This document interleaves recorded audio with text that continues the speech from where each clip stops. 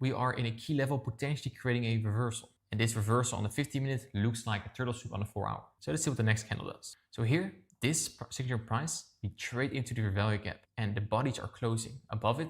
That's the signature price that I want to go long. So in this candle at 12:30, I would already be long right there. Well, where do I want to target? Low-hanging fruit is of course the PM highs here. If you go to the left side, there's lots to rebalance. I want my stop loss to target the last discount array. That's going to be this tiny value gap down here. So right there for a static 1 to 2. Let's see what the next candle does. So we come back into this again. And what do you see here? Do we see another turtle soup? Yes, we do. So inside this lower time frame key level right there, there's some accumulation. And we take out this swing low before the actual move. So here we have a lower time frame turtle soup inside a higher time frame turtle soup. So here we have a little drawdown, turtle soup, and then price comes back here to the order block, and price starts to move towards the TP point. So here we went from 4-hour internal to external, and look at the 4-hour right now. This is a 4-hour turtle soup. Right here we sweep this low and then we start breaking up upwards. And not only this, you have here a very nice entry model in your hands as well, because now you have a 4-hour bullish value gap and a bullish order block where you can trade off from as well. So the next day when price comes back in that area, you can already look for longs. The price comes back to the value gap, and what do you see here? You see Asia lows right there. Here you see also out of the kill zone lows. So remember, time is a very important topic inside turtle soups. So you see here relative equal lows right there. And look at this in the PM session. What do we sweep? A turtle soup right there. So not only do we have a turtle soup right here, also we have a turtle soup right there. And we start to trade higher. You know, for a high probability turtle soup that you need key level, you need to have time, and you need to have SMT. So now let's look at an example on SMT. On the left side, you have NASDAQ. At the right side, you have ES. So two correlated pairs, so they need to move the same. So here at the lows here, you see that the Thursday 6 p.m. candle takes out the previous low, but here we don't do that. So here at the bottom, there's an SMT. It's outside the kill zone, so there's nothing to do here. But what we want to look for is SMTs in key levels. So when we display upwards, we leave here a 1-hour bullish value gap. And we zoom in here. What do you see? We have here a London low, 2 a.m. low, inside a key level. And here, during the start of the New York session, we tap into the value gap, we don't take out any lows, and then we trade higher. But at the same time, yes, the correlated pair in that same 1-hour bullish value gap does take out the London low, creating a SMT before the move higher. And not only is this an SMT, ES just made a turtle soup. So when one of the two makes a turtle soup and the other one, you have an SMT on your hands, so you know that there's probably some short-term shift on your hands. And you see that here, like it looks like we're gonna trade lower, but then boom, we trade higher. That's because we have a turtle soup and SMT inside a key level, inside a kill zone. After the push right there, we have another fair value gap created here, and we here have the lunch low right there, and we sweep that with this low right here, and that same low does not get taken out on ES. So there's already an indication that this is going to be a high resistance low, that we're not going to take this out. And maybe look at the time right here at the bottom. It's Sunday Asia low. So this is of course not a setup what we're going to take, but later in the day we are going to use this information that is probably a protected low, because there's already a liquidity sweep, a turtle soup inside a key level. So once we approach the New York session here on this Monday, we anticipate this low to be protected, and we just want to trade from internal to external. So here we have a 1-hour bullish value gap, and we want to trade towards an old high, take this high or this high. So with this in mind, you can look for bullish price action. So let's drop to the lower time frame to see if we can find an entry. So here look at NASDAQ at the 5 minute, and here was the SMT low right there. Now we have a clear drawn liquidity, that's this high right here, the PM high, and we also have another high right there. Very bullish bias. So let's see if we can find bullish structure. What do we see here? We have a turtle soup. We take out some liquidity before the real move. And it's nice because we want to have high resistance liquidity. We take out some liquidity before the real move. And price comes back to the order block right there. And then we trade high, creating a fair value gap. I see two fair value gaps right there and right there. So for an entry, we know, okay, this is a protected low. So we don't want to come back there. We want to take out highs. I want to take the first fair value gap, put my stop loss below the other one for a 1 to 2. Well, let's say we're going to trade to this high for a 1 to 3. We only do 1 to 2 to make a lot of money. So let's just stick to 1 to 2. See what price gives us.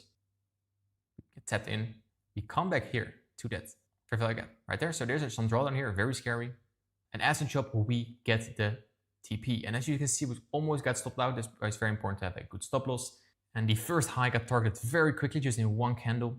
And this took a little longer and it was a very uncomfortable hold. But and the reason I want to show you this example is that most trades are not as clean as you see online. Most trades, you are around your entry for a long time. You are in drawdown for a pretty long time. But using these frameworks that you know, okay, this is a high resistance low, so we don't come back lower. we have a order block sitting right there. And this order block should not be violated. And we don't, because we are closing right there. And yes, you can say this is a little luck and maybe you get stopped out in this trade and next trade you get a win. Doesn't really matter. You don't need to win all your trades. But just using these turtle soup frameworks, this is what I use to make a lot of money. So you might use these exact frameworks as well. And here you have it, the advanced ICT turtle soup model. This framework is what I use to make a lot of money, and now I've shared my secrets with you. If you got some value out of this video, if you like this video, make sure you like, subscribe, and leave a comment down below what you think of this video. This is all I have to share with you for now, and I hope to see you in the next one. What if the only thing that's standing between you and $500,000 in funding isn't years of screen time, but one single entry model? This is not a hypothetical question. One of my students, Sil, who I've been mentoring, just sent me that he crossed over $500,000 in funding, starting from scratch. He went from zero to one of the most successful traders I've ever seen. Out of immense gratitude, he gave me the permission to share this exact entry model with you for free right here. I'm going to give you his complete checklist, the exact things he's looking for in the market every single day to extract thousands out of the market. To do that, we're going over his exact entry model, and he's going to explain exactly where he looked for and actually applying it on a live chart. This is the most special videos I've ever shared with you, so make sure you stick to the end. No time to waste, let's get into it. Okay, just before we get into it, I'm going to talk about the framework and the checklist that I use before I look at any trades. Number one is the higher time frame bias, the daily and the 4 hour. The daily structure must show bullish intent. Last daily candle closes bullish or there's a sweep of a daily low. 4 hour candle aligns with bullish bias, a recent 4 hour close to support long, and the market is not consolidating. Number two, liquidity sweep. A recent low has been swept. Stop run is very visible. Sweep takes liquidity below prior swing low, not just noise, and the sweep leaves a strong rejection wick. Number three, structure shift, the confirmation. After the sweep, 4 hour prints a bullish close, reclaiming structure. The bullish close is very strong. Market shows no immediate bearish continuation after the sweep. And number four, which is the execution. Usually I'll enter after the next 4 hour candle closes bullish after the sweep has happened. Stop loss is usually placed below the wick that performs a sweep or below the candle that closes bullish. The target is normally a draw on liquidity, old highs, clean levels. And finally, when not to trade. When there's no valid sweep. 4 hour fails to close bullish or the daily closes bearish below sweep zones. And also during any major high impact news. If you want to become profitable as soon as possible, you need to join the thousands of others in the school group, Market Masters. If you go to the classroom in the school group, there's a 5-day getting profitable challenge to make sure you complete that. And after that, there's not only a 5-day challenge, but a complete roadmap course with a step-by-step program on how to become profitable, from the trading pyramid, psychology trade plan, getting funded, entry model, everything is there. And this is not all. Live trading every single week. And on top of that, there's also a Discord. And inside this Discord, there are many other traders crushing it. I share my insights every single day, from outlooks to trade ideas to concepts, so make sure you check it out as well. I will leave the link to that in the description. And now let's get back to the video. So what I'm going to do is show you basically how I identify setups using my model and what makes me press the button, what exactly I'm looking for. So on the chart here, we have the German 40, the DAX, and we're looking at the weekly time frame. So basically what I start is by looking at the weekly or the daily, depending on where the sweep happened. In the situation we had where the current weekly candle swept the previous low. So from here I mark it up, then I drop down to the daily, then I start looking at how this sweep happened and what was the reaction after the sweep. So you can see we swept the low here and there was a nice rejection. From here I drop down to the 4 hour, and this is basically where my setup happens, and this is where my execution happens as well on the 4 hour time frame. Everything happens on the higher time frame. So what I'm looking at is what the reaction was after the sweep. As you can see, we had this nice rejection here, and then from here I'm waiting for the next 4 hour candle to form. That 4 hour candle is what I like to call my MMBL signal candle here. So from here I am looking to see how this candle closes. If the candle closes bearish, then this trade is no longer valid, but if it closes bullish, and this is where I start hunting for my entries. So in this situation we had a bullish close here, so from here I would then be looking to enter a trade, a long position from this candle close, targeting a high. So I normally like to risk 1%, for example. It will be, stop loss will be just around here, and my target could be either this high here for 1 to 2, or you could go for 1 to 3, here, or 1 to 4, depending on your risk tolerance. Okay, so that's just a simple example of how I look for my entries. Okay, so again, on the high time frame, I look for a liquidity sweep. On a high time frame, could be the daily, could be the weekly, but it has to be a high time frame liquidity sweep, nothing lower than that. Then from there down to the 4-hour, where I wait to see how the candidate performs the sweep, reacts. Normally a nice rejection like this indicates the price wants to reverse, but then I also wait for the next 4-hour candle to form and see if that closes bullish or bearish. Like again, if it closes bearish, the setup is no longer valid. But if it closes bullish in this situation, then I start looking for my trades. I wait for it to finish, and then after that, I then take my entry, stop loss below the candle, a target in a 1 to 2, 1 to 3, or 1 to 4. Basically, I like to go from liquidity to liquidity. So if liquidity is been swept here, I like to target the next liquidity zone, which in this case is up. I have got another example here on the US 30. Again, on the high time frame, I'm looking to see how we swept the previous candle. So in this situation here, nice sweep here, and also a rejection. We swept this low and also all these lows to the left. Then I'm dropping down to the 4-hour to see how we react from there. We had a nice rejection. After this rejection, I'm still being patient. I'm not going in yet. I'm waiting to see how the next 4-hour candle forms and how it closes. Does it close bullish? Does it close bearish? Stronger bullish close obviously is a high confirmation for me, but in this situation we had a rejection here, but it still closed bullish, so that is still good for me. So what I start to do here is I would wait for that candle to finish and then start hunting for my entries again. Same detail, just below the candle here, risking 1% or whatever your risk tolerance is, and then I'm targeting a high. So in this case here for a nice 1 to 4. So same detail. So this is basically exactly what I look for in all my trades using the exact same model. I'm waiting for a high time frame liquidity sweep, daily or weekly. Then I drop down to the 4-hour, wait for a nice rejection, then wait for the next candle to form, see if that forms bullish or bearish. If it's bullish, that gives me kind of confirmation. Then I take a nice entry targeting a draw on liquidity. This is just a short, simple explanation of how the model works. Give the microphone to Mr. Funding, Mr. 500K Funding. Followed everything I told him, like to the T. Like, I'm gonna create my own model, and I was like, let's do it. And it's insane, and I love it, and people love it. So many DMs from people wanting to hear this model. So here it is. Sil, take it away. Thank you very much, Dion. That was very, very generous of you for the intro. So today is more of like a continuation of the previous explanation, and also then I'll dive onto the chart as well to show some explanations of trades that I took, why I took them. So one of the first thing I'm going to do is obviously talk about the model itself. Like Dion was explaining, obviously I started my trading with Dion. He taught me ICT concepts, which I really, really loved. And I started using that in the early stages of my trading journey. But I just wanted more. I just wanted to do something more, something that was more personal to me, to the way that I trade and what suits me as a person and my personality. Because remember, trading is all about personality as well. So I decided to come up with a model for myself, which means I don't have to sit on the chart all the time.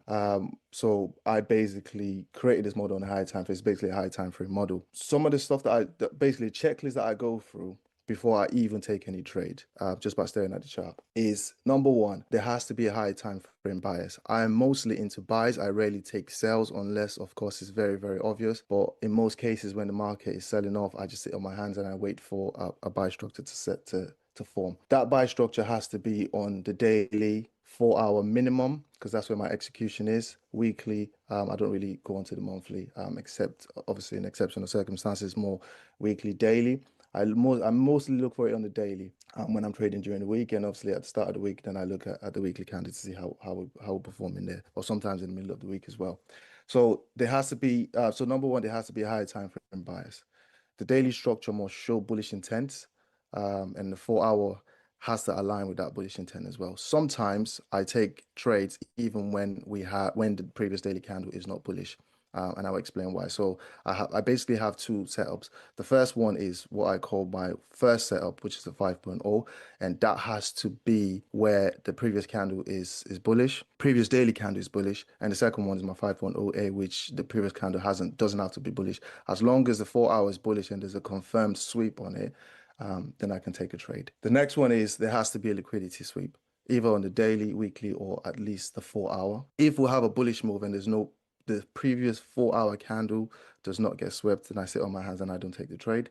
Obviously, there has to be a confirmed structural shift after after the sweep, which means either the 4 hour candle that does the sweep closes bullish, or the next candle closes bullish. Obviously, my execution is on the 4 hour. And again, when I don't take a trade, finally, is if obviously those setups don't align. No previous bullish daily candle, no previous 4 hour candle, or the candle that performs the sweep fails to close bullish, then again I sit on my hands. Without further ado, I'll just dive onto the chart. So yesterday on the Discord, I posted what I was looking at on US 30 DAX as well. Also NASDAQ I looked at, and also CAD JPY. So if we start with US 30, so obviously the previous daily candle last week, we could see that we had this huge sell-off here, which was on Friday. So naturally, I was just waiting to see how we opened the next on Monday. So coming to Monday, so obviously this candle here, bearish candle here, basically swept all this lows here, all the way down to here, which is good for me. Which means we've taken a lot of liquidity and there could possibly be a reversal going forward. So if we then drop down to the 4 hour, this is exactly what I was looking at. So I started off by looking at this rejection candle here, which is great. But that was on Friday. And then over the weekend, obviously Saturday, Sunday, we had the market open quite bullish. But for me, even though the market opened bullish, there was no initial sweep. So in this situation, I would just wait and sit on my hands. But obviously that was Sunday night anyway.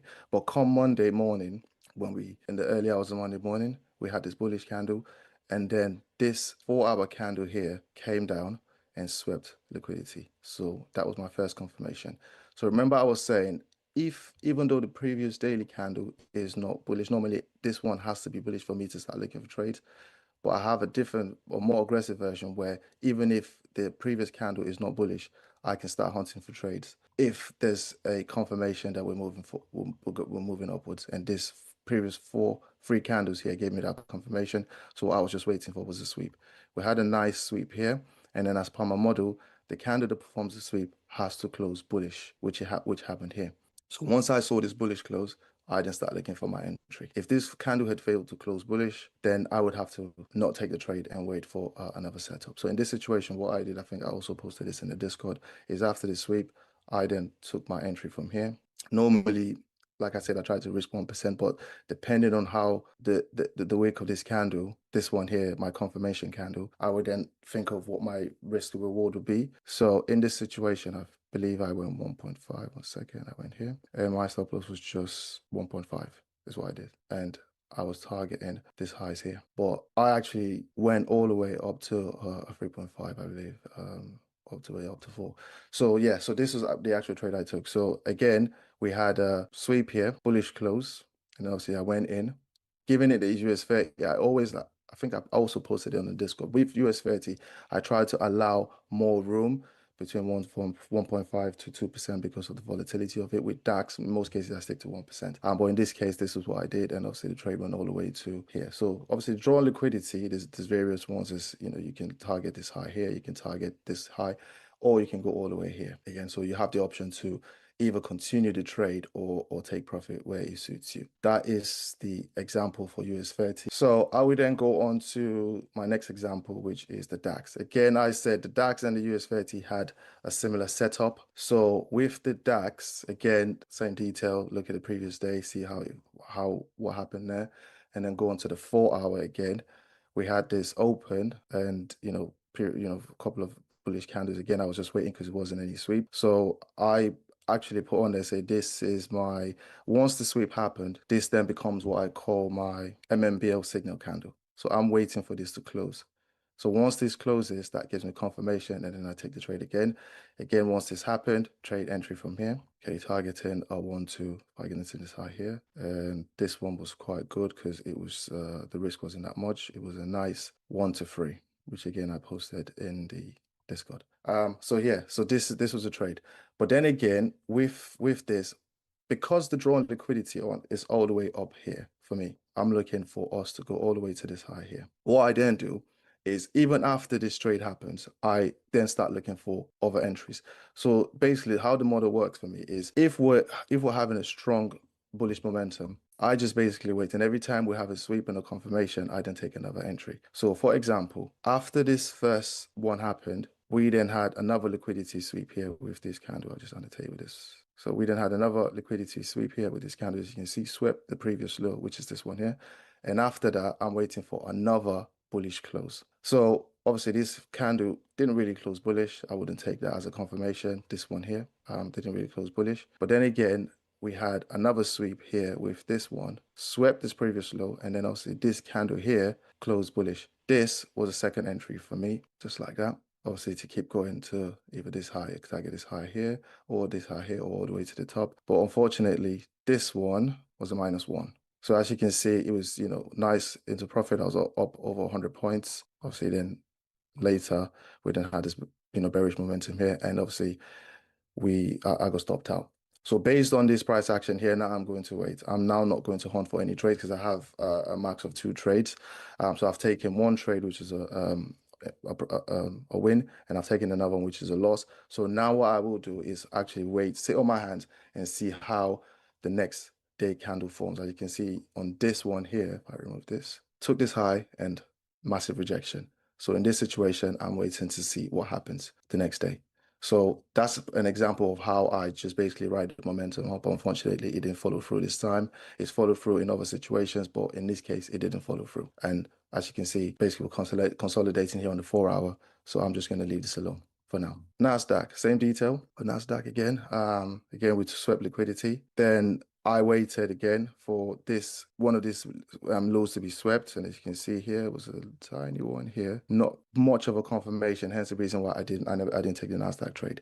If the wick had come down and completely swept this, then I would have probably taken this, but it wasn't really convincing for me, so I sat on my hands on this one, unfortunately. But it was, as you can see, a good trade, and it went up and took this high here, or this even all the way up here. Didn't get to this one, but a nice 1 to 3, 1 to 3.5 this would have been. Finally, I'll talk about CAT JPY. Again, I posted this. So CAT JPY had the same structure. The reason why I didn't take CAT JPY, and I posted this in the Discord as well, is because there was no liquidity sweep on the 4-hour, as you can see. So no sweep. This candle here didn't sweep this one, and this one here obviously swept, but went all the way down. So if say I'd taken this trade here, that would have been a loss. But based on my rules, if there's no sweep, I'm not going to take the trade. And you can see why, because we didn't sweep the previous low. This candle just came all the way back down. And again, another structure is forming, but I'm still waiting to see more before I take any trade. So far this week for me, I had a +4 on US 30, plus 3.5, something like that, or 3 on the DAX, and obviously a -1 on the DAX as well. And now I'm just going to sit on my hands and see what happens for the rest of the week. And if I see more structure in the pairs that I trade, which is mainly CAD, JPY, NASDAQ, DAX, and US 30, then I'll look to go in again. That is just an explanation of the model and how I search for trades and how I look for it. And any questions? Thank you. First question is, do you look at extra confluences, like buying only in a discount area or 4-hour daily range? So, like I said, for me, it's more of a liquidity to liquidity. So if say, for example, the market is ranging and we have a liquidity, then I don't go into that. I just leave it alone. But there has to be a clear run on liquidity. Also, a strong rejection as well. If I have a liquidity sweep, but the rejection is not that strong, then I leave it alone as well. So these are the things that I look at, which is why I don't get that many trades. I only get maybe 1 or 2 trades per week in most cases, and sometimes not at all. But yes, so there has to be a nice rejection after this sweep. And if there's a consolidation, say with a daily consolidation or 4-hour consolidation, then I just sit on my hands. I don't really use premium and discount, to be honest with you. For me, it's just pure liquidity. I've simplified it as much as I can, and it just has to be a liquidity sweep. That's what I look for. No, I don't use kill zones either. So in regards to win rate, it's more between dependent. So I've got 2 actual models. Like I said, I've got the more aggressive one and I've got the more conservative one. It's normally between 50 to 60. And obviously I target 1 to 3. So that's really good for me. Yeah, I can see one more question. I'll answer that one. So basically, as I explained in the beginning, for me, obviously I started trading ICT and it really worked well for me. But ICT obviously uses more of the lower time frame, 1 minute, 5 minutes, 15 minutes, which I did. But due to time constraint on my part and due to my personality, Looking at the 1 minute chart was a bit too much for me. So I wanted something more calm, something that aligned with my personality. So I decided to come up with a more higher time frame model. So based on a lot of research, and I like the concept of liquidity, so I just basically use that to create this model. One, so I don't sit on the chart all the time, and two, so I can easily automate it. I know with the 1 minute and the 5 minutes, you can automate it, but it takes a lot of work. But with the higher time frame model, it's a lot more easier to automate because you're only looking for trades every 4 hours, basically. Pearl, I said I created basically is a code that I created on C Trader for it to send me alert to my Telegram every time there's a sweep. So yeah, so basically this model that I showed, even though I trade it manually sometimes, is actually a fully automated process. In most cases, I don't even get involved in the trade at all. It just automatically looks for the setup, automatically takes the trade, stop loss, TP, and it just sends me a lot on my Telegram to let me know how the trade is performing. And sometimes if I have other accounts where I can't automate it, then I just take it manually on there. But it's a fully automated process, obviously based on research. And after I was happy with the model, is when I then decided to automate it to make it a lot more easier for myself. Cool, cool, cool. Awesome. And yeah, thanks again, Sil. And now let's dive into the live price section. All right, welcome to this new video. In this video, we're going to talk about how to play the 10 a.m. game. And during the live streams from the last couple months, you've seen the 10 a.m. game playing out so many times. And let's go over them from this week. So we had two beautiful ones. And let's start with this one. So when you have the New York Open at 9:30, look at the time, 9:30 here. You should look at where is the easiest draw on liquidity. And the easiest draw on liquidity are pairs. It's price action where what is paired with the staircase effect, failure swings. And it's even better when, if your bias is bullish because you see all these failure swings, that we draw into a higher time frame liquidity pool. Let's say a daily BISI. So here on Tuesday, that was the play to look at before the market opens. So let's play this out and let's see where you could have entered based on the 10 a.m. game. If you don't know what the 10 a.m. game is, just look at the 2024 mentorship. There's a whole breakdown on what it is.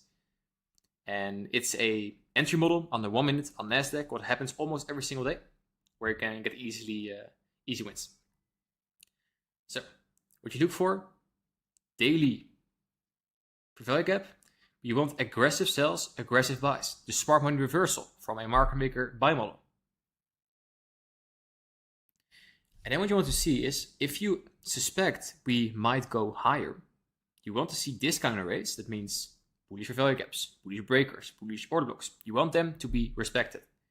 So we tapped here, and then we displaced higher, creating this 1 minute value gap. Well, let's see if it holds. And looks like it does. So that's amazing. And now you have this bullish breaker and the bullish order block combined here together with a value gap. What is that? That's a unicorn setup on a 1 minute. Let's see if price comes back there. It does. So here's this the unicorn setup. So this could be your first entry. Remember, the 10 a.m. game, we don't play the first for value gap. We play always the second. And how cool is that the second for value gap is paired with a unicorn setup? What's the target here? These highs. So that would mean first entry possibility like this. If you do 1 to 2, it's right here. If you want the 1 to 3, it's right here. So entry possibility 1.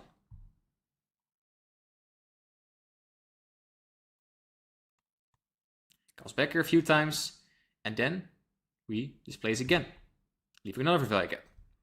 It's going to be your second possibility. And if you notice you are on the buy side of the curve of a market maker model, then you should want that down close candle support price higher. So here, second entry. Right here. Same drawn liquidity. 1 to 2. It's right here. If you want to 1 to 3, you can put it like here. Look at the time. It's after 10 a.m. So we're playing the 10 a.m. game. Price comes back here. consolidates, and then it goes to TP on both setups. So it doesn't matter if you missed the first value gap, there was a second entry possibility as well. And then draw liquidity, remember, you want to target low resistance liquidity, and you want high resistance liquidity to back up your setup. So here's high resistance liquidity. We took liquidity here into a higher time frame array, and then we pushed higher. That's exactly what you want. This was the first one. This was on Tuesday. Then let's go to Thursday. And look at the time. It's 10 a.m. So here we open at 10 a.m. And if you want to long, then it's nice. Let me remove this. If you want to long, it's nice that the price goes lower first. And again, you want to see that exact same signature. Aggressive sells, aggressive buys. And then you are going to verify for yourself, are these value gaps holding, for value gap 1, for value gap 2, and you should be good. So here, let's see, we took some liquidity here, right here. And then we create our first fair value gap.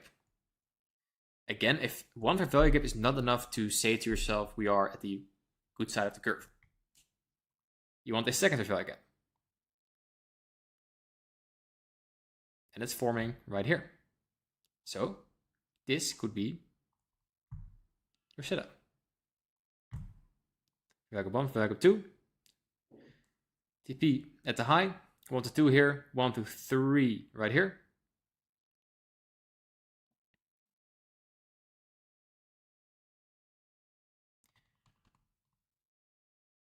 And then here, there's another fair value gap.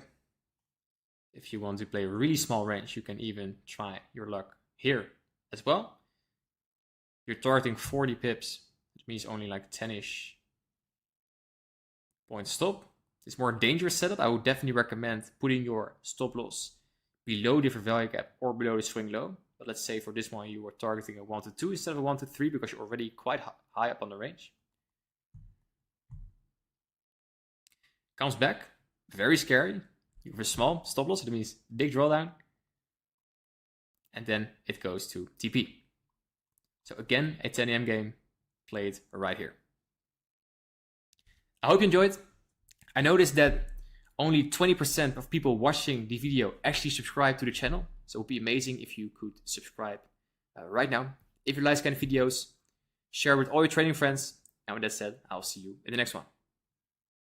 I made over $11,000 in payouts within 2 weeks, only using one entry model and one trade plan. And this video, I'm breaking down this exact entry model and trade plan that got me these results. Follow this system and you have everything you need to start generating payouts yourself as well in record time, just like I did. Not only will I show you the entry model, I will also show you when I enter the positions and how I manage the positions to maximize profits.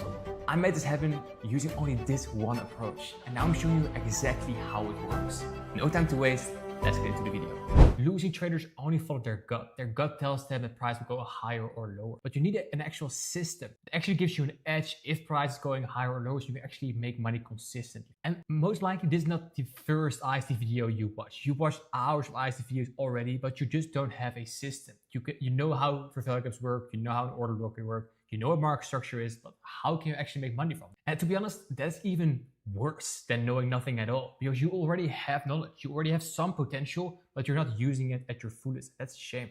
So let's change that right now in this video. So take out your notepad, watch carefully to learn the exact strategy that got me funded and payouts. And did you ever feel stressed when in a trade, feeling anxious, not sure if price will go higher or lower, going against your trade or not? That's probably because you're not sure where the next drawn liquidity is. Your bias is going to be step 1 of this video.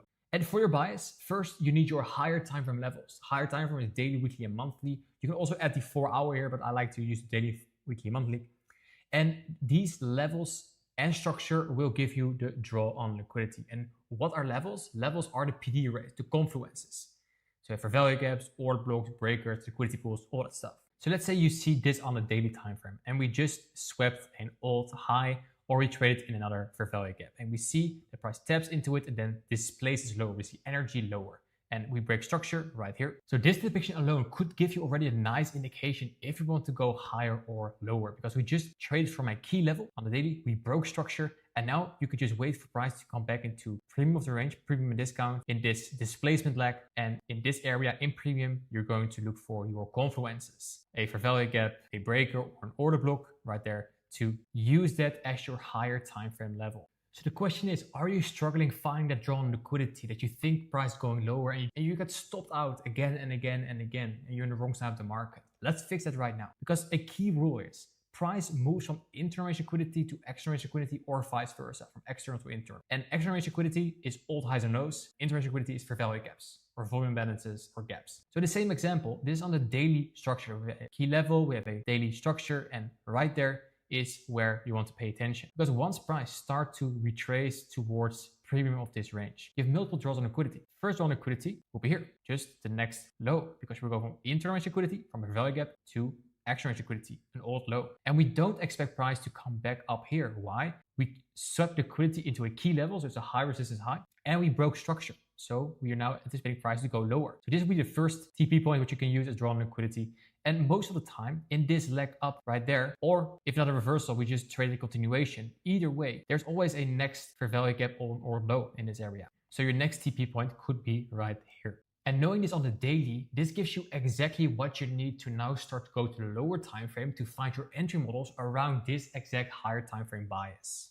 And I created a free training on how to go from emotional trading and blow accounts to securing over $100,000 in funded accounts and consistent monthly payouts. No fluff, just straight value. So make sure you check out the link in the description to watch this training as soon as possible. So for step 3, now you have your higher time frame level. You wait for the higher time level that is hit, and then you need to be patient. That means if your higher time level is not hit yet, you sit in your hands, you do nothing. And that's the boring part about trading, but it's also the part that will make you all your money. So sit still until your level is hit, and then look for a 1 or 15-minute structure in line with your higher time frame bias. If your high time frame bias in this case is lower, you want to price to react from this daily bearish value gap or the daily bearish order block or the bearish breaker, and we want to trade toward this low. Then when price is here, then we drop to the lower time frame. So we're going to do exactly the same, but then on the lower time frame. So once price is there, you wait on the 15 minutes or 1 hour to do exactly the same. So you wait for high resistance structure. High resistance structure is structure that sweeps liquidity before the move into your higher time frame level. So higher time level is this daily bearish value gap, and this is the same daily bearish value gap. And in 1 to 15 minutes, you look for your entry. When high resistance structure is created, you see another fair value gap or order block or breaker. You just let price come back into a batch of confluences that cause the structure shift. So if there's an order block here, awesome. If there's a breaker, cool. For value gap, everything. The more they're present, the better. And also, if they're an SMT, also very nice as use an extra confluence. An SMT is not an entry model as itself, it's an extra confluence, just like a fair value gap is. And if you're not sure what an SMT is, I have videos on SMTs, but also on fair value gaps, order blocks, breakers, everything here on the YouTube channel. So wait for price to come back there, and then you can just take your entry right there. You can put your stop loss above the high resistance high or the top of the fair value gap. And we talk about this fair value gap here, this higher time frame level. I like my risk to work to be at least 1 to 2 to make it worthwhile. If you do it 1 to 3, 1 to 4, that's awesome as well. But I want at least a 1 to 2, and then trade price towards the key levels. And that is going to be this low and this other discount level. That can be old low or fair value gap. Most of the time, there are multiple areas there you can trade towards. But now you're like, hey, but I don't execute on the 50 minute or 1 hour. I'm an intraday trader or a scalper. I use the 1 to 5 minute. Can I use this as well? The answer is yes, because we do exactly the same what we did right here, but then on the 1 and 5 minute. So if this is the 1 and 15 minute, this exact level is where we're going to do exactly the same. And you can do this to refine most of your entries. When you are the 1 and the 5 minutes for your actual lower time for entry, look if there is a red folder news before your trade ID. To go to Forex Factory, if there's, for example, CPI or NFP or a big news event, just when you want to take a trade, you probably have a very low probability trade in your hands. Try to trade after the red folder. So once you have this 50-minute fair value gap, or the 1 or 5 minute, you want to wait for price to tap it before you take your entry. And you have 2 options here. You can take the entry exactly here at the tap, right here already. And you still want to target at least a 1 to 2. And you can just put your stop loss just above the fair value gap or above the most recent high or low, in this case a high. What I like to do in my trades is wait for the tap again and wait for another displacement low on the 1 or 5 minute and take my entry when I see a reaction from that level. So I'm sure we want to move away from it. And then put my stop. Something like this for a 1 to 2 or 1 to 3, but at least I 1 to 2 to take my entry. And then once you're in the trade, it can be quite anxious because you see price moving up and down and you really want to get out of the trade.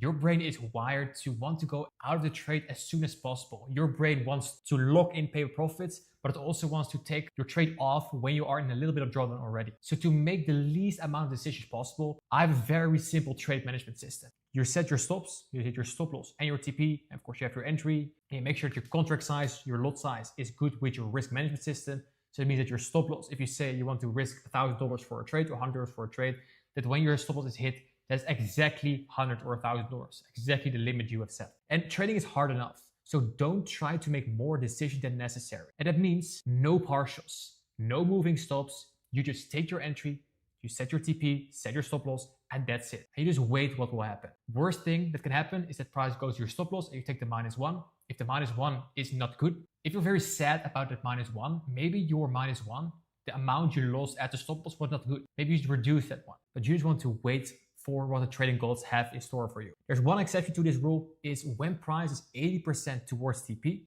So that means price comes to the entry, you take the entry right there and price starts to move. When price is 80% towards TP, so around here, there is where it's okay to put your stop loss to break even, because it's not very nice if you're almost at TP and price goes all the way back to your stop loss.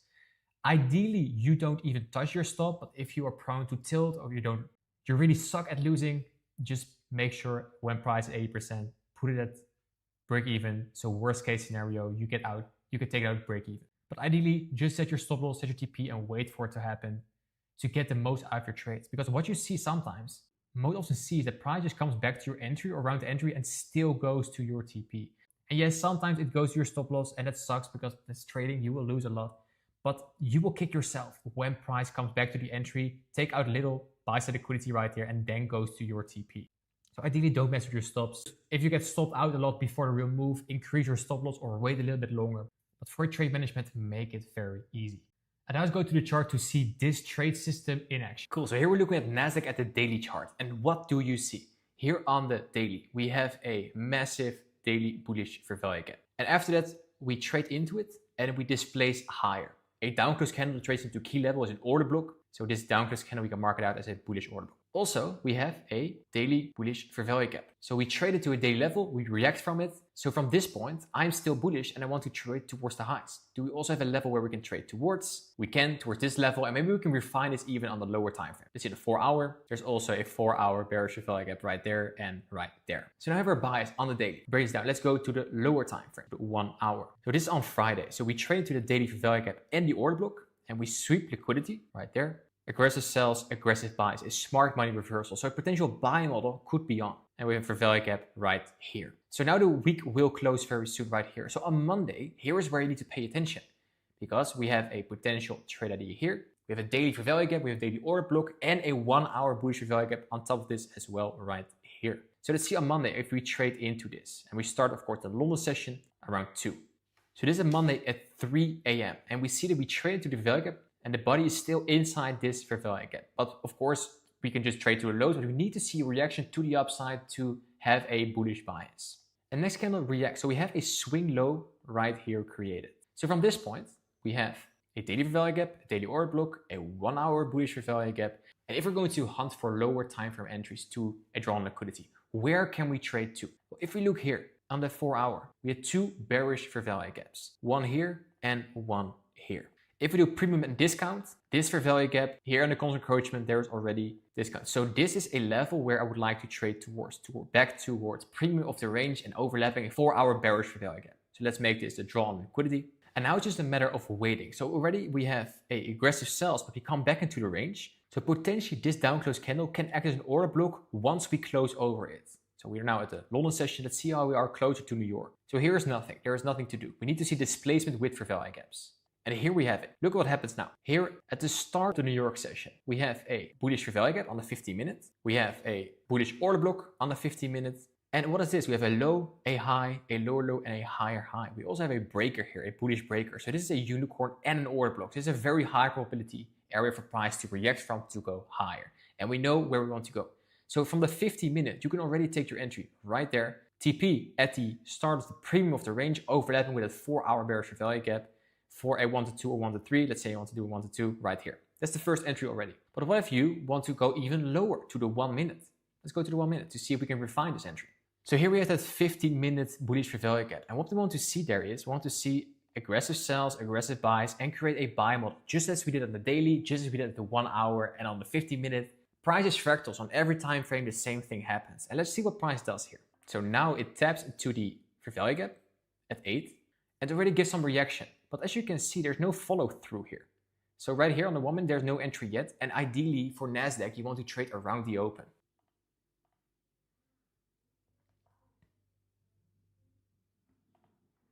And what do you see here? We see price trading lower into the key level, the 50-minute fair value gap. And then we start displacing higher. This is what you want to see. This is your model that you want to see on the 1 minute. So here as well, you can take your trade into a key level. So you wait for price to come back into a fair value gap right here. And we even sweep liquidity here. So right here around the open. Personally, I would already be in right here. And why is that? It's because we sweep liquidity here into a key level. We start to displace higher for value gap 1 right here. And for value gap 2 right here. So here in this fair value gap 2 was already the entry. And you see how price also taps to this fair value gap multiple times. So my entry would already be right there. Well, where's the TP? TP is at the green line there, start the premium of the range. And we want to do a 1 to 3 or a 1 to 2, but we've refined our entry. So let's put it at the 1 to 3 like this. So now we have our 50-minute entry and we have our 1 minute entry, both refined on exactly the same trade idea, all based on a daily bullish fair value gap, a daily bullish order block, a 1 hour bullish fair value gap, and now on the 50-minute, even on the 1 minute, the stars align to price to the upside. And low-hanging fruit is right here. And let's see what price gives us. And there you go. And here in hindsight, this was even the low of the week. And I have the exact entry model I use to get funded, get payouts, and make money step by step, so you can do it right now too. Make sure you check out the other videos on the channel on market structure, fair value gap, liquidity, all that stuff. There is so much value I still need to tell you, all for free. So make sure you like, subscribe, all that stuff. I can't wait to see you crushing it on the charts, and I hope to see you in the next one. Bye-bye.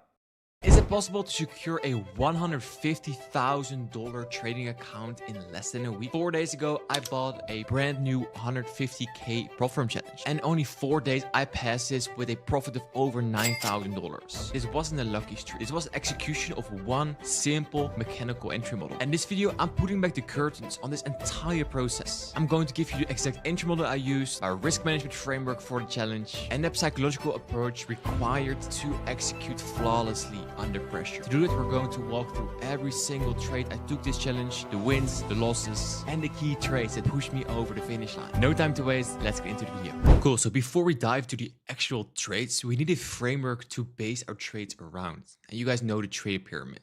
To be a profitable trader, you need 4 core things. You need to know your technicals. You need to know, for example, supply and demand, support and resistance, ICT. I do ICT. You need the data on your trading, journaling, backtesting. You need to have a trade plan, an entry model, risk management, and your mind should be in a good place, your psychology. On this YouTube channel, you see a lot of videos about technicals, so I'm not going to go deep dive into what fair value gaps is, market structure. You can find it all on this channel. For journaling, well, basically this video is a journal entry. So we're going to do this together today.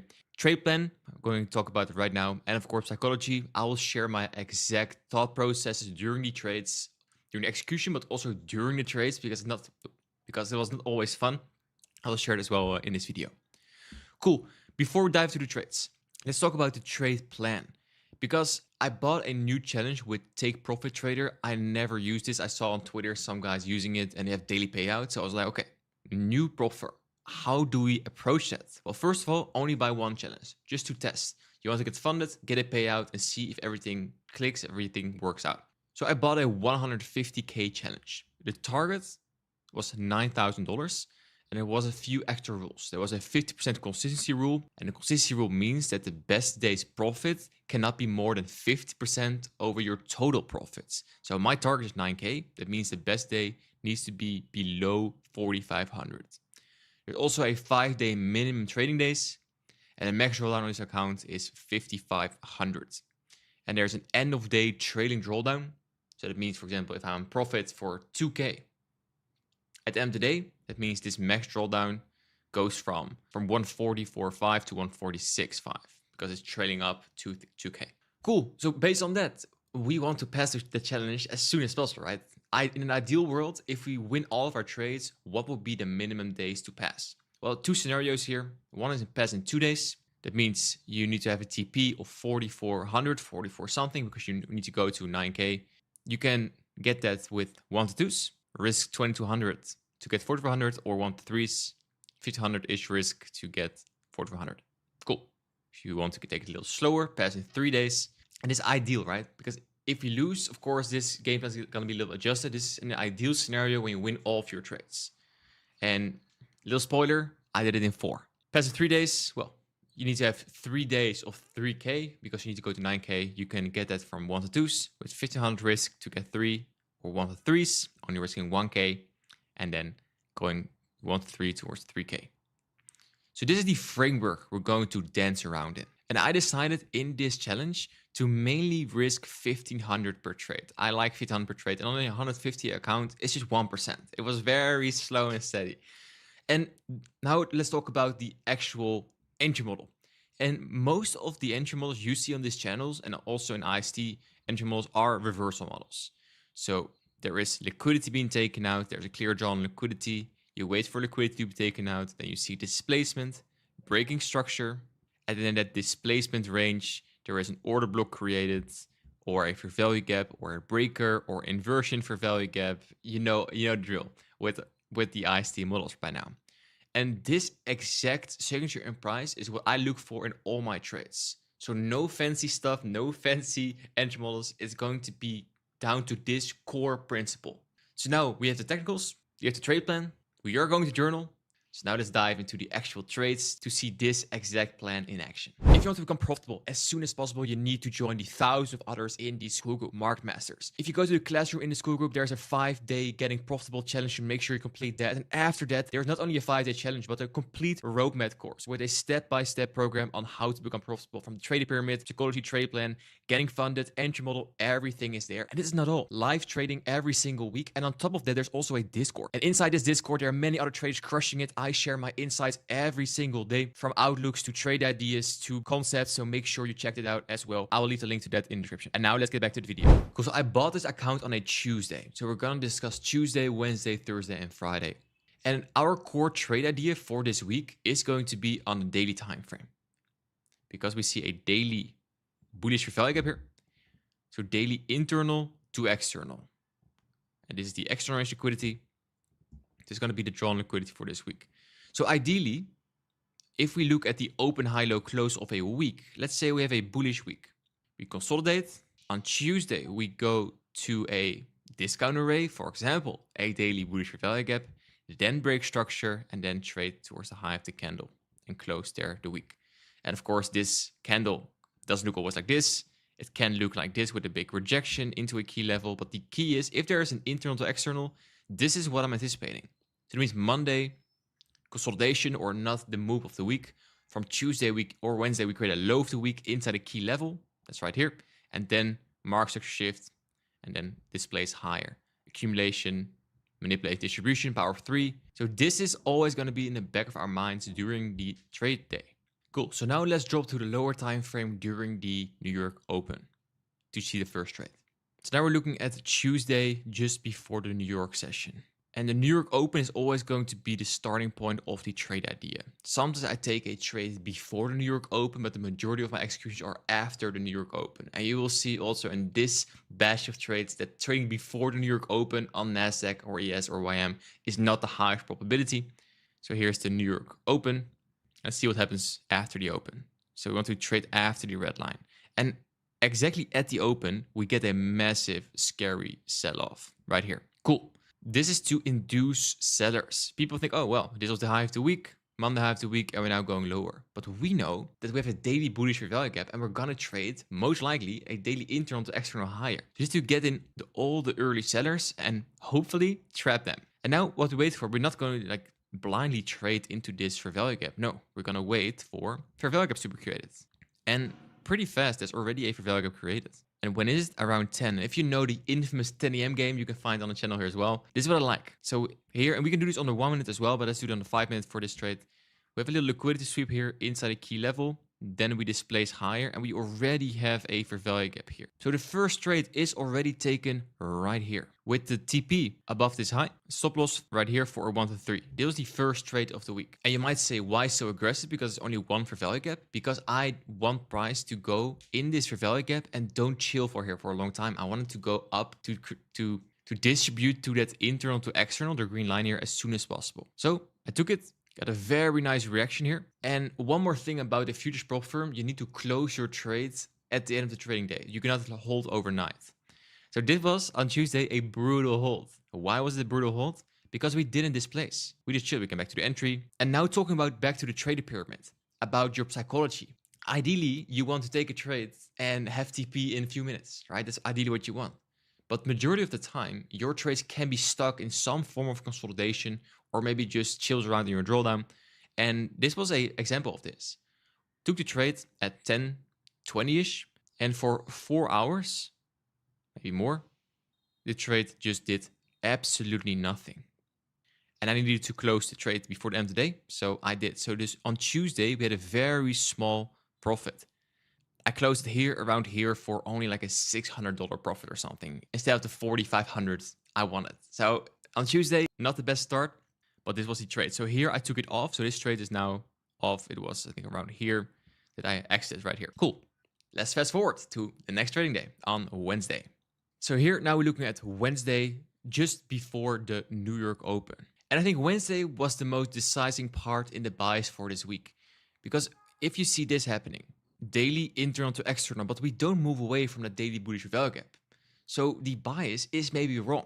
You remember the psychology game? So I wanted to wait around the New York Open what we did. Was there something that could say to us, maybe we are wrong in our higher time frame bias and we're just going lower? So let's play it out. And here during the open, we already see fair value gaps being created. Bearish value gap, bearish value gap. Back to the daily bullish value gap. So nothing wrong with this. So let's move it out. And here we start displacing higher. But I was not convinced on this trading day of my bias, my higher time frame bias. See the mental game? So I was actually more leaning towards bearish because we didn't move away from that bullish value gap. So around 11, I saw this happening. I saw failure swings being left behind. Like I really like this low to target as a short. And I was just basically waiting for some displacement lower, targeting these lows. So right here, I took a very aggressive short right here in this bearish value gap, right here on the 1 minute, targeting these lows as a short idea, right here for a 1 to 2. It was the first trade on Wednesday. And let's see what happened. Gave a little push. But no, completely wrong. Cool. This is a price to pay your tuition money. This loss is awesome. Why? You're like, huh? Losing is not awesome? Yes, it was on this day. Because being so wrong on the short idea made me confirm my bias to the long side was indeed correct. Cool. How are we going to move around this? We're going to still continue longing towards the green line, daily internal to external. And the next trade I took on Wednesday was on the 15-minute time frame. And yes, intraday or scalp from the 15 minutes? Yes, because the bias was very, very clear. Let me show you. So look what we have here. We have this loss. We still have the bias, but we're trading intraday and we now create a 15-minute bullish fair value gap. If I see this is going to be very easy intraday internal to external. So my next trade idea was towards here, targeting this high. I want this high to be ran. So this was the actual trade idea. And here on the 1 minute, the second I saw this candle being printed is where I got in right here. Stop below this swing low, target this swing high for around a 1 to 2, little below 1 to 2. And let's see what happens. So immediately, this was scary, right? I was like, no, I'm going to be wrong again. It was not very fun. But trust your bias, internal to external. And eventually during the PM session, price starts to move higher. Here again, look at this. And we're going to ignore the TP for now because we're talking about the mental game here. When you see this candle being printed, almost back to the entry, you were in a nice emotional rush. You would think, yes, I'm on top of the world. Trading is the most easy thing in the world. It wasn't because this candle was scary. And then eventually it went to TP. -1, +2, not the best day, but we are in profit. That's nice. So on Monday, we have profits, a very small one. On Tuesday, small profits, but we're still not done. Remember, our target for the week is the daily internal to external. Now let's jump to Thursday to see our next trade.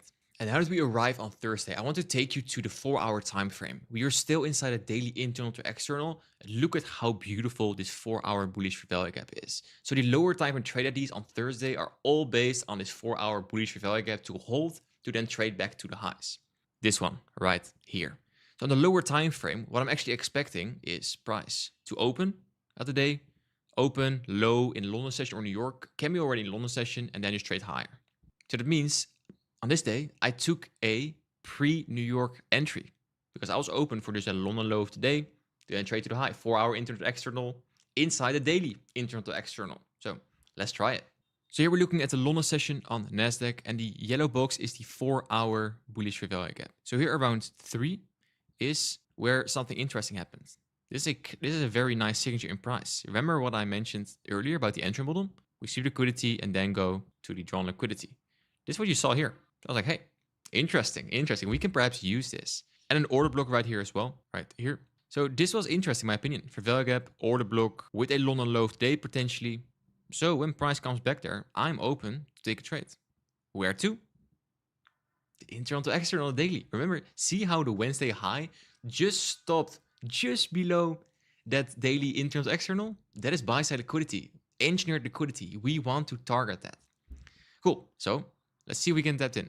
That was the first trade on Thursday. We get tapped in right here at 6. So here we are in, right here in the order book value gap.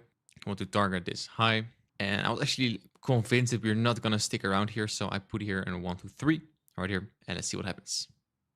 So this is the most nice thing in the world, right? You take a trade and the first thing it does, it just goes straight to your direction until it doesn't.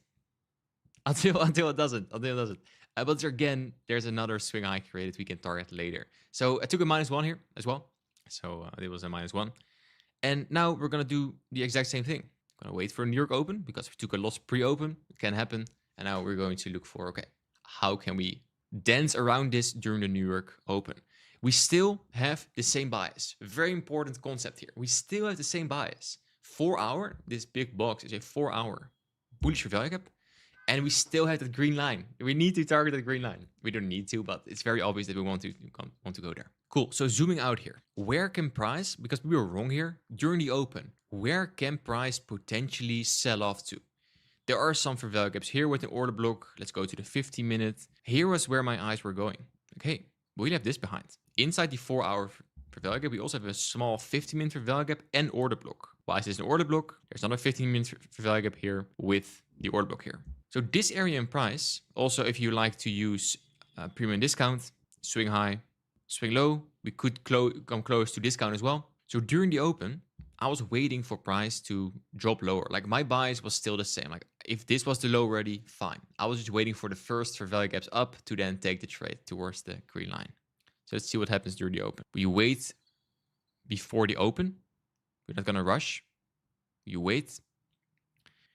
So now what we're going to play is a 50-minute bullish fair value gap right here at 10. If you recognize the 10 a.m. game, we open here at 10, we go lower, create structure at the lows, and then go higher. Here is where entry is, right here. So we still have the liquidity resting up there. We're retracing all the way back into that 50-minute bullish fair value gap, getting in early sellers. They're trapped again. And similar trade as the loss taken early in the day. So we're going to target the Asia high right here. That's going to be the target right here. Stop below the low, 413. And it's the trade idea. Same trade idea, so already -1 on the day, but we still have the same bias. From the week, we have a daily internal to external. For this day, we have a 4-hour internal to external. We already tried to catch this in London session, but now we're going to try to catch this with the loss in our head. Mental game.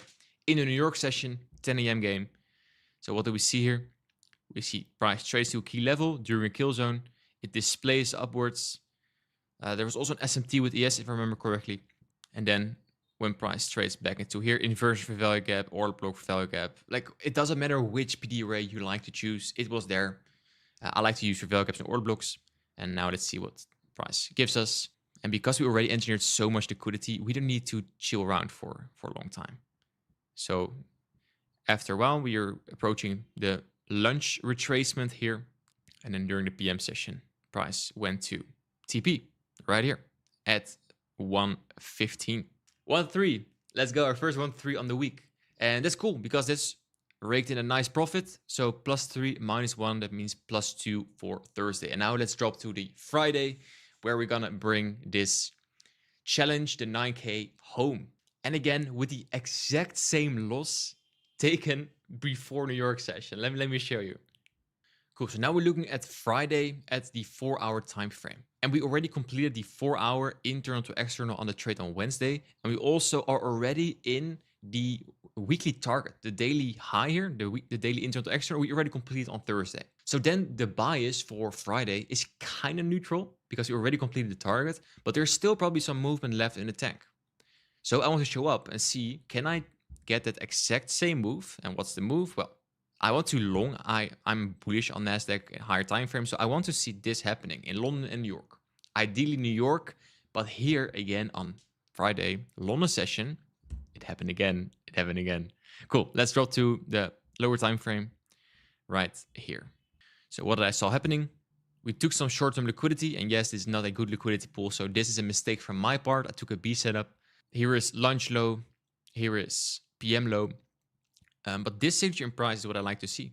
Liquidity sweep, market structure shift with a fair value gap, and these down close candles that swept the low is an order block. So here is where I already want to get in, right here. So target the highs, take a target at this high, this swing high for 1 to 2. And I was like, well, if we gonna sweep the London low, I may be safe as well. And now let's fast forward. Took the trade in the London session, 4:30. Well, it's already a little spoiler. But during our best friend, the New York Open, price started to move. And spoiler, it was in our direction. Right here, it got stopped out. Either way, we got stopped out. And that's fine, because the target is going to be the same right here. So then with that -1, again, in the back of our mind, we still can trade towards the drawn liquidity that is going to be the Thursday high, or ideally this swing high. It doesn't really matter which high you pick here. And I needed a 1, 2, 3 to pass the challenge. So it was a little dangerous. Let me show you what I mean with dangerous. And to do that, I want to go to the actual executions. This is my execution time. This is my live chart. I want to recreate it with a clean chart. But it's the actual chart, what I traded on this week. And I want to bring you to this. So this is what I was doing. And everything I do here, guys, is live on stream with my students. And I want to show you what happened. So I got stopped out here. I was joking during New York Open. Like, I didn't get stopped out by 1 point here. I was like, I had the magic stop loss. Well, obviously I didn't. And here is where the entry is. So we have an SMT with ES.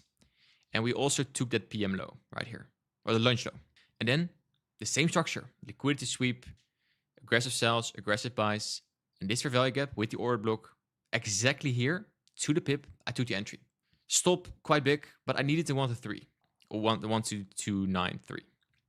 This was my TP. But remember, the high was already here. So the original target was the green line right here. Already hit at lunch. But to pass the challenge, I needed the extra mile. And if you've seen the standard deviation video in the YouTube mentorship, the manipulation leg, swing high, swing low, and then you trade to the -2. That's what I did. See how the high of the day is formed? The high of the week actually is exactly the -2. So I did that, and my TP was below the -2, so I was good to hold. I was confident to hold, and I eventually just chilled, and it went in the lunch before the PM session already went to TP. And that was it. 9K in the pocket. Trading on Tuesday, Wednesday, Thursday, and Friday. Exactly the same model. Took multiple losses, but executing the same exact model every single day. The consistency with a clear execution framework and a risk management framework will actually pass you every challenge you want. That is it. 9K, 150K added to the funded war chest. Hope you enjoyed. If you got value out of this, like, subscribe, comment what was your biggest takeaway about this, and make sure you send this to a friend who absolutely needs this. I know you have friends who blow all their challenges. So make sure you send them this exact framework. You can just copy this and do this yourself. I'm going to do exactly the same next week. If you want to see this, I'm sharing my outlooks in my Discord. Also, there's a lot of it in my school group. Links in the description. Join now, and I'll see you in the next one. You want to get funded guaranteed, and you want the exact entry model to get you that funding? In this video, I'll give you exactly that. To do this, first, we'll go over how to get funded guaranteed and how to choose the correct prop firm. Then I'll give you an exact entry model you can use to get that funding. After that, I will show you how that entry model works on the charts with recent examples. No time to waste, I'm putting an all-nighter here. Make sure you stick to the end, because especially at the end, I'm dropping the secret sauce that put everything together. Let's get into it. How to get funded guaranteed. Step 1, the starting point. Start with getting 5 challenges of your preferred size. For example, get 500K challenges. Your initial investment will be around $2,500. If you don't have $2,500 to start with, then you can start at a lower threshold. Doesn't matter. For example, pick 5 10K challenges, pick 5 5K challenges. That will set you back like maybe $100 or $200. This first starting point is very important, and you should be okay with losing this initial investment. If you don't have the money to play with 4 challenges, I would recommend the following. 1.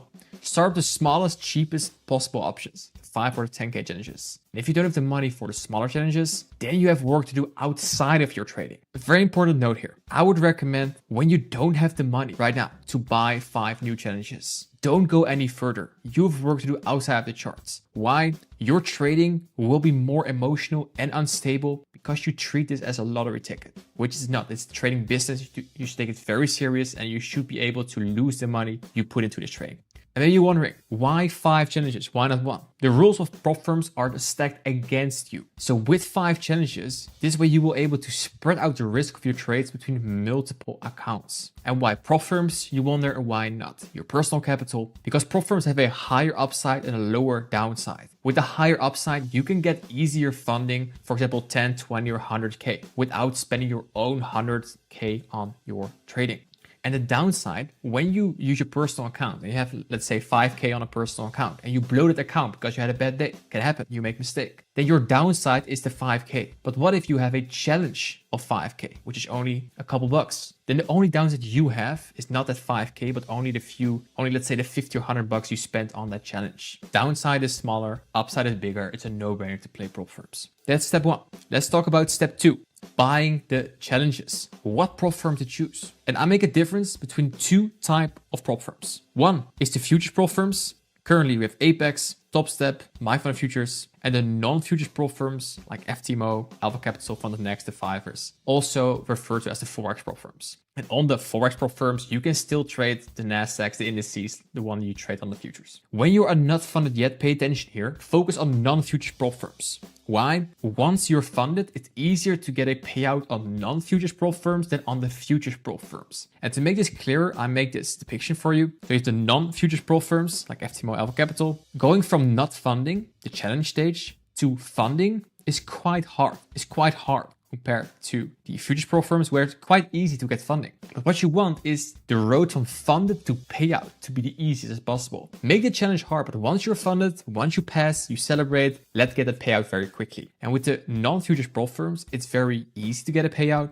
On the futures prop firms, it's very hard to get a payout. So that's why I recommend going for the non-futures prop firms route at the start. After a few weeks or a few months, when you're funded, you have some payouts. Of course, reinvest them back into the futures prop firms to play around, but try to play this game on easy mode. Trading is hard enough from itself. Just try to stay with the non-future prop firms. And a note here, when buying your 5 challenges, I would recommend spreading them out on at least 2 prop firms. Can also be more, whatever you prefer, at least 2. Don't buy them all on 1 prop firm. You never know if they have a surprise bankruptcy. Past couple of years, some prop firms went out of business all of a sudden. You don't want to have all your eggs in one basket, lose all your funding in one day. For example, you have 5 challenges, buy 2 FTMO, 2 Alpha Capital, 1 Funded Next. Maybe by the time you're watching, these prop firms do not exist anymore, but this whole concept applies to every prop firm out here. Second example, 2 FTMO, 3 Funded Next. You can mix and match as long as you don't have all 5 challenges on one prop firm. And now let's take a look at how to choose the correct prop firm. And I use a website for this. It's called propfirmmatch.com. And I'm not affiliated in any way, shape, or form with this website. I think they're doing a great job of determining which prop firms are legit and which one are not. So when you go to their homepage, propfirmmatch.com, you see here the prop firms popular, the Fivers, Alpha Capital, the ones I traded myself as well. But make it easy for yourself. Go here to filters, and what I would recommend filtering on is your country. So for example, some people from the United States are not welcome at all prop firms. So make sure you choose United States. Most important, I would say, choose the assets. So if, for example, if you're trading stocks only, look at here. If you want to trade Forex, filter here. Also very important, the platform you want to trade on. If you are very familiar with MetaTrader, for example, pick MetaTrader. If you have never heard of MetaTrader and you want to pick CTrader or NinjaTrader or Tradeovate, you want to trade more on TradingView, fine. Pick the platform you are most familiar with. I would recommend as a trader, be at least familiar with MetaTrader and trading on TradingView, for example, with Tradeovate. But CTrader, DXTrade, NinjaTrader, all are very good platforms. You can even filter on the type of steps you want, 1 step, 2 steps. I would recommend going for 2 steps on most prop firms. You can also do 1 step. That means you can pass challenge in 1 phase instead of 2 phases. But keep in mind, most prop firms have extra tricky rules with the 1 phases. For example, it takes longer to get a payout. You need to have minimum trading days or some form of weird consistency rule where you're forced to make extra trades. And remember, you want to play on easy mode. The less rules from you funded to payout, the better. And once you pick your prop firm, for example, the Fivers, you can go to the website. I think if you click here, you can go directly through the prop firm. You want FTMO or whatever prop firm you choose. From there, go to the website. And then please do your research. And with the research, I mean, go to the website. For example, here, Alpha Capital. Again, I'm not affiliated with any of these. But before you buy anything, go through their rules. So for example, here you see the rules. For example, you want a 2-step for 100K or for 5K. And you see, okay, this costs $50. Perfect. You need to have 10% profit target for phase 1, 5% profit target. These are the max drawdowns. Makes sense, but go deeper. Don't be lazy here. Every single prop firm has some form of FAQ or form where they go more in depth about their rules. So here you go to Help Center and here you see FAQ, click on it. Research this. And yes, those are many articles and most prop firms work quite similar, but I will go definitely through the different articles here. So for example, the alpha plans, this is the 1-step, this is the 2-step. For example, the 2-step, and I want to know everything. Okay, these are the phase 1 targets, phase 2 drawdown. But what do they mean with the drawdown? Is it trading drawdown? Is it static drawdown? How does it even work? Well, another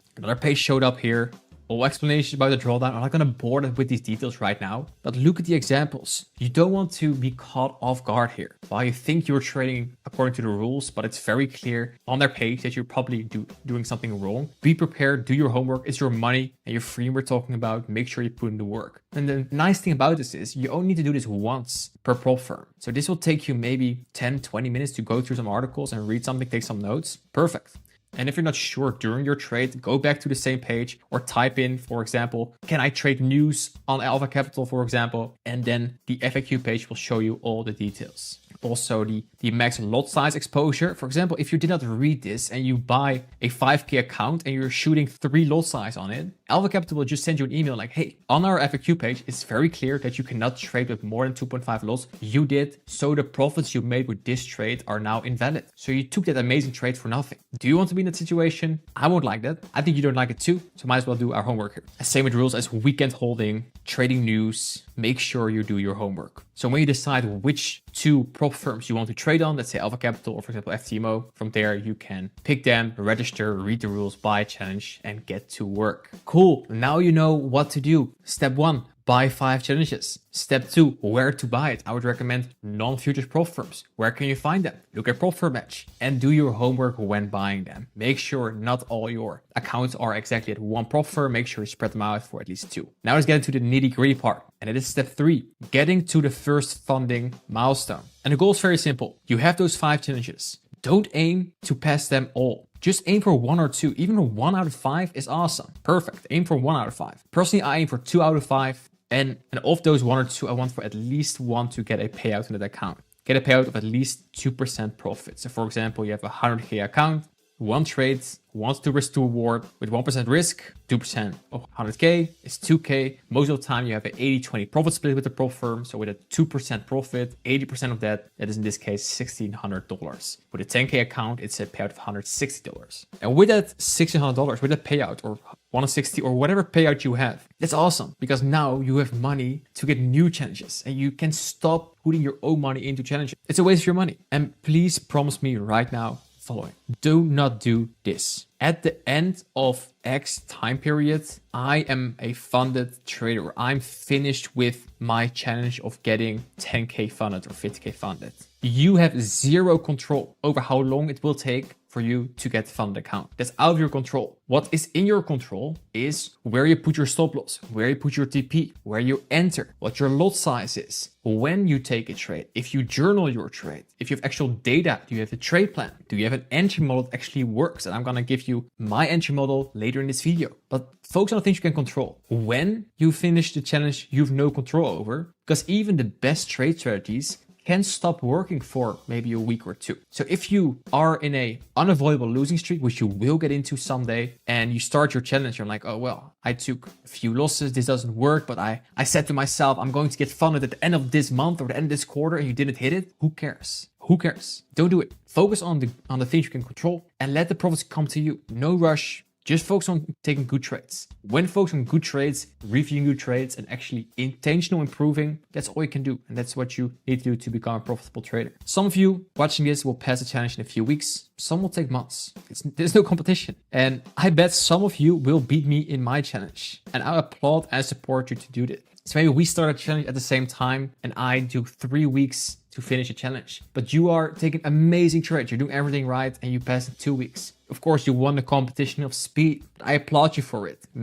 Get funded fast, get payouts fast, get rich fast. But it's not a competition, it's not a rush. Take it easy, focus on things you can control. And if you beat me with speed, awesome. Awesome. But don't gamble. This is no race. The goal is for everyone to win. And I don't care how long you take. And don't try to be too fancy with your trading. And what I mean by that is the goal is to get to around 35% win rate. So you can shoot for 1 to 2 risk to reward and up to get funded and to make money. And this is what so few people understand. When you shoot for a 1-to-1 risk to reward, you need a 51% win rate to be profitable. With a 1.2 risk to reward, you would need a win rate of 34% to be profitable, because 1 out of 3 need to be profitable. With shooting 1 to 3 risk to reward, you would need 26% win rate to be profitable. So when you shoot 1 to 2-ish, 1 to 2.5, for example, risk to reward, and only aim for 35% win rate, you're good. You're good. And most of the time, when you focus on good trades, you have a higher win rate than 34%. And maybe you don't shoot 1 to 2, but maybe you shoot 1 to 2.4 or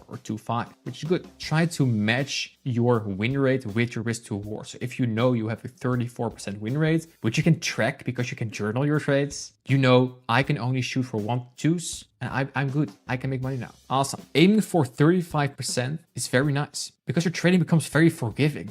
Gone is all the pressure, right? Because for every 10 trades, you can take 6 losses. That's pretty awesome. And even better, for every 100 trades, you can see 65 times your stop loss being hit. And even then, you're not losing money. That's a pretty good deal if you ask me. And this helps a lot mentally, where so many traders struggle when going through a losing streak. Now let's talk about how to pass phase 1. Pro tip, play prop firms aggressively because you want to be rewarded for winning trades. Don't be the I risk 0.25 or 0.5 risk per trade kind of person. Keep that kind of trading for your personal account, but not for prop firms. For phase 1, aim to pass in only 2 trades. So if you have 2 winning trades in a row, it should complete your phase 1. If your target is 10%, you should aim for 5% target per trade. And how you can do that? You shoot 2% risk per trade and you aim for a 1 to 2.5 risk to reward. If your target is 8%, aim for 4% target per trade. You can shoot 1.5% risk per trade and shoot a 1 to 6. And you can play around with this according to your own preferred risk to reward and win rate. And the 2.5 6-ish risk to reward fits perfectly in the 30% win rate frame. Cool. Phase 1, gonna pass that. Let's go to phase 2. Phase 2 should be a 1 shot, 1 kill. And most pro firms have a 5% target on the phase 2. So that means you shoot 1.75 risk and you aim for a 1 to 2.85 risk to reward, or which I prefer, keep shooting 2% and aim for 1 to 2.5, similar as you did right here on the phase 1. And with 1 winning trade, you pass the challenge. So in an ideal scenario, and this is where I want to come back to play prop firms aggressively, you should be able to pass an entire prop firm challenge in 3 winning trades in a row. If you're not taking all 3 in a row, that is fine because it's very forgiving. You have 5 challenges. If you lose a trade, that's okay. That's only a -1. And most prop firms have a -10% drawdown rule. So let's say you risk 2% per trade. You can lose 5 trades before losing that account in a row. And if that happens, that's bad luck, or maybe you didn't trade very well. But I'm sure when you shoot for your 35% win rate and you shoot for 1 to 2 and up, you should be good here. And from this point, the game plan is clear. It's all about showing up every single day, hunting for opportunities. I'm gonna give you my entry model in the next part, and you can use this entry model every single day to hunt for opportunities. It's a very easy model. Focus on making very few mistakes. And what I mean with making fewer mistakes is maybe you now blow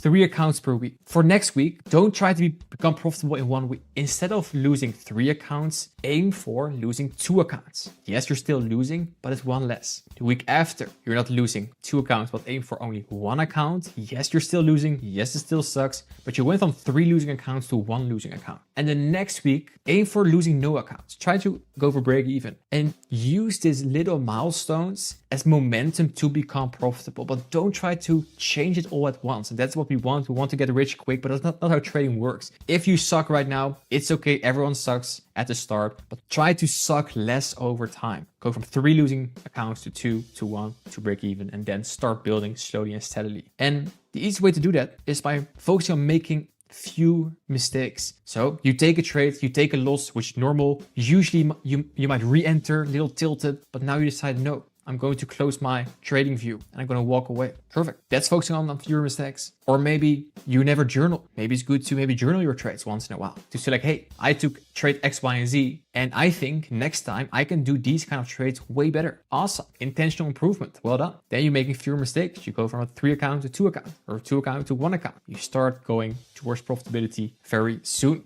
And remember, the first funding takes the longest. After that, scaling will go quick, because you reinvest your payouts in more challenges and you repeat the process. And also on identity level, the first funding takes the longest. Maybe you're now in a stage of your trading career where your identity is, I am not a funded trader yet. But the single time you will pass a challenge, your identity shifts. Even if you lose that account right away, you now are a funded trader. You are able, you believe that you can pass that challenge. So even if you lose that account, you now know on an identity level, that's the core value, that you can pass a challenge again. So the first funded account will take the longest. And why not buy 5 accounts on a good prop firm, aim for 35% risk to reward, which is very forgiving, and play the prop firms very aggressively. Yes, those are the 4 steps we just went over. And now it's time to show you an entry model, the exact entry model that passed my first challenge ever years ago.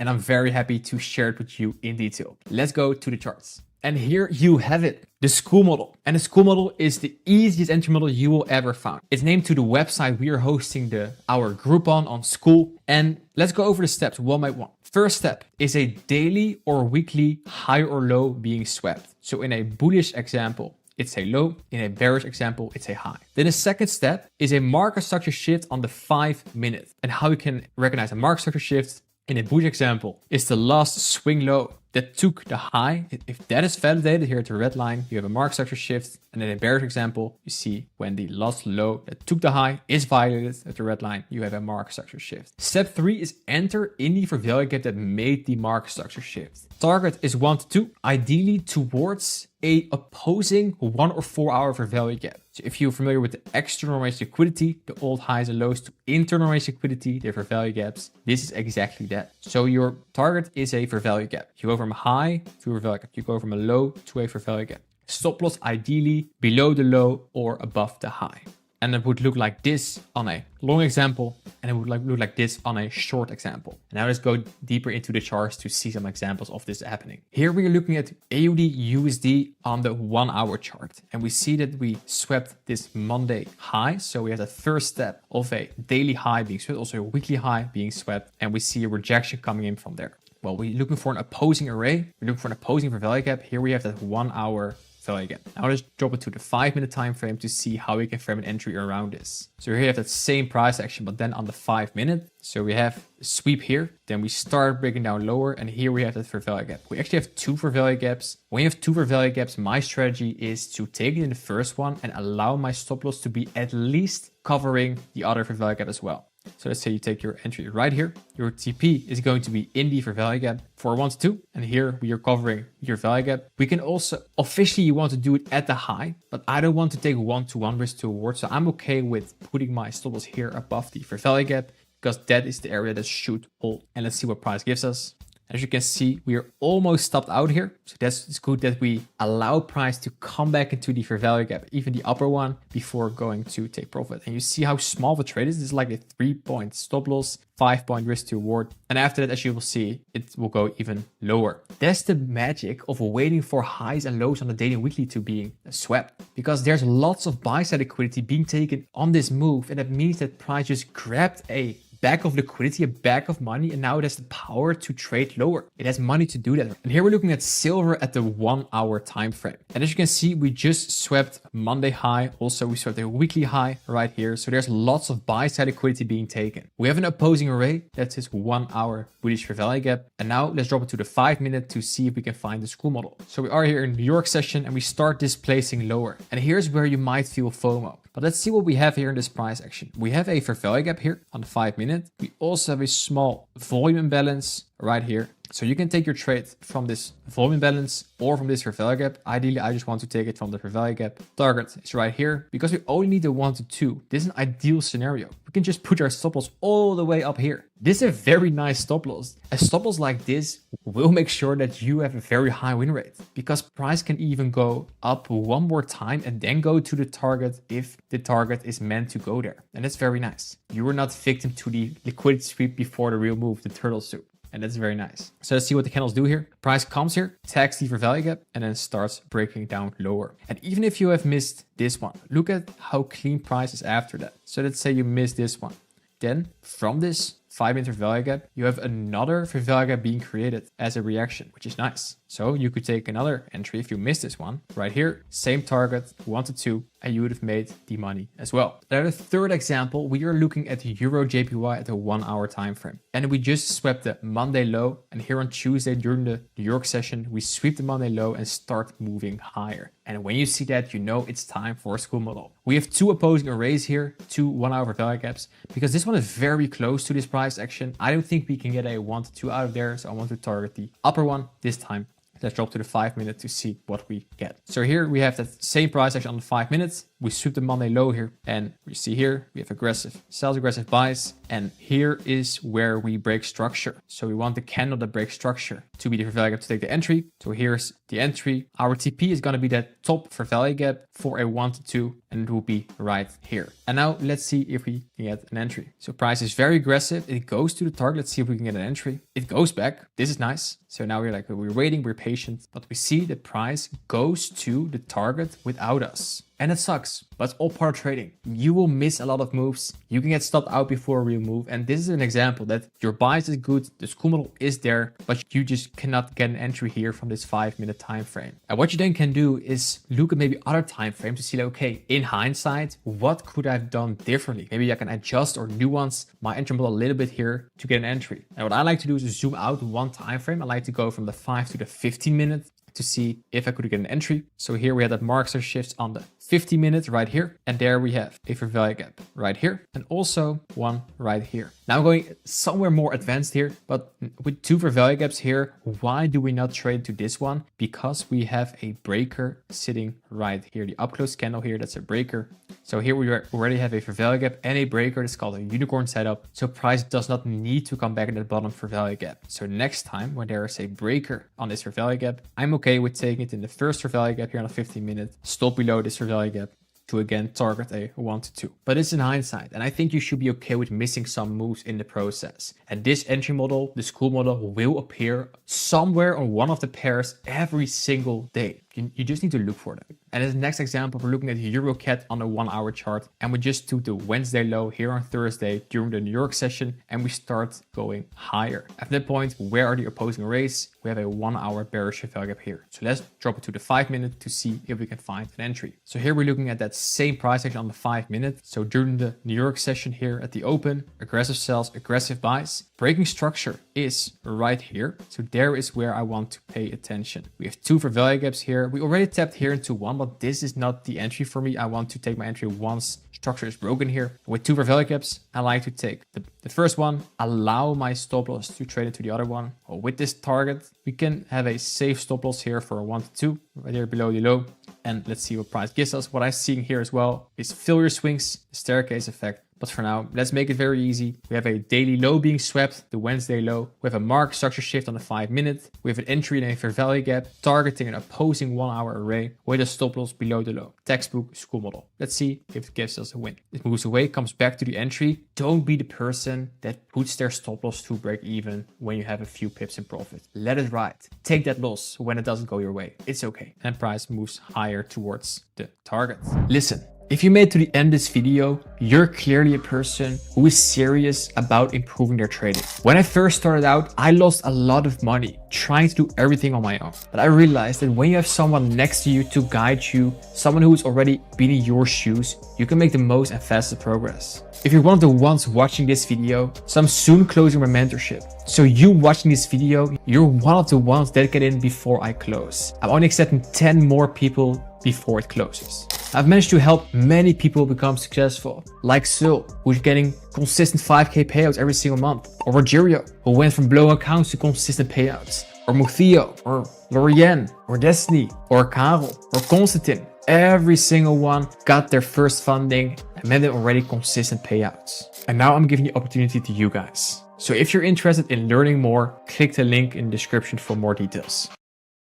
I've secured over $1 million in funding and withdrawn over $100,000 from the market. And I don't say that to flex, I say that because I know how to beat this prop firm game. And this video, I'm going to show you how to pass any futures prop firm challenge in just a few days without triggering the consistency rule or the trading drawdowns. We're going over the math in the risk management system, the mental frameworks, and of course the entry model needed to pass all those challenges. So no time to waste, let's get to work. Most people play defense. They risk like 0.5% and try to pass their challenge in like 3 months. I think that's the worst approach you can do. That is way too slow. The longer you trade, the higher the chance your monkey brain kicks in and you blow it all in one day. You want to be fast. You want to get funded fast and payouts fast. And on top of that, with futures prop firms, you get hit by the monthly renewal fee. So you also need to be fast because of that. If we look, for example, at Take Profit Traders, a prop firm I took over 5 figures in payouts this year, we can look at the rules. And every futures prop firm will look kind of the same. They'll have a minimum trading days. They have a certain profit split, the amount of contracts you can use. So before you buy a challenge, you need to know exactly what rules apply to the challenge you are about to buy. I look the most at consistency rules and drawdown rules. Consistency rule is here 50%. That means your biggest trading day cannot be more than 50% of the total profit. Cool. We're going to use that in our strategy. And drawdown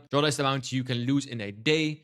You have end of day drawdown, but also trailing drawdown. And in this case, for the take profit on a challenge account, there's an end of day drawdown. So at the end of the day, your drawdown will go up. And if you're funded, it's intraday, just during the day, already your drawdown will change. What I, for example, like about Take Profit Trader is that you can take a day one payout. And maybe I can fix some nice discount in the near future and I can add a link in the description, but I just use them because I really enjoy their service. And to pass those futures prop firms as fast as possible, I want to share the 2 frameworks that help me get that done very fast. And one is the 3 account rotation rule. And the example I'm going to discuss is based on a $150,000 challenge. The rules will be exactly the same if you, for example, buy a 50K challenge or a 100K challenge, but I use 150K challenges. And the max drawdown on those challenges is 4,500. And the rule about the 3 account rotation is that you buy 3 accounts. Most traders only buy 1 account and hope for the best. We're going to play it differently. You buy 3 accounts and you aim to pass 1 out of 3 of those accounts. And the management rule is as follows. Every trading day it will be on a different account. What that means is day 1 is on account 1, day 2 is on account 2, account 3 is account 3, and then when you have the rotation, day 4 is back on account 1. And this will help you in 2 ways. One is for the profit targets. You will feel less rushed. If you take a winning trade now and you become overconfident because you're almost at your profit target to pass the challenge, you still need to wait a few days before you can take a trade on that same account again. What will help against overconfidence, but also against greed. But at the same time, it really helps with overtrading and revenge trading. Because let's say you take a loss on account 1 and you're like, oh, I really want to get that account back. I really want to revenge trade to get that loss back to break even or back to profit. You cannot, because you need to wait a couple days before you can trade on that same account again. So from both sides of the mental spectrum, rotating your accounts will help you become more calm and consistent. And what you need to do is risk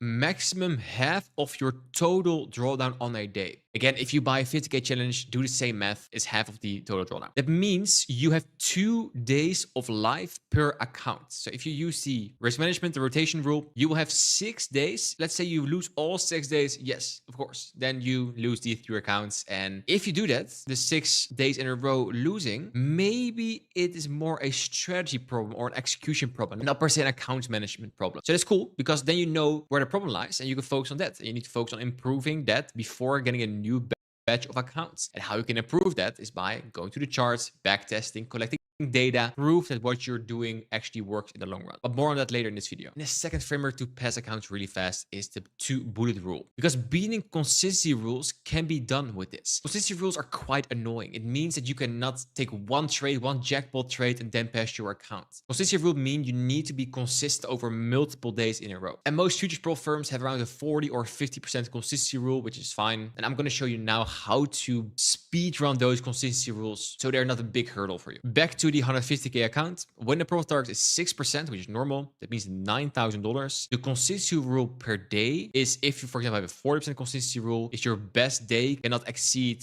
40% of the 9,000, that is 3,600. If you have 50% consistency rule, your best day cannot exceed 50%. So you cannot have more than 50% of the total profit target. So you need to aim to get maximum 4,500, for example, if you have a 50% consistency rule. And on this example, we're going to build. So for example, 50%, when shooting a 1 to 2 risk to reward, if you only have 1 bullet, you can shoot your max risk. That was the 50% of your total drawdown. And if you hit TP, times 2 is 4,500. You're there. Cool. When shooting 1 to 3, you can risk a little bit less. You can risk 1,500 to get 4,500.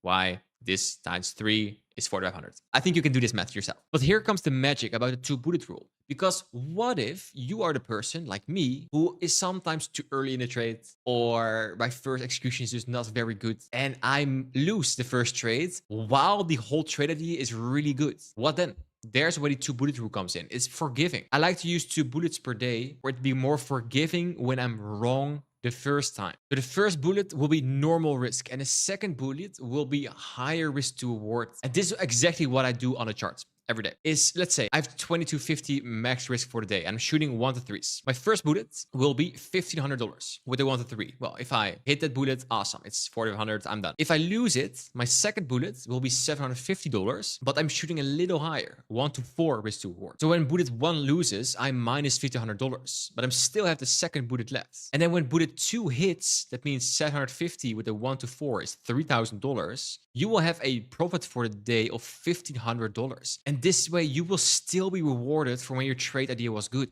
If both bullet misses, of course, you'll just have your 2250 max drawdown for the day. Cool, that's fine. You stop. You still have 50% of your drawdown left. That's the rule. And you live to fight another day and not the next day. Because you have the account management rule that you need to wait a few days. You're going to trade the next day on a different account, which will allow you to mentally reset better than you used to. And again, guys, the goal is not to pass 100%. Just like in trading, we are not aiming for a 100% win rate. Just like with challenges, you don't need to aim for a 100% pass rate. Why not aim for 1 out of 3 accounts? There's a 33% pass rate. Pretty good. And if you fail, that's a nice thing about futures pro firm challenge. The resets are quite cheap. If you go to CFD pro firms like Alpha Capital or FTMO, getting a new challenge is quite expensive. For futures, it's less expensive, which is good. And at the end of the day, it's just a business expense where payouts are profit and challenge fees and resets are expenses. And your goal at the end of the year is to have more payouts than resets. Now stop for a second. Before you go and buy 3 accounts right now, I need to give you a serious warning. This is a very aggressive approach. This is not for beginners who are still exploring the charts or their model. If you do not have the data proving that you can execute your model, this protocol will bankrupt you. For example, you need to know your win rate. You need to know if you can hit 1 to 3s consistently. You need to know how you perform under pressure. If you don't have 30 days of data proving that you have an edge, don't do this. Go back to the demo trading. And that's the main reason I teach the trader pyramid, where most traders only focus on technicals and watch videos like this and like, yes, now I'm going to pass a lot of challenges. They forget there's more than just technicals and these kind of videos, because you need to have the foundation right. You need to have data, journaling and backtesting that what you're doing actually works in the long run. You need to have a trade plan that says if XYZ is happening on the charts, then I press the button. And that's where your data is built on, of course. But you can have the best trade plan in the world, but if you're just going to blow all your accounts, no trade plan or no entry model will save you. So yes, use this strategy to pass as many challenges as you can, but please be aware that you need to have more than just an entry model, more than just a management framework. You need to have the data yourself proving that this works for you, and it requires work. So now you know the management framework with the 3 account rule and the 2 bullet rule. You know you need to build your data. Now it's time to look at the exact entry model you can use to pass any prop firms you want. And I use myself to secure over $1 million in funding. And I've been using this exact model for over 3 years now. So yes, it still works in 2026.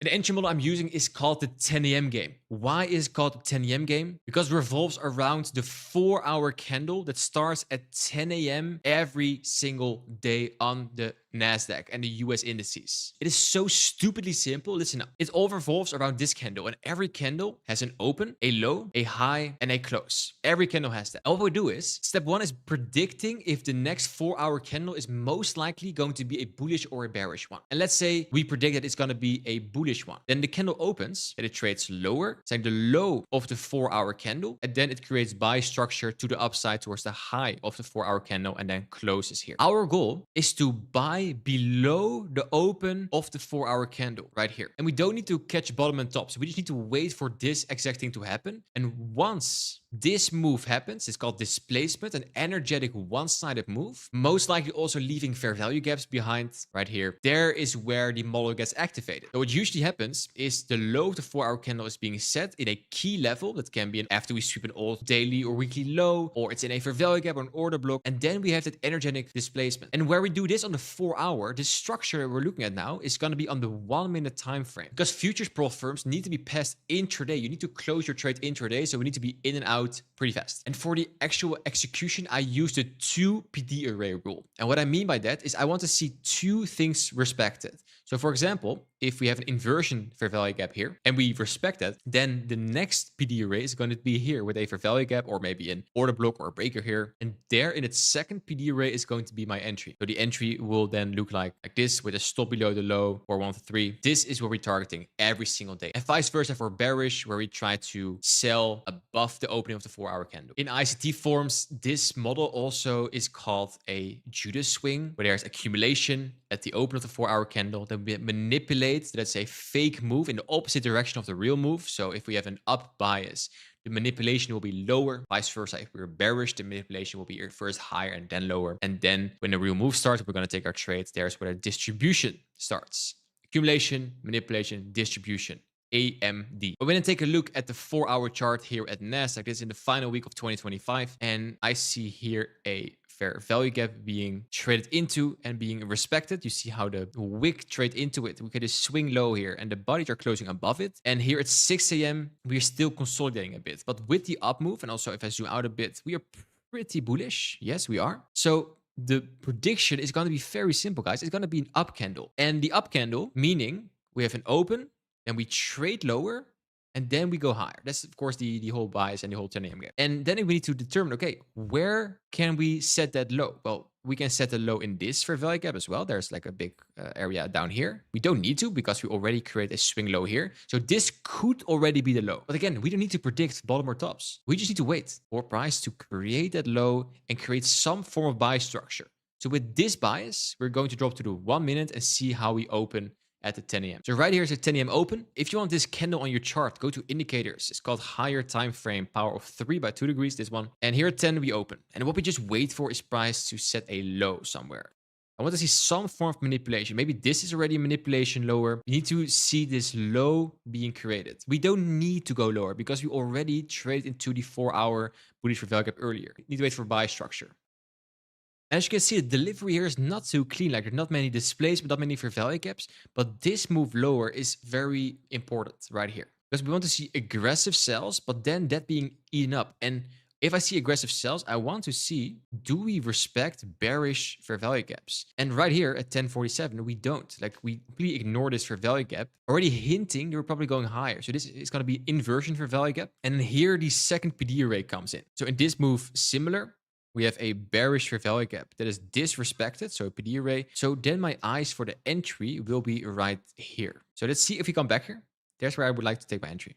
and we don't come back here. So here is where I missed the entry. Cool. Well, then we go see if we can find another entry. The target, let's zoom out a bit. The target is going to be up here because up here is a 4-hour bearish value gap, a low hanging fruit target. And when I miss the move like this, I just wait for some form of down close candle and then take my trade. So right here, when I see this, there I'm going to get in. So another value gap here. Take my trade here. TP at the value gap for a 1 to 3. My stop loss is going to be below this low. Unfortunately, missed this nice entry because this bias is still good. So then you just need to wait and be more patient. And we did that right here. Let's see what we do. And the 4-hour bearish value gap is tapped in right here. And you now also see the 4-hour candle being printed. So we had a bullish bias and we didn't care where the low was being set.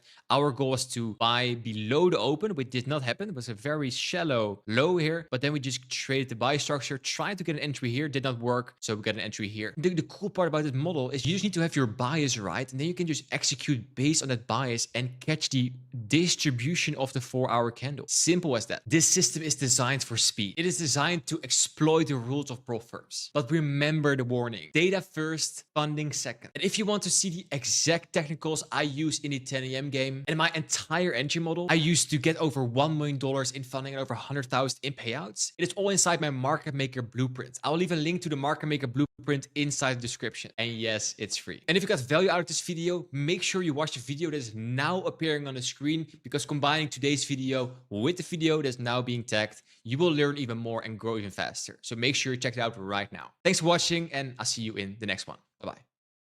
What if scaling to 7 figures in prop firm funding wasn't a fantasy, but a simple 3-step plan? Last year, I shared all my trades how I went from $0 to $1 million in funding, and now I'm going to share the exact step-by-step plan with you here today. In this video, I'm going to lay out this exact 3-step blueprint from getting your first funded account to the snowball phase and eventually scaling that towards that $1 million in funding, and how to manage a 7-figure portfolio. So you have a precise roadmap to follow. To do that, first we're going to break down phase 1, how to get your first funded account. Then in phase 2, we're going to talk about how to use the snowball effect, the compounding effect, to get one funded account into many funded accounts. And in phase 3, we're going to talk about how to actually scale that to $1 million in funding. And not only that, I'm going to share the exact mental frameworks I use myself to not blow up my accounts, actually steady and slowly compound to that 7 figures funding. No time to waste, let's get into the game plan. My exact plan to go from $0 to $1 million in prop firm funding. And I did it in 2024 already. All the trades were live shared in the Discord. And to go there, we need to go to 3 phases. And the first phase is very simple: getting your first funded account. And for that, you need 2 things. You need risk and you need skill. And why risk? Well, everything in life is about risk, because taking risk is scary and people are very afraid to fail. But keep in mind that if you spend your whole life don't take any risk, and we don't take any risk, you cannot fail. And if you don't fail, you fail by default, because you never took any risk to better your life, to get an exponential outcome from a certain input of your time. And not only risk, but you need to think about managing risk. And there are 2 spectrums here. There are people who are very low risk tolerance. They just don't want to take any risk at all. There's what we now talk about, that you fail by default. But there is another side of this coin. People who take too much risk, who go all in on not the best ideas. And you are somewhere here on this spectrum. You need to be aware that you need to be able to manage risk. So if you're one side of the spectrum, try to go to the middle. If you take too less risk, take more risk. If you take too much risk, come on, take less risk and make it balanced for yourself. But especially if you're younger and you're 20 or 30, you can take more risk because you have less responsibilities. You can just go to Vietnam, you can go to Asia, live for like $300 a month. Very nice. And the only thing you have is like a gym, your laptop, and your work ethic, your time. If you're older, you of course have more expense, more responsibilities, but it doesn't exclude you from taking more risk. So you need to be able to manage it. And on top of that, you need to be able to make decisions, because without you being able to make decisions, analysis paralysis, you will not come very far. And with trading, you're gonna take a risk all the time. If you put your entry, your stop loss, and your TP, you are at risk. You're at risk of losing your pay profits, and you're at risk to losing your challenge and your trade. And next to risk, you need the skill of trading, the actual pressing the buttons, why you press the button, your actual edge. And the only single way to build your skill and to make money with trading is to have data on your trading. You need to have proof that what you're doing on the charts will probably make you money in the long run, your edge. And I see people online talking about, yeah, you don't need to backtest, you don't need to journal, but the only way how you can get data and proof that something's actually working, you want to be confident in your trading that it's working on the long run. The only way you can get confident in your trading is when you have proof that what you're doing is working. How can you get proof? Is by actually having data that it works. So if you see someone online says you don't need to journal, you don't need to backtest, they are lying, and they probably are years ahead of you. But if you're in a stage where you're trading for a few years, you're not getting funds, you're not getting the consistent payout, you're struggling with that, you need to have data to have the confidence to actually make this work. But most people focus on the wrong thing. And there's a framework called doing the thing. I didn't come up with this. I heard this in a podcast, Modern Wisdom. So I'm not stealing this. I'm really a fan of the show. And I screenshot this. Doing the thing is like the procrastination thing. Like, you know what you should do, but you're doing everything else. So let me go over this. Here's a tweet. Here's a list of things that are not doing the thing. Preparing to do the thing isn't doing the thing. Scheduling time to do the thing isn't doing the thing. Making a to-do list for the thing isn't doing the thing. Telling people you're going to do the thing isn't doing the thing. Messaging friends who may or may not be doing this thing isn't doing the thing. Writing a banger tweet about, yes, I'm going to do this thing, isn't doing the thing. Hitting on yourself for not doing the thing isn't doing the thing. Hitting on other people who have done the thing isn't doing the thing. Hitting on the obstacles in the way of doing the thing isn't doing the thing. Fantasizing about all the adorations you will receive once you do the thing isn't doing the thing. Reading about it isn't doing the thing. Reading mental masturbation. Reading about how other people did the thing isn't doing the thing. Reading this essay isn't doing the thing. The only thing that's doing the thing is doing the thing. And the same applies to trading. There are a million things you can do. Read another trade book. Watch another podcast. Buy a new course. But the only thing that's doing the thing is you actually opening your computer, open up TradingViewer, open some backtesting software, and start building data on your model. If you don't have a model, go to YouTube. There are many models on the YouTube channel here. Go to playlists. There is a playlist called Entry Models. Pick one, build data, and build proof. But start doing the thing. So no books, no podcasts, just do. And once you start doing that, you'll notice you get an edge. For example, you're shooting 1-2s for 50% win rate, and you notice that, hey, at some point you are going to get your first challenge. If you buy, for example, 10 challenges over a period of time, the chance that you're gonna blow 10 of those is very slim, because you're actually building an edge with your data and your proof. So let's say hypothetically, you now have 10K funding, you pass the challenge, you get your first funding. Funding is cool, you get a certificate, but it's not everything. You need more. And what's more is in phase 2, where phase 1 is getting your first funding. Phase 2 is the snowball. And if you go to a prop firm, all prop firms are kind of similar. And this is a screenshot of Alpha Capital. Is when you, for example, have a 10K account with standard rules, it will cost you around $100. So let's say you have your challenge fee, you're down $100 because you paid the challenge and you got funded in phase 1. Then getting to a 3% payout is very doable. Why? It's just one trade, 1 to 3, and you got your 3%.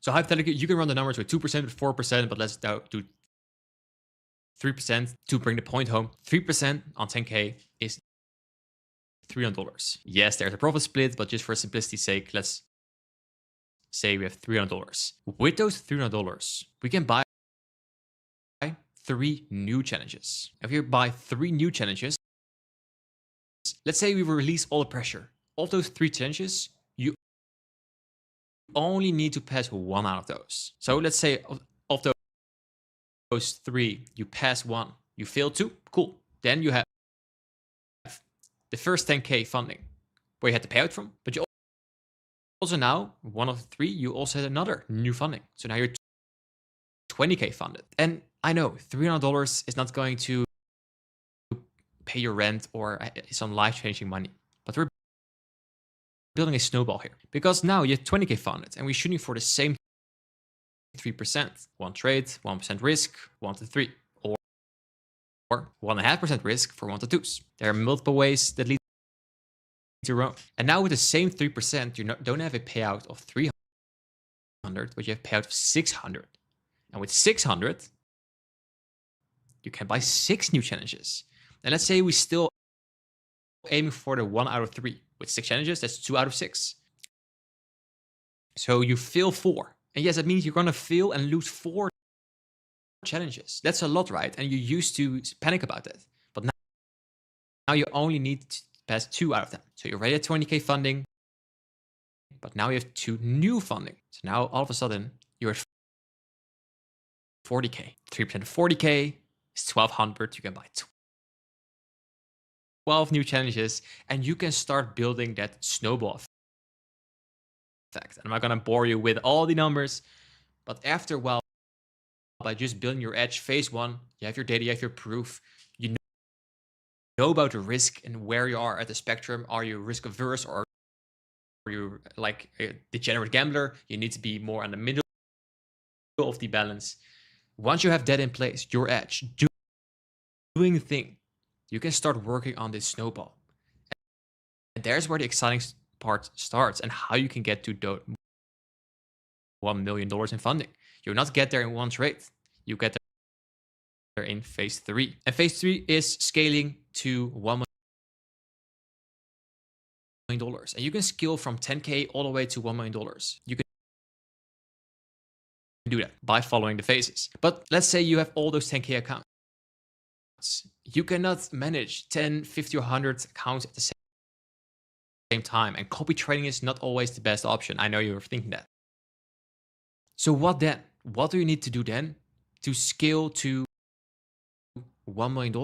Is that merging all the accounts? Is that buying bigger accounts? How do you do that? How do you manage that? That's exactly what I share in the $1 million funding plan, the exact mathematical and psychological framework to go from 0 to $1 million in profit from capital.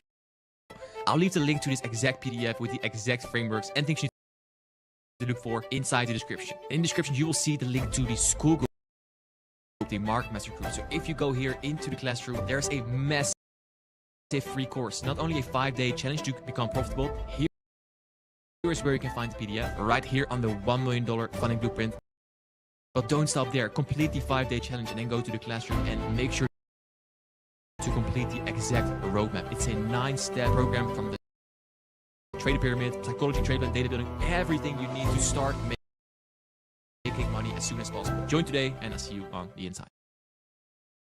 What if I told you getting funded doesn't have to be a multi-month emotional roller coaster? Most traders have limiting beliefs that passing a profit from challenge requires weeks of stress, journaling, and perfect psychology. Today, I'm giving you my prop firm hacking framework to get funded in 2 minutes. No time to waste. Let's get into the video. We are leveraging futures prop firms that allow 1 or a couple days to pass. And instead of grinding just one account, we play a numbers game. It is a one-shot, one-kill strategy. And let's say your strategy only has a 20% win rate. Statistically, if you buy 5 accounts and take one massive full risk trade on each, one of them will hit your profit target and instantly pass the test. And pause the video here and screenshot the table that is now on the screen. Pair your current win rate with the amount of accounts you need to buy to pass. And here's the exact math on how much capital you need to risk based on your win rate. And if you don't have a lot of money to invest into evals, just get the cheapest one. And pause the video here again and screenshot the table that's now on the screen and pair your win rate with the amount of money you need to pass. And now I know what you're thinking. Isn't this just gambling, right? Wrong. Gambling is trading and hoping for the best. This is an aggressive, calculated statistical approach based on your real trading data. And how do you actually get a payout? Once you hit that one trade and you get funded, the aggressive strategy stops. To actually reach your payout, you immediately size down your risk. You go from swing from home runs in the eval stage to just hitting small base hits until the money is in your bank account. And then you rinse and repeat. Reinvest your payouts to get consistent funding and payouts. And I see we got about 20 seconds left. Prop firm hacking is easy, but keeping the account requires a bulletproof trade system. If you want to learn the exact high probability setups, you need to execute this framework together with more advanced prop firm hacking strategies. Make sure you check out the link below to join my Discord. And if you want to get my best entry model right now, make sure to check out the video that's now appearing on the screen. Don't forget to subscribe if you want more of this multiple times per week. And as promised, how to get funded in 2 minutes. Is it possible to secure $450,000 in funding in just 1 week? 4 days ago, I bought 350k challenges. And in just 1 week, I passed all 3. And this wasn't a win streak. This was execution of one simple mechanical model. And in this video, I'm pulling back the curtains on this entire process. I'm going to give you the exact entry model I used, a risk management framework for handling $500,000 in funding, and the psychological approach required to execute flawlessly under pressure with both wins and losses. No time to waste, let's get into the video. Before we dive into the actual trades, we need a framework to base our trades around. And there's where the trader pyramid comes in. On this channel, you see a lot of videos about technicals, but that's only 25% of the equation. Next to technicals, you need data on your trading, proof that what you're doing actually works in the long run. You have a trade plan, that means a document that says if X, Y, and Z is happening in the charts, then I press the button and your mental game needs to be in the right place. For technicals, yes, I will share my exact model I'm using every single day, but I'm not going to dive deep into whatever value gap is, what an order block is. There are dedicated videos to that here on this channel. For journaling, well, this exact video is a journal entry. I'm going to dive deep into my exact execution framework and how we can use this to take these trades yourself as well every single day. The trade plan, well, that's what we're going to over right here. And psychology, during these trades, I will explain exactly how hard it sometimes can be to sit in the trade and take the trade, even when the candles did not print, and how you can overcome things like overtrading, FOMO, and just insecurity, make better decisions when the market is actually printing new candles. The problem with the trading industry is that everyone sells you just the technicals, the new sexy entry model, the new PD array. But the thing is, technicals is the least important part because everything works. Supply and demand works, support and resistance works, ICT works, but it needs to work for you. Here in this channel, I mainly focus on ICT because that's what I trade myself. But you can just steal my entry model. There's a playlist here on this channel that says entry models. You can just steal those and use them yourself. But the most important part is that it needs to work for you. So you need to build data on this. That means backtesting, collecting data points, but also journaling on a real-time environment. See, hey, when I execute this, does this feel like something I can execute in the long run? And do I have proof? If I do that, I am profitable. I can make money, even through the losing streaks, because every model will have losing streaks. And if you want to be consistent in your trading, there needs to be something to be consistent about. And that is your trade plan. XYZ happens on the chart. There is where I press the button. And including that is not only your entry model, but also your risk management, your approach to trade accounts, to prop firm accounts, and the framework I'm about to show you about how to pass challenges very fast. You can just copy paste into your own trade plan. But you can have the best entry model, the best trade plan, and a lot of data. Nothing will save you if you just will start blowing accounts because your mental game is not on the right place. If you talk about how to pass a challenge very fast, I want to run the numbers on a $150,000 account. Last week, I passed 3 of those, so $450,000, all using the same approach. I used on Take Profit Trader. This framework can be used on all different futures prop firms. I use on Take Profit Trader because I love the daily payouts. On a $150,000, the profit target is $9,000. 6%. There is a 50% consistency rule, and a consistency rule means that your best trading day cannot be more than 50% of the total profit. So if your total profit is 9,000, that means your best day cannot be more than 4,500, 50% of that. And that means on a trading day, our take profit cannot be more than 4,500. You need to trade for 5 days a minimum, and the max drawdown is 4,500. And there's a max drawdown that is end of day. That means at the end of the trading day, the trading drawdown will move up. It means if you have 150k starting balance and your max drawdown, for example, is 145, for example, and you have a trade day where your profit is plus 4,000, that means at the end of the day, the trailing drawdown will go up with that 4,000. So the max drawdown is not going to be 145, but plus 4,000 is 149. So if you go below that, then your account is breached, not at the original one. That is why it's called trailing drawdowns, end of day. And my goal for these accounts is to pass it in 2, max 3 days. And the other days, I'll just do very small $10 trades. And if your TP needs to be below 4,500, I like to have my TP around 4,400, 4,450, just almost at 4,500. And how you can do that is if you shoot 1 to 2 risk to reward, you can do it by risking 2,200. If you want to do 1 to 3s, what I use the most, I use $1,500 risk around that. If you want to pass in 3 days, and there you have 2 days with $10 trades, your TP needs to be 3K. If you shoot 1 to 2s, it's 1,500. If you shoot 1 to 3s, 1,000. You might think like, okay, Dion, but you also take losing days. Yes, of course. I run these numbers in a best case scenario. If you lose 1 or 2 trades in this, the numbers will run exactly the same, but it just takes a few days longer. If you lose 6 trades in a row, of course, you will lose the challenge. But there is where win rate and risk to reward comes in. There's where you have data on your trading that in the long run, you were able to run these numbers and execute and get funded and get payouts. So now you know the framework around the trade pyramid, you know how to beat the prop firms. Now you need something on the chart before you can press the button. And there's where the entry model comes in. My entry model is very simple. Around the New York Open and at 10 a.m., there's a new 4-hour candle being printed at NASDAQ, ES, and YM. There's where this model works the best. You can also use this model on the Forex pairs, but on the Forex pairs, the new 4-hour candle doesn't start at 10 a.m., but at 9 a.m. But in this video, we're going to focus the most on NASDAQ because that is where I make the most money on. And what I do is when I anticipate price to make a certain candle on the 4-hour, if it's bullish, I wait for price to accumulate, then manipulate into a key level. And a key level is a higher time frame for value gap or an old low or an order block. And then I just wait for the structure to appear, the buy structure. And what I wait for is aggressive sells and aggressive buys, usually with an inversion for value gap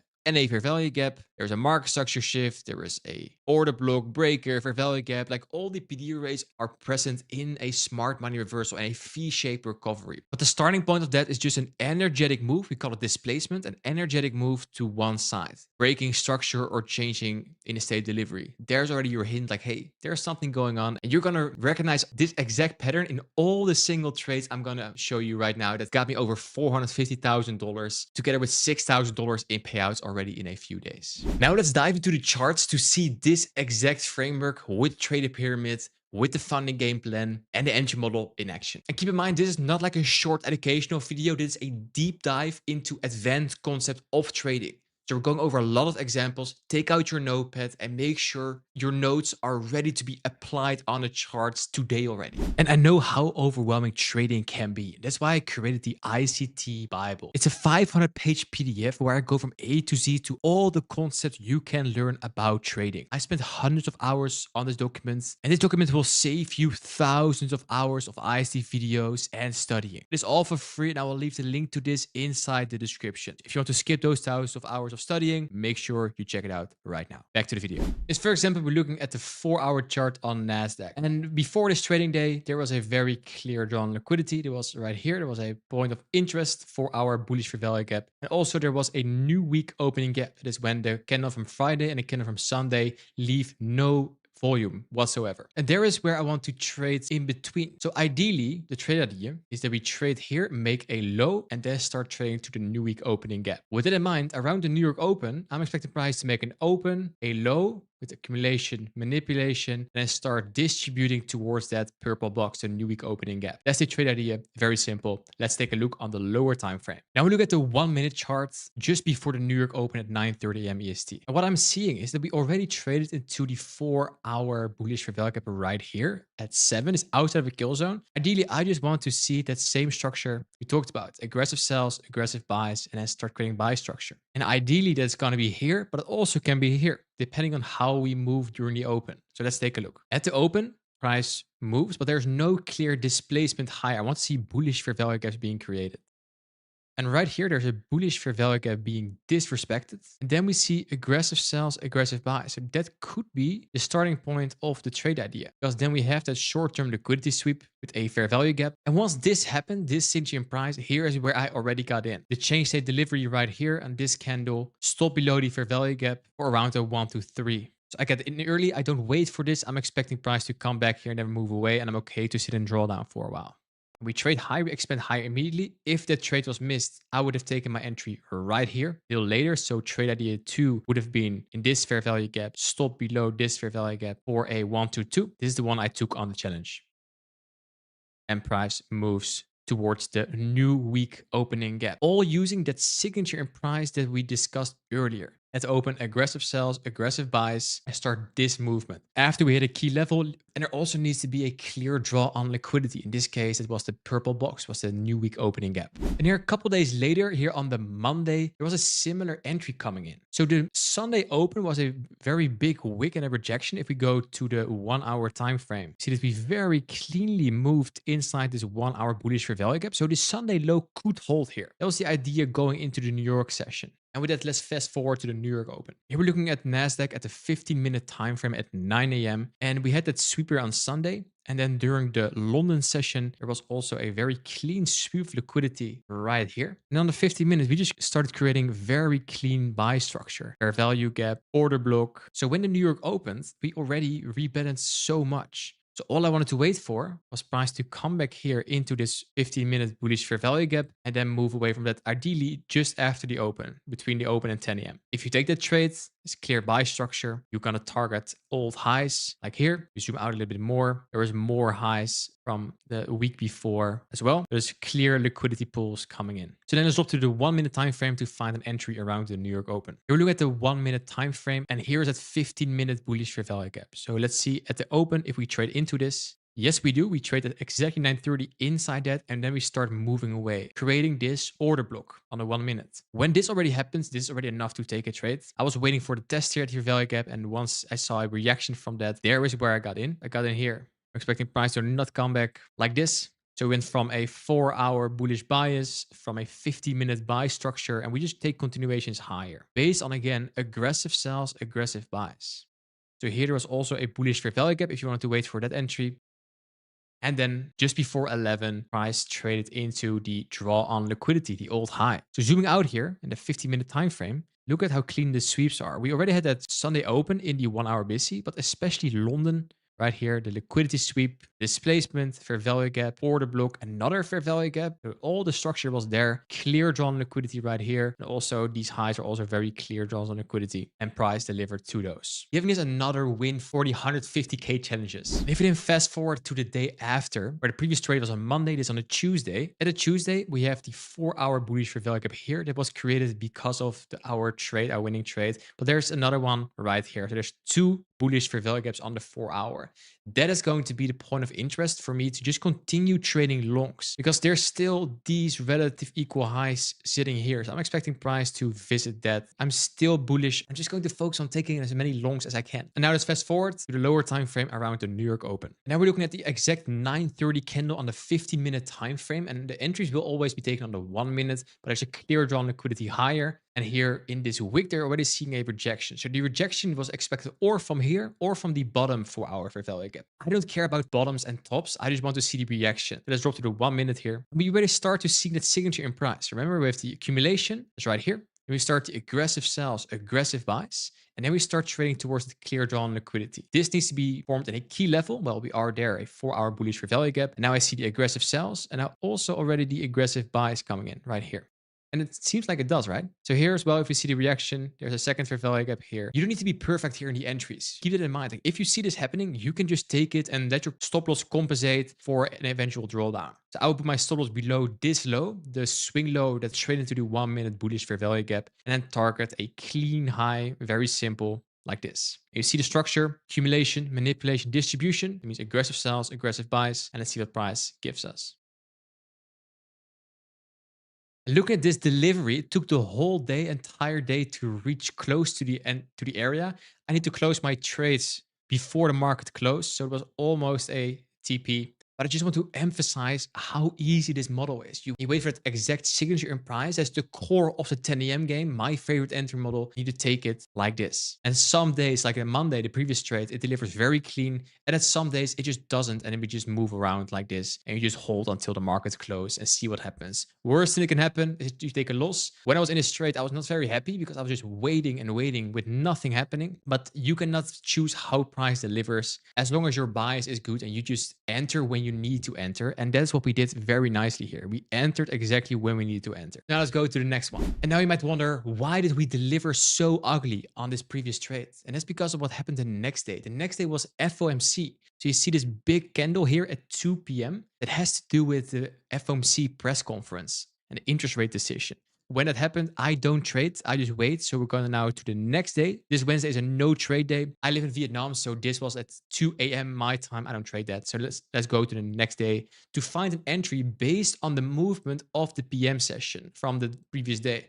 So we're going to use the Wednesday PM session, the Wednesday FOMC news movement to frame our trade idea for the Thursday. Now we're looking at the Thursday after FOMC. And there is a consolidation going on here. And if there's consolidation, I don't like to trade it. I like to wait. I see back to all-time high as a possibility. But I also see us trading lower, retracing a bit towards this low. And of course, we still have this 4-hour bullish fair value gap open. I don't care about catching bottoms or tops, as you guys know. I just want to see price going to a key level and make that structure. That's where the only thing I'm focusing on. So let's take a look at the lower time frame to see around the New York Open if we get that set up. So we are approaching the open and there's a 15-minute bullish fair value gap created here. I remember on the live stream here on YouTube saying like, hey, I'm seeing price going here and then to this low, and then we're gonna probably make a reversal structure somewhere here. And as you see, we traded into the 50 minutes bearish fair value gap and then just completely crashed like crazy. Like there was no trade here for me. Nothing going on there. And what I'm looking at when this happens is I like to take the last swing high and the last swing low, and I use premium and discount to try to catch the retracement. I don't care about reversals here. I just care to catch out a small retracement back to premium of the range. So let's see, where's the low being formed somewhere. Yeah, I think right here. Cool. So let's mark out the premium of the range. It's right here, overlapping with this fair value gap. So there's a nice area to catch a retracement to. Up to the 1 minute here. And there are some nice bullish candles being printed. My eyes are now going towards here. This is respected. So when that is, there is also an order block created right here. And we trade into it. Like here, I was looking for, okay, if you now close over this, there might be a potential trade idea. We consolidate here for a bit. But I did not get an entry here. Like this was just not an entry for me. And we already reached the premium of the range. Then I went to the 50-minute time frame to see like, hey, there is something going on here. Like also for the PM session, there's a 15-minute bullish fair value gap sitting here. What if we trade there in and then we move away from that, still higher? So like this. And then I would like to see price moving away from that like this, creating a 15-minute bullish order block here. That is very nice. Go to the lower time frame, how that looks like. And here's the signature in price again. The key level, 15-minute bullish fair value gap, aggressive sells, aggressive buys, fair value gap 1. Now we start trading higher. What could we reach? Well, there's a low here that was violated that can be used as the classic support and resistance. So that's going to be the target for this trade. Taking it after the sweep, stop below this low for 1 to 3. And later in the PM session, price moved towards the draw on liquidity. And yes, this is the PM session model. The 10 a.m. game is the New York AM session model. But on this channel, if you go to playlist, entry models, you also find a PM session model that is exactly this trade. The delivery was not very clean, as you can see.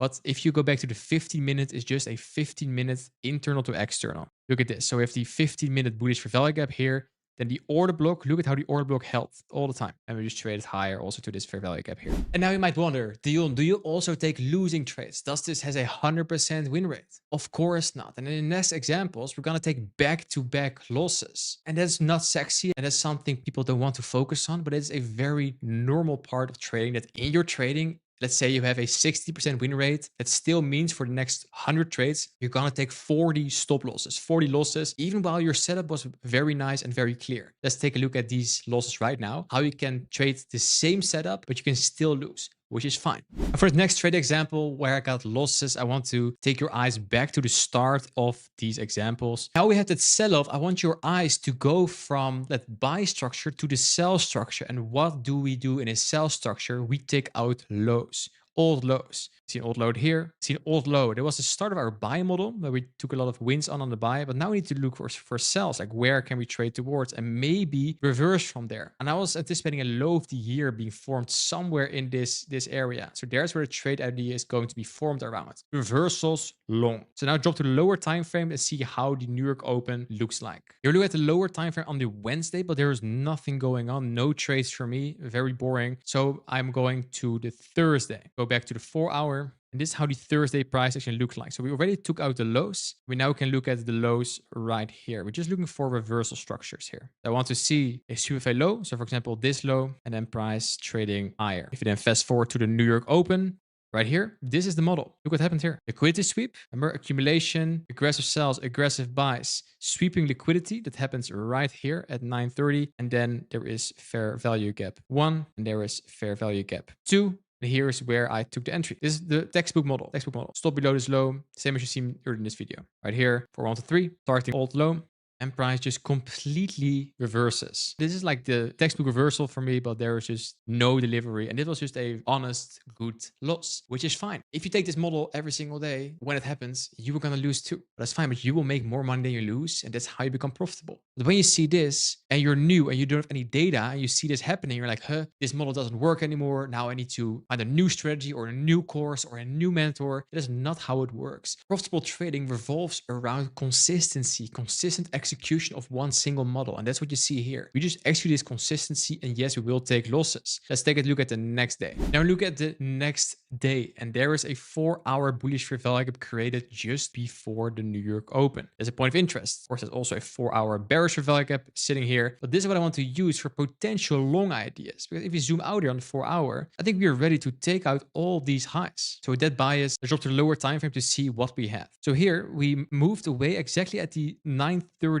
model right here, liquidity sweep, and then we displace higher, leaving a fair value gap. And there is one I want to see some movement away, but we also have the 4-hour bearish fair value gap. That scared me a little bit on this day because that would also just push price lower. But then there's waiting here, and there is no clear reaction from this fair value gap. So that makes me wonder, why are we not just going short here? Why are we not just going back towards these lows? Those are the Asia lows on Thursday. So I changed my bias here from the bullish idea I had from let's take longs from here. This was the original idea, but I changed my bias in the session. That was maybe a mistake because I want to see continuations lower on the 4-hour. So once I see price moving away from this fair value gap, I took a short position towards the lows here. Stop above the fair value gap. And as you can see, that immediately went to stop loss. One of the fastest stop loss of the year. And there's a mistake of changing bias intraday. If you're going to review this, of course, in hindsight, you can say, yes, just continue trading higher. We're probably going higher. But I wanted to go higher at least from this bullish fair value gap on the 4-hour, and we did not reach that. So that was a mistake and just an honest loss here. And next time, it's called trapped order flow. If price is in between a 4-hour bearish fair value gap, bullish fair value gap, just wait for one of them to hold or be respected. Don't try to trade in between because there's where you're gonna get chopped up, and that happened to me, which can happen, but it's the mistake I made, and I took an extra loss. So on Thursday and Friday, I took losses. And for the final example of this model, I want to go to the next trading day. That's the Monday after. So here on Friday, we took the loss with the mistake. Going into the weekend with a mistake is not very nice, but hey, we are consistent professional traders. So we just need to keep showing up and do exactly the same. Fast forward to Monday. Here we look at the exact same price action as the Thursday and Friday trade, back-to-back losses, and then on the Monday. And what do you see here? I see bearish fair value gaps being disrespected. That means inversion fair value gaps right here on the 4-hour time frame, and also a bullish fair value gap created right here. As you maybe can imagine, that is going to be the point of interest for this trade day. We have a 4-hour bullish fair value gap here and the same one we still had from Friday. We have two potential trades we can take from here or from here. We don't care about catching bottoms. We just need to find that exact signature in price, aggressive sells, aggressive buys, and then go higher. Cool. Drop to the lower time frame around the open. This is NASDAQ at the 50-minute time frame just before the open. So we already traded into the 4-hour bullish fair value gap right here at 5:30. And let's see what the opening brings. So at the open, we want to see price moving away from this 4-hour bullish fair value gap. So we want to see that signature in price like this, or somewhere here, or we sweep this low and then go. And the third potential was, of course, us going all the way back to that bottom 4-hour fair value gap. And then just waiting for that reversal structure to occur. So here at the open, let's see what we do inside the opening range.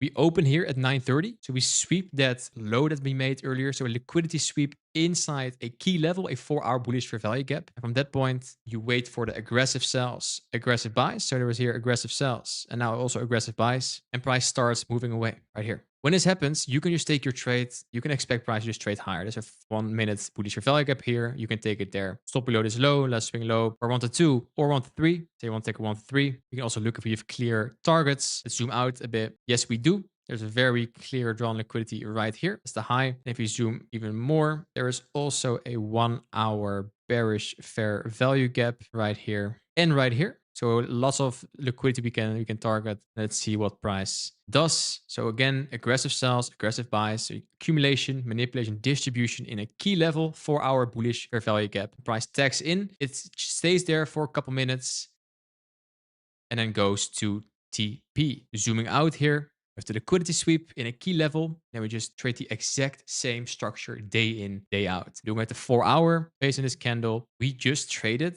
on the 1 minute, a 4 hour internal to external. That's all we do. So once your higher time frame bias is clear, you go to lower time frame to find this exact signature in price. Aggressive sells, aggressive buys. This needs to be happening in a key level, and there also needs to be a very clear drawn liquidity. That's how I got $450,000 in funding in just a week. And by the time I'm recording this, I already collected $6,000 in payouts from these accounts. The exact same entry model every single day. I took multiple losses during this challenge, but the consistency with a clear execution and risk management framework will actually pass you every single challenge you want. $450,000 added to the funding chest. And if you got value out of this video, make sure you like and subscribe and comment what your biggest takeaway was from this video. And if there's other videos you want me to make on top of this. And make sure you send this to a friend who absolutely needs this. I know you have friends who blow all their challenges. So make sure you send them this exact framework. Links to more free education is inside the description. Hope you enjoyed. Thanks for watching, and I'll see you in the next one.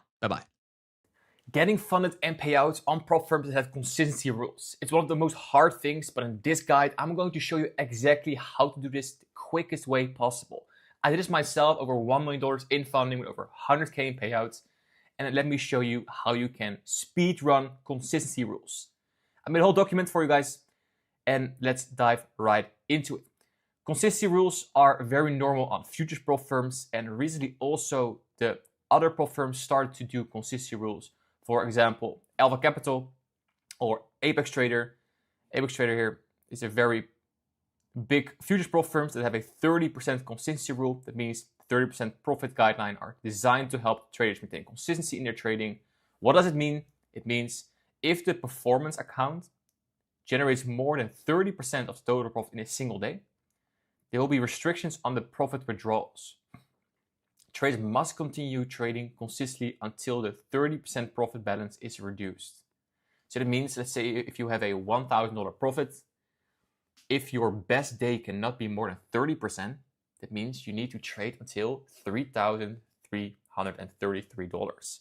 Because 100% of the profits is then the 3,333. 30% of that is 1K. So keep that in mind. And not only Apex, all the prop firms are doing this. Alpha Capital, they start with a performance fee on demand, but there is a 40% best day rule. That means if you earn $1,000 on a particular trading day, you'll be eligible to request a withdrawal only after your account balance exceeds $2,500. So you need to keep trading, and that can be dangerous, but let me show you how this works. And not only Alpha Capital, not only Apex, also one of my favorite new prop firms, the Trading Pit, also started doing this. What I like about the Trading Pit here is that they only have the consistency rule on their challenges. So that means they want to see if you can trade well. But if you show that, the actual funded accounts don't have any rules. And I like it. I like it because if you are funded, you want to get a payout as soon as possible. So I highly recommend Trading Pit. I will leave the link to them in the description. And let's go over the guide, because we need to go over some rules. And we already went over what a consistency rule is. It's to avoid lucky trades. These rules often limit the maximum profit allowed in a single day as a percentage of the overall profit targets. The common rule right now is around 30-40% consistency rule. And the higher the consistency rule, the easier it is to speedrun it. So the lower it is, if you have a 10 or 20% consistency rule, or run for the hills, don't use it. It's going to be too hard. 40, 50%, maybe 30, we can work with that. And we're going to go over some examples. But key factors to include, because we are going to talk about speedrun and consistency rules, but that's not going to be random. You need to know the data of your trading, guys. So if you have your journal, if you have your backtesting ready, you need to know your win rate. That means how many trades do you win? Together with that, you need to know your risk to reward you are shooting, the range of potential profits. We're going to talk about number of trading days and the trades per day. In this guide, I'm not going to show you how to speedrun it with like 10 or 20 trades per day. We're going to show you with 1 or 2 trades a day. We want to make it easy. It's for intraday traders, but also for scalpers. You don't need to trade 10 trades per day to make this work. So let's run some numbers. And we're going to crunch numbers here, guys. So make sure you take your notepad. It's going to be like in-depth. And we're going to run the numbers of what works best for you. We will now make each winning trade equal to the daily profit target. This is the key rule you need to have while speed running the consistency rules.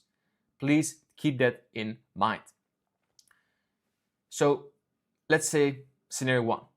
We have a 30% win rate. We know this from our data. That means for every 10 trades we take, 3 are winners, 7 are losses. In this scenario, we want to win to the equal of the daily profit target, because we're going to run with some hypothetical profit target. So let's say the profit target, we want to have a payout of 10K, or we want to have a passing unfunded or a challenge for 10K, 10%. That means with a 4% consistency rule, every day we need to have a max trade we can take. So the maximum daily profits with 40% of 10K is 4K. So when we make each winning trade equal to the daily profit target, this is the key rule. Let's run the numbers. So how can we get 4K on a day? 4%. To pass challenge, the trader still needs to make 10K. But we need to have maximum 4K on a single day. Since we want each win to equal 4K, we shoot a 1 to 3, which is pretty normal. The risk per trade is going to be 1,300. And now let's run the numbers. To reach the target, the trader needs to have 2.5 wins. Why? 10,000 divided by 4,000 is 2.5. Well, you cannot have a half a win, so you need to have 3 wins. So with a 30% win rate, the trader needs to take 10 trades, because you need 3 wins, and you only win 30% of the time, is 10. So days to pass with a maximum of 1 win per day, it will take a minimum of 3 trading days to achieve 3 wins.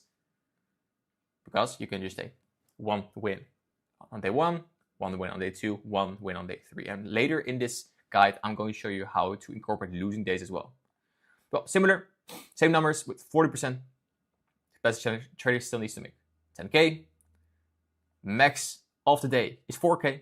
And since we want to each win to equal 4K, with a 40% win rate, you can shoot 1 to 2 to be profitable. If you're not sure how to pair risk to reward with win rate, with a 40% win rate, you can shoot 1 to 2s to be profitable. With a 30% win rate, you need to shoot 1 to 3s to be profitable. With a 50% win rate, you can even shoot lower, like a 1 to 1.5. Cool, okay. So, with a 1 to 2, our risk per trade needs to be $2,000 to make $4,000. So, to reach the 10,000 target, trader again needs 2.5 wins or 3 wins. With a 40% win rate, you need to take 8 trades in general to get to this target, because you're going to lose trades as well. But if you have 3 days in a row, 3 wins in a row, then this is the minimum trading days. To see what changed here is because you have a different risk to reward, because that's the key part of your win rate. Because you have a win rate, you know your risk to reward, you need to pair with it. You need to risk 2,000 per trade to make this work. And then if you have a 50% win rate, same targets, we can shoot 1.15 risk to reward. Risk per trade is going to be 2,600. And to reach the 10,000 targets, you again need 3 wins. So it's going to be pretty the same. So no matter if you have a 30, 40, or 50% win rate, you shoot different risk to reward. The profit per win is the same. The risk you take is different, because if you have a 50% win rate, you can easily risk more per trade because you win a lot of the times. Well, minimum wins to reach 10K mark is 3. In general, trades to get to that with the ideal scenario is, of course, you need less trades if you have a higher hit rate because you just win more. And minimum days to pass is 3. What we now went over, guys, is what prop firms show you on their websites. Like, oh, you win 3 trades in a row and you can pass. And then you're like, oh, that's easy. Let me buy a prop firm challenge and pass it in 3 trades. But in general, you lose trades as well. That's never talked about, right? So now let's run the numbers, including losing days. And again, don't watch this on Netflix. This is very important that you crunch the numbers here. You need to know your win rate. You need to know your risk reward you're shooting, so you can actually speed run this and get your fun and get your payouts. Cool. Let's get back to the 30% win rate with losing days. Again, same example with the numbers. Let's say the trader aims to make $4,000 per winning trade, risking $1,300 per trade, because we need to shoot 1-3, but you have a 30% win rate. And here is a possible scenario. Day 1 you win, day 2 you lose, day 3 you have a little losing streak here. You lose 3 trades in a row. Then you win, then you lose. And we're 8 trading days in, and you lost a lot. Like 1, 2, 3, 4, 5. You lost 5 out of 8 times. So in this scenario, the trader has 3 wins, 5 losses. The total profit of the 3 wins is 12K. But we also have some losses, 6,000. So you are only at 5K in profit. So you need to continue trading. And you keep losing, and you think, hey, this is not working for me. But remember, you have a 30% win rate and you're shooting 1-3. So you are profitable in the long run. You just need to execute more and more. So you lose more, then you win. So now after 11 trades, you have 4 wins and 7 losses. And now you are getting closer. You see how many losses you take and you still are pretty nice profit, almost 7%. That's the key of knowing your edge, knowing your win rate. Day 12, day 13, day 14. And you are getting closer and closer and closer just by winning 1 out of 3 trades. And in this case, if you take day 15 a win, you have 15 trades, total profits is 24K, but the losses are 12K, but you are 12K in profits because of that. So the trader passed on day 15 in this hypothetical scenario that you lose a lot, like you lose 7 out of every 10 trades because you have 30% win rate. Let's do the same with 40%. We're going over this faster. I don't want to bore you too much with the numbers. But it's very important that you know this guide. And I will leave a link to this guide in the description as well. 40% win rate with losing days. Let's say you want, again, 4K, let's say. Threshold, you can only win max 4K. You shoot 1-2s with 2K risk. Well, here we go. First they win, lose, lose, win, lose, win. In this scenario, you have 6 trades, 3 wins, 3 losses. And total profit is $6,000. So you need to continue. And you just keep executing, keep executing. It doesn't matter if you lose like 5 or 6 trades in a row. If you know your edge, it's 40%. You can just keep shooting and someday you will get there. So I have 5 wins and 4 losses. And that total profit is 12K again. So you see how higher your hit rate, the faster you pass. Just shooting 1-2s, 1-3s. So 40% win rate, awesome, awesome. My models have around a 4% win rate. So I pass challenges, these kind of challenges, most time in 2 or 3 weeks. Because we're talking about trading days.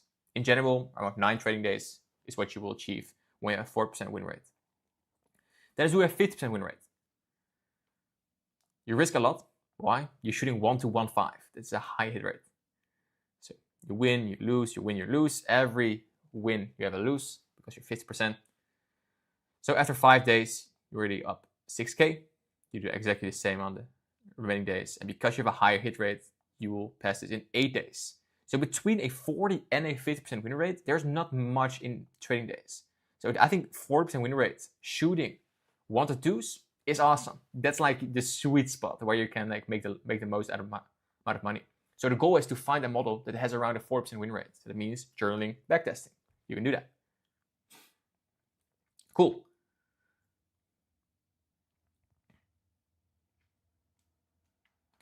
So it's very important to have all this in mind. So you need to run the numbers. You need to know what the consistency rule is. We just did the example with the 40% consistency rule. If you have it lower, let's say 30%, like we saw on Apex with a 30% consistency rule, that is pretty brutal and it's hard. It's hard. So hard it means is you need to know your edge. 30% win rate, that means, let's say you need to go to 10K, that your single day profit cannot be more than 3,000. So your best day is 3,000. And you need to run the same numbers. If you have 4% win rate, 1 to 2s, how would it look like? Simulate it. You can use like ChatGPT to like run the numbers like, yo, ChatGPT, I have a 30% win rate. Or I have a 4% win rate. I shoot 1 to 2s, 30% consistency rate. Can you map out some possible scenarios? And please include losing days because you are going to lose trades. Because that's the whole thing about having a win rate. You're going to still lose trades. So keep in mind, consistency. What rule is exactly there? How does it work? Minimum trading days. Some profits have minimum trading days. Keep in mind your risk management, guys. Because this doesn't work, all these numbers, if you're just going to blow your account. You cannot handle taking 3 losses in a row. You're just going to blow your account. Stop loss, proper lot size, come on. Be professional. Market conditions. Fewer trades mean being more selective. You need to identify high probability setups still. You need to take your A setups. That's the whole thing. You have an edge, let's say 4% win rate. That means your A setups are 40% win rate. That means if you're going to shoot B setups, you're just not going to make it because your win rate will drop. And you're maybe going to lose the challenge. And you don't want it. You want to make money. This approach favors trading styles that allow for larger risk to reward, so swing trading and position trading. And the psychology is very important. Taking only 1 or 2 trades a day requires patience and discipline.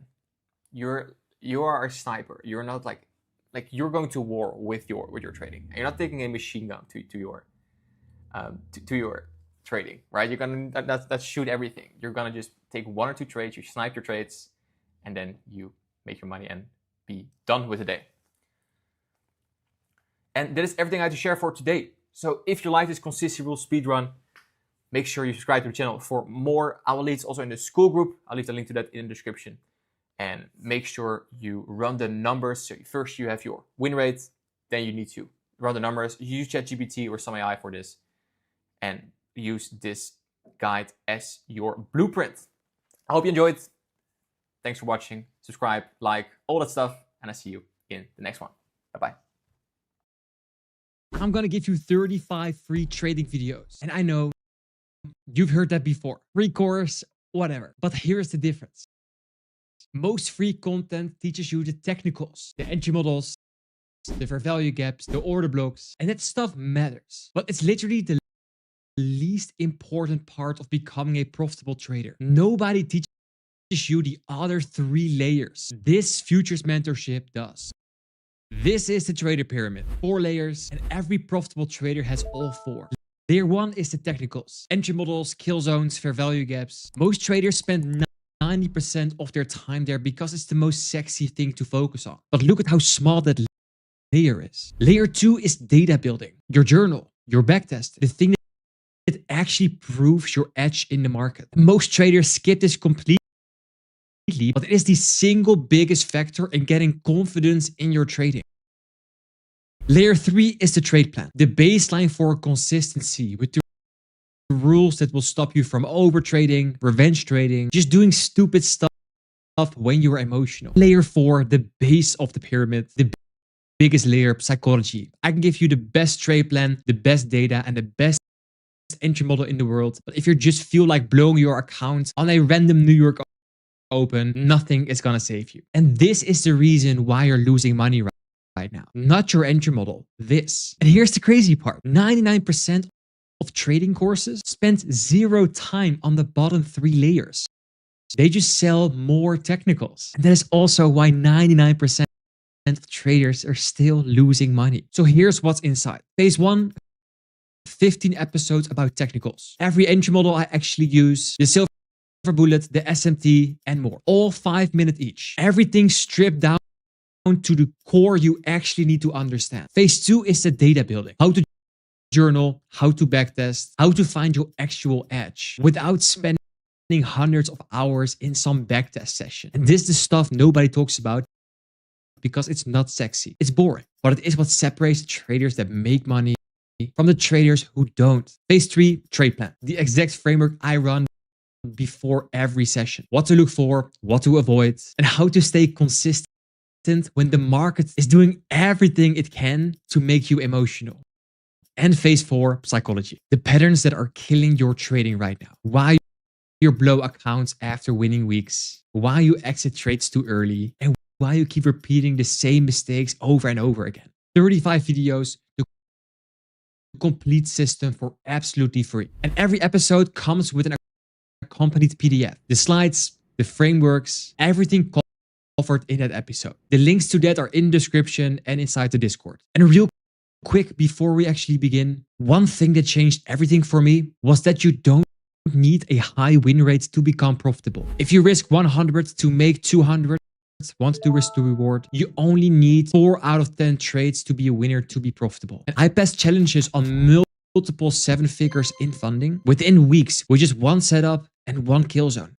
Over and over. Not because it was so cool, but because I had all 4 layers of the pyramid working together. If you've been trading for months or years and you're still not consistent, it is not because you don't know enough technicals. It's because you're missing the other 3 layers. This series builds all 4 in the right order. And there's no course to buy at the end. There's no upsell, just the system, all here on YouTube for free. Episode 1 is live right now. Subscribe so you don't miss the rest. No time to waste. Let's get into episode 1.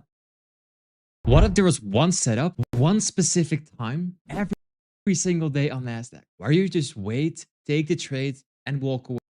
No 8 hours of charts, no 50 indicators. That is the 10 a.m. game. And in the next 5 minutes, I'm going to show you exactly how it works. Quick thing, PDF for this episode is inside the description and in the Discord. All the slides, the frameworks, free. No time to waste. Let's go. This is episode 1 and we are in the technical side of the trader pyramid, layer 1. So first, why the 10 a.m. game specifically? New York opens at 9:30 a.m. EST, New York time. And what happens between 9:30 and 10 a.m. is basically the market hunting liquidity, running stops, fake moves, creating conditions for the real move.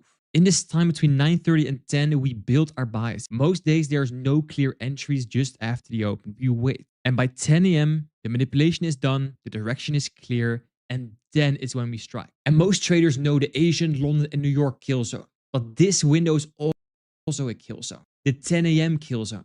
Every day, same time on NASDAQ, that's it. So here's the actual model, step by step. Step 1, you need a bias before 10 a.m.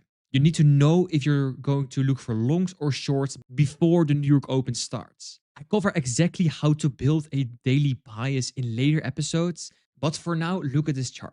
There is a 4-hour bullish fair value gap. There's a 4-hour chart. The recommended time frame to build your bias is on the 1 and the 4 hour. And we have a clear bias that we first trade into the 4-hour fair value gap and then go to an old high. Why? We are bullish. If you have that bullish bias, then we want the next 4-hour candle to be a bullish one because we want price to trade higher. Then on the lower time frame, this 4-hour candle is going to make this exact structure. It accumulates, then it manipulates into a key level, and then it breaks structure, changes character, and distributes towards the target. So we wait for the accumulation and manipulation to happen just after the open between 9:30 and 10, and then we strike, catching the distribution of the move. So where we wait for at the open, the AMD, the accumulation, manipulation, distribution, the first step you wait for is displacement, a strong aggressive move in your bias direction, in this case higher. And that displacement, this energetic move, creates fair value gaps. This example is a overlapping 1, 5, and 15-minute fair value gap. It's an imbalance in price that the market will want to come back and fill before continuing the move. Entry in the fair value gap. You wait for price to retrace back into the fair value gap, and that retracement is your entry. And you're not chasing the move. You're waiting for price to come to you. And step 4 for the stop loss goes below the fair value gap or below an old low. And why there? Because if price comes all the way through that area, the whole setup is invalid. So do not move your stop here. If it goes there, you're just wrong on the idea. And the target is the next liquidity level, old highs. Previous high, previous low, whatever drawn liquidity is sitting above or below price. That's where you're aiming. So bias, displacement, fair value gap entry, clean stop loss, clear targets, and then price will move in your direction. Here we're looking at NASDAQ at the 1 hour chart. We just had a liquidity sweep and we traded lower, leaving 1 hour bearish fair value gaps. And this is at the New York Open. We have 1 hour bearish fair value gaps and we have a clear bullish fair value gap here and an order block sitting right here. So these are targets, these are targets. Price can do two things. It can manipulate up and then go lower, or first go lower and then go up. Here we're looking at NASDAQ at the New York Open. And what do you see? There's an accumulation. Now manipulate into the 1 hour bearish fair value gap. So now the targets are going to be the 1 hour bullish fair value gap and the bullish order block. Is there displacement? Yeah, there is. It's a one-sided move with a fair value gap. So already the entry could be here. Let's say you miss that move. If there's going to be another entry, there's another fair value gap. So here is another entry.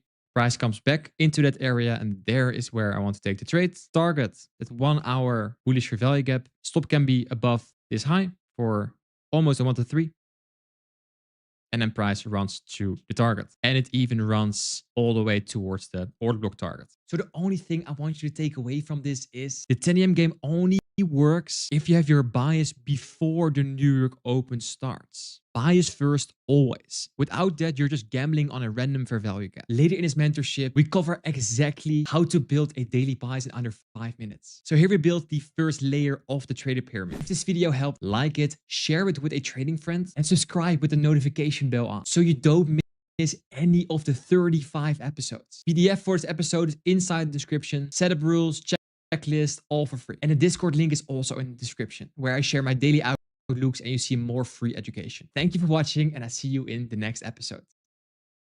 Most traders think a market structure shift is just price breaking a high or a low. It is not. And that one mistake is why they get stopped out over and over on setup that look perfect. In the next 5 minutes, I'm going to show you exactly how a market structure shift looks like and the one filter that makes it actually work. And quick thing, PDF for this episode is inside the description and inside the Discord. All the slides, frameworks, all free. This is episode 2 of the trader pyramid. We are in phase 1. No time to waste. Let's go. So here's the problem. Most traders just see a high and a low. And the second it breaks it, they think, yes, that's a structure shift and let's go. And they get stopped out immediately. And what you actually need are the following steps. And the first step is the liquidity sweep. Price runs to a key level, and a key level can be a session high or low, like Asia, London, or New York, or a daily or weekly high and low. But there needs to be some form of stops getting hunted first. That is the trigger. And watch closely what happens after. Because the single best filter you can use for a market structure shift is displacement. An aggressive move in the opposite direction. If you first go lower, we sweep sell side. Boom, we need energetic moves upwards, leaving imbalances, fair value gaps. And there's inversion fair value gap here. There's a fair value gap here, but there is displacement. But how can you identify the actual shift in structure? That is when the last swing high that made the low, that made the move for the low, is broken with this green candle. That confirms the shift. If you want to trade on that, just like you've seen in episode 1 with the 10 AM game, your entry is going to be in a fair value gap. There's also an inversion fair value gap where you can take your entry, but let's just stick with a fair value gap. Your stop loss below the fair value gap or below a low. And if price closes through it right here, then your whole trade idea is invalid. So don't move your stops. Be okay with taking the loss if it hits that area. And your target needs to be the next liquidity level. In this case, previous high of the London session. Just set your trade and let it run. So there's a liquidity sweep. There's displacement. The last swing high that made the low is broken right here. That move left a fair value gap. Entry there. Stop below the low. Target a high. And there you have your trade. And here we're looking at NASDAQ at the 15-minute chart during the New York Open. And there's a 15-minute bullish fair value gap sitting down here. And now let's drop from the 50-minute time frame to the 1 minute. Here's the last swing high that made the low. There is a inversion fair value gap and a fair value gap, but we're still waiting for the structure shift. This is already looking very good. Another fair value gap, and we are about to close above the last swing high. We tap into it, and here, if you close, there is where we can get in. Where to? Next obvious target is this high. Stop below the fair value gap, and let's go. We left behind equal highs after a very clean push, and then in the PM session, we pushed to take profit by just waiting for the market structure shift. So the one thing I want you to take away from this, and it's very important, a market structure shift without displacement is fake.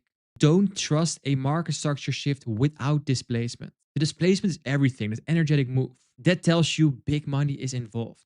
That's what makes the fair value gap in it worth trading. No displacement, no trade. Simple. And now we build the second part of the technicals layer of the trader pyramid. PDF for this episode is inside the description. The checklist, all the rules for free. Discord link is also in the description with daily outlooks, live setups, and more free education. And if this video helped, like it, share it with a trading friend, and subscribe with the notification bell on so you don't miss any of the 35 episodes. Thank you for watching, and I'll see you in the next episode. Every morning before I take a single trade, I already know the direction. And not because I have some crystal ball, I have a framework that tells me before the market even opens whether I'm going to look for longs or shorts. And in the next 5 minutes, I'm going to show you exactly how to build that daily bias. PDF is in the description and inside the Discord. All the slides, the frameworks, all for free. We're now in episode 3 inside the technicals layer of the trader pyramid. No time to waste. Let's go. So in episode 1, I told you bias first, always. Because without it, you're just gambling on a random fair value gap for random structures. Because here's the thing that most traders do. They open trading view, look at the 5-minute time frame, and they try to figure out what's happening. And then wonder why they are confused all the time. What you need to do is start at the daily time frame and work yourself down. On the daily, to the 4 hour, to the 1 hour, all the way to the 5 and 1 minute. Top down analysis, always. Never start at the lower time frame, like the 5 minute. Because with bias, you know the direction before the market opens. And you can just only take setups in the direction of your bias. And the cool part about this, because you do that, you filter out 50% of your bad trades. So the bias is the first line of defense. So here's the framework I use every single day. And it's the AMD framework. It's the accumulation, manipulation, distribution. And what that means for the futures trading around the New York Open, before I'm expecting price to have some form of accumulation, some ranging price action, like you see right here. Liquidity builds on both sides, stops are below and above, and the market is setting a trap. And the trap is going to be activated at the New York Open, somewhere between 9:30 and 10 a.m., the first minutes after the open. Then you will see the manipulation, and the manipulation is nothing more than a fake move in the opposite direction. So if you want to go long on an idea, then the manipulation is going to be other direction, it's going to be short. And the manipulation just hunts stops. It's a fake move and it tricks most traders into the wrong direction. And then the distribution of the move is where we want to get in. It's the real move. After the sweep, price aggressively moves into the opposite direction. There you see the displacement, the market structure shift, the fair value gaps, and the order blocks creating. And there is where your money is made. So here's exactly how I build my bias every single day in 4 steps. Step 1 is the daily. Where is price now? Well, we are very bullish and we're respecting bullish fair value gaps, bullish arrays. So I'm expecting price to go up. So from the daily, my bias is bullish.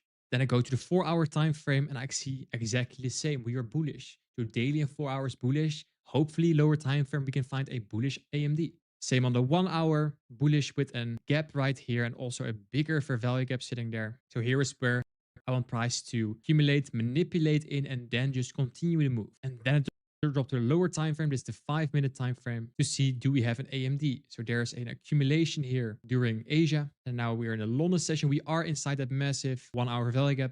And let's see if we have the manipulation. Yes, we do right here. And now we start distribution. And this happens before the New York Open. So now fast forward to the New York Open.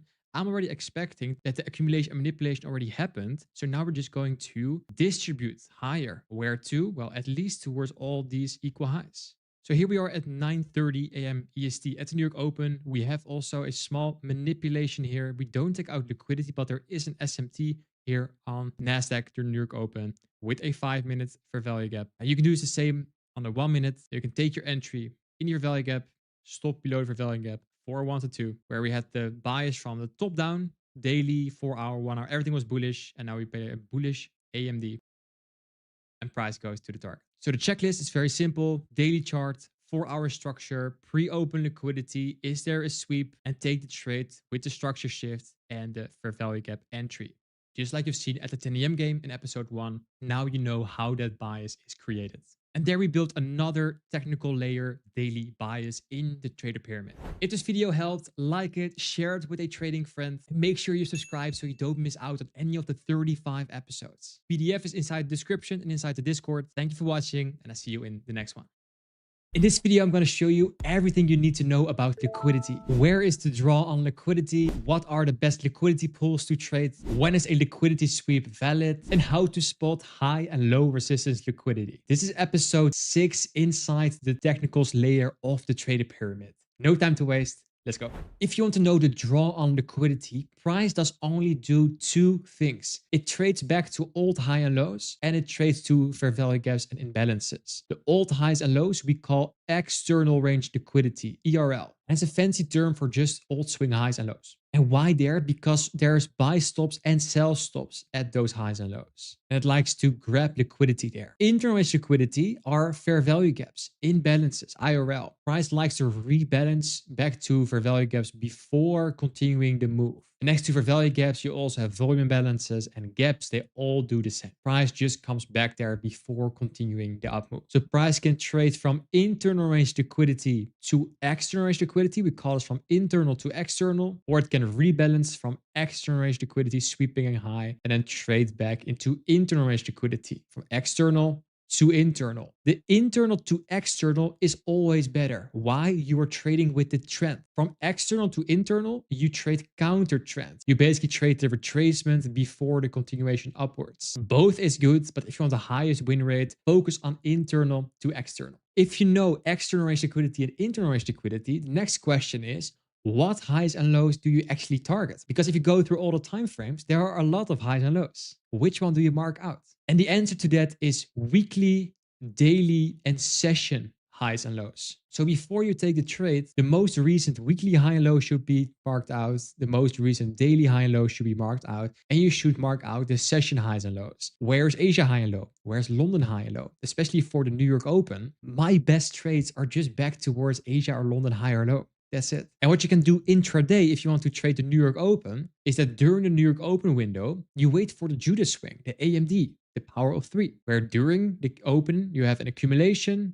and a manipulation, and then we start distributing higher, all based on a higher time frame, fair value gap, internal range liquidity, back to old highs, external range liquidity. But now you might wonder, Dion, but why is this not a liquidity sweep, right? Because here this takes out liquidity. Why shouldn't I trade this? Why is this the manipulation and a valid liquidity sweep, and why not this one? First of all, of course, the higher time frame key level. But let's dive deeper into this. Because to understand what makes a higher low stronger or weaker, you need to know what intermediate term highs and lows are. An intermediate term low is a low with a swing low to the left and a swing low to the right. These blue buttons are short-term lows, and this is an intermediate term low. Same here, 2 short-term lows in between intermediate term low. Those intermediate term lows are the highest probability lows. If you're just gonna randomly mark out swing highs, you're maybe gonna mark out short-term highs and lows, which were way less likely to hold than intermediate term highs and lows. And together with the intermediate term lows, the liquidity sweep should happen inside a kill zone, ideally for futures in the New York Open, 9:30 a.m. EST. Because if you have a liquidity sweep during the New York Open, you know that the big money is involved and a big move is going to come. And the third pillar that makes it strong is the SMT divergence. If you have 2 correlated pairs, in our example, NASDAQ and ES, same with gold and silver, euro dollar and GBP US dollar, they must follow each other. So if NASDAQ goes higher, ES should go high. When NASDAQ goes lower, ES should go lower. But what if they don't and they change their correlation? So in this example, NASDAQ makes a higher low, ES makes a lower low. They stop following each other. And a crack in correlation indicates a potential reversal. So in this example, we have NASDAQ that does not sweep liquidity, but it does the market structure shift, the fair value gap, the order block to trade higher. And I still took that trade for one simple reason, because we have an SMT. ES made the liquidity sweep. It made the lower low and then did the same structure. And the goal is when you trade SMTs like this is to long the strongest pair. And the strongest pair is the one that did not even go lower here. It was so strong that it refused to make a lower low. Long that one. Vice versa for short. If NASDAQ does this and ES does this, ES makes a lower high, NASDAQ makes a higher high. That means ES was so weak that it didn't even make a higher high. That means ES is the weakest, short ES. Long the strongest, short the weakest. So now you know how to find the drawn liquidity with internal to external. You know the most obvious liquidity pools, weekly, daily session with the AMD. And you know what makes a higher low strong, intermediate term highs and lows, in a kill zone, with SMTs. Then we need to talk about how clean we can make the moves. How fast can we get our trade towards the target? And for that, we need high and low resistance liquidity. And the name says it already. Low resistance liquidity is something we need to target because there's low resistance. Price just goes there. And this is building on top of our previous example. We have the daily weekly high, we have the session high, and we have the AMD. But in that same schematic, we have failure swings. Those are highs that do not take out any other highs. Failure swings are low resistance liquidity. So what you will see if those are left behind, that if we make that reversal, like we do right here with the fair value gap, the structure shift, look at how clean with big candles we go to the targets. It has to do with there's low resistance liquidity created. So these highs look like they're gonna hold. No, they don't.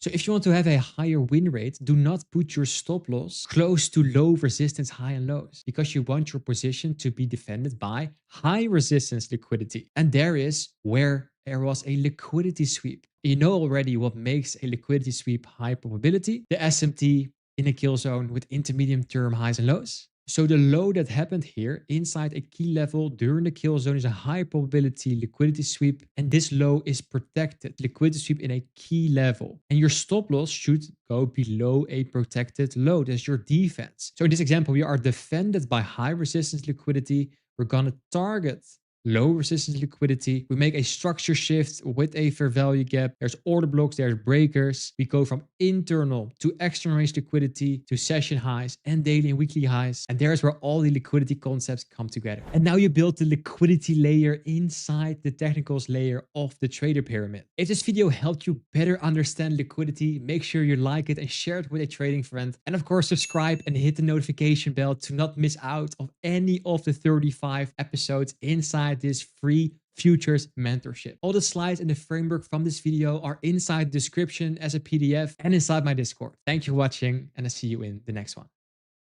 Most traders mark out order blocks on every single down close candles they see. But in the next 5 minutes, I'm going to show you the difference between a real order block and a random candle. How to mark out an order block correctly in simple steps. And the system for grading every single order block so you only take high probability setups. PDF for this episode is inside the description and in the Discord. We are in episode 4 of the technicals layer of the trader pyramid. No time to waste. Let's go. So quickly, what is an order block? Order block is smart money's footprint, the big money, where institutions accumulate or distribute quietly before moving the price. You just see big bodies being created before real moves. And price always likes to come back and revisit an order block before continuing the move. So in a bullish order block, it's the last down close candles or series of down close candles that swept liquidity before price reverses. In this case, we have this down close candle, mark out the wick. You can also mark out the body. It does not really matter. I like to mark out the wick. You also see an overlapping fair value gap before price goes to the target.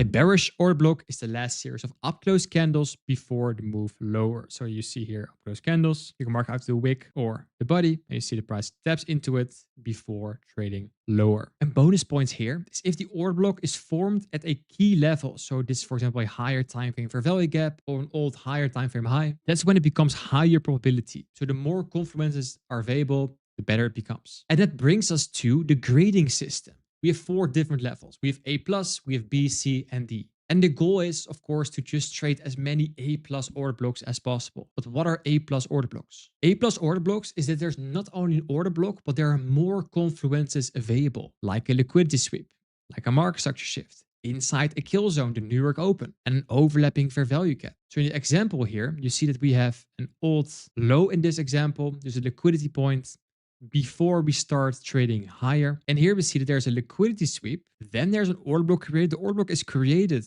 when we close over it, so this up close candle creates the order block. There's a market structure shift, the last swing high that made these low. This is during New York open, and there's also an overlapping fair value gap inside the order block that makes it a A+ order block. There's even another one here because we have a down close candle that trades into liquidity, a fair value gap, overlapping with a fair value gap inside the kill zone is also an A+ order block. And you see how price just trades into that. There's another one here until we reach the target up here. There's also B order blocks, and those you can trade, but be more selective. And that means when there is 2 or 3 of the 4 conditions present, it is still a valid trade, but just less nice.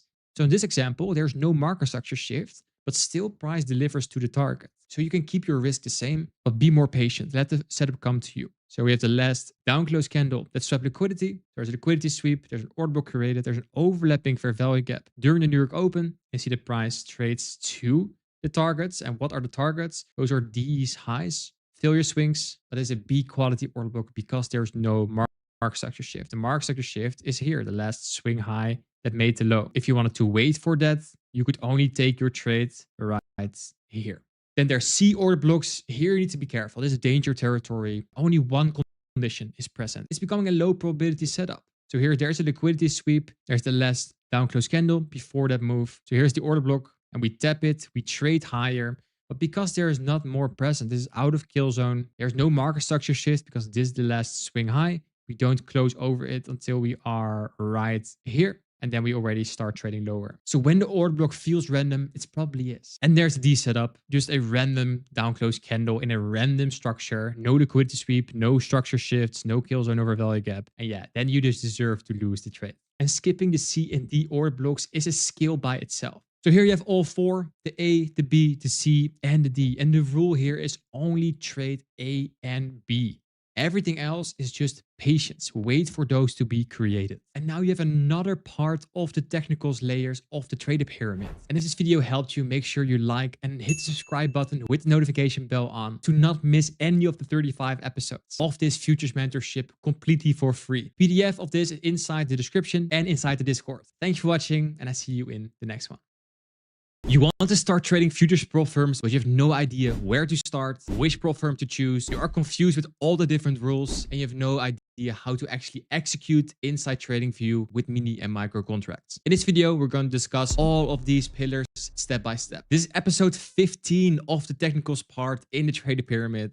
No time to waste.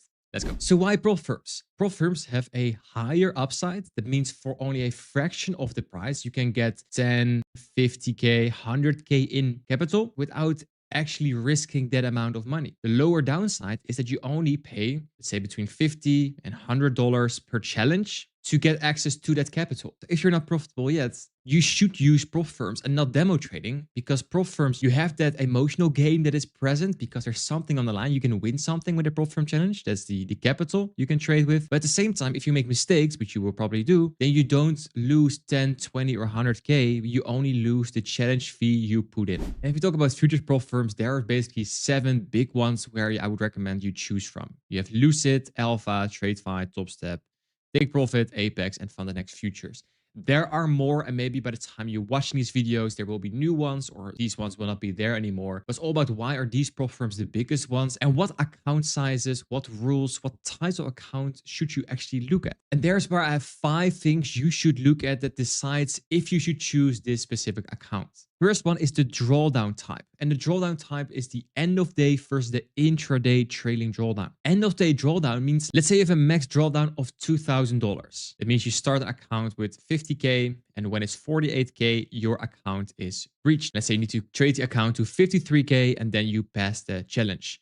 You start here, and what happens with an end of day drawdown? Let's say on a day you trade your account to 51K, the trailing drawdown will move up with you. So from 48K, because you made 1K profit, also that 48K will go up with 1K. So then now your max drawdown is not going to be a balance of 48K, but 49K. It trails up in the end of the day. That's basically what end of day drawdown is. Intraday drawdown is the most dangerous one, and I would not recommend you using this, because with end of day, at the end of the day, it is just what is your balance at the end of the day? Well, let's say it's 51. Cool, that's 1K profit. So your drawdown will move with you. Intraday drawdown is very tricky because it's over your actual paper profit. So let's say you take a trade, you start at 50K, and that trade goes to 52K, which is amazing, great trade, but you don't take it off yet because you're maybe a little greedy. You just want to go to 53 immediately. This is all paper profits. There's no profit taken yet. It's all just floating in the air.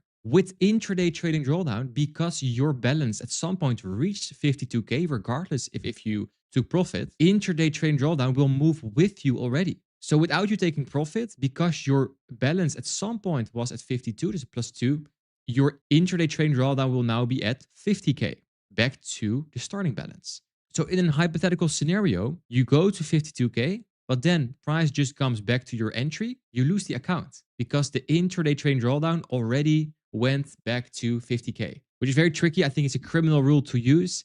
So that's why I always use end of day trading drawdown instead of intraday trading drawdown. The second rule you should be aware of is the consistency rule. Some prop firms call this the best day rule. It basically means that your best trading day cannot be more than a certain percentage of the total profits. And it sounds weird, but let's run the numbers. Let's say you have a profit target of $3,000 and there is a consistency rule of 40%. That means your best trading day, the best day rule, your consistency rule, cannot be more than 40% of the total profit. 40% of 3K is $1,200. So that means your best day cannot be more than $1,200. So that means trade 1 needs to be $1,200, trade 3 needs to be $1,200. Well, then you are at 24, and then you only need for trade 3, $600 to get to the target, and then you pass the account. So that means you need at least more than 3 trading days to pass your account with a consistency rule of 40%. 50%, same numbers.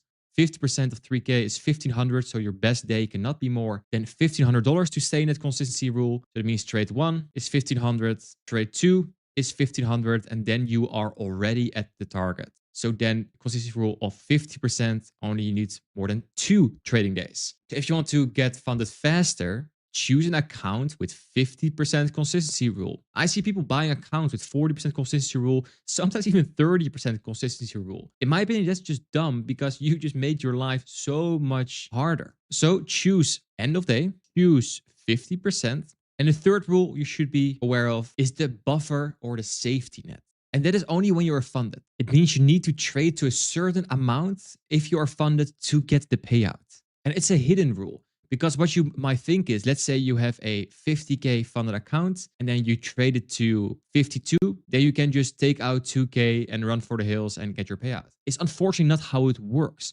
What most prop firms do is that they let you trade to a certain threshold, a certain buffer before you can be eligible for a payout. And that can be a buffer of a certain amount. That can be a certain amount of profitable trading days. So if you choose your account, make sure that the buffer and safety net rule is not super unfair to you. And of course, you need to have some buffer because if you trade to 52K, for example, and you have your end of day trading drawdown, remember, then that means your max drawdown is already at 50K. It's already trilled up. Then if you take out all the money, all the 2K, your account is blown by default. So it doesn't make sense also for a prop firm that you get funded, get a payout, or because you get a payout, automatically blow your account. Doesn't make sense. So the buffer rule is there for a reason, but make sure the buffer rule is not too strict, not too tight. Because at the end of the day, you should care about the money in the bank, not about the amount of funding you have. Fourth thing is payout caps and ladders. Most prop firms have just a 100% or 90% split. Don't worry about payout caps and ladder and all that stuff too much, because most likely you're now in a phase where you just need funding. So don't worry about that a prop firm only can get 5 payouts on one account. Please just go first to those 5 payouts. Build proof that you actually can extract money out of the market before caring about payout caps, ladders. And it also brings us to the fifth one, and that is forced live moves and other weird stuff that is happening. So recently in the recording, it's summer 2026. What prop firms now do for the highly profitable traders who get like 30, 40K payouts, they're like, yeah, we don't want it too much because it's hurting our business model. So we get you to a live account. We're removing you from the sim account. We're just putting you live. And I see on social media, everyone, oh no, a scam prop firm, blah, blah, blah. But 99% of traders will never be moved to live. That is only for like the 0.001% traders who probably have like 50K or more payouts with a prop firm. And I believe that this is actually a good thing. Why? Usually when you had big payouts on a prop firm, they will just ban you and say, oh, you did this rule bad, so we don't want you on the platform anymore. They changed that same approach, but then to a forced live move. So instead of banning you to be more profitable, they just put you on like a random live account with not super nice rules, but you can still trade with their capital. But for these two, please just get consistent payouts, just get max allocation on all the prop firms before worrying about stuff that is so far ahead in your journey. For now, just focus on end of day trading drawdown, consistency rule. Be aware of the buffer and safety net of a funded account. Some prop firms also have an activation fee. That means if you're funded, there's an activation fee, but there's a big shift currently that prop firms are removing the activation fees. So you just get your account, get funded, and get a payout for the same price. And if you're not sure which prop firm to choose, I made a 16-page PDF where I go over all the biggest prop firms, why you should choose them, why you should not choose them, and made a tier list of the best ones to choose right now. Okay, with all the boring stuff out of the way, now let's go to the most exciting part, and that's actually getting a prop firm challenge, setting it up so you can actually start executing in TradingView. So I will not only share with you how to get a prop firm challenge, but also how to connect it with TradingView and actually take a live trade on it. So you also know how to calculate the correct contract size using, for example, mini contracts or micro contracts. So make sure you stick around until the end so you're not confused about any step of the way. And I will even share my strategy at the end to get funded within one trading. For the example, we're going over Lucid Trader funding. And what I'm about to show you, you can apply to all the different prop firms. You can see their different accounts. So you have Lucid Pro, Lucid Flex, Lucid Direct. If you're not sure which one to choose, because Pro, Flex, and Direct, for example, have different rules, different approaches, every single prop firm has like an FAQ page or knowledge base, whatever they want to call it, where you can see for everything, for example, Lucid Flex, you can see, okay, cool. For the evaluation, for the challenge account, what are the rules? So you see the max loss, you see the consistency rules, every rule you need to start taking the trade. Same for the funded account. If you are funded, is there a max loss? Yes, there is. So we need, for example, to look at payouts. There we see, cool, we need to have 5 trading days. And also there's a payout cap. All the prop firms work the same. So you press get started, sign up for an account. And what you then will do is you just create your account, log in, and there you have your login credentials. When you get your account, make sure you choose Tradeovate, and then now go to tradeovate.com to log in on your account. So when you go to tradeovate.com and log in with your account, you will see this very ugly chart. I have no clue how to navigate this. We're going to do TradingView, because that looks very clean. We go to settings, then to add-on, and please check if TradingView under add-on is activated. Most prop firms have this already. With Tradeovate Pro, please check this. If not, there will be like a blue activate button under TradingView, because if this is not activated, you will get an error while logging into your TradingView. So make sure it's active. And with that, let's now drop to TradingView to log in and actually start taking trades. Cool. Now, so we're looking at a very sexy daily chart here on NASDAQ. No, it's consolidating, but let's go to the job at hand. And that is logging in on the Tradeovate on our prop firm account in TradingView. There are sell and buy buttons here. If they're not appearing, right click here and make sure show buy and sell buttons are on. You can click one, and then it will show all the different brokers you can log in via TradingView. Well, because we do Tradeovate, we need to do Tradeovate. You can even favorite them, so they always be on the top. They do Tradeovate. You press connect, then you log in, your username and your password.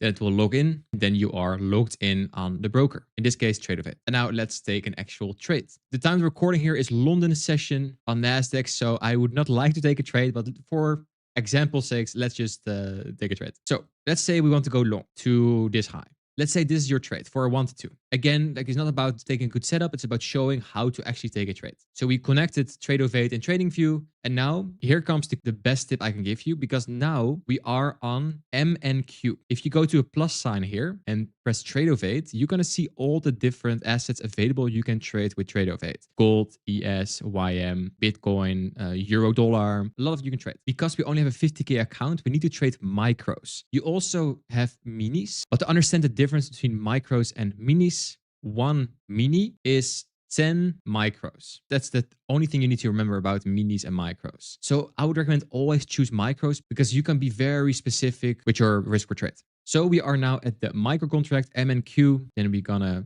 take this trade. What you can do to not need to put in everything manually or using a lot size calculator, you have this markup, right click, create a limit order. And now what will happen is this window will appear and we're only going to use limit and market orders. And this is the amount of contracts we're going to shoot. So let's say we only shoot one contract. And you see already here on the right side, 69 take profit and 34 stop loss. We are seeing the same numbers here in the risk to reward window. But we don't want to risk $34 to make 69. No, we have 50K account. So let's say we want to risk 1%, $500. How can we risk $500? What I like to do is then go play with unit sizes. And you see that every time I change, the risk will change with me. So 374, that's not enough. Here, this is good. 15 contracts. This is what we want to shoot for 1 to 2. But this is a limit order. We don't want limit orders. We want to actually execute in real time, playing around with the unit size. What actually lot size we need to choose is here on the limit side. Now we need to go to market order. And we're going to use the same 15 contracts, 15 micros. You see it changing in real time, right? Because the market here is moving, but it's still good, like 540. So maybe we need to go back to 14 contracts, right? You see here, and I need to adjust it a little bit because the market is moving up right now. And then you can just press buy. I'm not going to press buy because this is an account. I don't like to trade London strategies, also at bank holiday. So this is how you execute. And then you take the trade with 500 risk. If it gets TP, that's going to be up here. It's now 850. And this is how you can calculate your contract size without lot size calculators, or need to calculate how many points in NASDAQ is. And you can use this approach on all the different assets, also on ES, also on YM, also on gold. So now you know what prop firm to choose and why. The different rules like the consistency rule and the trading drawdown. You know how to actually set up an account, connect TradeOvate with TradingView and take your first trade using the correct contract size approach. Now let me share a strategy what I use to be very aggressive on the prop firms to get funded faster. And the whole approach is very simple. We are very aggressive in the eval, in the challenge stage, and then we size down when we are funded. So we get a lot of funding first, and then we take base hits to get the payouts. Now I'm going to put in a clip of me explaining this exact strategy. What if I told you getting funded doesn't have to be a multi-month emotional roller coaster? Most traders have limiting beliefs that passing a prop firm challenge requires weeks of stress, journaling, and perfect psychology. Today, I'm giving you my prop firm hacking framework to get funded in 2 minutes. No time to waste. Let's get into the video. We are leveraging futures prop firms that allow 1 or a couple days to pass. And instead of grinding just one account, we play a numbers game. It is a one-shot, one-kill strategy. And let's say your strategy only has a 20% win rate. Statistically, if you buy 5 accounts and take one massive full risk trade on each, one of them will hit your profit target and instantly pass the test. And pause the video here and screenshot the table that is now on the screen. Pair your current win rate with the amount of accounts you need to buy to pass. And here's the exact math on how much capital you need to risk based on your win rate. And if you don't have a lot of money to invest into evals, just get the cheapest one. And pause the video here again and screenshot the table that's now on the screen and pair your win rate with the amount of money you need to pass. And now I know what you're thinking. Isn't this just gambling, right? Wrong. Gambling is trading and hoping for the best. This is an aggressive, calculated statistical approach based on your real trading data. And how do you actually get a payout? Once you hit that one trade and you get funded, the aggressive strategy stops. To actually reach your payout, you immediately size down your risk. You go from swing from home runs in the eval stage to just hitting small base hits until the money is in your bank account. And then you rinse and repeat. Reinvest your payouts to get consistent funding and payouts. And there you have it, the complete technicals layer of the trader pyramid. 15 episodes where we go over different entry models, the confluences, and the actual frameworks to get funded. If you get value from this video, make sure you like it, share it with a trading friend, and make sure you're subscribed with the notification bell on. Do not miss out on any of the 35 episodes here in this futures mentorship. The PDF with the prop firm frameworks are in the description, and the next video will now appear on the screen. So looking forward to see you there. Thanks for watching, and I see you in the next one. This is a fair value gap, and this is why yours are not holding. In the next few minutes, I'm going to show you why your fair value gap keeps failing and what you actually need to trade strong fair value gaps. This is episode 5 of the trader pyramid inside the technicals layer, and no time to waste. Let's go. Most traders take fair value gaps on a random time frame without any confluences, without context. It's like 50-50 every single trade. The first mistake traders make is they trade against the higher time frame trend. Because when the higher time frame is bullish, the high time frame wants to go make higher highs and higher lows. And what most losing traders do is they see this move happening. So we see down close candles, and they're gonna take all their short ideas. So this on the higher time frame looks the same here on the lower time frame, where you indeed have your displacements. So you have your bearish fair value gap. And then you're wondering, why is it not holding? It is because you were shorting a very bullish move.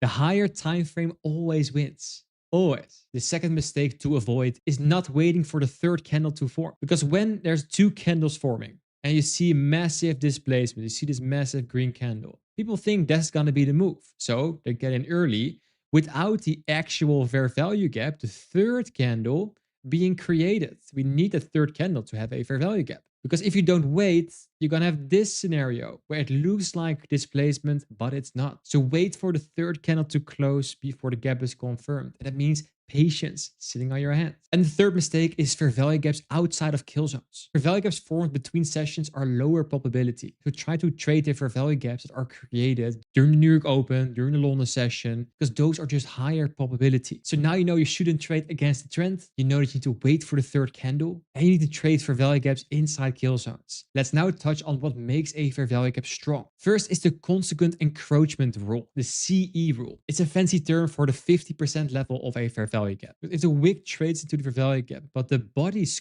close above the 50% of the fair value gap, it is still holding, and it's more likely that it just is respected to continue the move. If it's closed below the 50%, then you should anticipate it might fail. Because here in the bearish example, this green candle closes above the 50% of the fair value gap, even above the fair value gap itself, making the fair value gap invalidated. So that means it's most likely it's going to fail, and of course, can be used as an inversion fair value gap to continue the move. The second pillar that makes a fair value gap strong is stacked confluences. That means not only a fair value gap, but also a liquidity sweep, a market structure shift, an order block, inside a kill zone, clear drawn liquidity.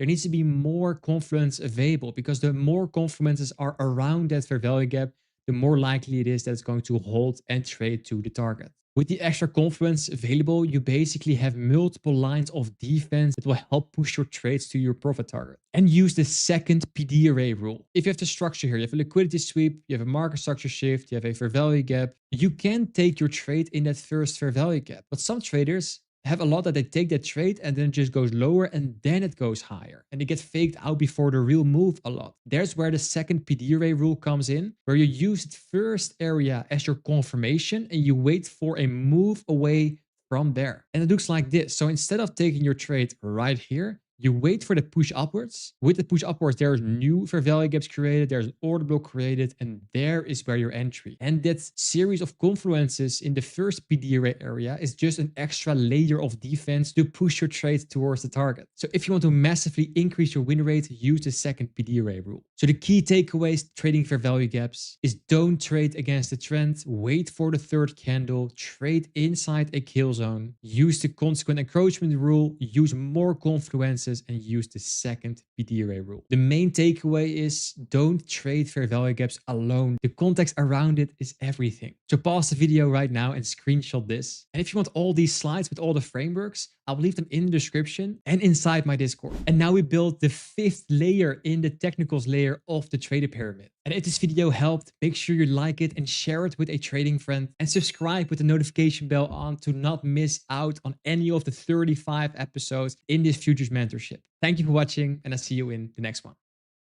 The single best way to skyrocket your win rate is using time inside your trading. That means only executing when your trade appears inside one of the kill zones. And in this video, I'm going to break down what the kill zones are, how to combine the kill zones with news trading like NFP and CPI, and how to put all this together to take the highest probability trades. We are in episode 7 of the trader pyramid in the technicals layer. No time to waste.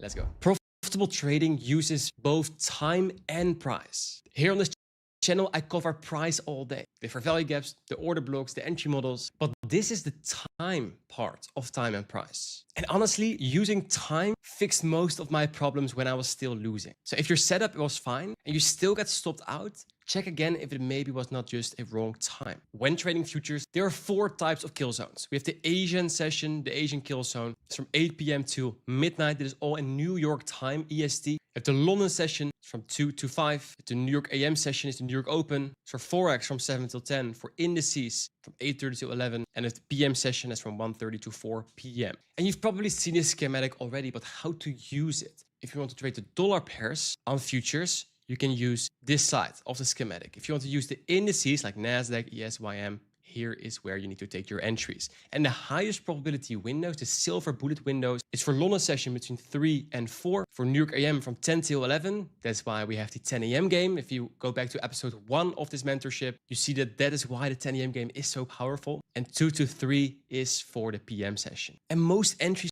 just form in this high probability window. And what you will see is that if you trade outside of these windows, that your win rate will just go down. And you don't want that. You also need to pair the asset with the specific kill zone. For the Asian session, the JPY pairs move to the cleanest, AUD and NCD. And for the indices, you can trade the Nikkei in the Asian session. Why? Because pairing the asset with the region it comes from, it will give the cleanest move because the most volume is there. For London session in Europe, Euro and GBP. And for the indices, you can use the DAX, the JR40 and the UK 100. And for the New York Open, NASDAQ, ES, YM, and of course USD and CAD. That is why the 10 a.m. game is for NASDAQ, ES and YM.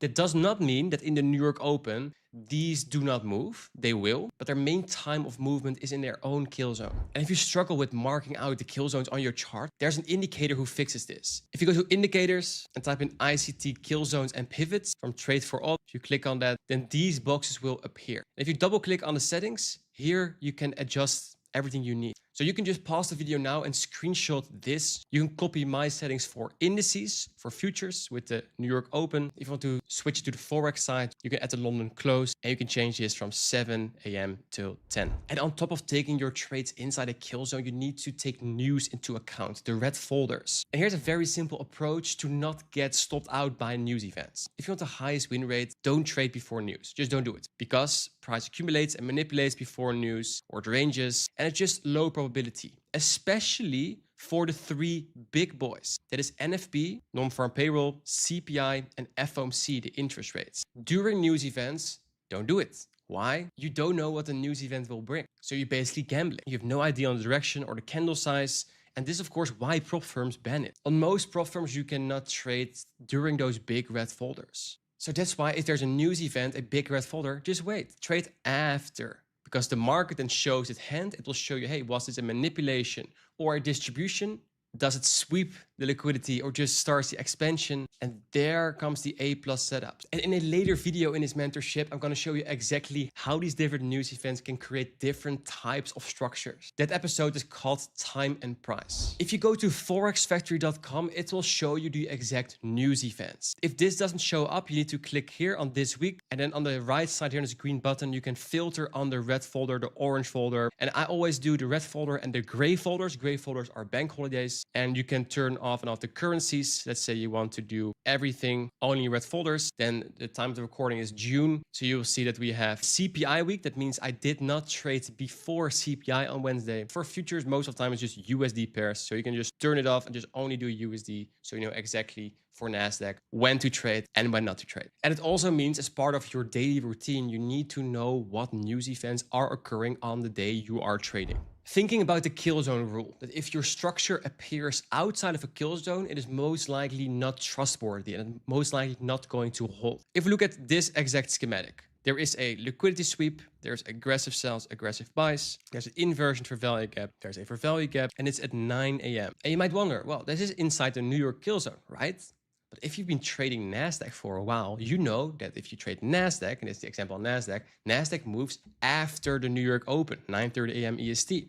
So that means you need to wait for structure to appear after the open. Because if you look at the same structure, you will see that that liquidity sweep we saw did not hold. We have another sweep when after the open. Liquidity sweep, then we had the market structure shift and left a for value gap and it gave the entry. And it's the exact same structure, but now in the correct time. It's after the New York Open. So every time you see a high or a low or a structure in general, not on the correct time, just don't trust it yet and wait a little bit longer for the market to show its hand. So the key takeaways for trading kill zones. You have 4 sessions sessions, Asia, London, New York AM, and New York PM. You need to know when each one runs and only trade inside them. Pair the asset with the kill zone. So the JPY pairs are in Asia, Euro and GBP are in London, USD and CAD are in New York, just like NASDAQ, ES, and YM. And if you want to trade news profitably, you need to know how Forex Factory works and just don't trade before it. Let the news push give you the exact information you need. And if you use a time filter in your trading, your win rate will just be so much higher because you just wait for the structure to form inside the correct time and then you can trust it way more. And that means when you execute inside the correct time with the correct structure, your trade will go to your profit targets way more often than if you don't do that. So master the time and the price will follow. It will fall into place. And now you build the 7th layer of the trader pyramid inside the technicals. If you got value from this video, make sure you share it with a trading friend and hit the like button. Make sure you subscribe to the channel with the notification bell on to not miss out on any of the 35 episodes of this mentorship. The PDF, the slides of this episode are inside the description and also inside the free Discord together with daily outlooks, more free education. So make sure you check it out as well. Thank you for watching and I'll see you in the next one. I gave you my high probability New York Open entry model and I gave you the PM session model. But what if you want to trade London session? In this video, I'm going to share my 2 London session bread and butter setups that you can use trading NASDAQ, trading futures, and you can even translate it to the Forex pairs. We are in layer 14 of the technicals part of the trader pyramid. No time to waste. Let's go. There's 2 different models you need to understand trading London session. But before we go into those models, keep in mind if you trade futures, let's say NASDAQ on London session, it moves like the PM session. It means not every day and in smaller ranges. And the one question that decides if you can trade London session and which model, did Asia expand or consolidate? What did the Asian session do? Model 1 is Asian expansion, what you can use if Asian session already expanded or when Asia consolidates, the classic Judas swing, but more on these models in a second. And an important rule when not to trade London is when there's a huge prior range. If Asia already moved hundreds of points or if the previous day was like a massive move, London is not the highest probability. Or when there's big New York red followers coming up like NFP, CPI, or FOMC. And the London session is a kill zone. That means a certain time of day where the highest probability entries will come. Your highest probability entry models will be between 2 and 3 AM EST, where most USD pairs, so the Forex pairs, but also NASDAQ, ES, and YM, and gold start moving. What you will see if you're going to build data on the US indices is that where most entries come between 2 and 3, there will also be many entries around 4 AM, 4:30 AM EST. So when there's no entry after 3, keep in mind that the entry can come a little later. And you can not only trade NASDAQ, ES, and YM during London session, you can also trade the dollar pairs on futures. So the Euro and GBP crosses move the best in London session. If you then go to a live chart, you see that there's different boxes here. There's an indicator, ICT, kill zone, and pivots. It is this one. If you edit and then go to the settings, you can just copy the settings I'm using right here. You can pause the video and copy the settings. Our focus is going to be on the London session between 2 and 5 AM, the pink-ish box. And this is on NASDAQ. If you want to see the other futures pairs, you can press the plus icon here, and then you see all stocks, funds, and also futures. And there you can see everything you can trade with futures. We see ES, we see gold, the Hang Seng, silver, gold. But I want your eyes also to go to not only the indices, like the Nikkei indices, but you can trade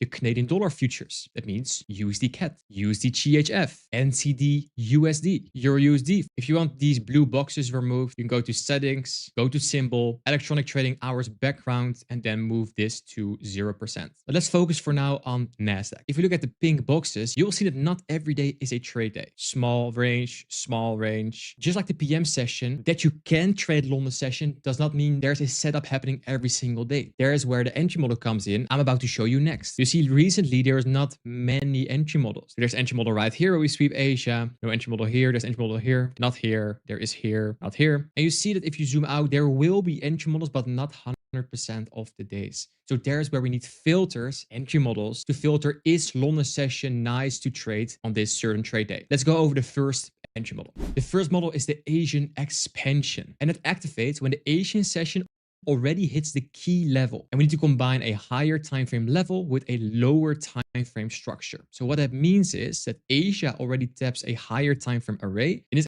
example on the right, there is a very bullish trend. So when Asia trades into a key level during a very bullish trend, we could see a potential Asian expansion. An example, we see that Asia already trades into a key level during Asian session as the new week opening gap, the volume imbalance and the gap right here. And what we are looking for is when Asia session trades into that key level, that it already displaces higher. It also leaves a fair value gap, and also it invalidates this bearish fair value gap. So there's where you need to pay attention during the London session for a potential Asia expansion model. And what we are looking for is that London retrace into those fair value gap and then runs to the draw on liquidity. So we have a 1 hour bullish fair value gap here. We assume that Asia already made the low here because we are very bullish and it's already in a new week opening gap. That means we expect London to trade into there before continuing higher. Where to? Low hanging fruit, just an old high right here. And if we then zoom into the lower time frame, it can be the 1 minute, the 5 minutes. If we zoom in on that price action, what you'll see is here's the new day opening gap, the purple box. We have a liquidity sweep, break of structure, leaving a fair value gap.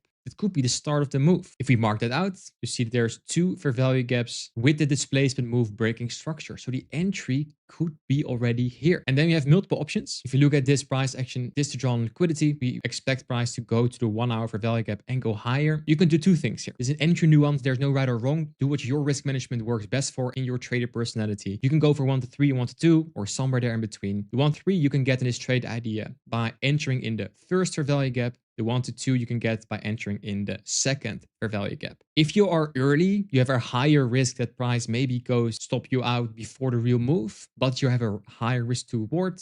If you want to be more safer, so lower risk entry, you can wait for the second fair value gap, but you have a lower risk to reward. Again, both is good because if price goes up, you most likely will make money regardless of 1 to 2 or 1 to 3. And then fast forward, price runs to the target with speed. What you saw here is that after the 2 fair value gaps were created, there was like a massive move down. And I'm a big fan of not touching your trade. What that means is you take your entry, you set your stop loss, set your TP with the right risk management, and then you just walk away. And it doesn't mean walking away from your screen, but just don't touch the trade anymore sitting on your hands, because that would have saved you taking your trade off too early before the real move. And you will see if you start doing that, we're going to touch on that more in the psychology part of this mentorship, that your win rate will skyrocket because your discipline will become better by doing this. So both trades went to TP by just following the entry model, where Asia tapped into the higher time frame array. It displaced away, leaving fair value gaps. Then London retraced into that fair value gap, and on the lower time frame, we played from this low with the liquidity sweep back to the high, and it even went higher. But that's irrelevant because we made our money already at the TP point. This Asia expansion model is a very strong entry model, but what if Asia doesn't expand? What if Asia just consolidates, just trades around and nothing happens in Asia? How to approach that situation? There's where the Asia consolidation model comes in, and it's also known as the classic Judas swing, where there's an accumulation, manipulation, distribution, the power of 3. Where Asia accumulates, London manipulates, and then starts distribution. We are again going to use a higher time frame level with a lower time frame structure. And this happens when Asia never tapped into the higher time frame array. London manipulates into that array first and then reverses through the structure to the draw on liquidity. And we're going to build on top of the expansion example from the PM session model. If you've seen the PM session model in the previous video, you're going to recognize this exact structure. We traded this PM session model. And now we're just going to use the expansion we had the TP on for the next day during London session. Because that PM session model created a overlapping 1 and 4 hour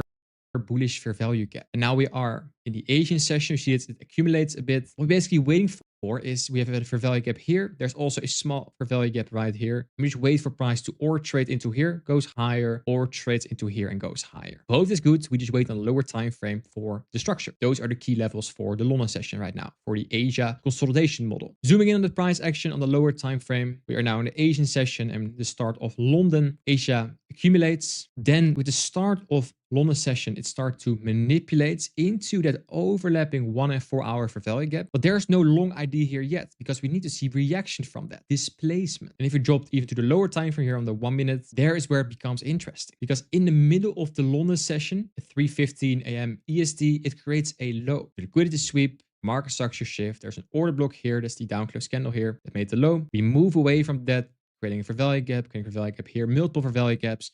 So here is the buy structure we need to start looking at the buy idea. So if you mark that out, liquidity sweep, break of structure, fair value gap 1, fair value gap 2. And again, here there's 2 different entry possibilities. First entry possibility is in the first fair value gap.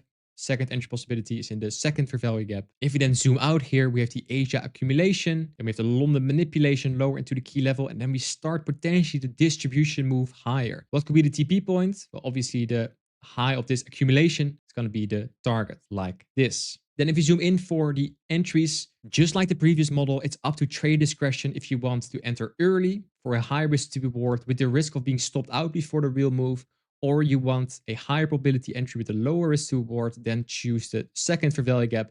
Both is good. It needs to fit your trader identity, your risk tolerance. And then if you fast forward, price goes to the draw on liquidity with both entries in the first fair value gap and in the second fair value gap. And if we zoom out then on this speed of price action, this was the PM session model from the previous video. And after that, we played an accumulation in Asia, a manipulation in London session, and the start of the distribution after we created lower time frame structure. Remember, we combine higher time frame level with lower time frame structure. While we are bullish on the higher time frame, that's the context. We have a 1 and 4 hour level, the intermediate term time frame, and then we use the lower time frame to find our entries. The key takeaway for the London model is the time is the most important factor. NASDAQ is around 4 a.m. EST. The USD pair is also in 2 to 3 a.m. Try to use the Euro and the GBP futures as well, because those tend to move during the London session. You can trade them on futures too. How the Asia moves is the deciding factor. Does Asia expand or consolidate? That is what picks your model. It can be Asia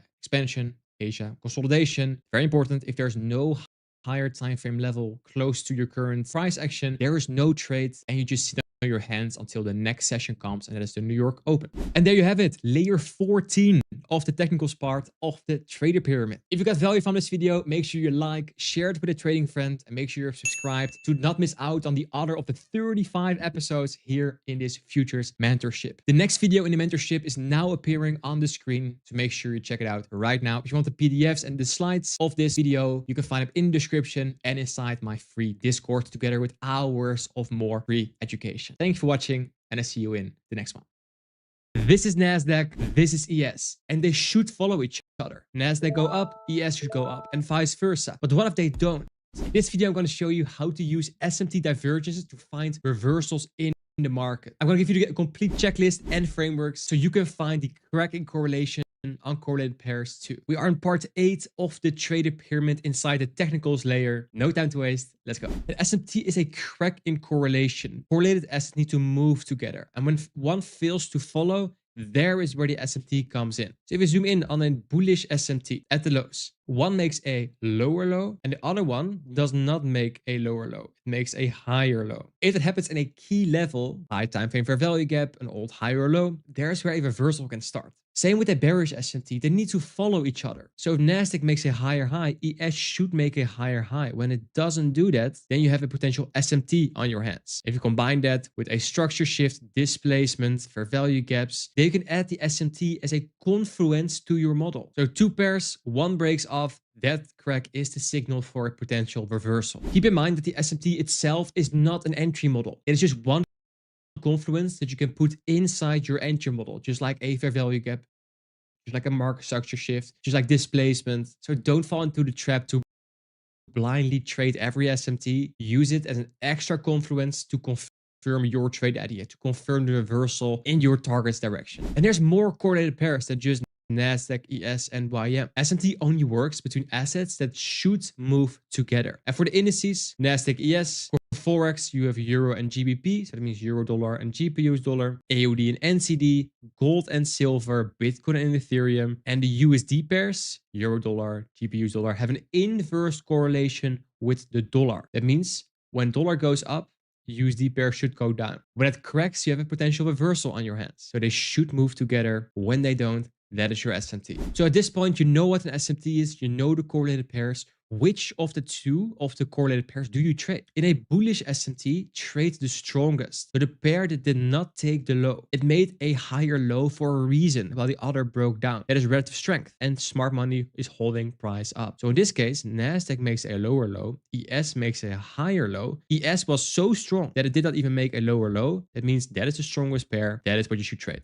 In a bearish SMT, trade the weakest, because you want your shorts to be as weak as possible, to drop as fast as possible. The pair did not make the higher high. In this case, NASDAQ makes a higher high, ES makes a lower high. ES was so weak, it did not even make a higher high. That is the pair. So in this case, you also trade ES. You still can trade NASDAQ in these examples, but you will see over a long period of time that if you trade the strongest and the weakest, you will see the cleanest and fastest moves. So how to trade this step by step? One is spot the SMT in a higher time frame key level in a kill zone. In previous parts of this mentorship, we already talked about key levels, about liquidity, and about kill zones. And here you should find your SMT. So in this case, we have a London high that's being swept here. So there's a higher high created in a key level, London high, an all-time high. And at the same level, there's an SMT. NASDAQ makes a lower high. Next up is dropping time frames. Just like every other confluence, like a fair value gap and an order block, an SMT, if you trade it on the 1 minute, you're gonna see bullish and bearish SMTs everywhere. That's why the rule, the higher the time frame, the more reliable your confluence, also applies to SMTs. So find your SMTs at the 50-minute, 1 hour, 4 hour, and then drop to the lower time frame, your entry time frame, the 1 and the 5 minutes, to use that knowledge in your favor to find the best trades. So if you then drop time frames to the execution time frame, you will see in the lower time frame that during the New York Open, during the kill zone, that before that we have the SMT, the liquidity sweep, and then we start dropping lower, creating fair value gaps. And it's on the 5 minute. You can do the same on the 1 minute. And because we want to trade the weakest in a bearish SMT, so we want to trade NASDAQ, you see that we have a fair value gap here where you could take an entry, value gap here where you can take an entry. And you see that NASDAQ just moves lower, very clean sell structure when during the New York Open and 10 a.m. game. That is why you should study episode 1 of this mentorship, because this actually comes back into all the entry models. And then step 3 is take your entry. Your model itself does the entry. You just spotted an SMT, a potential reversal, and then the model does the heavy lifting. You can do the 10 a.m. game, you can do the ping pong model, you can use the FTS model. All these models can be found here in this channel in the entry model playlist, and they will also come back inside this mentorship. And SMT was just the confluence, not the entry model, but was the starting point. Like, hey, we might reverse from here. And we did. And a little bonus here, sometimes there's a second SMT in the same range. So we have already SMT at the external range liquidity at the highs, make a higher high and a lower low. The NASDAQ is better. But sometimes inside the range, there is also an SMT created where one makes a lower high and one makes a higher high. Then inside that range, you also have another SMT, making it even higher probability for your actual entry on the lower time frame. But it all starts with the higher time frame SMT, where you can just find the start of your reversal. So the checklist needs to be a key level. The SMT needs to form inside the higher time frame PD array, fair value gap, order block, some liquidity point, high or low. Follow the order flow. That means aligns with your higher time frame bias. If the higher time frame is bearish, try to find shorts. If the higher time frame is bullish, try to find longs. It needs to form during a kill zone, London or New York. And this ties back to the previous episode about kill zones. So the key takeaway is be a cracking correlation. One correlated pair fails to follow the other. Which pair in the bullish trade the strongest, in the bearish trade the weakest? If it's not very clear which one is the strongest or the weakest, just trade the cleanest structure. The clearest fair value gap, the clearest displacement. And the SMT is a confluence, not an entry. So spot the SMT, drop in time frames, take your model. SMT never enters the trade by itself. It needs to be supported by, for example, displacement, a market structure shift, fair value gaps, order blocks, used as a confluence inside your entry model. And use the checklist. It needs to happen in a key level, following the higher time frame order flow inside a kill zone. So spot the crack, confirm the model, and take your trades. That is it. And now you build the 8th layer inside the traded pyramid in the technicals part. If you got value from this video, make sure you like, share it with a trading friends, and make sure you subscribe with the notification bell on to not miss out on any of the 35 episodes here in this futures mentorship. A PDF with the slides and all the frameworks from this episode are inside the description and also inside the free Discord. Thanks for watching, and I see you in the next one. This is time, this is price. And to make money with trading, you need to use both. And in this video, I'm going to show you how to increase your win rate using time and price together with a step-by-step delivery sequence. I'm going to show you why you keep being stopped out before the real move and how to trade the red folder news events like FOMC, NFP, and CPI. We are on episode 9 of the traded pyramid inside the technicals part. No time to waste. Let's go. There's 2 non-negotiables when trading because every single trade has these 2. Before you even think about making an entry, there needs to be a key level where price can react from. And a key level is nothing more than a higher time frame PD array and high time frame fair value gap, order block, old high or low. That is your entry zone. Price need a reason to turn around, to reverse. So when you see your trade and you see this structure happening, what we see in previous episodes as well, this reaction needs to come from a key level. For example, here we went away from a weekly low. It's a key level. And next to reaction from a key level, a higher time from key level, there needs to be a draw on liquidity. And in the liquidity episode of this mentorship, you saw already that there's two things price can do. It can go to external range liquidity and it can go to internal range liquidity. External range liquidity is old highs and lows. Internal range liquidity is old fair value gaps. So there needs to be reasons why price moves to certain targets. And when you have these non-negotiables in place, we need to talk about the delivery sequence, the step-by-step approach on how to trade time with price. Because in the previous episode about kill zones, I showed you when with the kill zones, but there's more to that.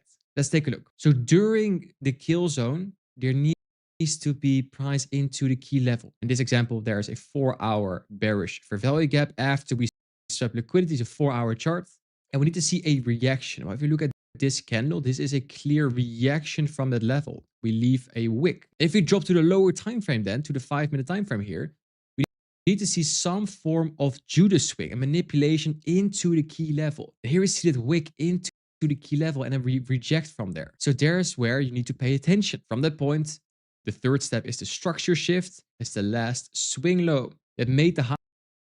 And when that gets broken right here with displacement, with fair value gap created here, there is where the entry comes. And see how choppy the delivery was before that. You can just ignore that because you just need to wait for the structure shift in your direction. Because there was a clear drawn liquidity in this example. It was an Asia low, a session low. And then if you want to enter, you enter in the fair value gap and then price delivers to the target. Recommended time frame for entry, I would recommend do the 1 and the 5 minutes. For the key levels, I would recommend using the daily and the 4-hour time frame. In later episodes, we're going to talk about time frame alignment, but for now, just remember these time frames. And then you look at this trade and you're like, okay, I see this, but I always get stopped out before the real move. What can I do to avoid that? There is where using high and low resistance liquidity. If you look at low resistance liquidity is where you get stopped out. You enter before the level was hit, nothing was swept, and nothing defends your position. And low resistance liquidity are failure swings. It's low resistance liquidity because there's all swing highs that did not take out any other high. It's easy to take out. So when price comes there, it goes there very energetically. What we want is our position to be defended by high resistance liquidity. Because when we have that key level from the step-by-step sequence, higher time frame key level, and we have the structure shift during a kill zone, ideally during New York Open, there is where the entries will come. And high resistance liquidity is a liquidity sweep into a key level before the real move. You want to be defended by high resistance liquidity and want to target low resistance liquidity. So if you're getting stopped out before the real move, think about the following. Is your stop loss not defended by low resistance liquidity? Most of the time it is. And there's one exception to this rule, and there's where there's high resistance liquidity. So there is a liquidity sweep, but that liquidity sweep has been made outside of a kill zone. When I see highs and lows that are high resistance created between kill zones, not inside the kill zones, I trust them less. And I even consider them to be also low resistance liquidity. That's the only exception to this rule. And in the kill zone video, you already saw that trading before FOMC, NFP, and CPI is not the right thing to do.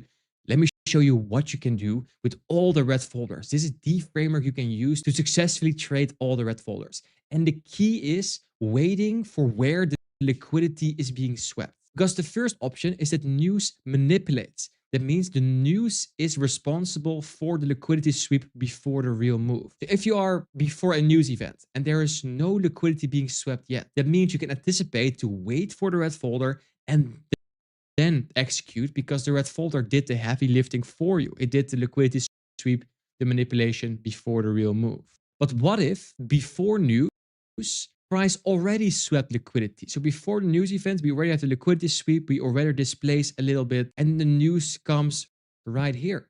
What can you then expect? Then you can expect price to start expansion with the move. And in these scenarios, I'm willing to take a trade with maybe a little bit bigger stop loss In these scenarios, I'm willing to take a trade just before news with, of course, a good stop loss because I'm expecting this is high resistance liquidity. We are targeting low resistance liquidity. I'm willing to take that move any time of the week. So the key to trading news successfully is watching if the liquidity sweep in your key level has already happened. If it is, awesome, then you should expect news to expand. If it is not, expect news to do the heavy lifting for you. And there you have it, the 9th layer inside the technical part of the trader pyramid. If you get value from this video, make sure you like, hit the subscribe button and turn on the notification bell to not miss out on any of the 35 episodes here in this futures mentorship. PDF with all the slides and the frameworks are inside the description and also inside the free Discord with a ton of more free education. So make sure to check it out right now. Thanks for watching and I see you in the next one. What if you have no time to trade the New York AM session? Or what if the New York AM session is super ugly, but there's still so many targets that we can trade towards? There is where the PM session model comes in. And this video, I'm going to show you the 2 highest probability approaches towards the New York PM session. We are in layer 13 of the technicals part of the trader pyramid. No time to waste. Let's go. In episode 7 of the futures mentorship, we talked about kill zones. You have the Asia kill zone, London, New York AM. This video is focused on the PM session. And the PM session runs from 1:30 till 4 p.m. The highest probability window, the so-called silver bullet window, is between 2 and 3 p.m. What a coincidence that it's also the start of a new 4-hour candle on NASDAQ. And it also means the 10 a.m. game framework can be applied to the 2 p.m. candle as well. It's just the next 4-hour candle. But more on this later. And before we dive deeper into the slides, I want to show you an expectation for trading the New York PM session. Because the New York Open gives most of the entries during the week and the PM session is just an extra. You rarely get a decent trade every single trade day of the week. The boxes you're seeing are all the kill zones. It's an indicator called ICT kill zones and pivots. And if you add that in the settings, you can copy my settings. Asia from 8 till midnight, London from 2 to 5, New York AM from 8:30 till 11, and PM session from 1:30 till 4. So screenshot this if you want to add this indicator to your chart. And I want your eyes to go to the purple boxes. So here is Monday, very small range PM session, not an entry. Here, very small, not an entry. Here, definitely an entry. Maybe an entry, no entry. See how small that box is? The purple box. Very nice PM session. Here, 3 PM session in a row. Very small, very nice, very small. If we zoom out more, you see that the PM session not always gives a nice entry, but when it does, it's amazing. And let me show you now how to anticipate getting a very nice PM session instead of a very ugly PM session. There's 2 different models. Before we go into the models, remember that the PM range is smaller than the New York AM session on average, so don't swing for the fences. Take your base hits, and time plays a massive role into this because there's an overlay between the New York AM session, New York lunch, and then the PM session. Model 1 is a continuation. It's activated when the draw is not hit yet, so price continues the 10 a.m. game move towards the target that is still not being hit. We'll go over this example in a second. And the second model is the retracement model, where we go from external range liquidity when that draw is already hit and price goes back into the range. And what are the invalidation points for both trades? When not to trade, when there's no clear draw on liquidity and there's no clear structure. Make sure you write these 2 down because that will save you a lot of losses trading the PM session. Let's go over the continuation model. It is basically a continuation from the 10 a.m. game. If you don't know what the 10 a.m. game is, it's my most profitable entry model. I've been trading for multiple years now. That got me towards full-time trading. The first episode of the futures mentorship is about the 10 a.m. game. If you look at this chart, look at the 50-minute time frame. There was already an SMT with ES. Then there was a 5 and 50-minute fair value gap. And our eyes now need to go towards here. This is the New York Open. And you might wonder, New York Open, you're trading the PM session. Yes, but we need to use the previous price action from New York AM, from London, from Asia to see is there still a trade available. So let's zoom in on this price action from the New York Open. Here we look at that same price action on the 5 minutes and there is no entry here, the New York Open. So when you traded the 10 a.m. game here, there was not a clean entry because it's just consolidating here. So we did do a small liquidity sweep at the New York Open at 11 a.m. here, but then we didn't displace away. It was just not very clean. So that means if there's still a drawn liquidity open, which there was a 50-minute fair value gap, there was a 1-hour fair value gap, there was old highs, and we had, go to the previous slide, we had bullish structure because it's a reversal structure, SMT, key level, So we're expecting price to trade at least somewhere towards here. That's our daily bias. So seeing that, fast forward to the PM session, we start displacing higher. A massive green candle, probably a news event or a tweet. At 1:25 p.m., you see displacement, the start of the PM session, and the structure is there because we have a liquidity sweep, we have a structure shift. There now is displacement, leaving a fair value gap, and we have clear targets.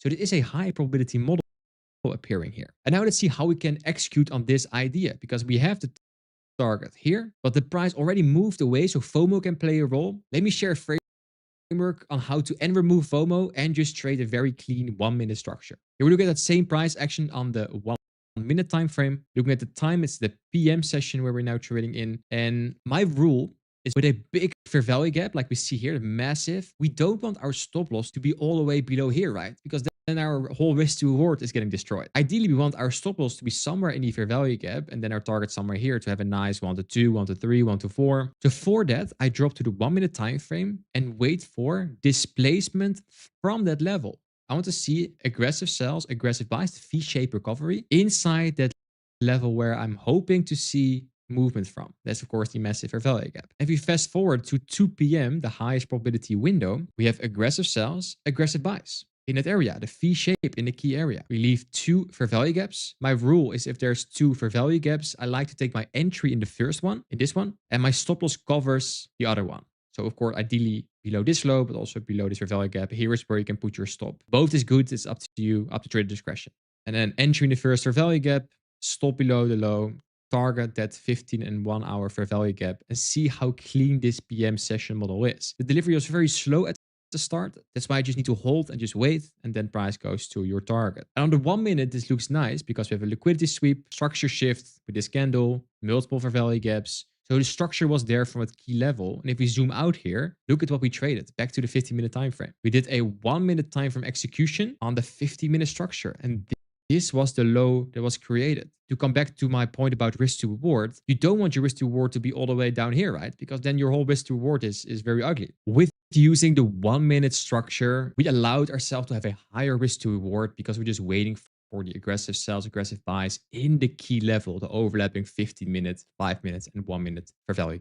This first model is super nice when there is a clear draw on liquidity. If you don't know how to find your draw on liquidity, I discussed this in a previous mentorship episode, but if the draw on liquidity is hit, there is not much to do for this exact model. That's why we also need to talk about the second model, and that is the retracement model. That is when the draw on liquidity is already hit and we trade back into the range. So we go from external range liquidity to internal range liquidity. We're looking at the Sunday low here and looking at the time. This is New York open territory, and we are going to try to find a trade in the PM session. So this Sunday low, if you zoom in on this price action, is now right here. We're now looking at the 5 minute time frame, and also I want your eyes to go to the time of day. We are inside the PM session, the high probability area here. And what do we see? There is accumulation, manipulation, and potential distribution. So the AMD, the power of 3 from the daily bias framework. There is a liquidity sweep. There's aggressive sells, aggressive buys. There's a fair value gap for entry. There's a structure shift, and we have a clear draw on liquidity. If we zoom out again, it was this fair value gap. So we trade from external to internal. That's the bias. Now let's see if that comes and how we can execute on it. So with the model there, this is how you can execute. You can do 2 things here. I would say entry in the fair value gap, stop below the low, or stop below the fair value gap. If you want a high risk reward, you can do the below the fair value gap, but sometimes it comes back there and stops you out before the real move. That is up to you if you're willing to have a higher risk to reward and be okay with being stopped out sometimes. If you don't like that, put your stop below the low for 1 to 2, target the 1 hour fair value gap, and then price goes to the target. And that is how you trade the retracement model. So the key takeaways for trading PM session is that time is a very important factor. It's a smaller range than the New York AM session. The draw on liquidity is the deciding factor. Look at what draws on liquidities are there. If it's already been hit, go for the retracement model. If it's not hit yet, go for the continuation model. So read the draw on liquidity, pick your model, retracement or continuation, and then target base hits. And there you have it, layer 13 of the technical part of the trader pyramid. If you got value from this video, make sure you like it, share it with a trading friend, and make sure you subscribe to not miss out on any of the 35 episodes here on this futures mentorship, PDFs and frameworks from this episode and all the other episodes are inside the description and also inside my free Discord. The next episode's video is now on the screen. It's going to build on top of what we discussed today. So make sure to check it out right now. Thanks for watching, and I see you in the next one. This is me losing all my life savings. This is me finally understanding what direction the market is going. And in this video, I'm going to show you my advanced daily bias framework so you can actually predict where the market is most likely headed next. We are now building layer 12 inside the technicals part of the trading pyramid. No time to waste. Let's go. In the previous daily bias video, I shared the AMD framework. That's just the basic framework I use every single day. We have an accumulation before the New York Open, where price is just ranging. Then between 9:30 and 10, we have some form of manipulation. And after that, we start the distribution move towards the target. But if you now go to the market, you're not going to see that picture perfect example every single day, right? So we need a framework on top of this so we can create our highest probability daily bias. And to do that, you need to understand the anatomy of a candle. In a bullish candle, there's an open, there's a low, there's a high, and a close. If I talk about open, high, low, close, this is it. It opens, then it trades lower, create the low of the candle, and then it starts trading higher to the high of the candle, and then it closes. Same for a bearish candle. Bearish candle opens, and it creates the high of the candle, and then it starts setting off to the low of the candle, and then closes. In this move, you can already see that there's an accumulation, a manipulation, and a distribution in a candle. But not all candles look like this. Some have a bigger wick, smaller body. There are many different candles that can be printed. So we need to have frameworks in place to counter different type of candles. Let's do this right now, because there's 3 types of days.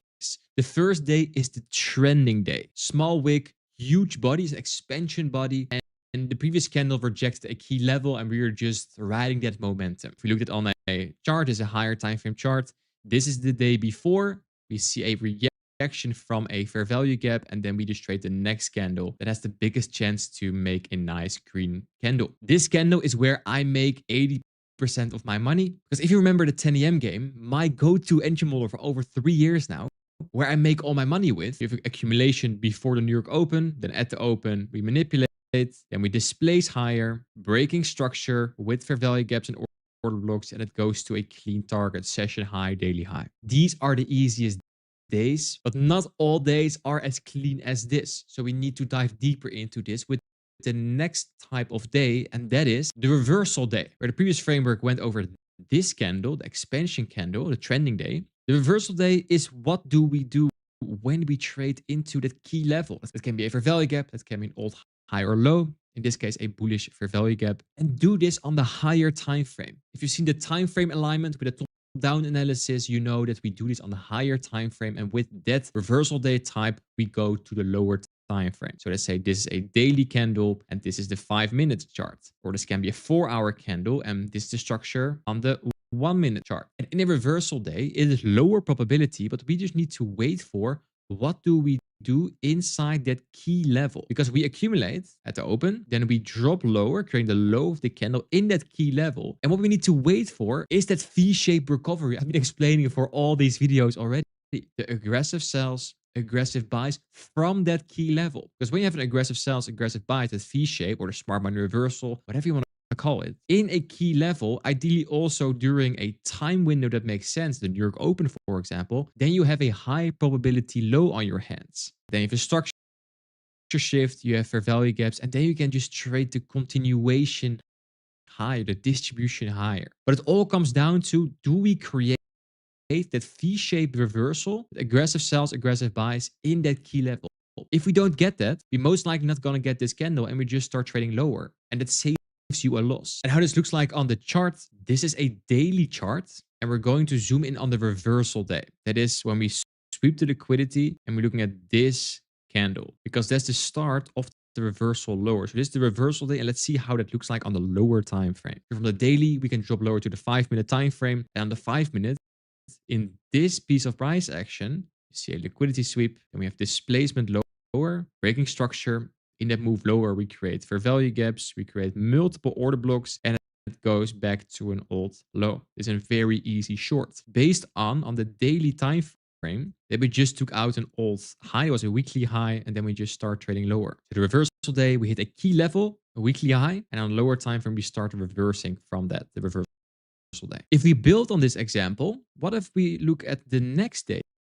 Because if this is the reversal candle, then this black candle is the trending day. It's the highest probability day. So let's zoom in on that. This is the reversal day example. And now we're going to zoom in on, okay, what happens the day after in the highest probability day? And in hindsight, you see already that's of course going to the next target where the previous trade went from the old high back to this low. And now we're going to trade back to this low. And how it looks like on a lower chart is the daily time frame, is the 1 hour time frame. And here we're looking at the lower time frame. Price trades into that 1 hour fair value gap. Then it sweeps liquidity. It breaks structure with a fair value gap. Price comes back a couple times to the fair value gap and then starts trading lower towards that drop on liquidity, making that the highest probability trade. So this is the reversal day and this is the continuation day.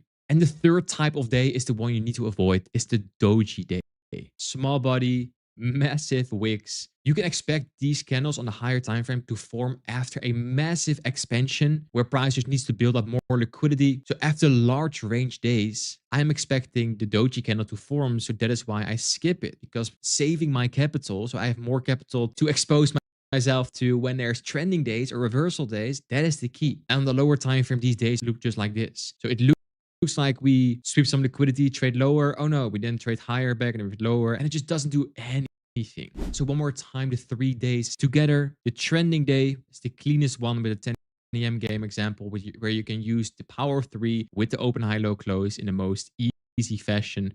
There's where I make most of my money. You have the reversal day where we trade to a key level. You're not sure if we're going to move away from that key level. That is why you wait for that V-shaped recovery. And after large expansion days, you get these kind of ugly candles and try to avoid them as much as possible. If you see it already happening, just close your charts and go outside to do something else. When do these happen? When we hit a key level, after we hit a key level, and if we had a massive expansion. So if we have a massive trending day, the next day, I'm not per se expecting a very nice day. I'm expecting a doji day.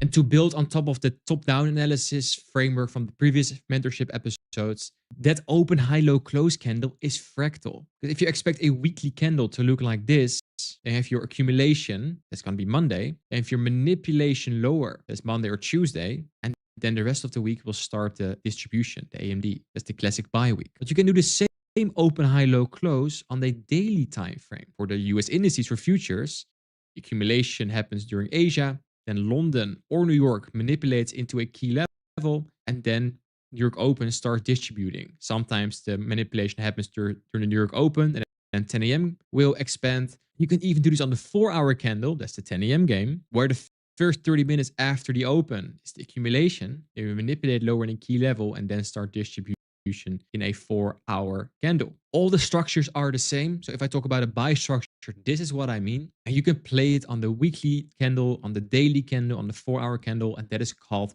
price is fractal. So when you hear other gurus say, this is my fractal model, don't buy their course, this is what they mean.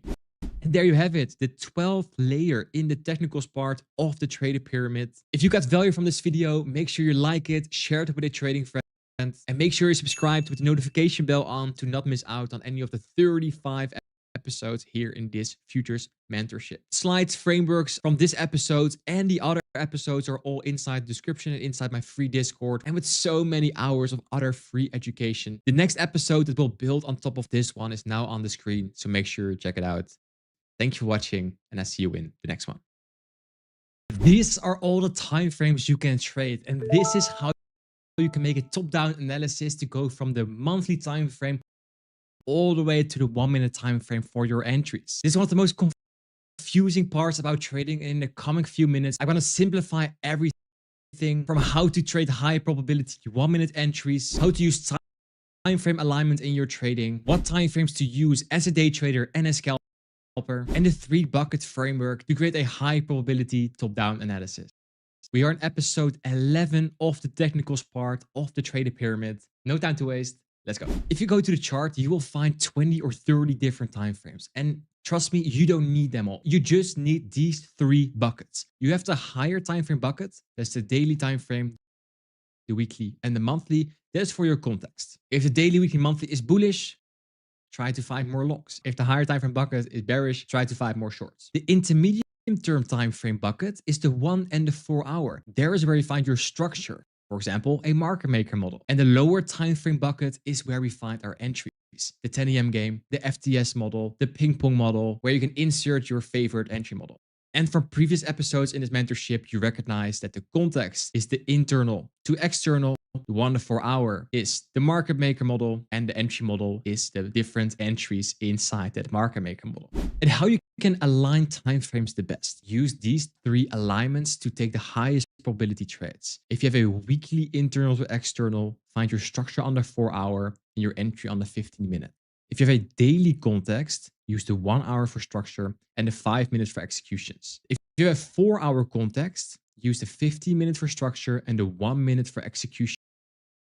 And this is the one I'm using every single day with the 10 AM game, with the FTS model. And before we continue into the execution, you need to determine your trader identity, because the alignment needs to make sense with the personality you are as a trader. If you're a day trader, you should have your context on the daily, your structure on the 1 hour, and your entries on the 5 minutes. If you're more of a scalper, like me with the 10 AM game, use the 4 hour context, the 15-minute structure, and the 1 minute entry. This is the 10 AM game. And don't get me wrong, everything works, but it needs to work for you. That's why you just can choose and commit. Don't try to be a hybrid between those two, just choose one. Now let's actually apply these 3 buckets on the chart. So here we have a daily time frame chart where we go from internal, hopefully, to external. That's the bias. So we wait for price to sell off and then create structure. Let's zoom in on this price action. So here you see that same price action from the daily, but now we are zoomed in on the 1 hour time frame.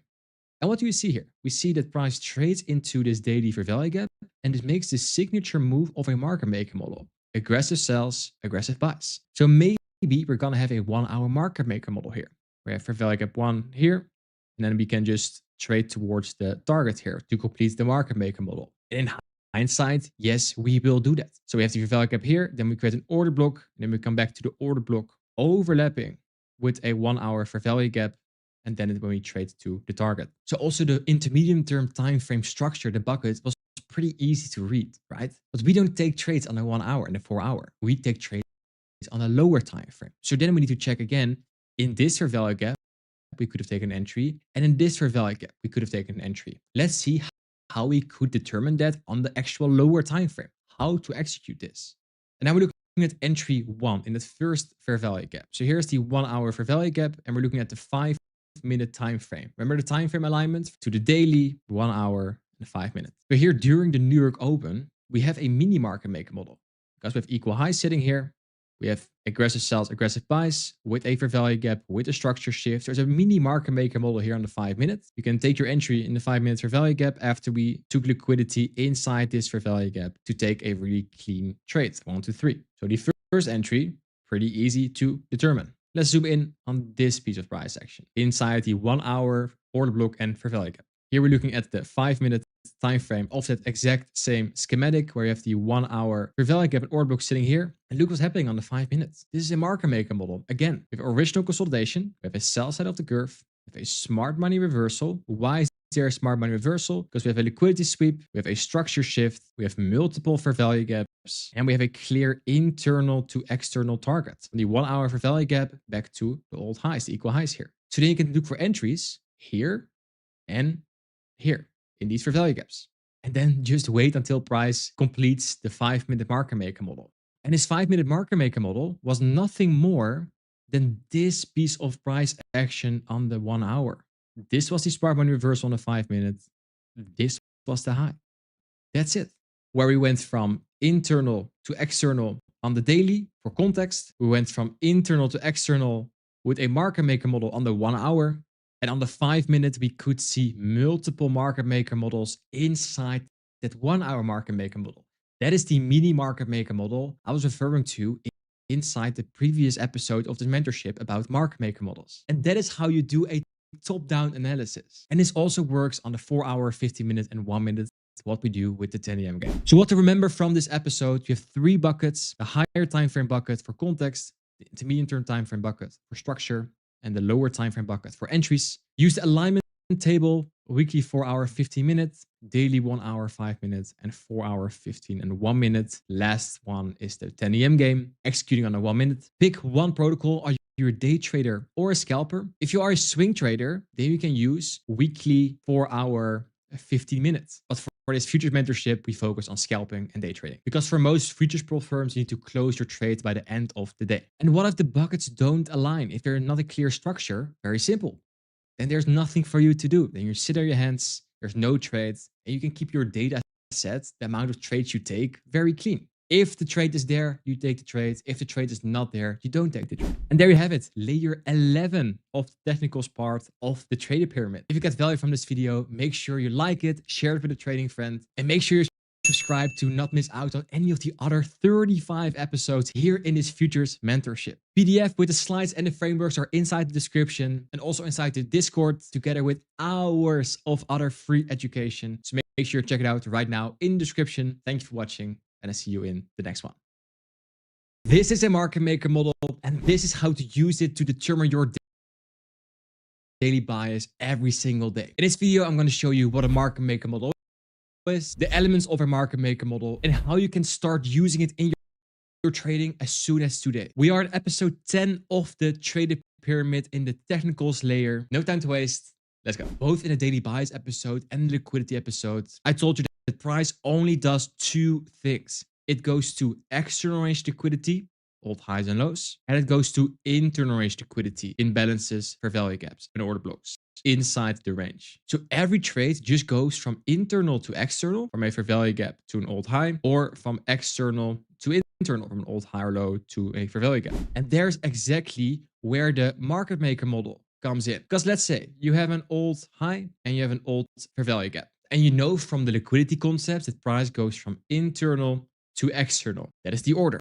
Or from external to internal. But let's say, for this example, we go from internal to external. How price delivers to that is, first we have some form of accumulation, some consolidation. Then it goes towards the fair value gap, that's the key level. Inside that key level, we expect a reaction because it's going to start internal to external. We see a displacement move, leaving fair value gaps on the lower time frame. And then it starts moving towards the high, and then we go from internal to external. This is the base schematic, how we go from internal to external. But we need to address some elements here, because here's an element, there's elements here, there's elements there. Let's dive into that right now, because here's the same market maker model, but then on a real chart. And we go from internal to external. First step is there needs to be some form of original consolidation. That's also going to be the target when we come back later, back to the highs. That'll leave that clean equal high, the external range liquidity. After the consolidation, we start trading lower towards the higher time frame key level. And higher time frame, I mean 4 hour, daily, weekly. More on that in the time frame alignment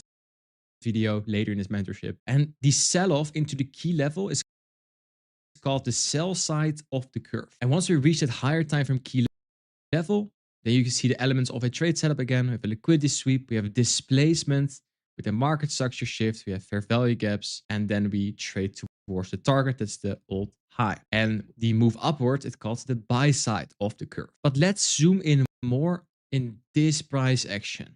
Why does the reversal happen, and how does the reversal happen? And the name for this in a market maker model is the smart money reversal. And I'll give you 3 confirmations. The first confirmation is the key level. You need aggressive sells and aggressive buys, V-shaped recovery basically, inside a higher time frame PD array. Fair value gap, order block, old low. If we zoom in on this price action, we see that we have aggressive sells and aggressive buys. We have an inversion fair value gap sitting here. We have a fair value gap sitting here. We have a market structure shift sitting here. There's a clean reaction after liquidity sweep inside the key level. After the key level, structure shift, the last swing high that made the low is broken. And if there is no liquidity sweep, also check there's maybe an SMT with a correlated pair. For NASDAQ, it's ES. For gold, it's silver.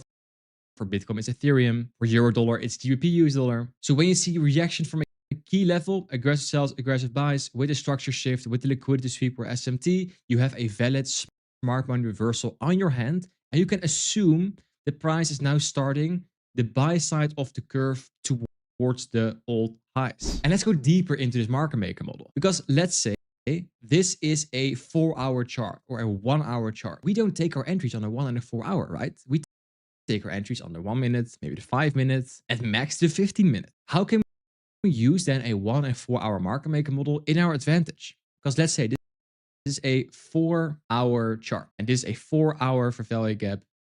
This is a 4-hour fair value gap. Inside those 4-hour fair value gap, all we do is find mini market maker models. So in this piece of price action, where we see that wick, I zoom in on this as well. Inside that wick, if we then zoom in on the 1 and 5 minutes, we're going to find the exact same schematic, but then on the 1 and 5 minutes in this wick. Is a mini market maker model. Same here. If we have this candle, we zoom in on that candle on the lower time frame, we're going to see exactly that schematic. We have old highs here. That's the original consolidation. And we have the sell side of the curve and the buy side of the curve. And same in the third entry. In this piece of price action, we have an old high sitting here, sell side of the curve, buy side of the curve, all on the lower time frame. And this is called that price is fractal. What happens on the higher time frame also happens on the lower time frame. So inside higher time frame market maker models, you can find mini market maker models when price trades into those higher time frame key levels. And here's another example where price has an original consolidation, sell side of the curve, leaving failure swings, low resistance liquidity.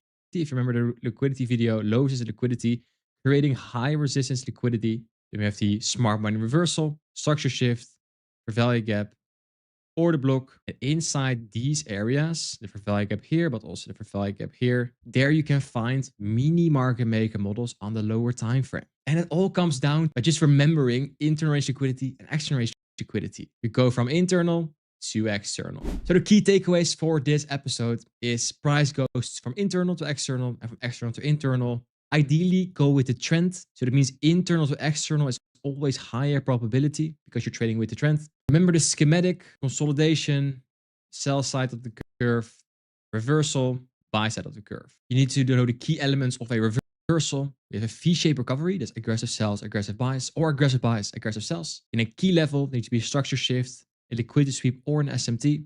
And most of the time in a market maker model, there's 2 or 3 entries. Price never goes to the target in one go. There's always 1, 2, or 3 entries inside a market maker model, which also helps if you have FOMO, because the market will give you another opportunity. And there you have it, the 10th layer in the technicals part of the trader pyramid. If you got value from this video, make sure you like, share it with a trading friend, and make sure you're subscribed to the channel with the notification bell on to not miss out on any of the 35 episodes here on this futures mentorship. PDF with the slides and the frameworks are inside the description, also in the Discord, together with hours of free education. So make sure you check it out. The link's in the description. Thanks for watching, and I'll see you in the next one. This is an order block, and these are all the mistakes and secrets no one is talking about to trade high probability order blocks. And in this video, I'm going to show you how to identify the key levels of an order block, how to take winning trades on them on NASDAQ, gold, and the Forex pairs, and the biggest mistakes and secrets. Trading order blocks you will only find in most paid courses. Basically, just take better trades so you can get more funding and make more money. So no time to waste, let's get into the video. If you clicked on this video, you most likely already know what an order block is. But to refresh your memory in the next 20 seconds, the order block is the last down close candle in a bullish example before the up move. And to go a little bit deeper into that, an order block are candles where smart money buys or sells to get into the market. Smart money buys at key levels that allow them to accumulate for long positions or distribute for short positions without having a big impact on price. That's why you see that there's big bodies before the real move. How we are using them as institutional reference points that price is likely to revisit before continuing its intended price direction. So with ICT trading in general, before you want an up move, you want to see first a manipulation move downwards before the up move. And the down move, the manipulation move, there is where you find the order block. So to give you the complete definition for a bullish order block, it's the lowest series of down close candles before a move higher. So if there's one candle, it's just one. If there's two, it's a series of down close candles. And bonus points is when an order block is formed at a key level. And a key level in a long example is a discount array. A discount array is an old low, a bullish fair value gap, bullish order block, bullish breaker, discount levels. And when can a bullish order block be used? The bullish order block can be used when the candle closes above the opening of the lowest down close candle. So we need to take our eyes to here. This is the open of the down close candle. If we trade over that, ideally over the high, we do it right here with this candle. There is where the order block is formed. Don't make the mistake, and we're going to talk about more mistakes in this video. Don't make the mistake to thinking the order block is formed when price is just somewhere here. No, it needs to close over it. Same as you can see in this example. There's a liquidity sweep, then there's a market structure shift, and there's a series of down close candles, a manipulation move before the move upwards. The order block is formed when we trade over the down close candles. So I do this candle. See here, there's another down close candle right here that's created here. I see that the order blocks here are forming pretty nicely in this structure. Down close candles before the move higher. Bearish order block, vice versa. It's the highest series of up close candles before the move lower. And bonus points if it's in a premium level. That means an old high, bearish for value gap, bearish order block, bearish breaker. If you're not sure what PD arrays are, premium and discount levels, I've dedicated video here in this channel on PD arrays. And when it can be used, once we have that candle close below the order block. So in this candle, the order block is formed. And you can see that in this example where we have a liquidity sweep, then we displace lower, leaving a series of up close candles. Before the move down, the manipulation move before we're going down. And there's the order block. And you see once we trade lower, so this candle creates the order block. And then you see the price comes back to the order block, of course, also overlapping with a fair value gap before continuing the down move. And this is an actual trade I took live on YouTube. Cool. Now you know what an order block is. Let's talk about the key levels of an order block. If you have a series of up close candles, we have the body low, basically the start of the order block, and we have the mean threshold. That's the 50% of the order block. Just like with a fair value gap, the 50% is called a consequent encroachment. The 50% of an order block is called a mean threshold. Fancy terms, it's just the 50%, the midpoint. And if you have one candle, the mean threshold is not the 50% of that area, but the 50% of the candle. So let's say only this green candle is the order block, then the 50% of the body is the order block then. But if you have a series of candles, mark it out from high to low, and put the 50%. And why the mean threshold? Why do we have these levels? If we expect price to trade into it before moving away. Sometimes that's the body low, sometimes that's the wick, sometimes that's the mean threshold. I'm going to share later in this video that we're going to use this mean threshold to also see if the order block is still valid or not, if it's not going to hold or not. So don't be confused when there's just one single candle, just use the 50% of the body. And I know how overwhelming trading can be. That's why I created the ICT Bible. It's a 500-page PDF where I go from A to Z to all the concepts you can learn about trading. I spent hundreds of hours on this document, and this document will save you thousands of hours of ICT videos and studying. It's all for free, and I will leave the link to this inside the description. If you want to skip those thousands of hours of studying, make sure you check it out right now. Back to the video. And now the million-dollar question. Do you mark out the wick or the body? This is a question I get them at DMs so many times when talking about order blocks. And it depends. And I want to give you two frameworks for this. The first is the size of the wick. So if there is a small wick in the order block, then you can use the body. When there's a big wick, use the low of the 50% of the wick. And then it's the question, okay, big and small is quite relative, quite subjective. And how you can use it is look at how the wick is compared to the body of the candle. So if the wick is more than 25% of the body size, then I would call it big. So in this case, the wick here is more than 25% of the body of the candle. Cool. So then we know the wick is big. And with a big wick, we use the low or the consequent encroachment. So the consequent is the 50% of this wick. So the order block area where I'm expecting price to move away from is from here. That's the area I would mark out when there is a bigger wick. If there's not a bigger wick, let's say it's a very small wick, then I want to use the start of the body right here. And of course, the mean threshold, the 50%. And in general, I said here, I favor to just use the body. So just use this one. But price does not always come back to that, which is fine because you have just different levels of an order block where you expect price to move away from. And you just wait for price to trade into it and then trade lower and react. The second thing you can use to see if you can determine a wick or body is if there's an overlapping fair value gap. Because when there is a fair value gap just before an order block, you see it in this example, there's a fair value gap right here, the yellow box. And there's an order block sitting right here, the series of down close candles before the real move. Then you can use the wick of the body. And again, the body is marked out here. And the wick is marked out here. There's a little area here where price can move away from. And when there's an overlapping fair value gap, just expect price to come back to the wick. It can trade deeper, but it needs to move away from it right there. And for entry purposes, we're going to talk about it later in this video. I'm rarely in blindly here. I'm waiting for this reaction to form. So when you see a rejection, it's called like a rejection candle because there's a big wick, small body. Most of the time, I'm waiting for a swing low to form right here, or I'm just waiting for the reaction, and then I'm going to take my entry in this candle, then with my stop loss below this low. So do you use the wick or the body? Look at the size of the wick compared to the body, and look if there's overlapping fair value gaps. Use those two frameworks to see where the order block is most likely to react from. It's never 100%, so just mark out both and just see how price reacts from it. Both is good. And let's talk about how to find high probability order blocks. And I'm going to give you a little checklist here. I know you love checklists, so let's dive into that. The first thing for a high probability order block is a move into a higher time frame discount array. This is a bullish order block example. If you talk about a bearish order block example, it's a premium array. And most of the time, that's an old low where price trades into a daily low, 4-hour low, 1-hour low, or a higher time frame fair value gap. Then price takes sell-side liquidity, does it right here, takes some low before displacing higher. If you're not sure what displacement is, it's a fancy term for just a big energetic one-sided move.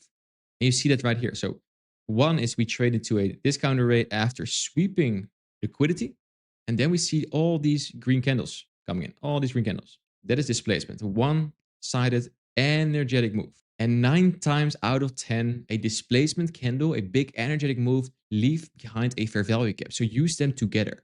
When you talk about displacement, you need to see a fair value gap. When I don't see a fair value gap, and you hear me talking about this on the live streams as well, when there's displacement without a fair value gap, for me, it's not a displacement. I want to see that 3 candle pattern. If you're not sure what a fair value gap is, on the channel, I made a fair value gap secrets video. Make sure you check it out after this video. And here we have the scenario where there's an order block created right here. When is the order block created? With this candle. Why with this candle? Remember when an order block is created? When we close over the down close candle. And we do that here. There's order block created and a fair value gap created. And then step 3, we get a clear close above the high of the last down close candle. Cool. We have that. And entry can be taken in the overlapping order block and fair value gap. So if we mark out those levels we had before, we could take it at the wick, we can take it at the body, and we can take it at the mean threshold. Well, there's a series of down close candles. So then you have from the low till the high, we already marked out the high. They're the 50% from, so probably somewhere around here. And I think it's pretty nice. The picture is pretty nice here. So here you see that it reacts from the 50% level of the fair value gap, the mean threshold. And your entry can already be taken from the body because from the fair value gap here, there's an overlapping fair value gap and order block. And then you have a little bit of drawdown here. And then put your stop loss just below the low. And you should be good to take a nice trade. Okay, so now most courses stop. They explain to you the order block. They explain to you the mean threshold, the levels you can move away from. But as you know by now, if you're trading even for a couple of weeks or a couple of months, you know that there's way more to these PD arrays than it seems. Like all these things, they're too simplified. Of course, we can mark out these levels, but there are so many nuances you need to know when trading order blocks. So next up, we're going over the biggest mistakes I see my students make trading order blocks. So yes, you know the basics, but let's build on those foundations to make it more advanced. So you know the ins and outs of order blocks after you finish this video. So take out your notepad and let's go.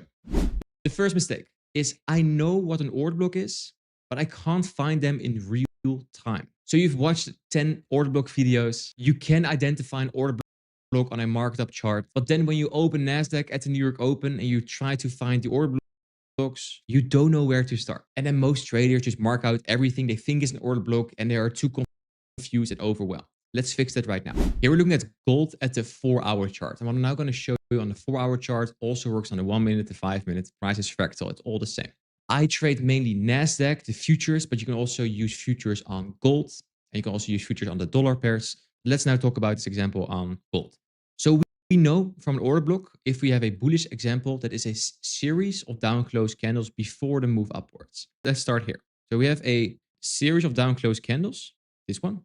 And is this already an order block right here when we are here? Let's put up the replay button. There we go.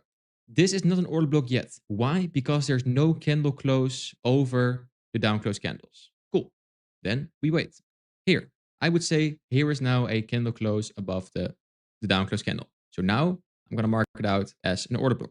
I'm going to use the body for starters. And what more do we have? I also see an overlapping fair value gap being created right now, which is awesome. Then the question I get asked a lot, but what about this candle? This is also a down close candle before the move upwards. And I see some traders marking this out as an order block. I don't mark it out as well because then my charts get too crowded. What I use is, okay, I see this down close candle, but it is inside the already bigger order block. So it's like a smaller order block inside the bigger order block. I know some traders explain this differently, but trust me, it doesn't really matter. Because if you have this area marked out, we have an overlapping fair value gap and order block. So somewhere in this area, we can expect price to move away from. And here comes the cool part. If you remember what price is fractal, this is a 4-hour chart. So this is a 4-hour order block and a 4-hour fair value gap. That means once price trades into here, and you expect a reaction higher because that's what we do with an order block and a fair value gap, you can drop to the lower time frame, to the 1 minute, 5 minute, and the 15 minute to find your entries. Then price trades into this and trades higher. So you see where it comes back to? Overlapping fair value gap and order block. And inside this candle, you can find lower time frame entries to the upside. Cool. Now we have a down close candle that trades to a fair value gap and moves away. Once we trade over this candle, this becomes also an order block. We know when there is a massive wick compared to the body, we ideally mark out the wick. So we have this area, the wick, but we also mark out the body. So this is the area of the order block where we expect price to move away from later. Cool. And see where price comes back to. Comes back to that exact area of the order block and moves away. And let's do this more. You have a series of down close candles. They're small bodies, big wicks, before another move upwards. It's called a displacement move, leaving a fair value gap. Series of down close candle is an order block. When there's big wicks, you mark out the wicks or the 50%. I think with these candles, it's pretty hard to give like an actual precise like 50% of the wick because we have just 3 down close candles with massive wicks, small bodies. When I see this, I'm just like, okay, cool. This is an order block area. There is a fair value gap area. So I'm just expecting in this area, I see overlapping fair value gap and order block for price to move away. And it does here. Cool. Now we have a series of down close candles, trades to a fair value gap. We trade over that right here. So here the order block created, and also with the displacement candle is a fair value gap created. So here again, overlapping fair value gap and order block. Series of down close candles. I use lines. So you can also use boxes for this, but I use boxes for fair value gaps. And if I do also a box for the order block, you see how ugly my chart now becomes. I like to use lines because of that, because I like it a very clean chart. It's better for my eyes.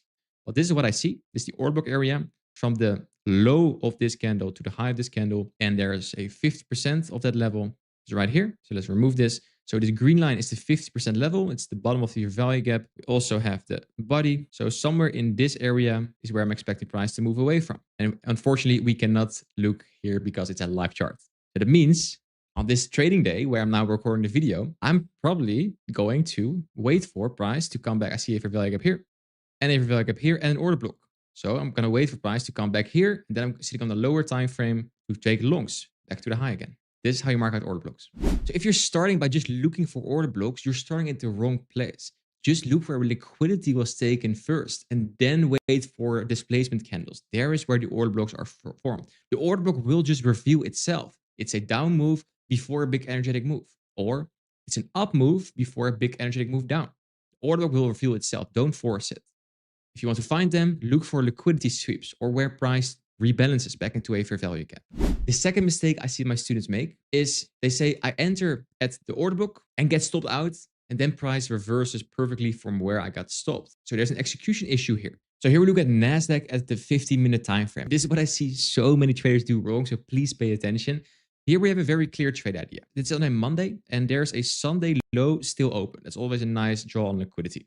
Before the New York Open, this massive down close candle is the New York Open. And before that, at 7, we had a massive sweep of liquidity right here. Big wick. So this is the series of up close candles before the big energetic move downwards. So the second we closed below here, the order block was formed. The order block was formed right here. A bearish order block. That's a series of up close candles before the move down. Some traders might argue that this series of up-close candle is the order block, but I disagree with that because I'm looking at the highest point of that move. This was the highest point of the move. We didn't go higher here, so I mark out this as the order block. If you want to use the area with the box, it's like this. So then we have multiple levels we can trade away from the start of the bodies or the 50%. That is somewhere around here. So those are the levels I'm expecting price to move away from. Do we have something more? Yes, we do, because we have an overlapping fair value gap. And the mistake that traders make is they just blindly enter in the order block here and they want to target, for example, the Sunday low in this example. And then they try to be fancy right here. And then price comes back to the order block, but not at the start, but it just goes a little bit deeper into the order block and then moves. This is the mistake I see traders make. So how can we fix this? Let me show you. This is a 50-minute time frame. What I like to do in 50-minute time frames, similar for 1 hour, 4 hour, whatever higher time frame, I just go deeper into the time frames. So when, for example, here on the 50-minute, I might want to drop to the 1 minute to see, do we see a reaction from it? Because I don't want to just guess to see if we're gonna hold or not. Like, I'm expecting price to do this, but what if it doesn't? Like, I don't want to be like blindly in the trade and hope for the best. I want to wait for this reaction to form and then somewhere be in here, entry here, and then my stop loss above that high and trade it here. So let me show you what I did on this exact day to show you how you can fix this mistake. So here we have the 1 minute and here's the 50-minute order block, the fair value gap, and the mean threshold. And wait for price to come back to the area. So here we see we come back here. But before we do, if you are in 1 minute and you see this happening, you're like, oh, we're probably going higher. So I don't want to blindly go in. I want to see, do we move away from it? And I would say this is a nice reaction, right? See a rejection, and we see displacement lower, fair value gaps being formed right here. So that's nice. Let's see, do we tap into it? No, not for now. Do we get tapped into it here? We do, but we don't move away yet. And I was trading this myself. I remember this. I took already a short here. So I got stopped out on this first move, but I got a second booted in. Let me show you why. But if you see this happening right now, the Sunday low is still open. The 50-minute bearish order block, zooming out, this is how the 50-minute looks like. Yes, this is a little bit choppy. If you know the 10 EM game, my favorite entry model, this is the 10 EM game. So we have 2 taps into the fair value gap and order block, the overlapping part. And now I want to see how we move away from that towards Sunday low. Just waiting for reaction. And this looks like a reaction to me. What do you think? So here we are not on the 1 minute, but on 5 minutes. Again, the time frame doesn't really matter. Just zoom in time frames and see if you can find an entry. But I think this is a very nice trade idea. We have fair value gap, stop above the high to Sunday low. This is a trade I took for 1-2-5. We are at the 5 minutes. This is the order block, fair value gap, and the mean threshold of the 50 minutes. And let's see what we do. And price goes to Sunday low. Just using a 50-minute order block overlapping with fair value gap to a obvious drawn liquidity. And I know many traders who blew their account in this move because they were just trying to be fancy. But the goal is to wait for lower time frame reaction, lower time frame structure. In this case, I took 2 trades. So I was in on this trade here. So ironically, I made this mistake myself. Like I was a little too fancy. So I got stopped out somewhere here. I got stopped out by this wick. But either way, if you know the secret and you know the mistake you can make, I think this is a pretty nice framework to use yourself right now. So the order block area isn't your entry signal. The reaction inside that area, inside that box, that is your signal. And one extra confirmation step is the difference between getting stopped out or getting filled at the perfect level and we see this price going to the target. So wait for a reaction inside the order block on our lower time frame. And it can just be one time frame below it. The third mistake I see traders make is they say, I'm trading valid order blocks, but fighting the trend and losing. Because if the order flow is very bearish, but you try to find trades inside these up-close candles here, this is a higher time frame chart, I see traders try to catch longs here, try to catch the bullish fair value gaps, but of course also the bullish order blocks and hope for the best. But keep in mind, in higher time frame bearish order flow, the bullish order blocks on the lower time frame inside these candles are less likely to hold because the higher time frame just wants to trade lower. So your setup can look perfectly on the lower time frame with the bullish order blocks and maybe the overlapping fair value gaps, the whole checklist of a high probability entry model. But if the higher time frame is against you, those models will most likely still fail. So if you see you get stopped out or your setup looks perfectly, but you're just getting stopped out, keep in mind that you most likely not trade with a higher time frame trend. So a valid order block in the wrong context is a technically justified trade, but always ask yourself, where's price being delivered? Like, where does price want to go before you ask where's being rejected? And just a simple fix, if you see price on the higher time frame going higher, try to catch longs with bullish order blocks. If you see the higher time frame going lower, try to catch shorts with bearish order blocks. Don't overcomplicate things. And the fourth mistake and question I get is I cannot tell if the order block is broken or still valid. And for that, I want to take you back to the example on gold we were marking out with the overlapping fair value gaps and the order blocks. And there's two rules you need to apply here. One rule is if the order block is touched already, it is less likely to hold. The second one is see how the candle closes inside the order block, and keep in mind that the mean threshold is the key there. So when I looking at, for example, the order block right here, the mean threshold of this order block is the 50% of this level, like this, the red line. Does this candle or the retracement here into the order block, does this go below the mean threshold? Do we see a candle close below the mean threshold? Do we see the candle closing right here? Of course, it needs to be a bearish candle, but we don't see that. There is no candle close below. So this is still holding. How many times did the order block get tapped? One, maybe two times. So in this case, I see it's not being tapped yet, so it's good. If you then look at this example, we have an order block resting right here. It's a series of down close candles that rebalances this fair value gap, and it gets tapped here already before moving higher, making it weaker. Also here, there is a fair value gap we moved away from. And once we then come back, because it's already been tapped, this area, you call this area has already been mitigated. If you see that happening, so price already used it to trade higher from, once we then come back to that area, it is less likely to hold. And you see that happening right here. So order blocks are not magnets that work forever. Like, see them as fuel tanks. The first time price hits it, the tank is full. But after that, every time it touches, the tank becomes more empty. And most of the time, after one or two touches and it's already moved away, it's already been used, just consider it mitigated. So it's already been used.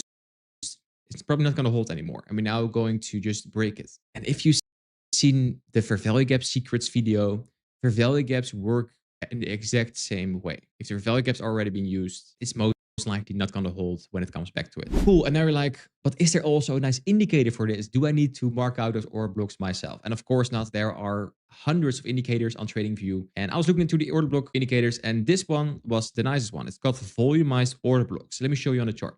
So if you go to indicator and type in order blocks from Flux charts, is this one. If you then go to the settings, double click on it, or go to the settings. Do you want volumes in it? I don't want volumes in it. So let's go to a live chart. So here you see it marks it out for you.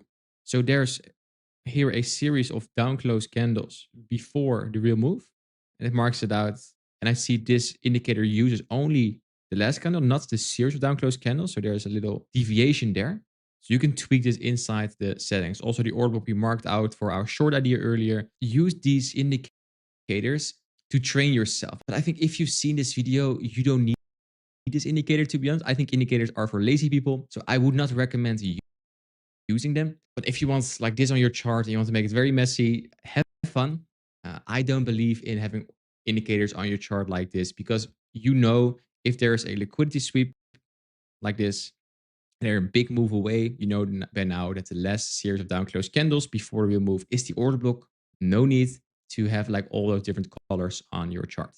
So use it maybe for 5 minutes and then remove it again. And what sucks is when I look at other order block videos, I see everyone promoting their indicator and selling their indicator for money. And I'm like, you don't need that to make money. So save your money, use it to train your eyes, but I don't think you need it. Just use this video, go to the chart and mark out some order blocks. If you have questions, go to the Discord and just send a screenshot of the order block. Hey, is this a valid order block? And I will say yes because of this, or no because of that. Link to the Discord, by the way, is inside the description. And yes, it's free. And now you know all the mistakes I see my students make trading order blocks, all different nuances. Let me share the 3 biggest secrets I see nobody talk about. And these secrets will make sure that you know what an order block is, you know the mistakes, but how can you actually use them to take the best trades possible? Because at the end of the day, you want to learn order blocks to take better trades and make more money. So let's fix that right now. The first secret is that not all order blocks are created equal. And there's like a ranking system here. And I want to give you 4 different levels, 4 tiers. The tier 1 is like, mwah, like perfect, A+ setup. And that's an order block that has been formed after a liquidity sweep, after a market structure shift, inside a kill zone. If you're not sure what a kill zone are, there are different trade sessions. There's a video on this channel called Kill Zone Secrets, where I explain how to trade the Asian session, London session, New York session, and an overlapping fair value gap. If you see those core 4 inside an order block, it's a very good setup. That's why it's called an A+ setup. A B setup is when it's order block with only 2 or 3 conditions. C setup is order block with 1 condition only, and a D setup is when there's just no condition. There's just a random order block, a random down close candle before an up move, or not even an up move. It's just not good enough. If you know this, you know, okay, I can mark out this order block as a high probability order block. And the less of these confluences are present together with your order block, the less likely is that your order block will hold. So you don't need more order blocks. You need like a grading system. Try to focus on the A+ trades only. So with all the confluences ready, sometimes you can take in a B setup, but let it be like a small percentage of your trades, but never force yourself to take C and D setups, where there's just a random condition. You see a random liquidity sweep, and then you're like, okay, this should be a liquidity sweep. Let's just trade it. Not worth it. Wait for A+ setups. The second secret, and it's now not a secret anymore because you've already seen it a few times in this video, use the overlapping order block and fair value gap combination. That is so nice. I want to take you back to the gold example we've been discussing throughout this video. And I want to take you through a real trade I took the day before this recording using this exact logic. So back to the 4-hour time frame. The trade was taken on a Tuesday. So that's right here in this candle. And we see that we have the order block sitting here, the down close candles right here in this area. And we have the overlapping fair value gap on the 4-hour. Amazing. Let's do a top-down analysis. I know many traders love to do a top-down analysis. I do too. So on the 4-hour, let's see what we have on the 1-hour. On the 1-hour, there is a 1-hour fair value gap sitting here. Cool. What else is here? There is a down close candle before the real move. So also a 1-hour order block sitting here. Order block 1. Go to the 50-minute time frame, and you see the same order block sitting in this area. Is the last down close candle before the real move. It's the liquidity sweep. Remember the A+ grading system. Liquidity sweep, market structure shift, overlapping fair value gaps, and order block. That's like your A+ setup. Let's focus on that. So cool. Based on that, we had one of the conditions was a kill zone during London or New York kill zone. What do we have here? We have this rebalance here at 6:30 between London and New York kill zone. And after that, we need to focus on the New York kill zone right here. So here at 9 a.m., here is where we need to pay attention because price is fractal. So inside that area of the overlapping 4-hour order block, 1-hour order block, and 1-hour fair value gap, there we made a low. So we had a liquidity sweep. This is all fractal. Liquidity sweep. There's a structure shift. So this is on the 50-minute the order block. Mark it out. So now we have different levels where price can move away from. Can be this fair value gap. Can be this order block. Can be the 50% of this order block. So here I'm just waiting for where do we move higher from. So ideally, I'm expecting price to come back to the order block, right? Because it's a high probability order block. Remember, liquidity sweep, market structure shift, fair value gap. And before we also down close candles. So you can even say this whole series of down close candles in order block. But for now, let's just make it simple. And let's just wait. Where do we react from? Cool. So here, you're like, oh no, I missed the move. Why did price not come back to the order block? Because order blocks are just a confluence. It will never have a 100% hit rate. So in this example, price did not come back to this order block. It moved away before. Does that mean we're going to cry now and sit in a corner and not take any trades anymore? Of course not. Why? Because now we have a series of down close candles that trade into a fair value gap, making this an order block, overlapping with a fair value gap. Here is where I took my trade during the 10 a.m. game. As you guys know, 10 a.m. game, where after 10 a.m., you trade a very nice setup. I'm not going to explain 10 a.m. game in this video. There's on this channel, there's a 10 a.m. game checklist. Make sure you check it out because this is literally using order blocks, overlapping with fair value gaps with the concept and the secrets and the mistakes I discussed in this video all together in a trade. Because right here, when price came back into the wick here, into this area, I was like, okay, we're probably going high. So in this candle, I took the trade. Where was the target? If we zoom out here, what is the most obvious swing high that we can reach? The most recent one is this high. That's the first one that's coming up. Like this, you can put your stop below the fair value gap or below the low. Let's say you want the 1 to 2. And your entry does not need to be perfect. So let's say you just put it in like this, 1 to 2. Zooming out, We have the order block for value gap, market structure shift in this structure. So the whole A plus setup grade system is there as well. But this was during the Asia session. I don't trade the Asian session. But then it happened again right here, where there's a liquidity sweep, a market structure shift, order block creation, and a fair value gap creation. We didn't come back to the order block, but we moved away from it. And then we have a new order block sitting here. This is enough for me to press the button. And then I don't care, to be honest. I moved away from being the sniper entry guy who has like the perfect 2-tick entry. I just want to make a lot of money. And so I let my stop loss be able for price to maybe come back here or back here, because officially this is the low before the up move. So that means these two candles are the order block right here. So my stop loss is below the mean threshold of the order block. That's the official order block. But again, I don't want to be perfect. I just want to make money. So I got in and price chilled around for a bit. And now in hindsight, this looks very nice, but this is like an hour of trading. And then price went to the target. All using, zooming out, all using higher probability order blocks with the framework overlapping for value gaps and order blocks. So the secret here is you find the liquidity pool first. Like, what can we sweep? And liquidity pools are very simple. You have two. One liquidity pool is called internal range liquidity. It's a fancy word for fair value gaps. The other liquidity pool is external range liquidity, the second one. And it's a fancy term for old highs and lows. So find the liquidity pools first. That is what we did on the chart, where we looked for where are old lows, where we can sweep, or where can we rebalance to. And we saw on gold the 1 on the 4 hour for value gaps. And if you have that, the order block is always nearby, very close. And the sweep of the liquidity tells you where smart money just moved. And the order block tells you where they moved from. Because if you have an order block and a fair value gap in the same level, both are institutional reference points. So smart money is both in the order block and in a displacement move leaving the fair value gap. That is the reason why the fair value gap and order block together are so powerful, is the signature in price that the big money is present there. So the big money got a big order sitting there. And if we want to make money, we want to be on the same side of the big money because they move the market. That's where the easiest money is. And the final secret is about the indicator. I shared this before in this video, but the indicator shows you where, it shows you like cool boxes, but it cannot tell you when or why. If you go to this same example and you put that order block thing on your chart here on the 50 minutes, it marks out the order blocks for you. You see that order block we marked out here? Perfect. It did the same right here. Well, it was a little more precise than I was. That's true, because look at this. I made a mistake here because this is the last down close candle before the low. So it did better than me. Awesome. But either way, now you see this on your chart. If you zoom out, look at this. Like your whole chart look like this now. When I was not a profitable trader and I had a few indicators on my chart, it just looks like this. This looks like a children's color book. Super overwhelming. It tells you where order blocks are. Like that's true. But when and why do you use them, right? There is where you go back to the grading system. So you have the indicator you use for spotting them. But I'm sure that if you do that for like 30 minutes now after this video, you go to the chart and find some order blocks, your eyes are already trained to just see them without the order blocks. And now you have extra context, because if you use them together with the liquidity sweep, a market structure shift, inside the kill zone with overlapping for value gaps, then you know when and why.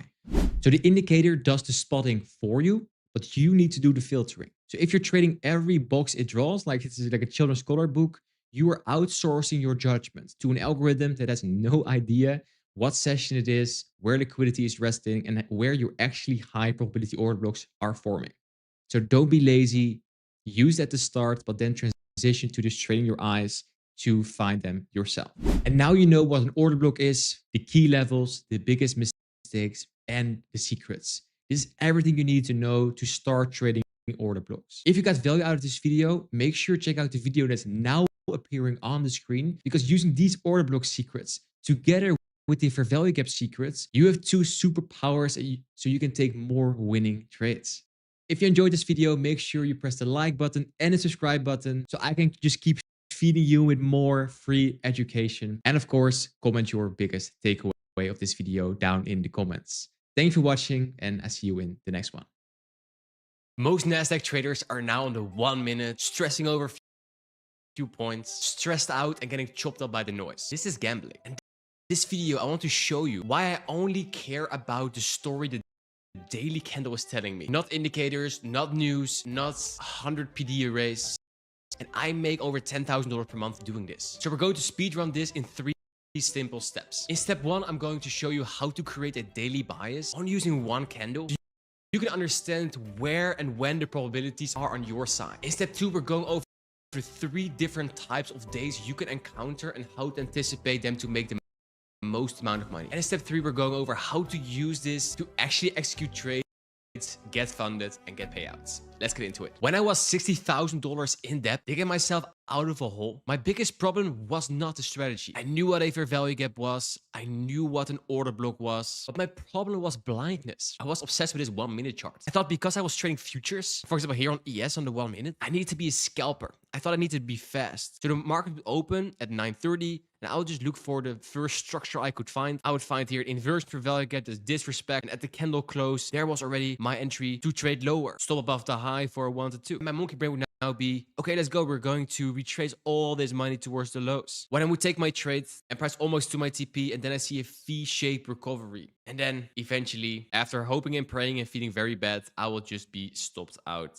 again. The thing is, I was selling the bottom. If I just zoomed out, if I just looked at the daily charts, I would have seen that we are super bullish right here. So there's no need in shorting here. The best trades are longs. And at crash here on the 1 minute, it wasn't a crash. That was just manipulation. Market makers creating the low of the session so they could buy cheap before just continuing the higher time frame trend on the daily. And you're probably doing the same right now. So let me show you how to fix it. To master daily bias, you need to understand how a candle is built, because it's not random. This candle follows an exact script, and we call this the power of 3, or the AMD. It stands for accumulation, manipulation, distribution. So what you will see in a daily candle is that there's an accumulation first. This will happen mostly during the Asian session. Then there will be a manipulation lower, and the manipulation is nothing more than a fake move. So if the daily candle is most likely be a bullish one, you will see a manipulation, a fake move the other way, so down. Ideally also in a key level, that can be an old low or a fair value gap or a order block. And after that, you will see a market structure shift or a change in state delivery.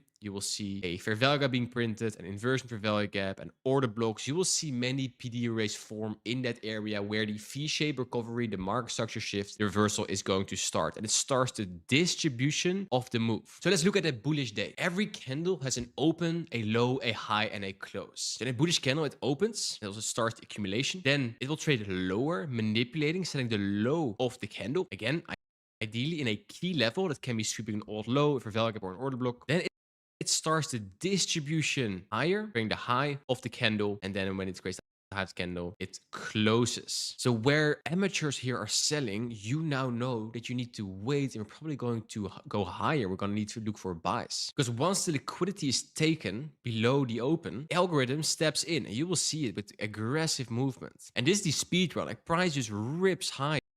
Displays higher. It breaks structure, it leads for value gaps, and this is where we want to be in the trade, holding the trade. And we just ride that momentum, we ride the expansion. I trade this setup live with my students every single morning inside my Discord, where not only there's a group of very smart traders, I share my own insights, analysis here, together with weekly outlooks, boot camps, free resources, entry models, and way more. Link towards Discord is in the description. And yes, it's free. So here's the rule. Write this down. If you are bullish on the daily, you want price to drop at the open, creating that low of the candle. You want to see red. You want to see lower prices first. You don't buy the open. You just wait for that manipulation to occur. And you will have scenarios where the market opens and just rips high without leaving any wick. When that happens, you just wait. You don't chase, and you wait for price to create that low. And it's okay to miss a move once in a while. So we wait for that wick to form. If there's no wick, there's no trade. So once I start respecting this open, high, low, close, the anatomy of a candle, I stopped trying to catch every move. I just started waiting for the trap to form and then just ride that momentum. And that is when the consistency came, together with the funding and the payouts. Now I showed you how to play an open, high, low, close with the AMD, but how do you actually anticipate price to be green on the day or black or red on the day? Why does it go up or down? You need to be able to identify what kind of daily candle is forming. And that is what I'm going to show you right now. There are only 3 types of days. Day 1 is the speed run day. If you look at these daily candles right here, we are now looking at this candle. And why this is a trending day, that is because the previous candle trades into a key level, a fair value gap, and the body of that candle is respecting the fair value gap. So on the lower time frame here in this wick, if you see my video about how to catch reversals using wicks, you already identify this. But in this wick, on the lower time frame, we have seen already that V-shaped reversal happening. So this low is protected. So if that happens, the previous candle being a rejection candle, you can anticipate that the next candle is going to be a bullish one, expanding from that level. And this candle is where I make 80% of my money. Small wick, huge body. So if yesterday closed strong and today we open and we dip a little bit, we go lower and we created AMD, I'm confident in my trade. So then you identify the open, you wait for the drop, then you wait for the aggressive sells, aggressive buys. And here comes the fun part. You can take your trade in this structure in a fair value gap, an order block, a breaker, an inversion fair value gap. It doesn't really matter because price will go up. So it doesn't matter if you're in here or here or here, you will catch the move either way. This is the easiest money you will make. The second day is the reversal day. And that is when we saw that candle inside the fair value gap. This is where the wick is formed. This happens when we sweep a major level, like a daily, weekly fair value gap or a weekly or daily low, and we reject from it. So what happens is the market opens and then we just sell off like crazy. You're like, okay, well, we're probably never going back up again until we reach that key level. I mean, old low, came old fair value gap, and there's where the manipulation is formed.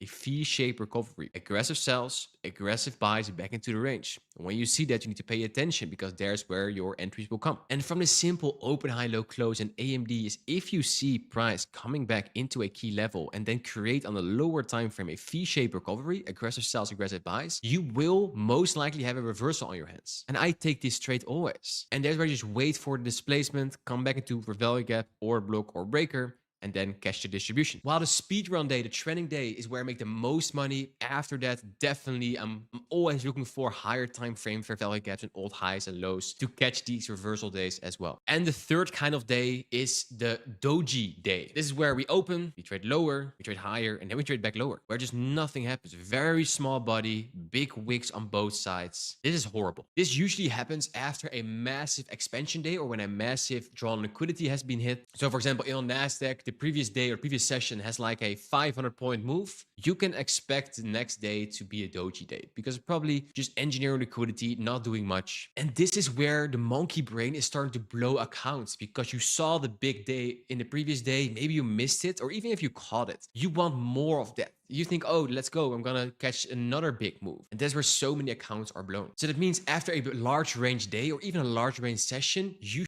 should anticipate this doji to form. So what can you do then? Go to the gym, read a book, go live outside of the charts. It's okay to skip a session. You will still be a very good trader if you skip a session, especially if you anticipate it to be a very low probability day. So in this first example, we're looking at YM on the daily chart. And the principle I'm showing here not only works on YM, but also works on ES or NASDAQ. And it's going to be the reversal profile. So here on the daily time frame, we have a massive daily bullish fair value gap sitting here. And we are bullish. We swept liquidity down here. So I'm anticipating price to make a liquidity sweep, displace, and then come back to the fair value gap. Also the series of down close candles that made the low. There's also a daily order block sitting right here in this series of down close candles. So with that in mind, during the New York Open is where I'm expecting the reversal day to come, where we open and we trade lower, making the manipulation into this level and then create a reversal from there. So now let's drop to the 1 minute time frame to see how that would look like. We're now looking at the 1 minute time frame, and just before the open here at 8:50, we already traded into the daily bullish fair value gap and order block. So you're just waiting for some reversal structure, and most of the time that happens around 9:30 in the first hour after the open. And here you see this massive candle. Like, I don't catch these candles. I just wait for a reaction. Cool. This is, I guess we don't need to discuss about this. This is a pretty nice reaction. So what do we want to see after a reaction like this? We want to see fair value gaps being created. There's a fair value gap here. There's also a fair value gap right here. I don't take my trades blindly in this. I just want to see, okay, do we trade into the fair value gap, the first PD array rule, where I'm waiting for the first PD array to be the confirmation. And if that is respected, then I will take the trade in a second PD array. So let's see, we trade into it and then we displace higher. So when we now create a fair value gap, that would be the entry right here. So in this second fair value gap, I would take my entry, and this is all based on the reversal profile on the daily. Stop below this low, or a 1 to 2, or 1 to 3, and price goes to TP in a few minutes. If you would have missed this trade, Because we are reacting from a daily fair value gap, I'm expecting us to expand. So let's zoom out a bit. Let's see if we have clear targets. I think we do have a 1 hour bearish fair value gap here. Let's see on a 4 hour bearish fair value gap. Also right here, premium and discount on this. You'll see the price as here is premium of the range. So I'm expecting price to go to premium in this session. So then there will be another trade ID in this fair value gap where you take another trade. Let's say you're late to the party. Let's say you see this happening, like, okay, now I'm going to take it at least to premium of the range, or wanted to. You also would have had take profit and price goes to the fair value gap. So multiple trade ideas, all based, and let's go back to the daily, all based on price reacting from this daily bullish fair value gap, just like in a reversal day framework. But what if you could use this exact same framework from the daily, but then on the 4 hour time frame? And that brings us to my favorite entry model that makes me 5 figures a month, and that's the 10 a.m. game. And it revolves around the 4 hour candle that starts every day around 10 a.m. Let me show you. Here we're looking at a 4 hour chart on ES. Here we're looking at yesterday's price action on ES on the 4 hour time frame. And there's a 4 hour bullish fair value gap resting right here. So what I'm expecting, like we are bullish, so I'm expecting price to open at 10 a.m. then trade into 4 hour fair value gap and then reverse from there. That's what I do with the 10 a.m. game. I'm expecting this candle to form where we open, we trade lower into a key level, and there's a wick created and we reject from there higher. That's the candle I'm anticipating based on the frameworks I gave you in this video and what I also traded myself. So with this bias, let's drop to the 1 minute and see if we can find this entry on the 10 a.m. game. So at the open, it's also a nice indicator for this. It's called higher time frame power of 3. I'm waiting for price to come back into the 4 hour fair value gap, which we do right here. And from here, I'm just waiting for fair value gaps. No fair value gaps here, but here we do fair value gap 1. After that, we create fair value gap 2. There is where the entry is. Entry in the fair value gap, stop below the low for 1 to 2. These failure swings is a nice target, so you could trade towards the highs here. In the second fair value gap 1 here, and it's all based on that reversal candle we're anticipating on the 4 hour. And there we go. But most importantly, look at how the 4 hour candle looks like. It's the exact rejection we were anticipating from the 4 hour bullish fair value gap. And we anticipate this candle to form. Your bias is pretty easy because then you just wait for price to create a low in a key level at 4 hour bullish fair value gap. You try to trade the wick. And that's this exact structure with fair value gap 1 and fair value gap 2.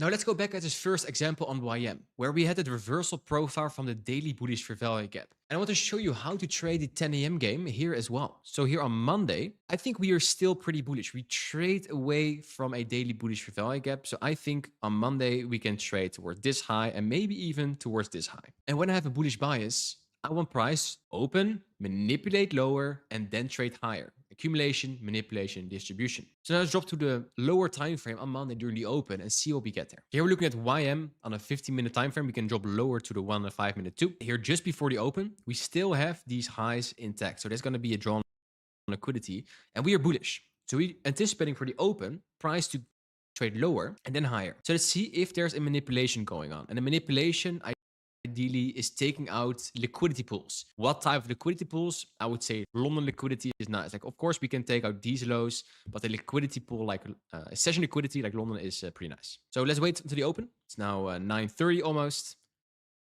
And at the open, immediately at 9:30, we drop lower very aggressively, taking out this low. And when this happens, your monkey brain thinks, let's sell. Price going lower. But we now know, based on the frameworks we get, that this was the mistake. That was the mistake we talked about at the start of the video, where your monkey brain wants to sell and you get stopped out within a few minutes. But we know better. We know that if we have a bullish bias on the higher time frame, on the daily or the 4 hour, just wait for price to manipulate lower, taking out some liquidity, and then start trading higher. So this is a very nice V-shaped recovery, aggressive sells, aggressive buys, making these series of down close candles an order block right here. Also a breaker sitting here, and of course many fair value gaps and inversion fair value gaps. It doesn't really matter which PD array you use because all of them will make you the money when your bias is right. And that can be found on the higher time frame. I'm waiting for price to trade into a fair value gap, PD array 1. Let's see if we react from that.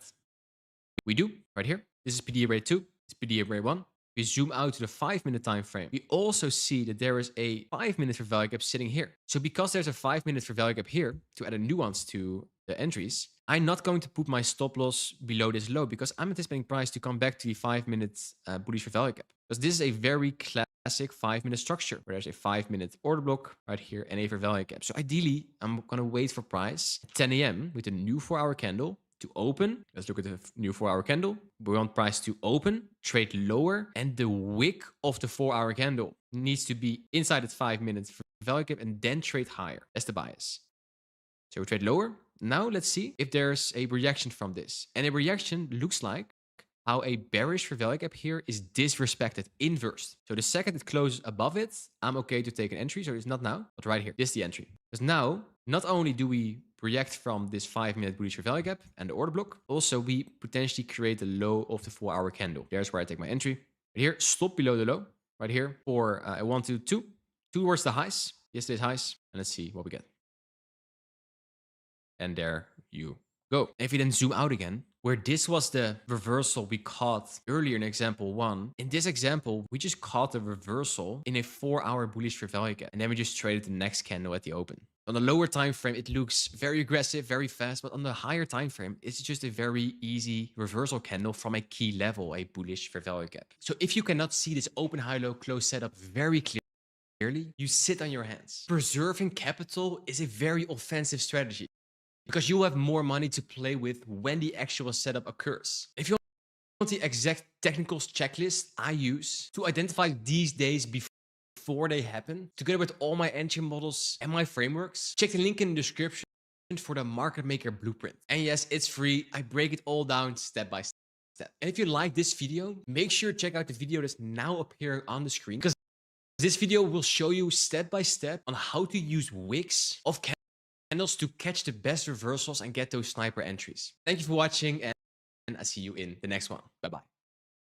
This is an entry model, and these are the mistakes and secrets you need to know to skyrocket your win rate and make every entry model work. In this video, I'm going to show you everything you need to know about how to use an entry model together with time frame alignment, liquidity, influences, the biggest mistakes I see my students make, and of course, the entry model secrets. No time to waste, let's get into the video. An entry model is a repeatable checklist that tells you exactly when to press the buy or the sell button. It's not a gut feeling or I think the price is going up. No, it's a mechanical set of rules that you follow every single time. And before we dive into the mistakes and the secrets around entry models, I want to share my exact entry model with you. And the first step of 4 of my entry model is the liquidity sweep in a key level. A liquidity sweep when we have an old low that gets swept before the move upwards, ideally in a higher time frame key level. And a key level is an old low, an old high, a fair value gap,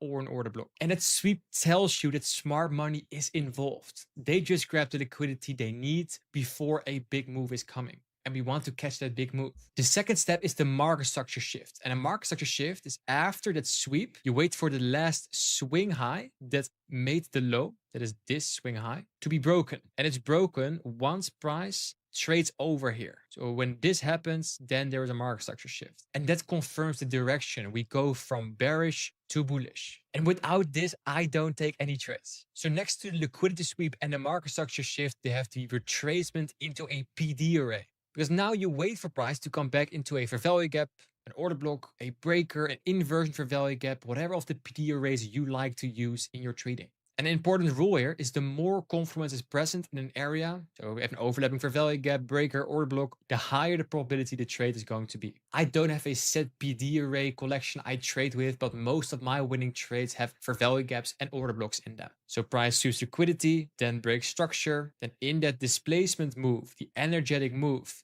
leaves behind a fair value gap. Also, there is an order block created with the market structure shift. And in this move also is an inversion fair value gap. There was an old bearish fair value gap that turns into a bullish array because it was inversed. And the fourth and final step is kill zone confirmation, time and price. Because this structure we just discussed need to form inside a kill zone. London, New York AM or New York PM. So that means in New York time needs to be between 2 and 5 for London, needs to be at the New York Open for the New York AM session, and after New York lunch in the PM session, the structure can be formed there too. Don't trade in between those. So 6 a.m. EST, for example, between London and New York AM is lower probability because the structure is formed outside of a kill zone. I trust that less when I take my setups. and pause the video and screenshot this. So you have the exact 4 steps: the liquidity sweep, the market structure shift, retracement into a PD array for value gap, order block breaker, inversion for value gap inside a kill zone.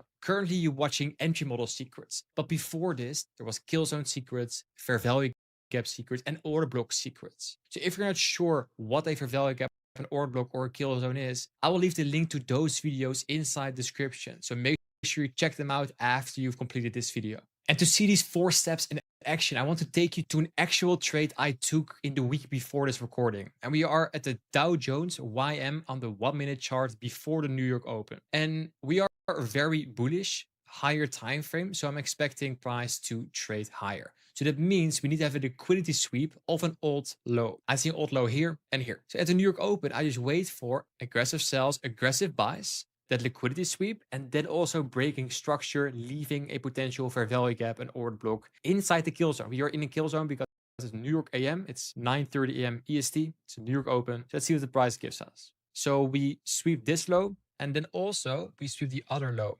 All right, here, the 7 AM low. So if we zoom in this price action, what is the last swing high that swept liquidity? That is this one. So the market structure shift already happened right here. So if we put our fair value gaps here, right there, there's an order block right here. So it is already nice structure. And then price trades back into this fair value gap before going higher. An order block sitting right here again. And price respects that order block and trades higher. Also leaving another fair value gap. If we look at the same price action, but on the 5-minute, we see the same structure happening. There's a 5-minute fair value gap open here. We trade back into that area and then we create on the 5-minute another fair value gap. It doesn't really matter if you do this on the 1 or the 5 minutes. And here is where I started looking for an entry. I was looking for, do we respect this fair value gap? If we do, I want to take an entry. So if we now close above this area here, this is enough for me to take the entry because we have another order block sitting here overlapping with a fair value gap. So there is where I can take the entry in this fair value gap. What do we have for targets? Well, there's a lot of very sexy failure swings sitting here. These equal highs for my target. It looks very sexy. I think you can also target these highs because it's all very low-hanging fruit, high probability targets. Ideally stop below a low. That's going to be this low, target the highs for a 1 to 2, and let's see what price gives us.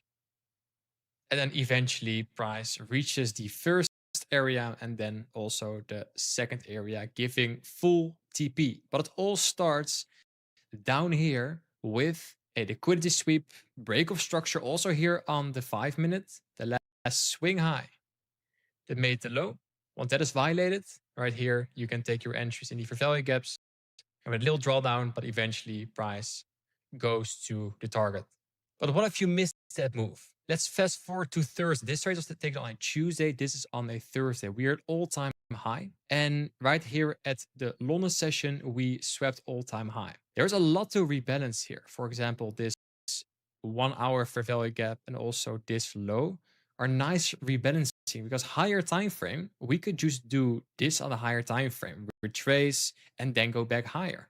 So why not ping pong, first lower, then higher? So let's see if we can catch a short here. We cannot take our trade outside of kill zone. It's now 8. So let's fast forward to the New York Open. That is right here at 9:30. We have a sweep of London high. So liquidity sweep. There is aggressive buys, aggressive sells. So we have a liquidity sweep. What is the last low that made that high? Was this one. So there is a liquidity sweep, a break of structure. And now we need PD arrays. There's inversion for value gap right here, a small fair value gap right here, and a massive order block sitting right here. So let's see from this area if we can see some reaction lower. We tap into the inversion for value gap, and then we start trading lower. There's already where you can take your entry because we already react from a PD array. Ideally already here, but let's say you're late to the party. Stop loss above the high for 1 to 2, or we're going back to our original targets. That was the low right here, Wednesday AM, New York AM low. So are all the 4 steps present? We have a liquidity sweep, break of structure, retracement into a PD array, reaction from that inside a kill zone. All the 4 steps completed. That is why we press the button. We have an obvious target. Now let's see if we can make some money. And here is where most traders take their trade off. because they think, oh, the move has happened, and now at 10:30 we're gonna see buy structure coming in. If you've been trading for a while, you know your data, you know, have confidence in your model. You just do nothing. You set your stop loss, you set your TP, you take your entry, and do nothing. So you cannot touch it anymore. So let's not touch it. And there it goes to TP for more than a 1 to 3. And now you know the 4 steps of my entry model. Let's talk about the 3 biggest mistakes I see traders make trading entry models. The first one is using other people's entry models and expect the exact same results. Because the thing is, if I'm going to give you my entry model right now and we're going to trade for 2 weeks together, you take your trades, I take my trades, you are going to have a different win rate, different results than I have. For one simple reason, we cannot press the button at the exact millisecond, at the exact same time.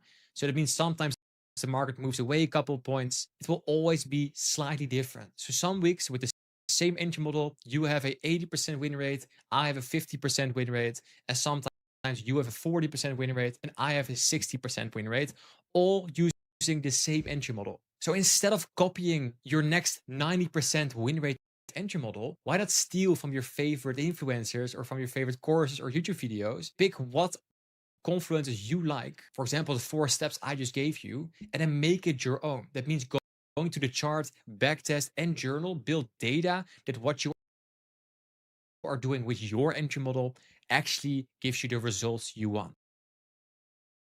And it also helps with your confidence. Just like you have a lot of confidence that you can drive a car because you have thousands of data points, proof that you can drive a car. Same with your trading. If you have hundreds of examples, hundreds of data points that your model works by journaling, by back testing, you have a lot of proof that what you're doing works. And because you have proof, you become more confident. And it helps with, for example, not taking your trade off like we saw in the previous trade example. And if you want to steal my entry models, there's a playlist on this channel with my entry models, all of them.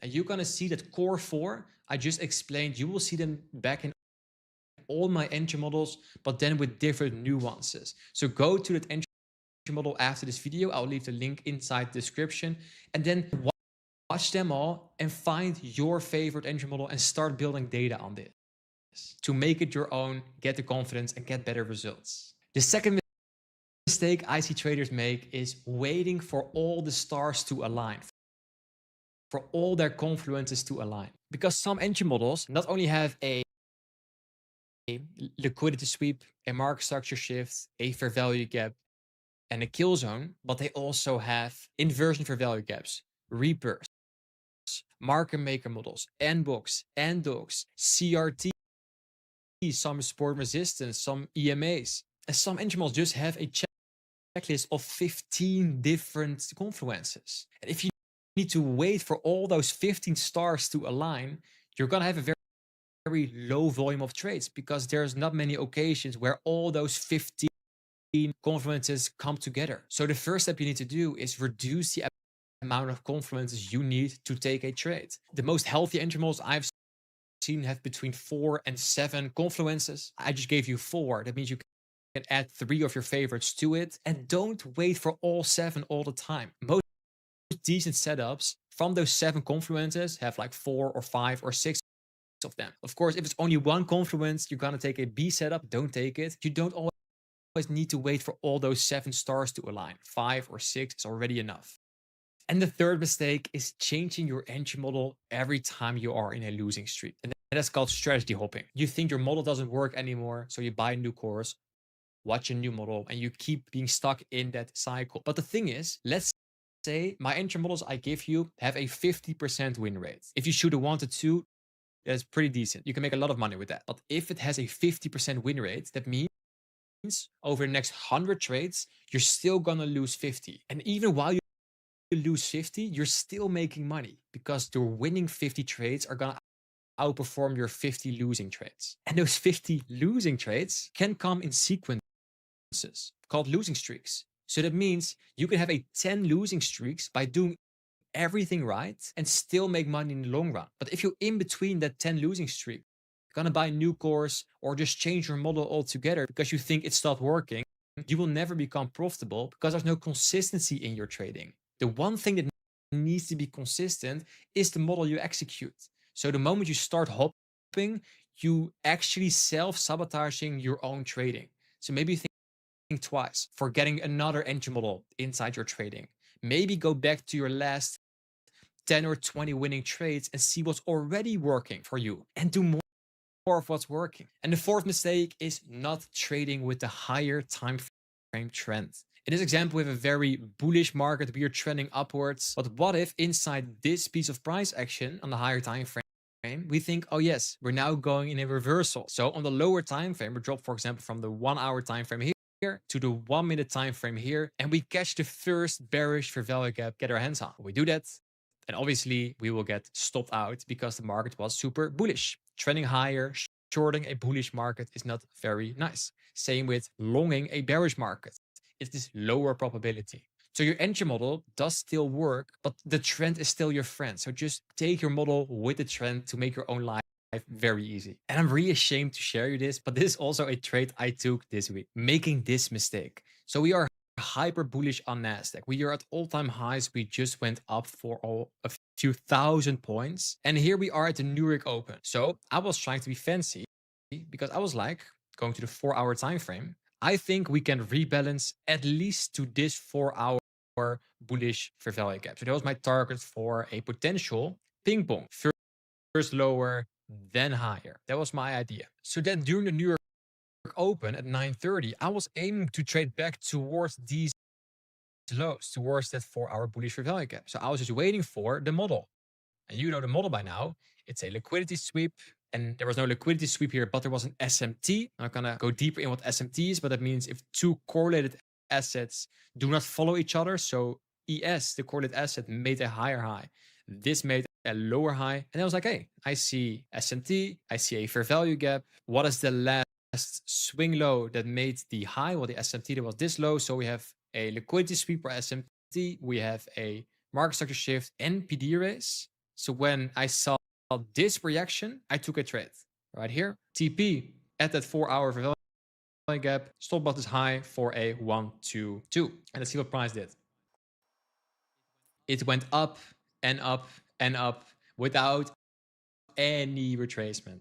And if you want to make it even worse, look at what happened after. Like this was my target. Look at what happened in hours after. I just shorted low of the week.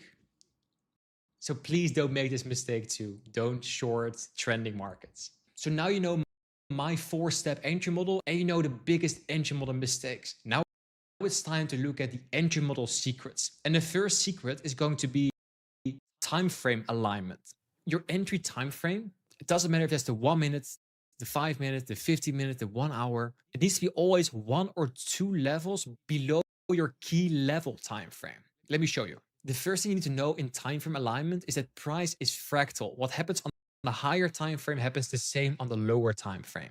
So if we look at this example where we have a bullish fair value gap and then we have a target that is this high, we are trading from internal range liquidity, a fair value gap, to external range liquidity. So what we expect on the lower time frame is a market maker model where we first trade lower into that fair value gap and then trade higher towards that high. I have a dedicated video on market maker models here on this channel. I will leave the link to that in the description. But for now, what you need to know is that a market maker model has a sell side of the curve where we go lower and have a buy side of the curve where we go higher. And inside a key level, you find a market structure shift. Just like you saw in my entry model, key level, liquidity sweep, market structure shifts, and then we start trading the other direction, a reversal. And once we reverse, you can see it right here with a market structure shift, we start creating those blue boxes right here and right here. Inside these boxes, you can find actual entries in the time frames below the structure.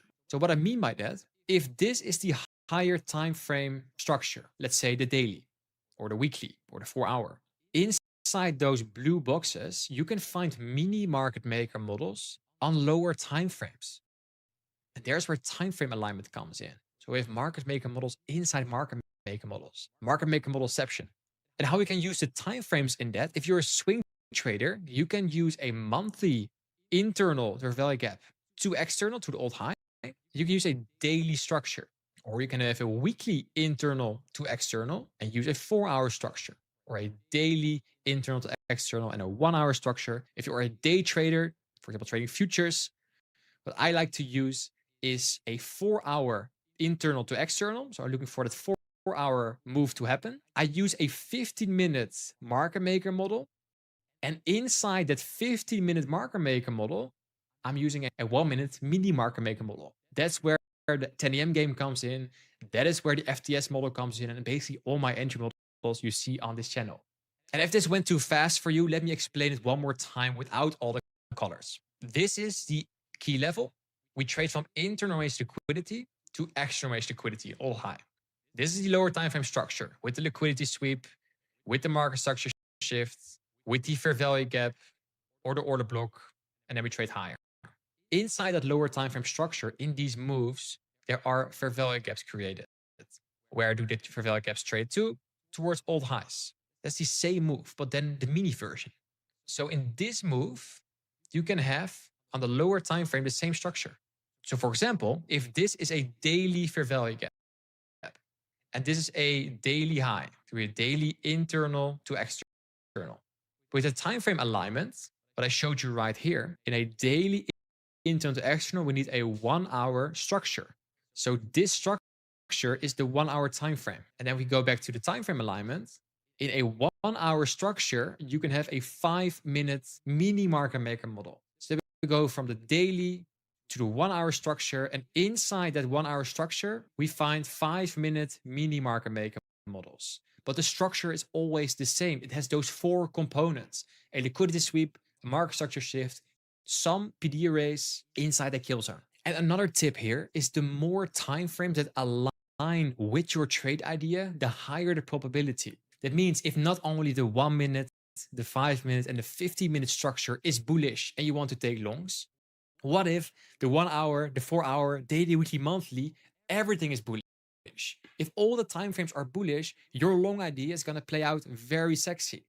But vice versa is also true. If the monthly, weekly, 4 hour, daily, all the time frames are bullish, and your 1 and 5 minute entry on the lower time frame are bearish, you're going to see that those setups do not play out as you want, because the time frames above that are super bullish, or the other direction is counter trend. The second secret you need to know for entry models is using the second PD array rule. And you've seen this too in the fair value gap secrets video, but here's how it works. Here we have the exact structure again, with the liquidity sweep, the market structure shift, the PD arrays inside the kill zone. Before I can tell you what the second PD array rule is, I need to explain you what the first PD array rule is. The first PD array area is this area, where we had that market structure shift, the liquidity sweep, and then we have that first batch of PD arrays. It can be fair value gaps, order blocks, breakers, inversion fair value gaps, whatever you prefer. I like to use that first area as my test area to see, do we actually move away from this in the direction I want, or we don't do that and start just trading lower. I don't like to get faked out in my moves. So what I then do is wait for the second PD array area to occur. And that means that there is a reaction from this level.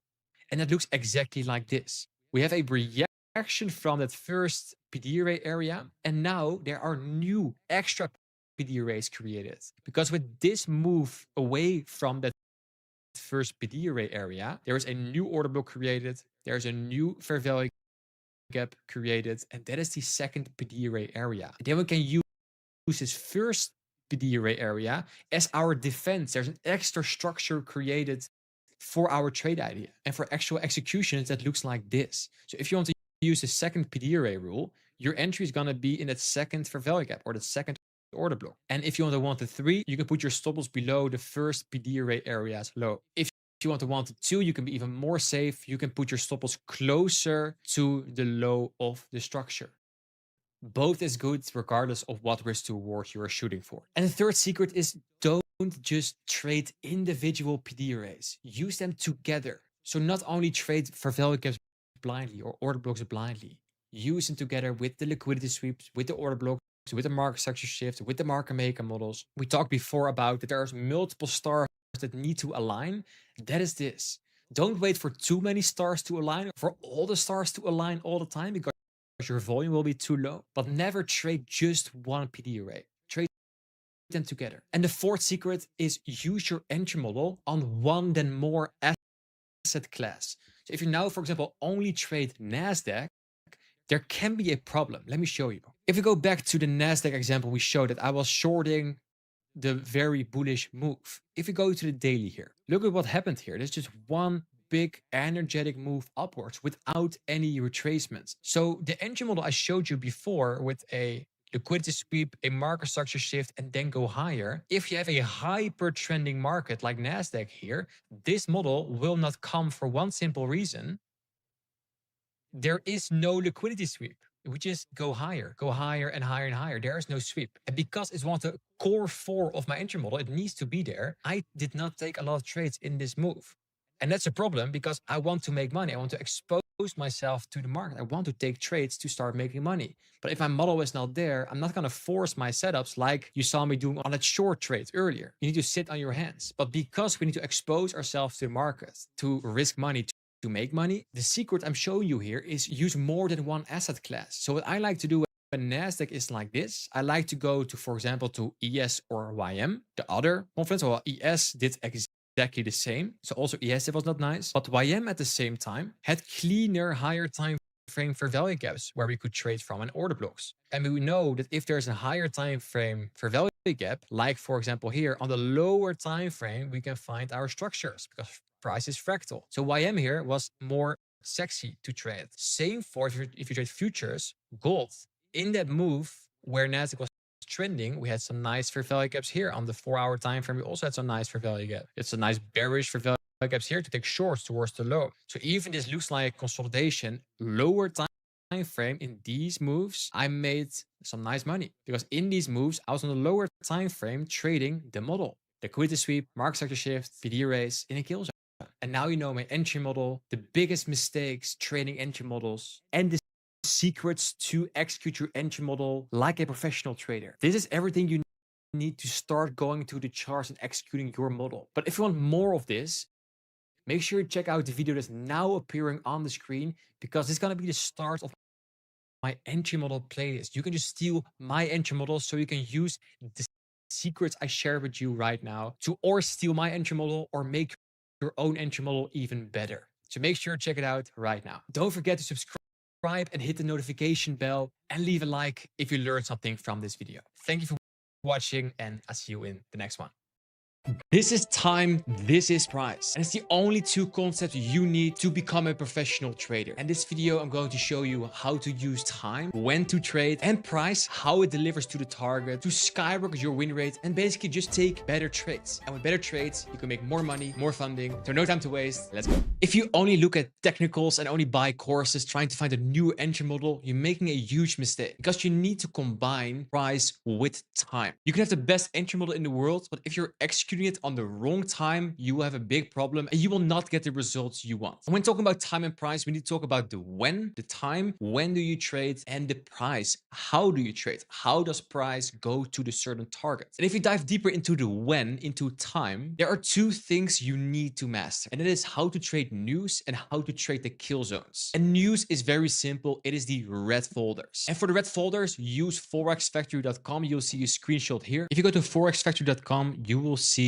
this exact page. And this is not enough. Like you need to filter a little bit. But this is only today. If you press here and you do them this week, you will see a lot of red folders. This is too much. We need to filter right here. Go to filter. And you can turn off the CNE, the Chinese yuan. And you can turn off the yellow and the orange one. The gray one is always with bank holidays or daylight savings. Keep that on. It's the week of February 22 until February 28. And here you see the red folder. It's a low news week. If you go to the next week, you will see that there's NFP. And every day before you trade, you need to know, is there a red folder coming? So for example, right now there is an 8:30 red folder coming up. So that means I'm not going to press the button until 8:30. I'm going to wait for 8:30 to most likely sweep some liquidity into a key level. After that, I'm going to execute my trades. Very important here. You don't need to know what the exact red folders do. It is good to have a higher time frame perspective of what the economic situation is. So for example, if the economy is really bad, of course the NASDAQ will sell off. When it's really strong, of course the NASDAQ or the markets will go higher, but you don't need to know the exact details. You can, but I can promise you, I don't know all the red folders and I make money, so you don't need it to. And if you know how Forex Factory works, how you can filter to the red folders and to the certain assets you are trading, you need to ask yourself the following question. Do I trade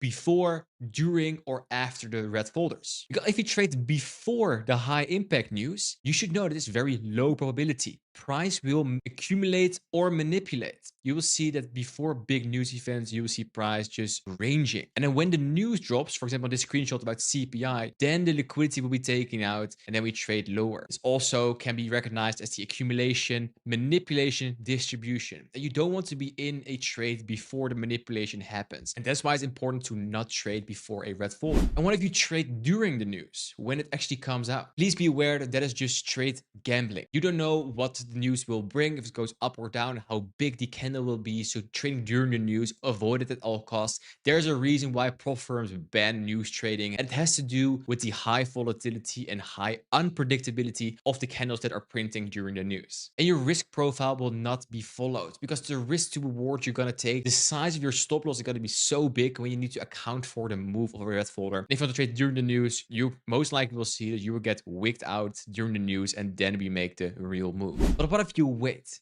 You don't trade before the red folder, you don't trade during the red folder, but what if you wait until after the red folder? When accumulation and manipulation probably already happened? What then? That is the best thing you can do. The market already showed its hand and it becomes obvious where it wants to go. In this case, there was a news event. At the news event before that, we accumulate, ranging. It's a news event. We manipulate, taking out liquidity. And then with the news after news, this is where when the fair value gap and the market structure shift is created, there in this piece of price action is the market showing its hand that it wants to go higher. And this is also the A+ setup and the 10 AM game that you can find here on this channel under the playlist of entry models. But you must have seen Forex Factory by now. And some days there's not one red folder, but multiple. And what if you have two red folders, one before the open and one after the open? The New York Open is 9:30 AM EST, New York time. Then what is the best approach? Because every month there are days with the, let's say the 8:30 red folder or the 8:15 AM and then the 9:45 or the 10 AM red folder. How can you trade that? And it's very simple. Use this as your rule of thumb. If the pre-New York Open red folder will sweep liquidity, the 8:30 or the 8:15 red folder sweeps liquidity, then the post-New York Open, so the 10 AM candle, 10 AM news candle will be the push to the target. That's very important here. But what if the 8:30 news event does this and there's no clear liquidity sweep? Then it's best to wait for the post-New York Open red folder to do the liquidity sweep before getting into the move. So the thing you need to remember from this is you need to be waiting for the manipulation, for the liquidity sweep. And if it happens at the 8:30 red folder, you're probably going to take your trade at the next red folder. If it doesn't happen with the 8:30 red folder, just wait until price sweeps that liquidity before going to the target. It needs to manipulate before distribute.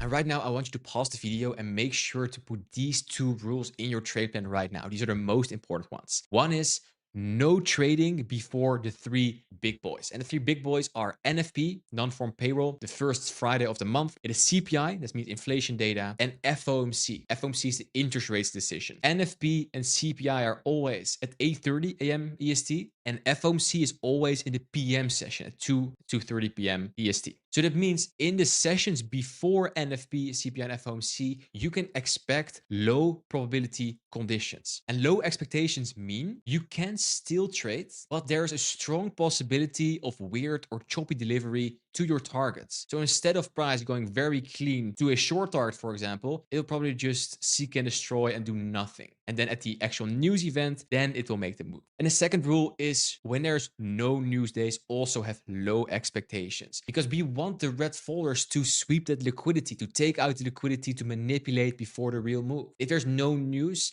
most days there's also not that big liquidity sweep, and we need to wait for the next day for when there is a red folder to then make that low or high that sweeps the liquidity. And I know how overwhelming trading can be. That's why I created the ICT Bible. It's a 500-page PDF where I go from A to Z to all the concepts you can learn about trading. I spent hundreds of hours on this document, and this document will save you thousands of hours of ICT videos and studying. It is all for free, and I will leave the link to this inside the description. If you want to skip those thousands of hours of studying, make sure you check it out right now. Back to the video. So when talking about time and price, you now know how to trade news, but we also need to talk about the kill zones. what time do you trade? And the kill zones are very simple. They're also referred to as sessions. You have the Asian session, the London session, the New York session. And for the indices, what we trade the most, NASDAQ, ES, and YM, we also have the PM session, the afternoon session. And these times are all in New York time. That means EST, Eastern time. And there's a little nuance difference between Forex and the indices. The Asian session is the same. That's from 8 p.m. until midnight. London session is from 2 to 5. The New York AM session is different. Forex New York kill zone is from 7 till 10. Indices is 8:30 until 11. And the PM session is not per se a thing for Forex, but you will see the indices moving during the PM session from 1:30 to 4. And inside these sessions on the indices, you have silver bullet windows. There's where most entries are forming. And for the London session, it is between 3 and 4. For the New York AM, it is 10 and 11. And for PM, it is 2 to 3 p.m. And my best performing entry model, the A+ setup, is the 10 a.m. game. And now you also know why. It's because most entries are around 10 a.m. New York time. The window after the New York Open that starts at 9:30. And why do you need to remember these kill zones? Is if you go back to your losing trades,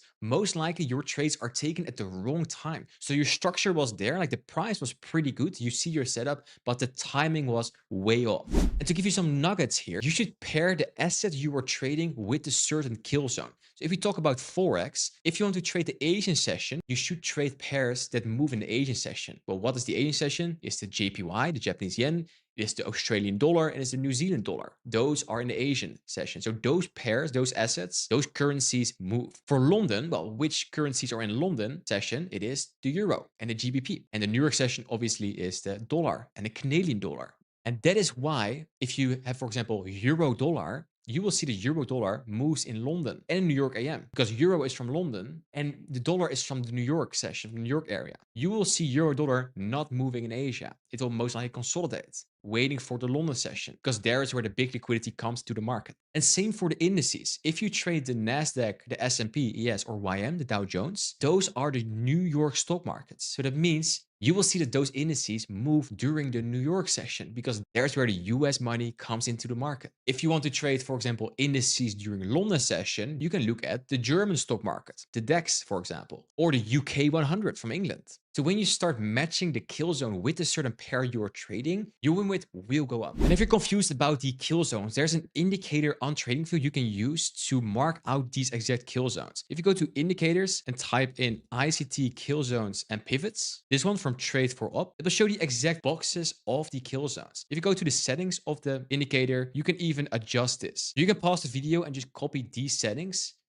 I have the Asian session, the London session, New York AM. I also have the London close, but if I'm trading the indices, I don't use the London close. It's the yellow one right here. I use the New York AM and the PM session. And you also see in this exact example that for this NASDAQ trade, we just accumulate the whole day. This is Asia, this is London. And then in New York, we sweep the liquidity and start making the move to the upside. Especially if you're new to trading kill zones, make sure you put this indicator on your chart to make your life easier. So now you know when to trade. You know the time element. But now you need to talk about the price. So when we know when to trade, we also need to find a certain pattern, a certain technicals we can pair to that. So now we're going to talk about how does price go to the target. And it's very simple. You need to know the daily bias. Where is price most likely headed next? Are we going up or down? And how we're doing that is very simple. It's by combining few different elements. One is the AMD, the accumulation, manipulation, distribution, and the other one is the open, high, low, close. The understanding of the AMD or the power of three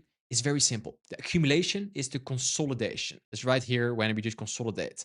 Intraday, very important from a daily bias perspective, Asia on most assets, euro dollar, the NASDAQ, is accumulation. So trading the Asian session, you will most likely trade the consolidation of the day. You don't want that. You want to catch the big expansion moves. There's where the most money is. And after that, you will see, after the accumulation, you will see a fake move. So if you want to go up on the day, you will see a move lower before going higher. So the fake move in the opposing direction of the target. And then the distribution starts. That's literally boom, to the target. Pro tip, mark out the midnight open. And the midnight open is the New York midnight open. And if you are bullish, and let's say this is the midnight open, try to buy below the midnight open. So most of the time in the manipulation, there is where the buy structure will form. In this schematic, most of the time, this will be a fair value gap or an order block or a supply and demand area. there will be some nice structure forming below that midnight open. And of course, vice versa when you are bearish. And here's where you already need to combine time with price. So most of days, this will be Asia. The manipulation will happen during London, and New York AM session is on most of the days, or the manipulation, or when the manipulation already happened in London, it's just going to be the expansion. That is why most traders, the biggest traders, only trade the New York session intraday, because there statistically is where the biggest moves, the biggest ranges happen. So now you know how to combine the kill zones with the AMD schematic, but how do we know if we're gonna go up or down? If it's gonna be a green candle, an up candle, or a down candle? And there's where the open, high, low, close comes in. Because when you expect a bullish day, play a bullish AMD. It means if you expect the next candle to be green, you wait for price to open, then drop lower, creating the low of the candle, and then start trading higher towards the high of the candle. And here you see again, accumulation, manipulation, distribution. Expect the next candle to be bearish, then we're going to do vice versa. Wait for price to open, accumulate, then manipulate higher, and then start the distribution lower towards the low of that candle. And there's dedicated videos on daily bias on how to predict the next candle to be up or down on this channel. I'll leave the link to them in the description. Also, just find them here on this channel. But right now we're going over the service level of those daily bias videos, because price only does two things. It is go to external range liquidity, that means old highs and lows, or it rebalances. And the golden rule is, that should be in your trade plan, you should try to always have in your mind, I trade from internal to external or from external to internal. What does that mean? It means this. External range liquidity, meaning trading back to an old high or low. So in this schematic, we leave a old high behind and then start trading lower into internal range liquidity. Internal range liquidity is a fancy word for a fair value gap or a supply demand area. Just a price inside a range where we could react off from. So we go from internal back to the high from external. Ideally, use premium and discount in this. So go from swing low to swing high and try to catch that move into discount of the range. The second thing price can do is rebalance, go from an old high back to, or a fair value gap, the internal range liquidity, the imbalance, or back to 50% of the range. Remember, premium and discount, then you can just short back to discount of the range. And if it's overlapping with a fair value gap, that's a very nice target to trade towards. That is the only thing price does. Or go from internal to external, or from external to internal. With that golden rule, where you only can trade from internal to external, or from external to internal, you only can have 3 types of days. The first one is the easy day. Here's where I make the most money. It's the expansion day. And that happens the day after price trades into a key level. And when it trades into a key level, then it reacts from it. And then the day after that, so this candle is the most easy day, because you already can anticipate that this low is going to hold. And then you have that exact green candle you expect. And then intraday, during the day, you just wait for price to accumulate, then trade lower below the midnight open and start creating the distribution, the buy structure. Those are the easiest days. Then after that, where you can also make money, but it becomes a little bit more tricky, it is on the reversal day. That is the day when we actually trade into that fair value gap. And then we try to trade the wick of this daily candle. So that means here is that fair value gap, that yellow box right here. And we just wait for price to make the manipulation move into the fair value gap and then trade higher. This most likely happens during news. And then your entry will be somewhere around here and you catch the distribution move. And that's why it's so important to always have higher time frame fair value gaps and old highs and lows on your charts, because you just wait for or the easy day, the trending day, or the reversal day to happen from those key levels. And it's nothing more than old highs and lows and fair value gaps on the daily, weekly, and monthly. And the third day, the low probability day, is the doji day. There is where most of the time we are in between 2 highs and lows or 2 fair value gaps. It's trapped order flow. Price just doesn't know where it wants to go. Very important, the word trapped order flow, that you anticipate that if there is a, for example, a bearish fair value gap and a bullish fair value gap very close to each other, and we're just in between there, then that is a very low probability condition where you should expect consolidations and just wait for one of the two to be respected and one of the two to be disrespected. And this schematic is the only thing you need to remember on how price delivers to a target. You use the AMD, the accumulation, manipulation, distribution, together with the open, high, low, close, together with if you anticipate price to go up or down. Combine this with executions during the kill zones and executing around the red folders. That is exactly what you need to take way better trades than you're doing right now. And now let's see the kill zones in action. Here we're looking at NASDAQ at the 5-minute chart, and we have Asian session here in the blue. There is London session right here, and New York session is the green one. You're used to me showing everything before it happens, but I want to make sure this depiction of the kill zones is very clean. Because if you know the power of the kill zones when time, you will recognize the setup when it needs to happen. Because if you would not know the kill zones, you don't know where to trade, you see this happening and you see price trading lower, creating fair value gaps. You're like, okay, cool. We're now going to take shorts towards here, stop above this high or above this high, towards the low right here for 1 to 2 or 1 to 1.5, and you'll be stopped out before the real move because you ignore that NASDAQ moves after the New York Open. If you know that because you used the indicator, then you knew that you need to wait until 9:30, and there is where there's the A plus setup. There's a liquidity sweep. After that, we have displacement, breaking structure, and there is where the entries can be taken. And if you're not convinced yet, let's go to the next day, where there's the PM session here. There is Asia, London, and New York. Same story. If you would have not known the kill zones and we're like, okay, cool. I see here aggressive sells, aggressive buys. I see an order block. I see a small fair value gap here. I see it moving away. So somewhere here, you take an entry, stop below the low for 1 to 2. You again would have been stopped out before the real move because you don't use time in your trading. Do the kill zones again. At the 9:30 at the open, we sweep the liquidity, then we break structure, and there is where in this fair value gap is where you can take your entry for 1 to 2, 1 to 3. The exact same scenario 2 days in a row. And these are the exact trades I took myself as well at the time of the recording, because this is a live chart right now. It was yesterday. And of course, if you want to learn more about how this exact entry model works, on this channel is a playlist called Entry Models. This exact model is inside there, so make sure you check it out right now. Here on this day, on February 12th, we have an 8:30 red folder. And you see before that red folder, we do not do anything. If you zoom out a little bit, the price is not very nice. But then we can just play a very classic open, high, low, close. And AMD, accumulation, manipulation, distribution. Can be bullish, can be bearish. But let's see if the 8:30 AM candle gives us the manipulation we are looking for. So here at 8:30, we move upwards. And after that, we create a 15-minute bullish fair value gap here on the expansion of the news. So let's drop to the lower time frame to see what we get. We trade into that 50-minute busy, but then we don't move away. Then to New York Open, price chops around a bit. We sweep the liquidity right here. Then we start trading lower right here. So in this change state delivery, you could already have taken your trade around here, stop above the high for 1 to 2. But most importantly, it is so important that you wait before the red folder, because the red folder pushed price up before going lower. If we zoom out on this price action right here, this candle is the 8:30 candle. So we have the accumulation, manipulation with news, the 8:30 manipulation, and then we start the distribution higher towards clear targets or these swing lows right here. And that is how you combine time with price, when to trade and how we trace towards a target. If you got value out of this video, make sure to check out the video that's now appearing on the screen, because using this exact method about time and price in combination with the A+ setup that happens almost every single day, you are ready to start making money, get funding, get payouts. Don't forget to subscribe and comment your biggest takeaway. Thank you for watching, and I see you in the next one. Is it possible to trade profitably without using 20 timeframes?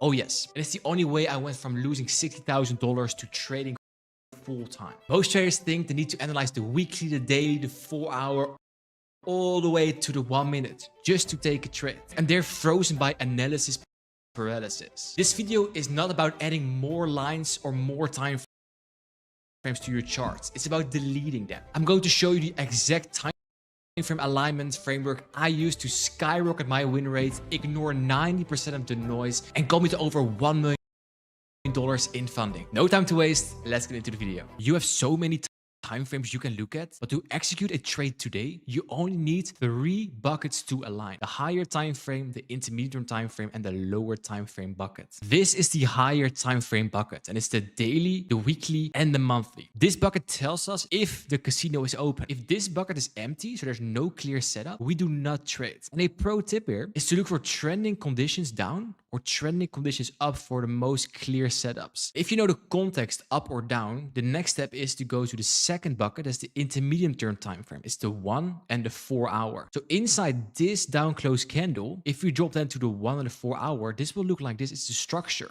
So we have the context is down, but inside the down context, we are going to find structure on the 1 and the 4 hour. This structure, you see a value gap, there's order block sitting here, changes a delivery, and we start trading lower. And if you know the context and the structure, inside that structure, so inside here and inside here is where you drop to the lower time frame. That's the 1 minute, the 5 minute, and the 15 minute to find your entry model. In this example, there's an order block sitting here and a fair value gap, so the entry can be taken right there and just trade the context and the structure. But the context is lower, structure is lower, and the entry model is going to be short. You have a very high probability trade on your hand. Imagine you trying to rob a bank. Bucket 1, the higher time frame bucket, is the intel, the information. Is there even money in the vault today? Is there not a lot of security? And if that doesn't look nice, you of course not going to rob the bank today. Bucket 2, the intermediate term time frame, the 1 and 4 hour, is the alarm system going down and you getting in through the back door. It's your path to the vault. So when bucket 1 looks nice, bucket 2 looks nice, and in bucket 3, the lower time frame is just you walking in, grabbing the cash at exactly the right time. But your problem now is you're walking into the bank in the middle of the day when there's a lot of security guards and all the cameras are rolling, and you're wondering why you do not make the money. You could not have just sit back in your car and wait. You were bored. And same with trading. You're trying to force a trade when you're bored. You need to wait for the 3 buckets to align to take the highest probability trades. If the buckets do not align, we sit on our hands. But now you know the 3 buckets, you still have more than 10 time frames you can choose from. But to show you exactly which one you should focus on, I will show you a table I use to nail this every single time. Here's the framework. Make sure you screenshot this right now. And this alignment works as follows. If you have a weekly context, you look at the 4-hour structure. If you have a daily context, you look at the 1-hour structure. 4 hour to 15 minutes, 1 hour to 5 minutes, and 50 minutes to 1 minute. And if you have a weekly context and a 4-hour structure, if you then want to take the entry, bucket 3, it needs to be taken on the aligned time frame. And what's the aligned time frame with the 4-hour? Is the 15 minutes. So if you see a weekly context, you use the 4-hour and the 50 minute. If you, for example, have a daily context, you use the 1-hour structure for this. And if you want to take an entry on a 1-hour structure, you need to find the aligned time frame of the 1 hour, but here's the 5 minutes. So you go from a daily context to 1-hour structure to 5-minute entry. Similar to 4-hour to 50 minutes to 1 minute. And if you see my previous video about trader identity, you know by now if you are a day trader or a scalper. If you're a day trader, you can use the following time frame alignment. It fits your exact identity. A day trader looks at a daily context, at a 1-hour structure, and a 5-minute entry. So you cannot go blindly to the 5 minutes. You need to have a story created in a daily and a 1 hour before you can take a high probability trade. Similar, if you're a scalper, you need a 4-hour context, 15-minute structure, and 1-minute entry. And if you, for example, know the 10 a.m. game, my favorite entry model, in that entry model, I use this exact alignment where we predict in step 1 the buys of the 4-hour candle and use the 15-minute structure and a 1-minute entry to make money almost every single day. I created an entire dedicated video about the 10 a.m. game. I will leave that in the description and also somewhere here on the screen. But one very important note here, pick only one protocol. Or you're a scalper or you're a day trader. Don't be a hybrid. You need to master one of the protocols. And please, if you're scalping the 1 minute, don't care about what the weekly time frame does. It is just noise. Keep the data set small, especially with time frames. Complexity is the enemy. And if you don't know how to identify key levels, create a top-down analysis, or just want to steal all my entry models, I created a free video course called the Market Maker Blueprint. It covers the exact technicals and the exact frameworks I use myself in my trading. If you want it, the link is inside the description and go get it. It is free. We're now looking at the NASDAQ chart on the 4-hour time frame. It is an example of the scalper protocol where you have a context on the 4-hour, the aligned structure is on the 15-minute, and the entries on the 1 minute. If you look at this 4-hour structure, the context is pretty easy to determine. We have aggressive sells right here into a 4-hour bullish value gap, a liquidity sweep, and we have aggressive buys. Up here, we have these relative equal highs sitting here, also this high. So the buys is going to be higher to these highs. So the context is going to be higher. Then what we need to wait for is 15-minute structure. Ideally, during, because NASDAQ, ideally the structure is going to be formed around the New York Open, around 10 a.m. Now let's drop to the 15 minutes. Right here, we look at the 15-minute chart and the time now is 8:30. So we're going to open very quickly. And during the New York Open here on Tuesday, January 6th, you can backtest yourself as well. There's a massive expansion. So the context is higher and the structure with the displacement is also going to be higher. And most of the times when this move happens, you will miss the move. But then you need to just wait for the structure, for value gaps, order blocks, all that stuff. So once 10 a.m. starts, there is on the 15-minute time frame, there's a fair value gap sitting here, also a fair value gap sitting here. So all we wait for the structure is price to come back into this 15-minute fair value gap. Can be this one or this one. And then on the 1 minute for the entry, we just wait for a reaction. So price comes back into one of these and then starts creating buy structure towards the target. So now let's drop to the 1 minute to see if we can find an entry based on the 4-hour context that's higher and the 15-minute structure, there's these fair value gaps. And then on the 1 minute, let's see for the entry. Now look at the 1 minute time frame and let's see what price gives us. So there's accumulation here. And now we're trading lower into the 15-minute bullish fair value gaps, both the top one, but also now the bottom one. So we're going to remove this. So we're going to play around here. So in this case, we just wait for buy structure to be created. We can zoom in on this price action and we need to wait for it. Do we see bullish fair value gaps? I do. Right here. Also an order book sitting there. And see if we move away from that. We do. Second fair value gap right here. This is already enough for me to take the entry. I don't care if we chop around here. This is the entry. You know the 10 a.m. game. Links in the description. You know PD array 1, PD array 2, this PD array 2, this PD array 2. So long in this fair value gap, TP at the target for a 1 to 2 or 1 to 3. Say you want to do a 1 to 2 right here. And let's see what price gives us. And in the PM session, it gives the take profit point. So you see at the start, we chop around a little bit and that is normal, that can happen. But your focus should be on the scalper protocol where you saw the 4-hour context was bullish, the 50-minute structure we're in right now. And inside that 50-minute structure, there is where you wait for the 1 minute entry. And most of the time, price will not go immediately to your TP. It will hang around for a bit. When the higher time frame bucket, the context is nice, structure is good, the entry will follow through. Now, I know what you're thinking. Dion, this looks so easy. Is this actually the only thing I need to make money? Of course not. Here is why time frame alignment alone won't save you. To be a profitable trader, you need 4 core things. You need technicals, you need data during a backtesting, you need a trade plan, and you need the mental frameworks. 90% of traders only focus on technicals. So when they hit a losing streak, they start strategy hopping, hoping a new course will fix their problems. And that's a losing game because you're ignoring the other 75% of the trader pyramid.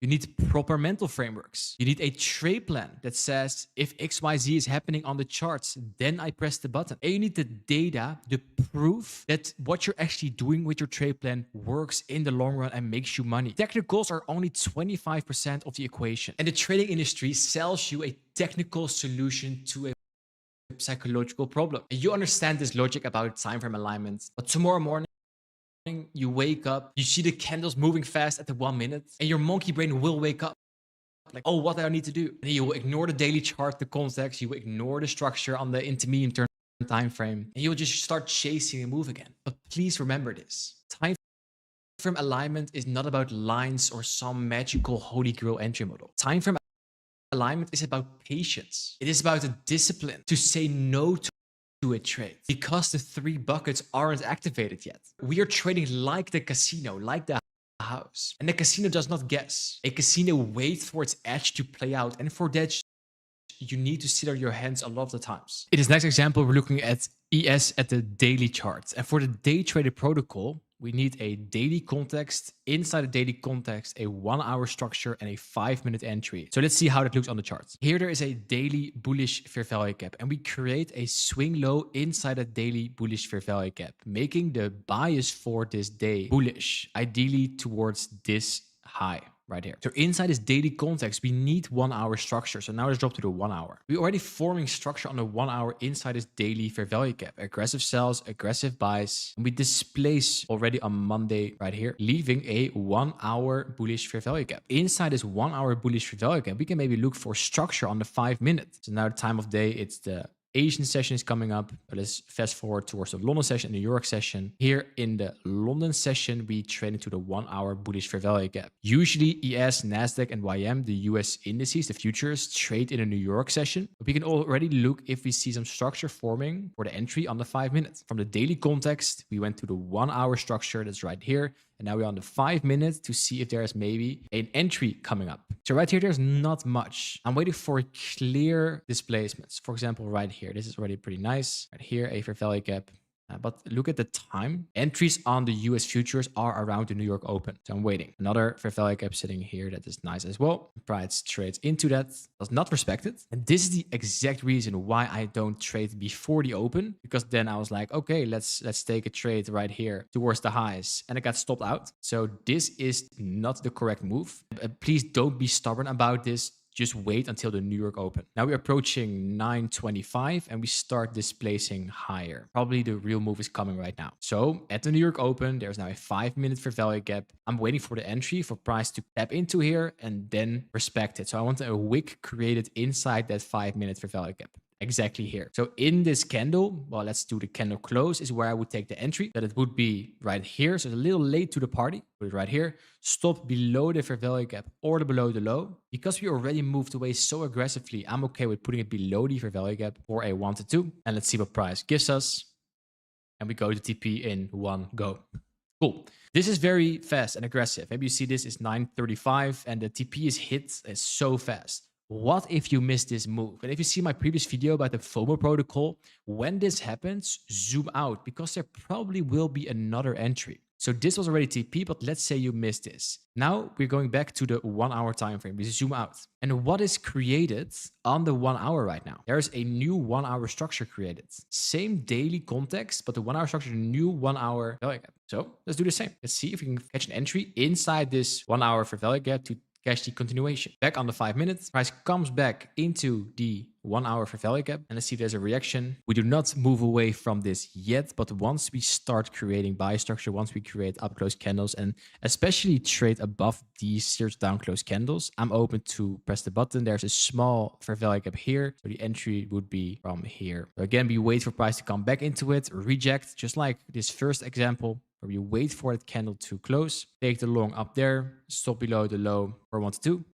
and then price goes to TP as well. So with the day trader protocol, with the daily context, 1 hour structure and 5-minute entry, you could have had 2 entries right here on a single session. And you also should know that if you trade before the session, you will probably get faked out before the real move. And it's a very nice example of this. So make sure you don't do that and sit on your hands. You need to be patient for the 3 buckets to align. So stop trying to predict every candle. Use the 3 buckets framework.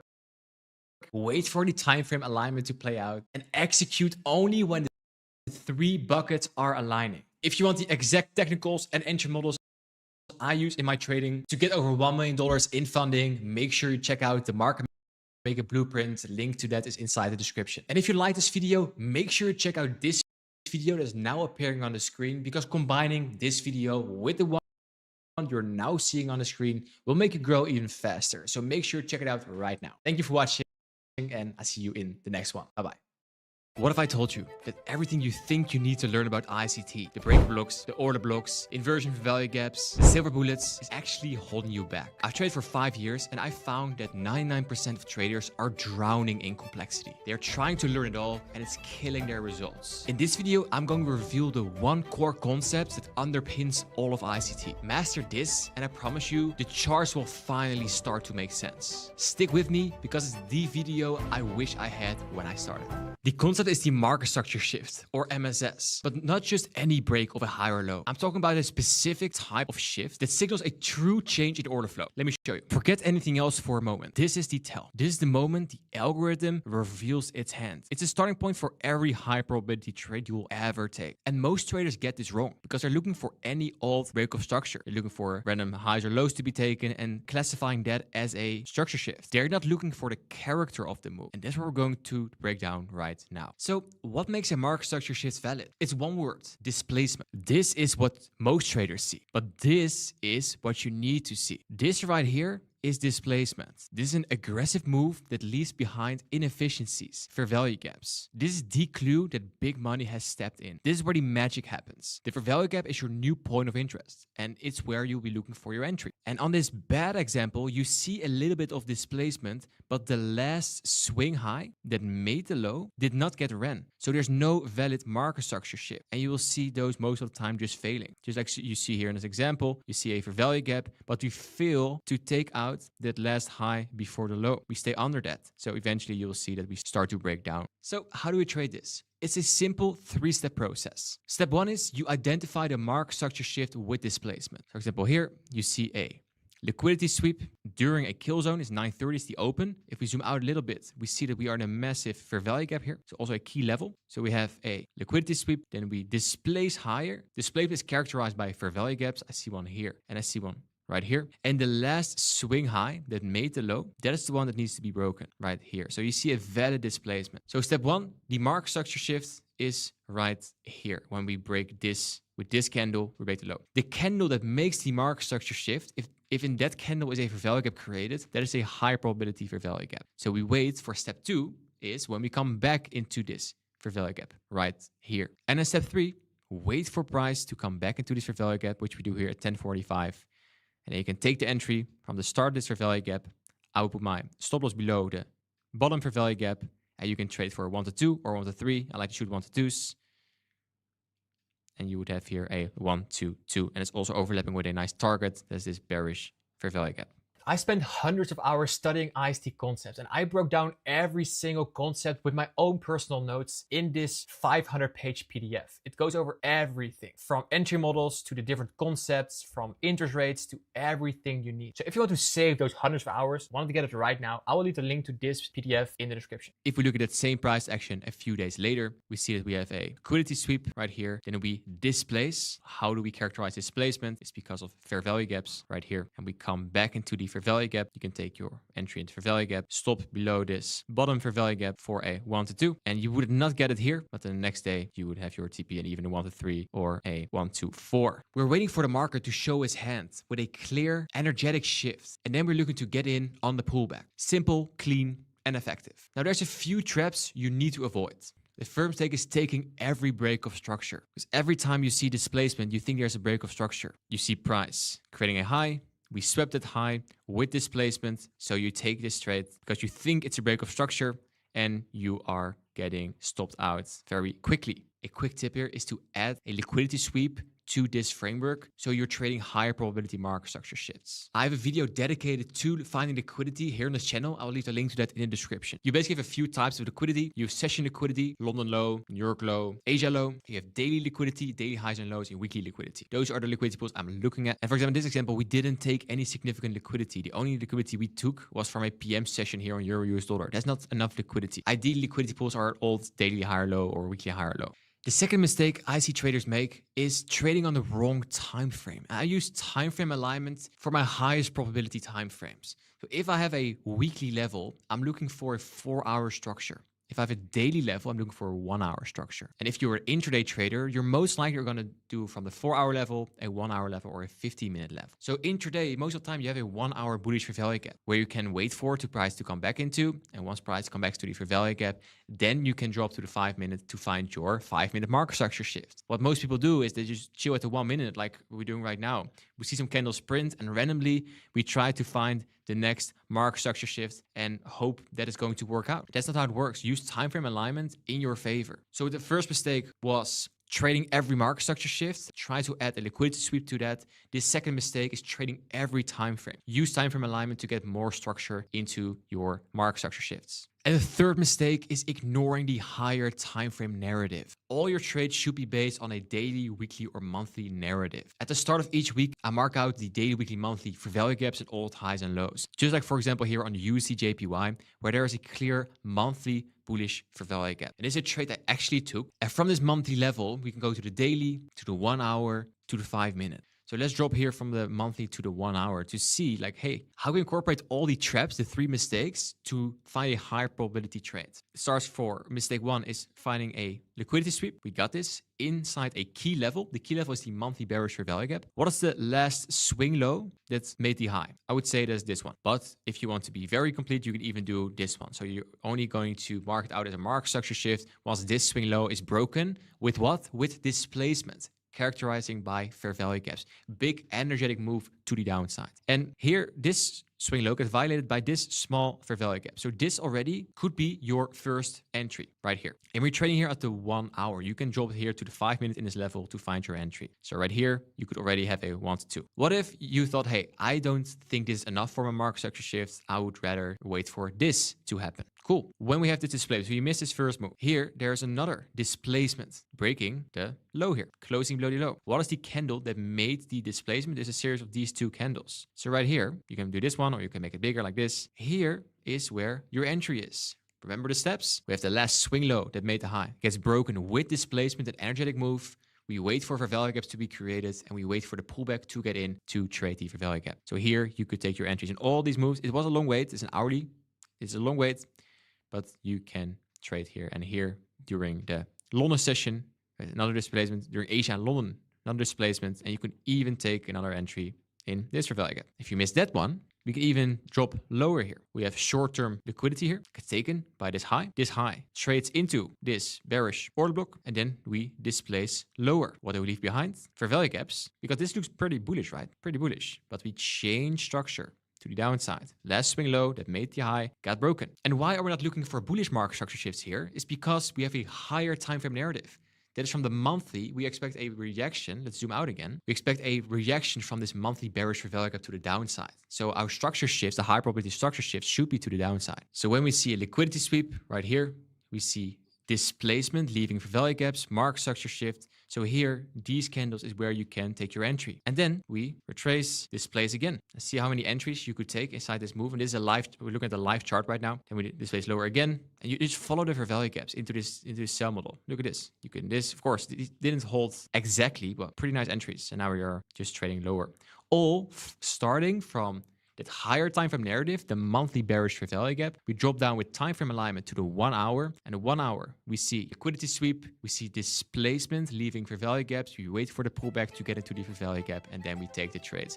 And this whole sell move from the monthly SIBI to the downside, you could have taken 5, 6, or 7 intraday entries. So no matter if you're watching this as a swing trader or an intraday trader, you can use the concept we are discussing right now in all of your trades. And because of that, pass more challenges and get more payouts. So why does this one concept beat everything else? Because it simplifies your trading into one core pattern. It forces you to be patient, to wait for the right high probability setups. If you got value from this video and you're ready to simplify your trading, subscribe to the channel and let me know in the comments what your biggest aha moment was. And if you want to see me trading this concept live, check out this next video where I break down how I use this concept to pass prop firm challenges and get to over $1 million in funding. Thank you for watching, enjoy the next video, and I see you on the charts.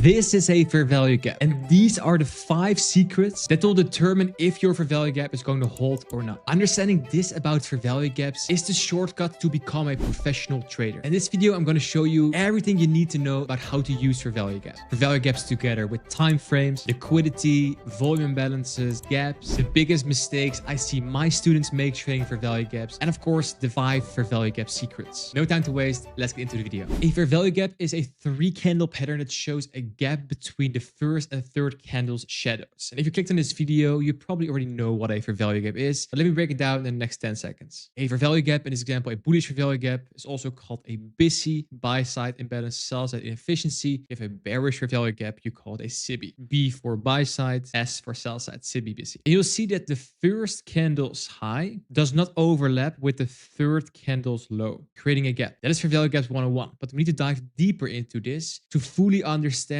why we need to use fair value gaps. And the first area inside a fair value gap that you need to know is the consequent encroachment, the CE. That's a fancy term for the 50% of the fair value gap. The 50% level of a fair value gap is important to see if the fair value gap will hold or not. It means if you have a candle and you see that the body is closing at the top of the 50%, then you can conclude that the fair value gap wants to hold and we're just going to trade higher. And how you can use the consequent encroachment is if you have the next candle, it trades into the fair value gap, but it closes above the 50%. So this is the candle you will see. You see that the wick comes to the 50%, but the body closes in the top 50%. Then you can conclude that it's most likely want to hold. And you will see the next candle being up as well, continuing the trend. But there's also a scenario where price does close below the consequent encroachment of the fair value gap. And when that happens, it hints that we're most likely not going to hold the fair value gap and just going to trade lower, most likely towards a recent low. And fair value gaps are fancy family of the imbalances. And an imbalance in the market is where price likes to come back to before continuing the move. And other forms of imbalances are volume imbalances and gaps, where the volume imbalance is the gap between the open and close of the bodies with overlapping wicks. So in this example, you have the body here and the body here, and the volume imbalance is when there's no trading in between those bodies. In a gap, there is space between the two candles wicks with no trading activity. You will find these imbalances together with fair value gaps on the chart, and they are all forms of imbalances. And screenshot this exact depiction, pause the video so you know the exact difference between a fair value gap, a volume imbalance, and a gap, fair value gap, 3-candle pattern when there is no overlap between the first and the third candles. Wicks, volume balance, 2 candles when there is no trading in the bodies, and gap when there's no trading between the wicks. Keep in mind, very important, fair value gaps, volume balances, and gaps are not the same, but they can be used for exactly the same liquidity purpose. Let me explain what that means. If we talk about liquidity, price does only 2 things. And that is, one is grab liquidity, external range liquidity. External range liquidity is another word for old highs and lows. I have dedicated videos on liquidity on this channel. I'm not going to break the exact liquidity concept down in this video, but the only thing you need to know regarding fair value gaps is that price has external range liquidity and internal range liquidity. That's the only 2 places price wants to go back to. If we talk about internal range liquidity, those are the imbalances. So fair value gaps, volume balances, and gaps are internal range liquidity. And old highs and lows are external range liquidity. So that means price goes back from old highs and lows back to imbalances, fair value gaps, volume balances, and gaps. So no, they are not the same, but they will be used for the exact same liquidity purpose. When price goes back to internal range liquidity and moves away from internal range liquidity. And now you go to the chart and you find your fair value gaps. You're on a 1 minute, you find fair value gaps, on a 5 minute, on a 1 hour. And all of a sudden you have 20 different fair value gaps on all different time frames marked out. But that's the question. When do you use which one and on what time frame? And there are a couple of rules for this. The first rule is the higher the time frame, the more reliable the fair value gap. It means if you have a fair value gap on the 4-hour and a fair value gap on the 1 minute time frame, you must understand that the 4-hour fair value gap is way more likely to hold or to move away from than a 1 minute fair value gap. The second rule is overlapping time frame fair value gaps are powerful. For example, if you have a fair value gap on the 1 minute, on the 5 minute, and the 15 minute all at the same place, you can mark that out as a very strong fair value gap. And you can see that price is like a magnet that wants to move towards that target, but also it likes to move away from that target. And the third thing you need to understand is that price is fractal. So you need to understand what happens on the 4-hour time frame, that there is a whole concept below the 4-hour time frame, on the 1 hour, the 15 minute. Let me show you how that works. This is a depiction you've seen in my market maker model video, and this shows exactly why price is fractal. Because if you have a market maker on the higher time frame, and to understand price is fractal, you don't need to understand what a market maker model is. But in that video, I explain if you have a market maker model and you want to enter here, let's say this is the 1-hour time frame, your 1-hour market maker model, and inside here you want to drop to the lower time frame. You go from a higher time frame to lower time frame. So let's say this blue area is a 1-hour fair value gap where price comes back to and it wants to move away from. From the 1-hour time frame, we go to the 5 minute or the lower time frame to look for the exact same schematic, but then on the lower time frame. So inside a higher time frame fair value gap, you can find lower time frame structure, lower time frame fair value gaps to trade off from. That is how you also do a top-down analysis. You go from the higher time frame, your fair value gaps. Inside those higher time frame fair value gaps, you drop to the lower time frame, find fair value gaps inside fair value gaps, because then you can discover the second powerful rule about overlapping time frames. 4-hour, 1 hour, 50 minutes fair value gaps on the same level are super powerful. I've been helping traders for over 3 years now. Based on hundreds of data points, these are the 3 biggest mistakes I see my students make when trading fair value gaps. The first one is not trading with the higher time frame trend. And what that means is that if price is super bullish, you want to take longs. You don't want to trade counter trend. You will see that those trades are just very low probability. But if you zoom in, let's say this is the 1-hour time frame, and we zoom in on this piece of price action, specifically down close candles, if we then drop to the lower time frame, you will see that it creates sell structure. You will see a bearish fair value gap, and you're like, hey, I see a bearish fair value gap. Bearish fair value gap means shorting. But biggest mistake you make is you don't trade with the higher time frame trend. So if the higher time frame trend is bullish, a bearish fair value gap is not likely to hold. So you will see that we come back back to the fair value gap and then just completely ignore it and start the continuation back upwards. That is because you need to follow the higher time frame trend. The second mistake I see traders make, especially trading the 10 AM game, that's my 1 minute scalping model, is not waiting for the third candle to form. Because when you're looking at the charts and you see this candle happening, this is also called an engulfing candle, just a massive candle to one side, this massive green candle. You're like, hey, this is nice. This is probably going to create the fair value gap and it's probably just going higher, right? But the mistake is you need to wait for that third candle to form. Because in this example, after the second candle, it just created this. There was no fair value gap created whatsoever. And that's what we want to avoid. So always wait for the third candle to form and then price comes back to that fair value gap and then moves away from it. And that means you need to have some patience when a fair value gap is forming. And the third mistake is trading fair value gaps that are created outside the kill zones. And vice versa, fair value gaps created inside the kill zones are higher probability. If you don't know what kill zones are, those are the high probability trade sessions, London session, Asia session, New York session. I have a dedicated video on kill zones here on this channel. I'll leave a link to that inside the description, together with the early mentioned market maker model videos. And on all the specific concepts I'm talking in this video, there are specific videos on this channel already. So after this video, make sure you check out the rest of the channel. There's a lot of nuggets to share. I spent thousands of dollars on courses in my 5 years of trading, and I made it my mission to put out all the information just for free so you can learn for free as quick as possible. Back to the video. You have 4 different sessions: Asia, London, New York, AM, and PM. And if you trade Forex, you need to memorize that if you trade, for example, the London session, fair value gaps created between 2 and 5 AM New York time, these times are New York time, that means EST, those are nice. But if they are created at 6 AM in between the kill zones, I wouldn't trust them too much. Same for the indices. Fair value gaps created during the kill zones are super nice, and especially in the silver bullet window. Silver bullet windows is a 1 hour window where there's the highest probability of a nice trade to form. That is between 3 and 4 for London, 10 and 11 for AM, and 2 to 3 PM for the PM session. So now you know the 3 biggest mistakes my students have made trading for value gaps based on hundreds of data points: not trading with the trend, not waiting for the third candle to form, and trusting for value gaps that are created outside of kill zones. Now it's time to look at the exact secrets you need to start trading for value gaps like a professional trader. And the first secret is when the fair value gap is already being touched before, being traded into before, it is less strong and it could most likely fail because it already has been used. And here's an example of this. Here we're looking at NASDAQ at the 50-minute time frame, and this secret I'm sharing works on all the time frames. If you see this 15-minute bullish fair value gap, if you zoom in a bit on this, you will see that here we already traded back into it and we moved away from it. So here we can determine it has been touched already. It has been traded into and be moved away. But then there's no follow through on that trade idea. You see the price just starts consolidating and doesn't move higher. That is interesting, because that gives you a hint that we maybe don't want to go higher, especially if then price comes back to the fair value gap. Like you see, this sweeps a little high here and then it just starts trading lower. Then it comes back again inside the fair value gap. And here is the best secret, and also the mistake I see traders make, is to think, hey, price comes back to the fair value gap again. Now let's take another trade because the fair value gap is still there, right? Because you know the rule about fair value gaps. If we trade above the 50% of the fair value gap, the fair value gap is still valid.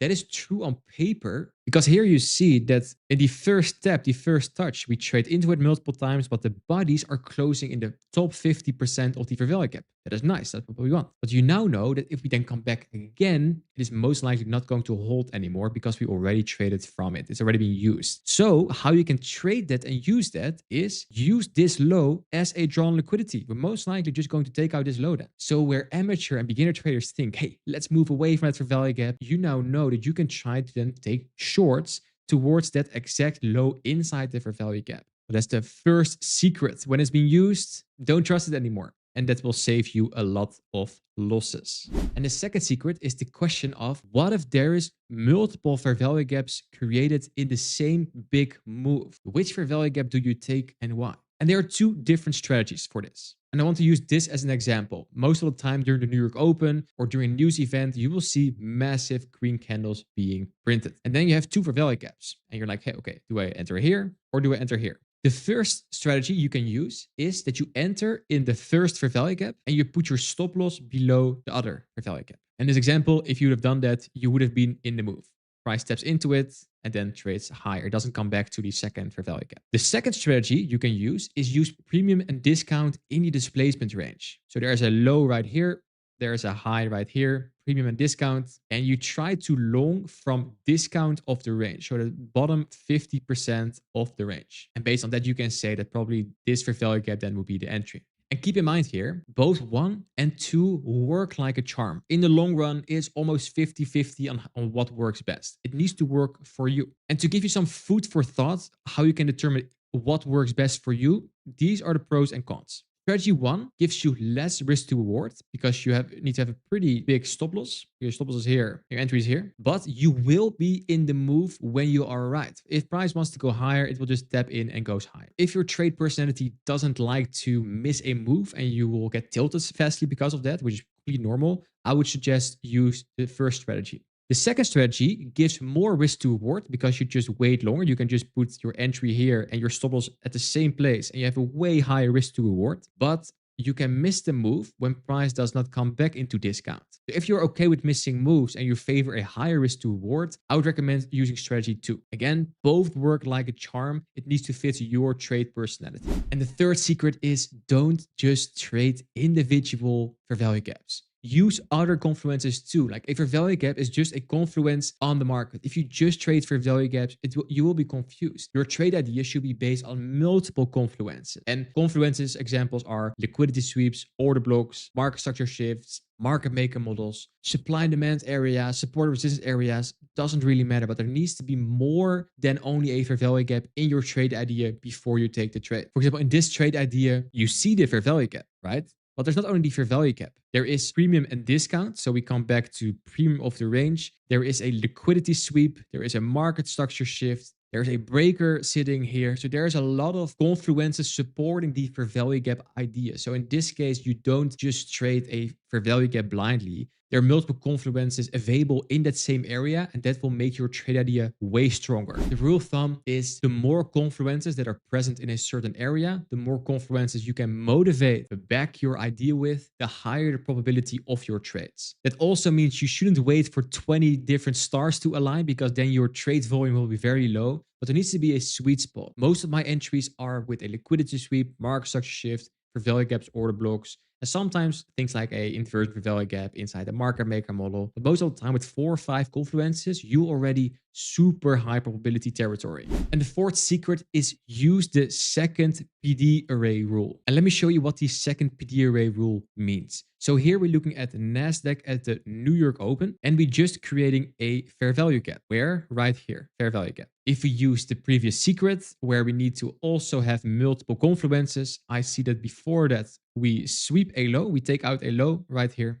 and we take out the last high that made the low, that's right here. So there's also a market structure shift. So there's a lot of confluences present in this area. The second PDU rule is in case you are faked out a lot. And faked out means that you take the fair value gap, you take just the first fair value gap, and all the time, instead of it goes higher, it just trades lower, and that fair value gap didn't hold, and you take a lot of losses because of that. When I was starting trading fair value gaps years ago, I had this a lot. I took a fair value gap and it just didn't hold. And I was like, hey, how can I fix that exact problem? There is where the second PD array rule comes in. And what it means is you wait for the first PD array. A PD array is a fancy term for a fair value gap, an order block, a breaker, hold highs and lows. And what you wait for is price to come back to the first PD array, in this case, the fair value gap, and it moves away from it. So it gives the confirmation, this first fair value gap, that your trade idea is most likely correct. And you're most likely going to trade higher towards old highs or another obvious target. And you see that happening right here. So yes, this first fair value gap would have held. And yes, you could have had a better risk to reward. But if you care more about win rate, you just want to take more winning trades, you wait for what's now happening. Because of this down move into the first fair value gap, this down close candle trades to a fair value gap and now is traded higher in engulfing candles, big green candles. This becomes a bullish order block. So now next to that, we have the fair value gap and the liquidity sweep. I call this fair value gap 1. We now have also a second PD array, the order block, stacking on top of this. So you can see this as different lines of defense. You have buyers and sellers, and here the buyers are in control. So next to that, this is a very nice defense for your trade. Now there's another layer of defense created by the second PD array. That is what you want. So then you can just take your entry at the second PD array, stop below the last low, 412. And inside that move, there's also another fair value gap created. So you have two areas here where price can move away from. So in this idea, liquidity sweep, market structure shift, fair value gap 1. We wait for fair value gap 2 because we want our win rate to be higher. And now let's see what price gives us. See, price comes back into the order block, taps in, and then it goes to the target. Now I see this another fair value gap here. So it came back to an overlapping fair value gap and order block right here before going to the target. If you trade the New York Open on NASDAQ or the other indices, this depiction you should screenshot right now because this exact model presents itself so many times per week. So just copy this, wait for liquidity sweep, market structure shift, fair value gap 1 and 2, and you should be golden. I have dedicated videos with all my entry models here in this video, and this exact model will come back into these models as well. And the fifth secret is how you can use fair value gaps to battle FOMO trading. FOMO means that you miss a move and you feel very bad about it because your bias was good, but you are just not in. Fear of missing out. And I want to give you the FOMO protocol using fair value gaps. Here we're looking at NASDAQ at the New York Open. And we are bearish higher time frame. So we're trying to catch shorts at the New York Open. So let's fast forward to the open right here. And we try to find fair value gaps that we can use that trade back into. So we see fair value gap here, here, many fair value gaps created. But there's just no entry whatsoever. And we completely miss the move. This is what creates FOMO because you will be sitting in the 1 minute here for minutes and minutes and minutes. And you just miss the move. And here's where the FOMO protocol comes in. Use this as your rule of thumb to completely eliminate FOMO out of your trading. When this happens, you're in the 1 minute or you're in 5 minutes or the 50 minutes. The time frame doesn't matter. You zoom out one time frame. So if you're at the 1 minute, go to the 5 minutes. If you're in the 5 minutes, go to the 50 minutes. If you're in the 50 minutes, go to the 1 hour. And what will happen is because you missed the move on one time frame, it could create a fair value gap on a time frame above your position. So if you're here on the 1 minute time frame, if I now go back to the 5 minutes, what do I see here? I still see multiple fair value gaps right here, and here. But now we have more context. Like, hey, we can maybe just wait for price to come back to one of the fair value gaps and go lower. And remember, one of the secrets is if there are multiple fair value gaps, you have two options. Price come back to premium or discount of the range, or we take it in the first fair value gap. So we can literally apply that right now in this example. So let's see where there's a low created. Looks at now is a low created. Then we can do the last swing high and the last swing low. That's right here. And you see that the fair value gaps are already in premium of the range. So we should be good there if we want to trade from these fair value gaps. So then we can just say, okay, we're going to take the trade from here. If it comes back, stop loss above the last fair value gap here, and then target a 1 to 2. So where we felt a lot of FOMO on the 1 minute because we missed the initial move, zooming out one time frame fixes that. And then price comes back to the first fair value gap inside premium of the range and then goes to the profit target. But what if you trade on the 5 minute, not on the 1 minute, and you see this move and you completely miss it? You are not at 10:05 here when it happens on the charts and you're like, no, I missed the whole move. You see price just going and now it's just already market close and you feel like you will never be in a trade again. Cool. Let's do the same, zooming out again. Let's say, for example, we go to the 1 hour time frame. Because in that same move where you have all these 5 minute fair value gaps, there's also a massive 1 hour fair value gap created, which is nice because this gives a trade idea that we want to trade from internal back to external, just continuing the down move. And then you just wait for price to come back there at the 1 hour and then just wait for price to move away from there. So if you miss the move, you just wait for the fair value gap that has been created to trade back into before continuing lower. And you can do that here again on the next day. So see how if you missed on the lower time frame, zoom out, FOMO protocol, zoom out a few time frames, and just get your entries on the fair value gaps above your entry time frame. And I can promise you, inside this price action on the 1 hour and then this candle on the 1 hour, you can find lower time frame entries as well. And now you know everything you need to know about fair value gaps, the biggest mistakes, the secrets. And if you get value out of this video, make sure to check out the video that's now appearing on the screen, because using this new knowledge about fair value gaps together with a very high win rate entry model will result in you getting funded and pay out faster. So make sure to check it out right now. Thanks for watching. Don't forget to subscribe and I'll see you in the next one. You think price moves randomly? It doesn't. Price is a delivery system. It moves from one specific level to the other, from premium to discount, from internal to external. If you don't know where price is going, you're just gambling and you are hoping for a move. You can know where price is going and predict massive daily expansions by understanding PD arrays. The frameworks I'm about to show you got me to over $1 million in funding and over 100K in payouts. And in this video, I'm going to show you exactly how to use these PD arrays to catch the big moves, by revealing the 3 PD arrays you actually need to make money, and how to use them to predict your daily bias. No time to waste, let's get into the video. Let's kill the confusion first. PD array stands for premium and discount array. P is for premium, D is for discount. And you can draw premium and discount by drawing a line between the last swing high and the last swing low. That is called a range. So we have a swing high here, a swing low here, and the range is where we are in between. And it's similar if you're bullish and similar if you're bearish. Swing high, swing low, and the range is right here. If you have that swing high and swing low marked out, the midpoint is going to be the difference between premium and discount. Premium is the top 50% of the range. Price expensive and the smart money wants to sell here. Discount is when prices are cheap and the smart money wants to buy here. So usually you want to take long trades in discount of the range. And what you need to remember from premium and discount arrays is that we can only do 2 things. We are moving towards a PD array as a magnet, or we are trading away from a PD array. Most of the time, just go from discount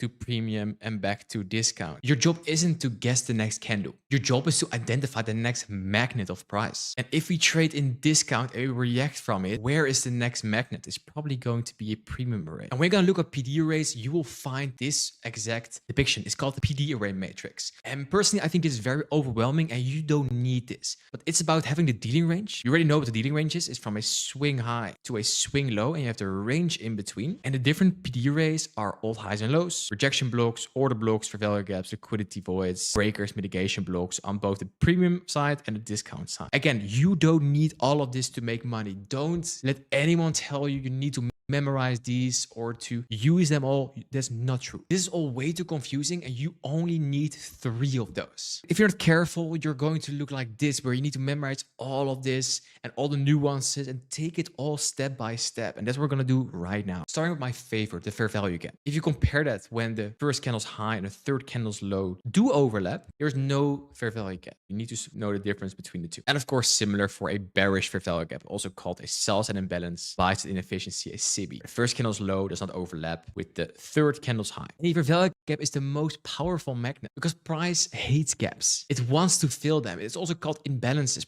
Price wants to rebalance before continuing the move. So if you see a fair value gap above or below current price, price likely want to trace towards it. And this is how you can spot a fair value gap. It is a 3-candle pattern. When you see a massive candle, you see this one right here, and there is a high from the first candle and a low from the third candle. There is no overlap. So there is where the fair value gap is created, right here. You see the price comes back into it and then moves away. Right here. There's another one here with a high of the first candle, low of the third candle, and it taps into it and moves away. And it creates an even bigger one right here, where it is here for a while, comes back to it, and then moves away. And you can keep doing this. If you're trending, you will see that fair value gaps will keep holding. From the 3 PD arrays, you need 1 fair value gaps and 2 is the order block. And if you know how to combine fair value gaps and order blocks, there's where I make all my money. It's so stupidly simple. So listen up. With a bullish order block, you first need to have sell side liquidity. That is old lows. A bullish order block is a series of bearish candles that sweep the sell side liquidity before breaking structure to the upside. The break of structure is when the last swing high before the down move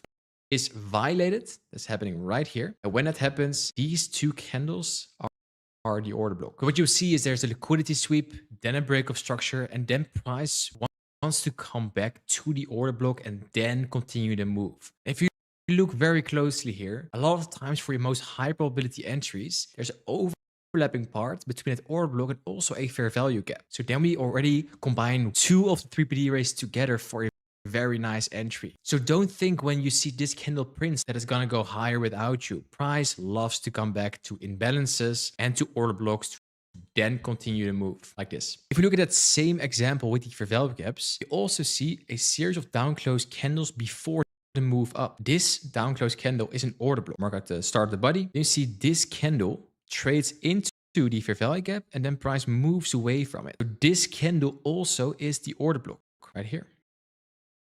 And if you then go higher up in the range, we have a series of down close candles before we go higher. Again, bullish order block. And there's overlapping parts between a fair value gap and an order block, and you see how price comes back to it right here and then moves away. So now you know how to identify fair value gaps and also order blocks. And the third PD array you need to know is liquidity, swing points. If you hear liquidity, don't overcomplicate this. It's nothing more than old highs and old lows, where you need a swing high, and a swing high is a high with a lower high to the left and a lower high to the right. Why is a swing point, a swing high so important? Because there are stop orders, stop losses. So people go short here and put their stop orders below here because they think price will go lower. And same for swing lows. A swing low is a low with a higher low to the left, a higher low to the right, and there's stop losses, stop orders below these swing lows because people go long here with their stop loss below here because they think they're going to go higher. Price loves to get stop losses because there's liquidity there, and that's why we call it buy side liquidity. There's a swing high here, and there's stop losses from short traders, and there's not only stop losses from short traders, but there's also breakout traders who want to go long here. So there's a lot of liquidity resting above this high. That's why it's called buy side liquidity. Same for below a swing low. You both had stop losses from long traders, but also traders who want to go short below this low. So there's sell side liquidity sitting here. So next time you hear the word liquidity, just think about old highs and lows. And the three most important liquidity pools are weekly highs and lows, daily highs and lows, and session highs and lows. And with session, I mean London session, the Asian session, and the New York session. Also referred to as kill zones. If you want to know more about kill zones, there's a dedicated video about that on this channel as well, together with liquidity. If you go back to the same example, but I'm talking about swing points, we have a swing low right here. There's sell side liquidity resting below here. And we sweep it before making that move, putting the fair value gap and the order block. So when you see this signature in price right here, with the 3 PD arrays, with the liquidity sweep, with the fair value gap and the order block, there is where you can have a high probability reversal on your hand because this is already a very strong structure. And now we are at the 4 hour. If you look at this exact price action, but then on a lower time frame, you will find a similar structure appearing as well. So here we're not looking at the 4 hour, but on the 15-minute time frame, and price is fractal. So what happens on the higher time frame also happens on the lower time frame. So what do you see? There's a liquidity sweep, there's a swing low being taken out, then we displace, leaving a fair value gap. And there's also before zero down close candles that swept liquidity, and that's the order block. You see the price moves away from that, and then price displays again. What do you see? Fair value gaps. I also see a short-term liquidity sweep right here, swing low created before the move upwards again. And we keep doing this exact same thing over and over and over. So we briefly discussed fair value gaps, order blocks, and liquidity, but there are dedicated videos for this on this channel. So if you want to dive deeper into that, I will leave the link to that in the description, and you can find them on this channel. And I'm sharing all my ideas and frameworks inside my Discord. Not only do I share all my insights together with weekly outlooks, there's a group of amazing smart traders who are just printing money. And you can find all my resources, frameworks, and everything you need to become a profitable trader. I'll leave the link to the Discord in the description, and yes, it's free, so join now. Now let's see these 3 PD arrays in action. Starting with liquidity, we're looking at NASDAQ here at the 50-minute time frames, and these concepts are fractal. That means they can be used on all the different time frames. You can use different time frames together. It's called time frame alignment. Please check out my time frame alignment video as well. So here during the Monday New York session, we sweep a old low right here. That's a liquidity sweep. There's sell side liquidity taken. After that, there is a series of up close candles. And inside these up close candles, there is a fair value gap created. Zoom in on that right here, because between the first candle's high and the third candle's low, there's a gap. And here, price comes back here. See how clean price goes and then moves away. Another fair value gap right here. Looking at the time, if you trade NASDAQ around the New York Open, that means 9:30 a.m. EST. That's not here. We're only at 8:30, so we're not there yet for an entry. But we need to use this. And also, we have a series of down close candles that trade into a key level that is an order block. Also here, these series of down close candles can be marked out as an order block. And there is a fair value gap created between the first candle's high and the third candle's low. So for the open, here is where you can take potential trades because 9:30 is coming. If we zoom out to the higher time frame, we have been pretty bullish for the past couple days, so I have a bullish bias. And then inside this 15-minute fair value gap and order block, I'm going to drop to the 1-minute time frame to find an entry around the New York Open using these 3 concepts. So we're now at the 1 minute and we are approaching the New York Open. It's now 9:28.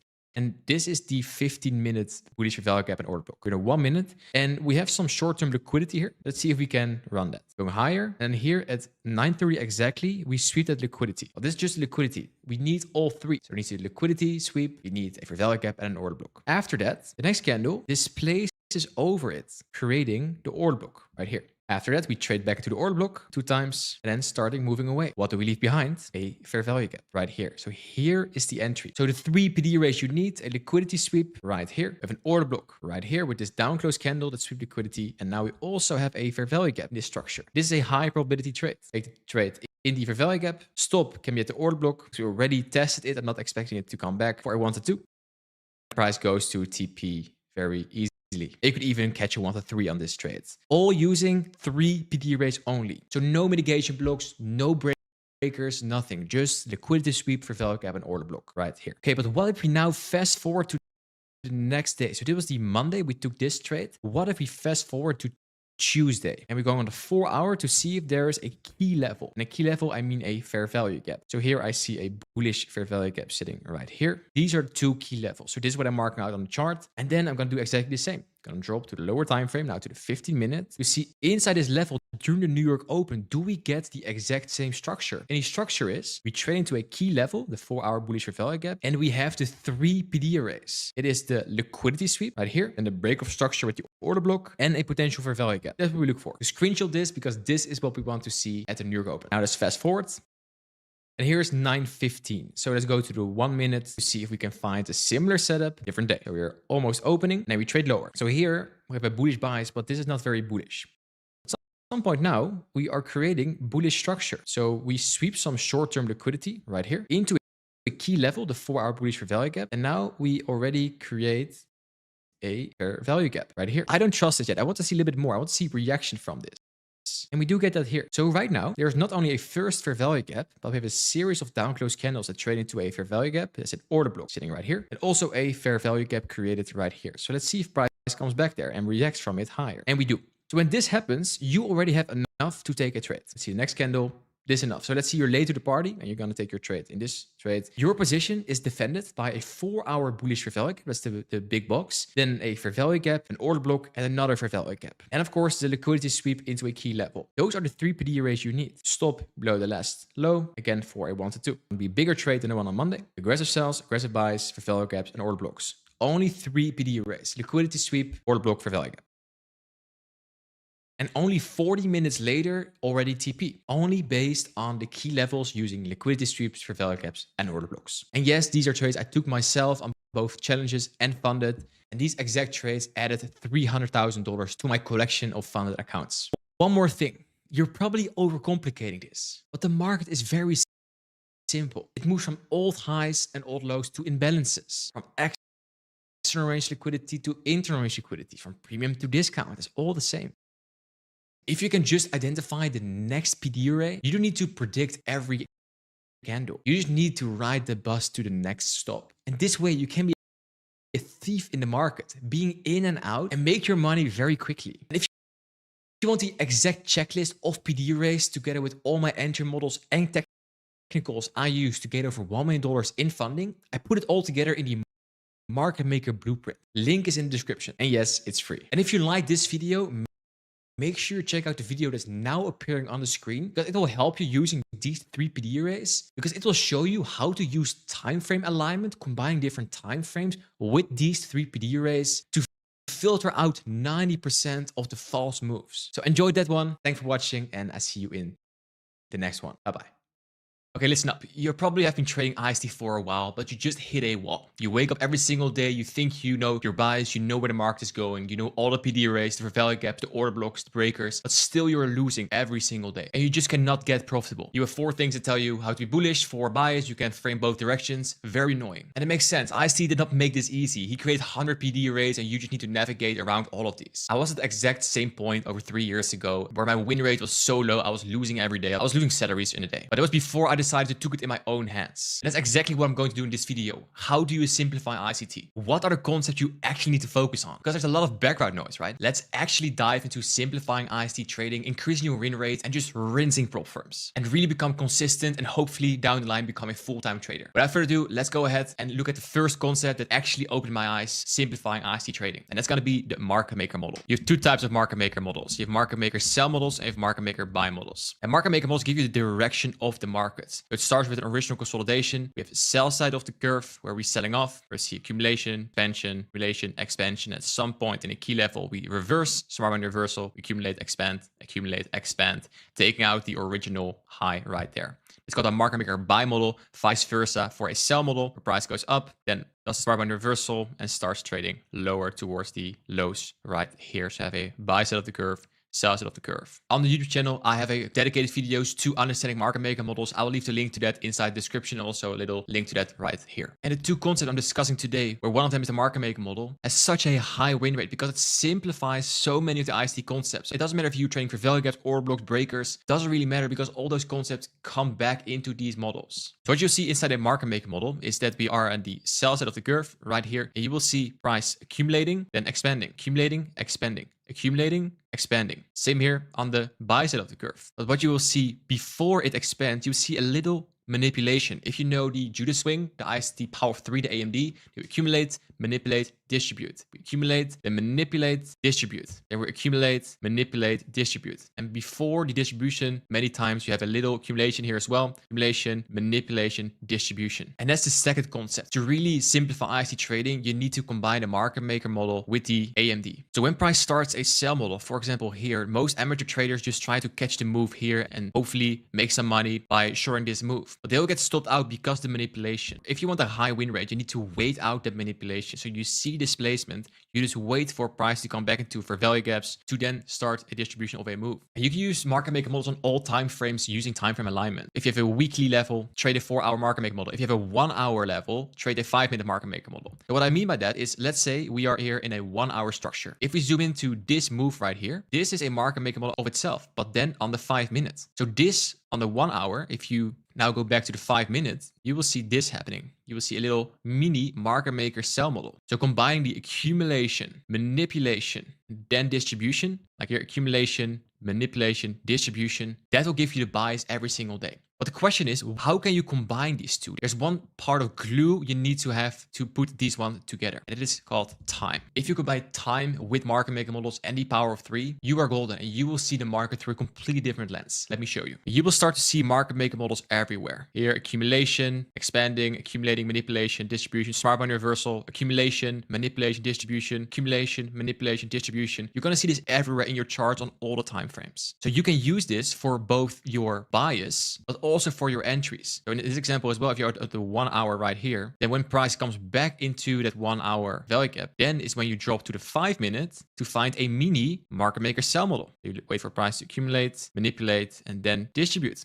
on the 5 minutes. Same here, this little wick right here is during the New York Open. This on a lower time frame will look exactly like this, and there's where you can find your entries. So what if you now combine time together with the AMD and a market maker model? So right here, we have a sell side of the curve, accumulation, distribution, distribution, distribution, leaving all these low resistance liquidity. Low resistance liquidity are swing highs that don't take out any other swing highs. After we sweep liquidity, what liquidity is swept here? It's a weekly low has been swept here. So there is a key level that has been violated, and we see some massive reaction from this. And if you look at the time, it's now 9:30, New York Open. And every day at 10 a.m., there's a new 4-hour candle opening. So my exact model, I'm using market maker models together with the AMD, accumulation, manipulation. That is right here. And now I'm anticipating a lower time frame market maker model to form. Anticipating price to aggressive sells, aggressive buys, and then start trading upwards towards at least these highs. And I'm using that by predicting the next 4-hour candle to where on the higher time frame, we see a liquidity sweep in a key level. Here's where we expect a reversal. So we're expecting here a mini market maker model to form. On the lower time frame, we want to see accumulation, manipulation, distribution right here, and then start the market maker model. You then drop to the lower time frame, you see accumulation, manipulation, and the distribution is starting. So when that's starting, look for where is the low resistance liquidity, where are we most likely headed. I would say the swing highs right here. Relative equal highs is also compared with session liquidity, Asia high. That could be our draw on liquidity for this specific trade. And now combining time with this every day at 10 a.m. There's a new candle opening, a new 4-hour candle. And based on this expansion, I'm expecting the next 4-hour candle to be a bullish candle. And if you understand the autonomy of a candle, we open, then we trade lower, manipulating, setting the low of the candle, and then start trading higher towards the high of the candle, and then close. If you do that at the 4-hour, I like to place at 10 a.m. every day. You can also place at 10 p.m. for Asian session and 2 p.m. for the PM session. I'm waiting for price to open. That's going to be here at 10 to trade lower and then start distribution higher. So from that perspective, let's drop even lower to see how we can find the entry. So the new 4-hour candle just started, and we're just waiting for price to trade lower and then start creating buy structure. Here's the bearish for value gaps. And then here we start trading higher. So we see an inversion for value gap sitting here. We have bullish for value gap right there. Entry, TP at the highs, 412. The price is now allowed to trade even into this bottom per value gap. And then you can just let price do its thing. So we have an accumulation. I'm anticipating this to be the manipulation, setting the low of the candle. And then we are supposed to start trading higher. We see there's another bullish for value gap created here with an order block.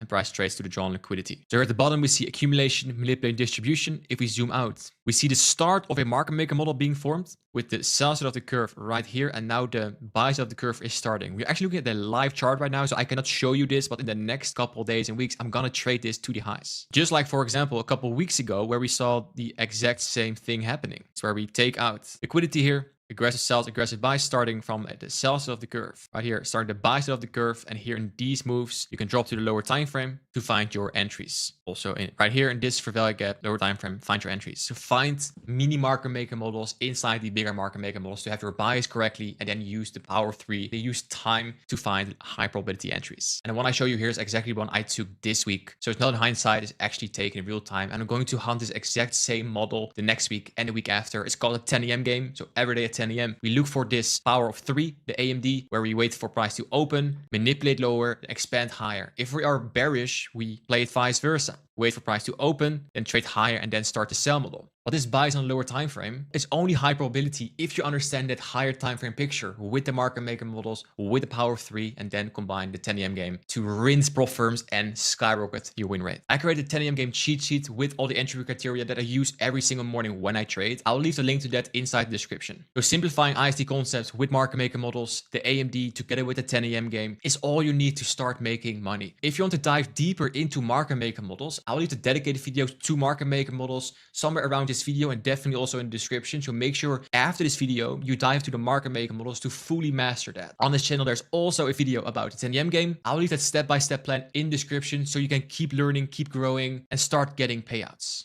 This is the market maker model, and it's the only signature in price you need. It has many different names: the V-shaped recovery, the smart money reversal, the head and shoulders. And it does not matter if you trade ICT, supply and demand, or support and resistance. All that matters is that it gives you the exact bias and signal for when the market is going to reverse. In this video, I will show you how to identify a drawn liquidity, how to use market maker models to create a daily bias towards that drawn liquidity, and how to combine different time frames to create those sniper entries so you can get funded and get payouts. No time to waste, let's get into the video. Before we dive into the model, you need to understand that price only does 2 things. If you're confused about your bias, it's because you don't know where you are in this exact cycle. The only 2 things price can do is grab external liquidity, also called external range liquidity, and rebalance. That means go to an imbalance to internal range liquidity. And the golden rule here is price only trades from internal range liquidity to external range liquidity, or from external range liquidity to internal range liquidity. Let me show you what I mean with these 2. External range liquidity is a fancy term for old highs and lows. So the first thing price can do is grab external range liquidity, simply going back to an old high or low. What you'll see in a classic buy structure is that we have higher highs and higher lows. And at some point we leave an old high behind and we start retracing. Where do we retrace? Back into internal range liquidity. Internal range liquidity means a fair value gap or an order block. In price, you will see that it goes from internal range liquidity back to external range liquidity. That's the first thing price does, goes to an old high or low. The second thing price can do is rebalance, and price can rebalance to 2 areas. One is equilibrium of the range. Equilibrium of the range means the 50%. And if you take the most recent high and the most recent low, that is the range. You go from swing high to swing low, and the 50% of that is called equilibrium. The price goes back from an old high, it trades back to equilibrium of the range. Second thing it can do is go back to an imbalance, a fair value gap. It also can be an order block. It goes back from external range liquidity, an old high, back to internal range liquidity, a fair value gap. That is the only two things price will do, or go from internal to external, or go from external to internal. In other words, it trades from a fair value gap to an old high or low, or it trades from a higher low back into a fair value gap. And all your trades must have one of these two IDs in it. If you are on the 1 minute or the 5 minute on a lower time frame execution, and you don't know from the higher time frame if you go from internal to external or vice versa, you are trading blind. So you need to have one of these two cycles in every single trade you take. And I know how overwhelming trading can be. That's why I created the ICT Bible. It's a 500-page PDF where I go from A to Z to all the concepts you can learn about trading. I spent hundreds of hours on this document, and this document will save you thousands of hours of ICT videos and studying. It is all for free, and I will leave the link to this inside the description. If you want to skip those thousands of hours of studying, make sure you check it out right now. Back to the video. And now you know about internal and external range liquidity. How can you frame trades around this? We need to find the highest probability trades. The highest probability trades mean that when you see your setup, that is the most likelihood that trade you take is going to be a winning trade. We want to have as many high probability trades as possible compared to low probability trades where we should not take them because we're most likely going to lose them. And the highest probability trades are with the higher time frame order flow and trend. And the higher time frame is the daily, the weekly, and the monthly. And what you want to see is higher time frame trending conditions. So when we make higher highs, higher lows on the higher time frame, we will go from internal to external, from internal to external, from internal to external. Basically from a higher time frame fair value gap or order block back to an old high. Same if you're bearish, we want to go from a bearish fair value gap, internal range liquidity back to an old low, fair value gap back to an old low. Keep doing that. If you know high probability conditions, you also need to be able to identify low probability conditions. And there is where the higher time frame is trending. Those are the lowest probability trades, higher time frame consolidations. And why they are lower probability? In consolidations, internal and external range liquidity, that means imbalances, fair value gaps, and old highs and lows are less likely to hold. So when you see a higher time frame consolidation, it doesn't really matter what you see on the 1 and the 5 minutes because it becomes low probability. If you see trending conditions on the higher time frame, for example, a long in this example, and then on the 1 and the 5 minutes, you also see very clean longs, then your time frames are aligned and it's very high probability. If the higher time frame is consolidating like this, and the 1 minute gives a very clean long or short entry, it becomes lower probability because this is what is behind your trade idea on the higher time frame. What you'll see is that we have an old low, and then we trade higher, creating an imbalance. So ideally, we want to trade from internal to external in trending conditions, but it fails because we go back to the old low, then we go back to the old high, back to the old low, creating a bearish fair value gap. We want to trade from internal back to external. We don't do that. And you will see that they just start failing. If you look, for example, here at gold on the daily time frame, you will see this exact thing happening. Before in trending conditions, there was a very clear internal to external. So we have trending conditions. This was the external range liquidity up here, and we just had very easy trades towards that. There's a daily fair value gap here, and even inside here. Here we have a fair value gap and we have an old high. We trade up internal to external. Then after that was a trade I took on a swing account. An old high sitting here. Let's make it a little bigger. Old high sitting here. We go from internal on the fair value gap back into external. Internal to external. Internal to external. Zooming out a bit. What do we have here? There is equal highs sitting here, and there is a fair value gap. And it's on the daily time frame. We can do the same on the lower time frame. We go from internal to external. It becomes fun because what do we have here? A fair value gap. We trade back into it. What's the most recent high? Right here. We go from internal to external. That is what you want to see. Trending conditions. That's the highest probability trade. And I made a lot of money inside this move. If you compare this now to the current price action on gold, and that's why I said to my students and also on socials, guys, maybe leave gold alone for a while. Higher time frame consolidation. And what you will see inside a higher time frame consolidation, and we're looking at a live chart right now. If you zoom in on that, so for example, you go from the daily to the 1 hour, your premium and discount arrays will not hold. So imagine you see this on the 1 hour right here, and you try to go to the 5 minute to find your intraday entries. It's just not going to work. Like, it's very low probability price action. So every time you take a trade on a lower time frame, make sure there's a higher time frame story behind it. We go from internal to external or vice versa on the higher time frame, and it's supported by some form of higher time frame idea. You will notice if you start doing that, one, the majority of the trades you might take are not valid anymore because it looks very sexy on the lower time frame, but it's very ugly on the higher time frame. And because of that, you take less low probability trades, meaning you take more high probability trades, and you just make more money. And you want to be reinforced, you want to be rewarded for good behavior on the charts. Start with this. It's a very easy fix to increase your win rate. And it's the exact same story on euro dollar. This is on the daily time frame. There's daily consolidation. Look at these daily candles. Very small doji fishy candles. So inside this, that's why you need to go to the higher time frame. If you want to trade inside here, inside this higher time frame, you now go to the 5 or the 15 minutes for your entries. Like for example, right here, this looks very sexy. This looks like a very nice buy structure. And then we trade higher, right? Wrong. We just trade lower. This signature price looks like a nice reversal to the upside, and it doesn't happen. Why? Because there is a higher time frame story telling you to stay away. And that's fine. So then you know what to remove from your trading to get better results. That's awesome. And if you then go back to the highest probability trades, you're like, yeah, nice daily, weekly, monthly, the higher time frame. But how can I trade on the lower time frame using this concept? There is where market maker models come in. So in those V-shaped moves right here, there is where you go to the lower time frame. So look for market maker models inside the internal to external range move. And the V move on the higher time frame is a market maker model on the time frame below. Let me show you what that means.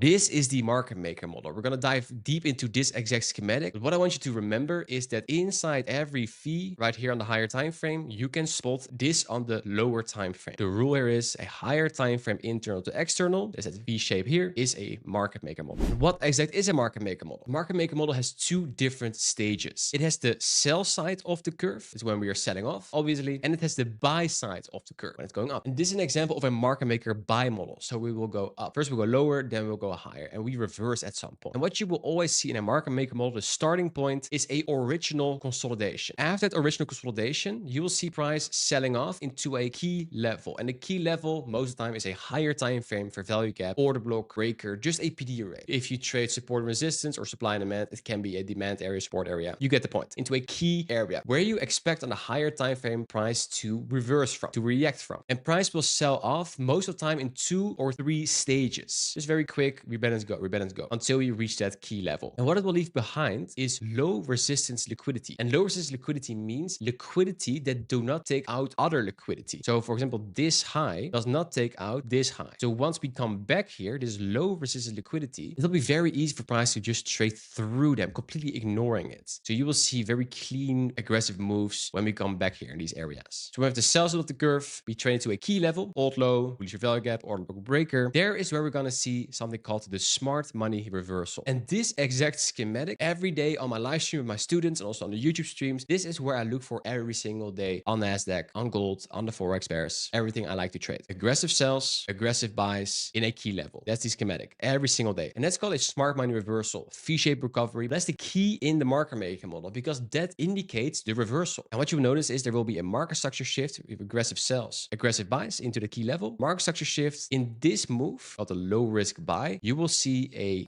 for example, a fair value gap or an order block or an inversion fair value gap, like the PD arrays, and it can also be supply and demand areas or support and resistance areas. In this aggressive move, the V-shaped recovery, that already indicates we're probably making the reversal. And it will go from the sell side of the curve to the buy side of the curve. And also the up move, just like the sell move goes in a few stages, also the up move will not go up in one go. If you struggle with FOMO, know that the majority of the moves will not be in one go. It will be like this. It will give you 1, 2, or 3 entries to go up to the draw on liquidity. These are called a low risk buy, accumulation, and a reaccumulation. Those are fancy terms. Just remember that in a up move, in a market maker buy model, you will have more than one opportunity to get into the move, to trade back into the buy side liquidity, the draw on liquidity. And before we dive deeper into how we can use the market maker models to get actual entries, we need to dive deeper into the concepts around the smart money reversal. Those are the market structure shifts and the SMT. The SMT is a crack in correlation. There's 2 correlated pairs, and correlated pairs are, for example, NASDAQ and ES, or euro dollar and GBP, US dollar, gold and silver, Bitcoin and Ethereum. And correlated means if one goes lower, the other one goes lower. If one goes higher, the other one goes higher. But what will happen with an SMT is there's a crack in that correlation. So one of them does not go lower, and it indicates a potential reversal. So if we trade back into an old low, for example, and NASDAQ makes a lower low, but ES does not make a lower low, there's a crack in correlation because ideally they both need to go lower, and it doesn't happen. And what this indicates is that we might want to reverse. You, of course, want to see this in combination with the aggressive sells, aggressive buys, also with a market structure shift. The market structure shift, very simple, is when the last swing high that made the low is violated.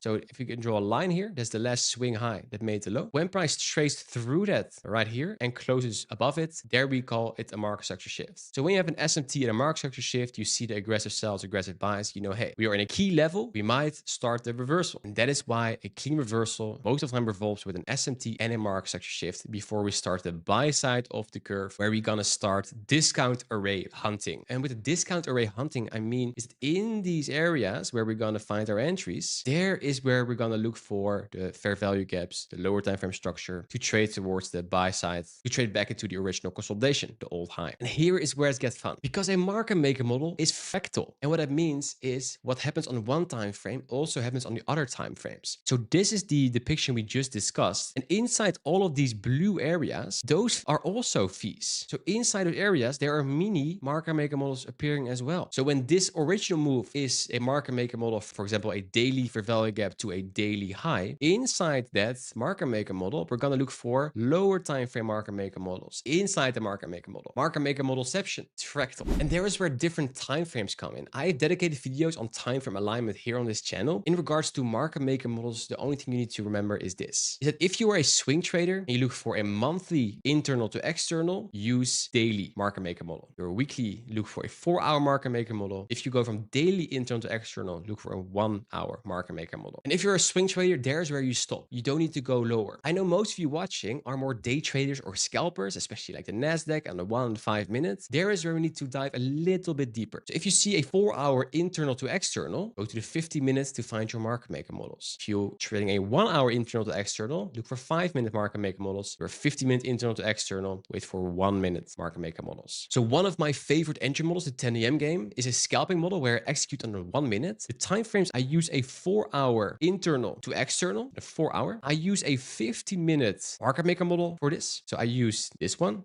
But what I also use inside that 15-minute market maker model, so this is the 15 minutes, I use these ones, the lower time frame ones, on the 1 minute. So inside the bigger 50-minute market maker model, I wait for on the 1 minute, mini in these blue areas, look for 1-minute market maker models. Market maker model, you know the depiction. This is a lot of information. Just remember this depiction. We trade lower into a key area. We have aggressive sells, aggressive buys. Then we start trading higher. This needs to be at a key level. Needs to be a market structure shift, ideally an SMT, and look for PD arrays like a fair value gap, order block, supply and demand areas. Just look for areas that can hold price to trade higher. And this always vice versa for bearish structure. If you go from internal to external, lower. And the fun part about these educational videos is that the majority of the viewers stop watching the second they need to put in some work. So next up, we're going to look at examples how to use these exact frameworks in the charts. And at the same time, after this video, you cannot just watch this, magically remember it, and start making money. You need to go to the chart yourself and build some case studies. That means go to the chart, see if you can recognize these market maker models and see if you could, in hindsight, would have taken certain entries yourself as well. You can just screenshot them like a journal entry and build case studies. And with those case studies, you train your eyes to see this in the chart before it happens. And I'm going to help you build those first case studies right now on the chart. Let's go. If you look at this example on gold, there is on the daily time frame here, there's a old high sitting up here, and there's a daily bullish fair value gap. We expect on a daily time frame to go from internal to external. That's the bias we have from the higher time frame. Internal range liquidity, old fair value gap to an old high. With that idea, let's drop to the lower time frame to see if we can spot a market maker model. Going from the 1 hour, let's see what we do once we trade into the key level. This is the daily bullish fair value gap. We're now in the 1 hour. And here is where we trade into the key level right here. Do we see a smart money reversal? So if we now expect a market maker model to form, it is very nice that we have some failure swings. We have a clear draw on liquidity. And all we need to wait for is with this failure swings is an aggressive sells, aggressive buy. So we already have a liquidity sweep here. Let's see if we can see some aggressive buys. We need to see big green candles coming in. We just wait for that. If you're not on the chart, you just need to wait for this to happen. Cool. Awesome.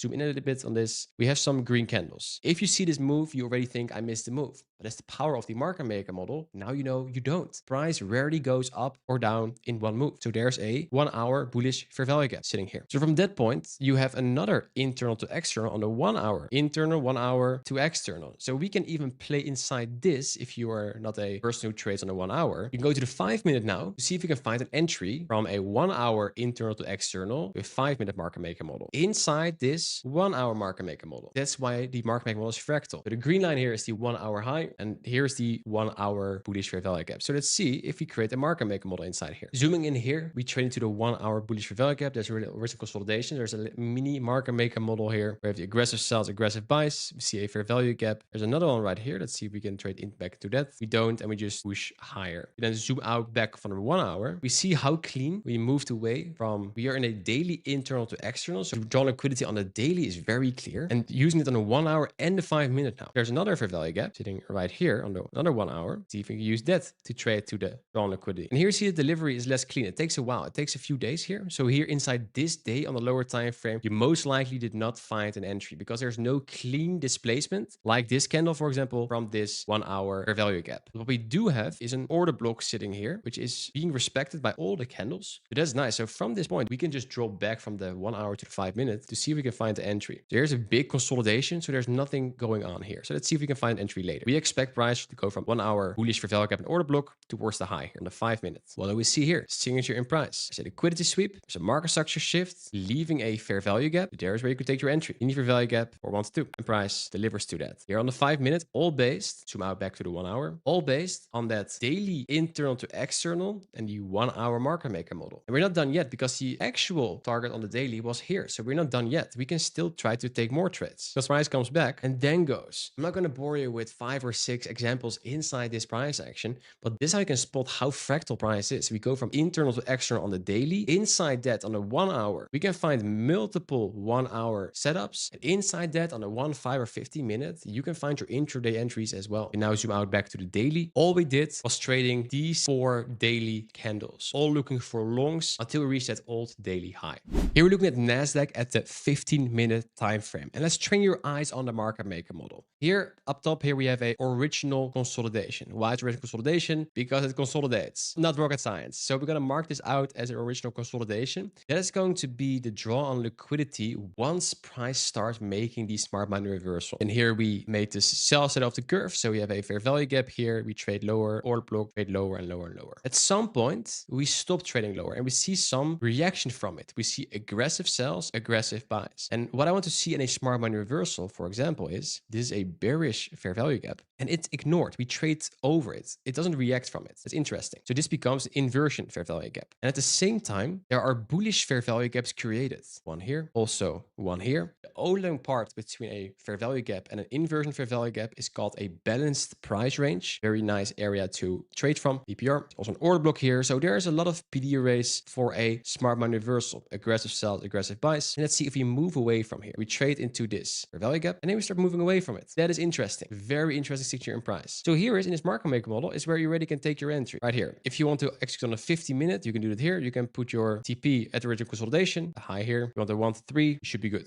like this. This will be the first trade idea from a market maker model. This is on the 15 minute. And also we look at the time. This is during London. NASDAQ moved during New York. So probably later this day we can get a better entry. But this is already a first idea you can trade from this entry because you just expect a market maker model to form. We have an original consolidation. We create failure swings during this move. You remember the low resistance liquidity. Those are highs that do not take out other highs. So once we trade higher, this is going to be very easy. We're going to just pierce straight through. Then you fast forward a bit closer to the New York session. You'll see that we already started moving. We're now approaching the New York session. So here at the New York Open at 9:30, you will see that we sweep liquidity down here and then start trading higher. So the second trade idea could already be right here. Same TP, stop below the low or 1 to 2. And then fast forward, price completes the market maker model. 2 very clean trade ideas from a 15-minute market maker model. And inside this 15-minute market maker model, you can go to a lower time frame to find more entries around this. But this is how you can see this depiction. If you anticipate this to happen every time we hit a key level, you train your eyes, you see the original consolidation, you see the sell side of the curve into a key level. We made the smart money reversal with all the PD arrays. You start taking entries here, and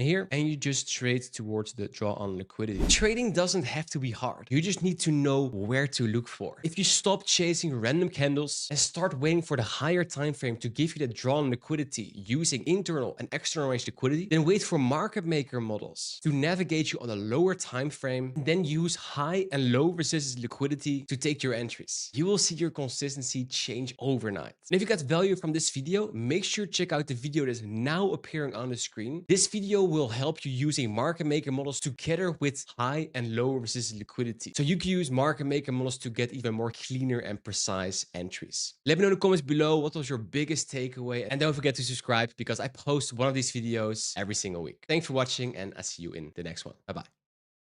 I spent 3 years getting wigged out by random volatility. I enter a trade, get wicked out by 1 pip, and then watch the market run exactly as I predicted. The truth is, these wicks aren't just noise. They are hidden hints, physical evidence of price wanting to go a certain direction. And because I ignored them, I was the liquidity. In this video, I'm going to show you exactly how to use wicks to catch reversals. And the 50% rule I use to catch sniper entries that 90% of traders miss. I use this exact framework to gain over $1 million in funding, over 100K in payouts. I'm pretty confident it will work for you too. Let's get into it. What most of you don't understand is that behind a wick, there's a hidden story most of you are missing. And this is the physics of a wick. Most of you just see a line on the chart, but here is that hidden story. Price is fractal. That means a wick on the higher time frame is actually a trend on the lower time frame. Let's look at a candle with a longer, lower wick. What actually happened here? Price opened, sellers stepped in and pushed price down aggressively. Buyers stepped in, absorbed the selling and pushed price all the way back up. And then price closed. But the wick at that bottom, that is where buyers and sellers are fighting. This is where sellers try to kill the trend and they failed. And that wick represents trapped sellers. They are underwater in losing positions. So when price comes back to that wick, those sellers are praying to get out break even. Buyers are waiting to defend that territory back up. And this is why you shouldn't treat wicks just like an empty space. You should treat them like hidden order blocks. But we don't just buy blindly. We need a rule. And that rule is called the 50% rule, or in ICT's term, consequent encroachment or equilibrium of that wick. I try to keep things simple, so I just call it a 50% of the wick. But it's all different names for exactly the same beast. It's the midpoint, the 50% of a wick. Here's the protocol. Write this down. We measure the wick from the body to the end, and we mark out the 50% line. Now we have a binary scenario. The market can only do two things. The first thing it can do, scenario A, is respect it. It means if price trades down into the wick, but the body of the next candle closes above the 50% line, it means the defense is holding. The buyers are strong, the reversal is valid, and this is where we can look for lower time frame entries to go long. The second thing that can happen in this binary scenario is that it doesn't get respected. And this is what nobody talks about. It's like, what happens if the wick fails and it isn't respected? If price trades into the wick and the body closes below the 50% line, it means the defense has failed and the sellers are stronger and that wick is no longer support. It is now a magnet. The market will likely want to fill the entire wick and go lower to the low of the wick. And this is where the monkey brain gets challenged, because you see price in that wick and you're like, it's probably support. Let's just buy blindly. If you really want a high win rate using this, don't do that. You wait for evidence. So that means in this buy scenario, above the 50% means you buy, below the 50% means you can look for sells or just step aside. And inside this higher time frame wick, you will find lower time frame structure. You will also see this in the examples we're going to discuss after this. We are not predicting. We are reacting to the data. We wait for the actual candles to be printed. Wicks are either barriers or there are bridges. And that 50% line tells you which one it is. Perfect. So I just gave you the secret sauce. And now you can just take it and trade profitably, right? Not even close. On this YouTube channel, I only focus on the 10% of trading, the technicals, which is what you guys want to hear. And knowing technicals is kind of like having a really cool car, but your wheels are missing and it's driven by a 7-year-old. The chances of you getting anywhere is approximately 0. And that is what I teach my students in my Inner Circle program. If you want to check it out, it's the first link in the description. Here in this first example, we're looking at ES at the 4-hour chart. And this massive wick was created after we sweep some liquidity right here. So using this framework, this wick, mark out the body to the top, 50%. And for the next candle, we want to play an open, high, low, close, where price is respecting the 50% of the wick. There's also a 4-hour bullish fair value gap sitting here. So all in all, we have a bearish bias towards this area. If we then drop to the lower time frame, for this next candle, we want price to open and not create structure above here. We want it to stay below in the bottom 50%. Price opens and we trade immediately towards it. Price comes back here inside this area, but it respects the 50% and then trades lower. In this next example, we're looking at the NASDAQ at the daily chart. And this Thursday candle made a wick. And for the next trade, we look for, do we respect the 50% of the wick? If you want this on your chart, you can go to the top left here here, choose Fibonacci retracement, and then inside settings, you can just copy this where you have the 0, 0.5, and the 1 and the colors attached to it. We drop from the daily to the 1 hour. We wait for price to open on the next day. That's right here. And wait for the New York session. Why the New York session is where the NASDAQ moves, just like ES and YM. And we see a bullish 1 hour fair value gap. And the goal is for this day is to play an open, high, low, close where the 50% of the wick of the daily is respected. And the question, do we do that? We trade into it right here, but the body is respecting here at 10. And it's interesting. And now we can even drop to the lower time frame to play the exact same game, but then from a 1 hour wick, let's go to the 5 minutes. So here for the next candle, we want price to play an open, high, low, close where we respect the 50% of the wick. And obviously we do that. Why do we do that? Because on a lower time frame structure inside that wick, we already had aggressive sells, aggressive buys with multiple fair value gaps. Fair value gap 1 here, fair value gap 2 here. Also an order block with a breaker. So here was already where you could take your entry here at 10 and 40 with your stop loss below this fair value gap where I wanted to, and you could have TP very quickly right here. And that was all based, if you go back to the daily, all looking at how the 50% of the wick is respected. Once we see the rejected here on the 1 hour, which we did right here, we traded into the 50% of the daily wick and then rejected here at 10 during the New York Open. And then you can take a trade using that bias and that logic. In this next example, we're looking at YM as the 1 hour chart, and we just created a massive wick right here from the body to the bottom. 50%, we want this to be respected. This wick not only swept liquidity right here, also traded back into a 1 hour bullish fair value gap. So for the next candle, we want the 50% as our key level to see if that's respected. And we create structure from it from an open, low, high, close perspective. We want to trade continuation. Let's drop from the 1 hour to the 5 minutes to find the structure. Here we see that same wick in action, and inside the structure of that wick, I see a massive down close candle that swept the liquidity. That is a order block. Overlapping with that order block is a fair value gap. So this is a area where you could take an entry. Is there a clear drawn liquidity? Yes. There are failure swings up here. You can just pick the first swing high right here as a target. You can also pick the other highs or a 1 to 2, where your stop is even covering that 50% of the wick. And the price comes back here, all based on the 1 hour wick, where we zoom in inside that wick on a lower time frame structure, where inside this lower time frame wick, we saw this exact structure forming for the entry. And this is the exact trade I took to get a 5K payout from one single trade. This is everything I had to share with you for today. If you want the exact technicals and entry models I used to get over $1 million in funding and over $100,000 in payouts, make sure you get the Market Maker Blueprint, where I explain everything in detail. It is free and links inside the description. And if you got value out of this video, make sure to check out this video that is now appearing on the screen. It shows you step-by-step on how to combine wicks with time frame alignment, so you can filter out 90% of losing trades. So make sure to check it out right now. Thank you for watching, and I'll see you in the next one. Bye-bye.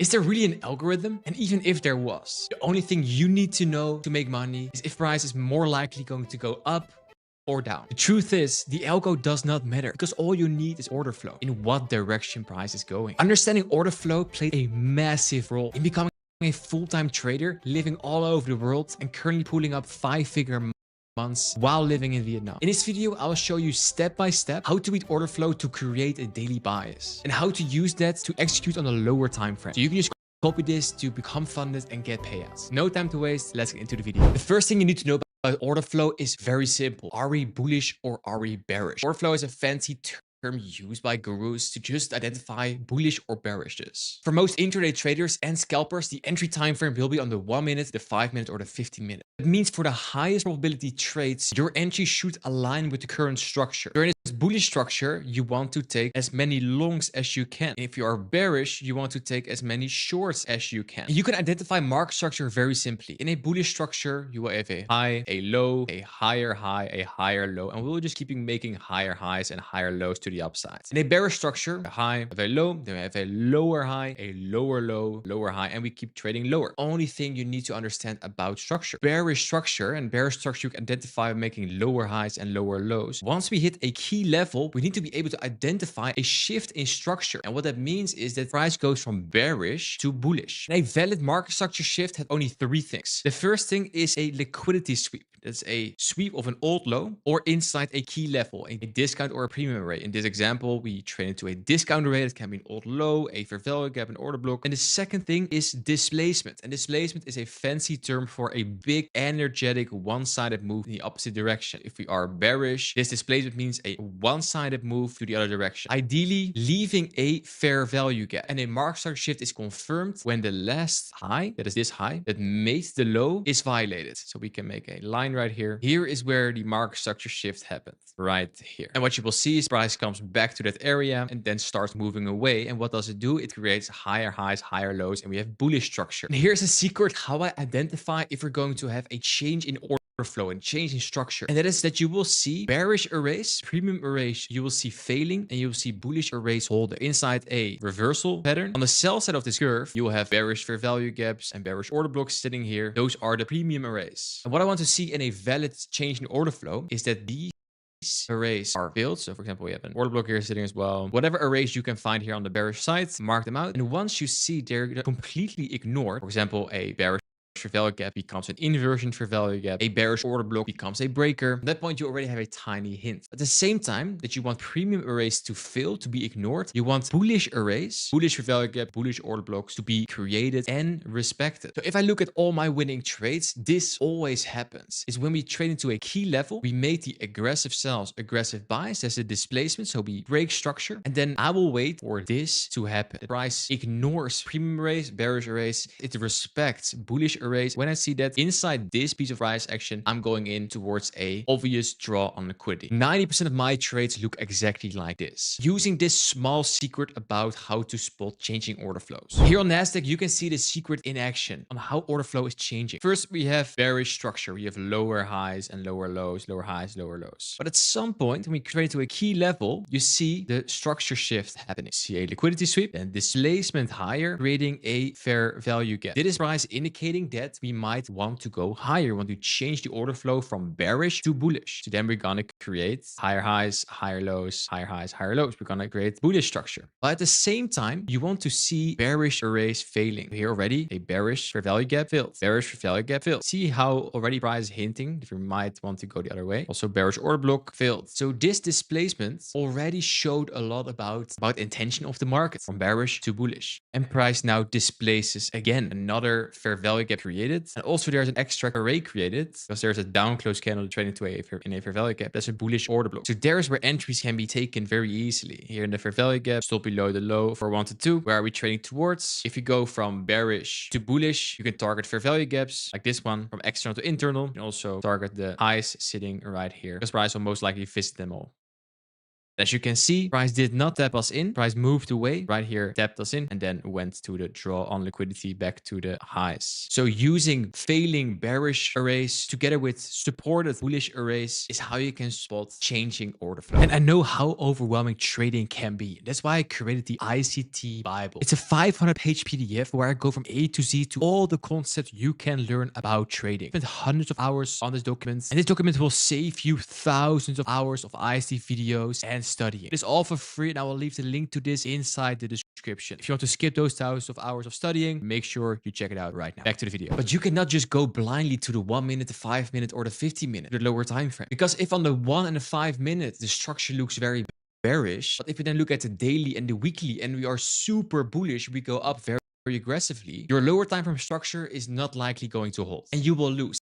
And we want to avoid that. We want to take as many winning trades as possible. So time frames play a big role in this. Write this rule down. The higher the time frame, the more reliable the structure. A daily structure is more reliable than the 1 minute. And I've dedicated videos on time frame alignment here on this channel. I'll leave the link to that in the description. The most important rule about time frames in my trade plan is the more time frames that are aligned with your trade idea, the better. So for example, if both the daily, the 1 hour, and the 5 minute supports bullish structure, higher highs, higher lows, longs are going to be the highest probability trade. If on the weekly, the 4 hour, and the 50 minute, everything goes down, we have bearish structure, lower highs and lower lows, then shorts will be the highest probability play. And to create your bias using order flow, you need to know what the most obvious draw on liquidity is. And the most obvious draw on liquidity can be found on the higher time frame. Because price only trades to two things: external range liquidity, that means old highs and old lows, and internal range liquidity. Internal range liquidity is another word for imbalances, fair value gaps. And you can use internal range liquidity as a place to trade from towards an old high. External range liquidity. That's why we say we trade from internal to external, from an imbalance to an old high, imbalance to an old low. External range liquidity, you can use as a starting point for price to trade back to internal range liquidity. That means you trade from an old high or an old low back to an imbalance. Those are the only two things price does. So once price trades into a key level, like for example an old low on a higher time frame, for example an old daily low or an old weekly low, and then breaks structure with displacement and a fair value gap, then we need to look for a trade from external range liquidity, an old low, back to internal range liquidity, and that's going to be a fair value gap. So then price most likely will make structure back to a fair value gap sitting right here. So here we're looking at the daily time frame, and there's a bullish fair value gap sitting here. And we just had a massive displacement, also changing structure right here, the last swing high that made the low. You see here the same profile, liquidity sweep, displacement, fair value gap. And the trade idea here on the daily, we can use it as a place to trade from internal to external, back to an old high right here. This is going to be the bias on the daily, but we don't care about the daily. We want to execute on a lower time frame, but we're going to use this context to make money on the lower time frame. Let's drop from the daily all the way to the 5 minutes. So here we're looking at the 5-minute time frame, and we just trade into the daily bullish fair value gap. All we wait for is these bearish arrays to start failing, bearish fair value gaps, and bullish fair value gaps to be created and supported. So here you see bullish fair value gap being respected while bearish fair value gap being ignored. Again, price trades higher. Massive bearish fair value gap being inversed right now, and from there price trades higher. And after a little consolidation, you already identified that we're probably going to reverse from here. We're going to change from bearish order flow to bullish order flow here in the lower time frame, because you knew from the daily time frame we want to go from internal to external higher towards the green line up there, and price goes from internal to external. So here you could have caught the absolute bottom, but you don't need to catch the absolute bottom, because in this whole move on the 5 minute, these were 2 entire days. So you could have found entries right here and right here, but also right here. Most of the time on the daily time frame, if you go from internal to external or from external to internal, there are 3, 4, maybe even 5 different entry possibilities for you to make money based on that bias, all using the higher time frame. Okay, now we know how a change in order flow works and how to find the next obvious draw on liquidity, but how can we combine these two to take actual trades? For that, we first need to identify what dealing ranges are. And the dealing range is the most recent swing high and the most recent swing low. And a swing high is a high with a lower high to the left and a lower high to the right. Swing low is a low with a higher low to the left and a higher low to the right. And if you now see that logic in action, the change in order flow occurs when we have a liquidity sweep. Then we have a break in structure. The last swing low that made the high is violated with displacement. This candle can be marked as displacement, leaving a fair value gap. And if you have the dealing range, mark out premium and discount. Premium is the top 50%, discount is the bottom 50%. And ideally, you want to take shorts in premium and longs in discount. When we go from higher highs and higher lows to lower highs and lower lows, we want to look for shorts.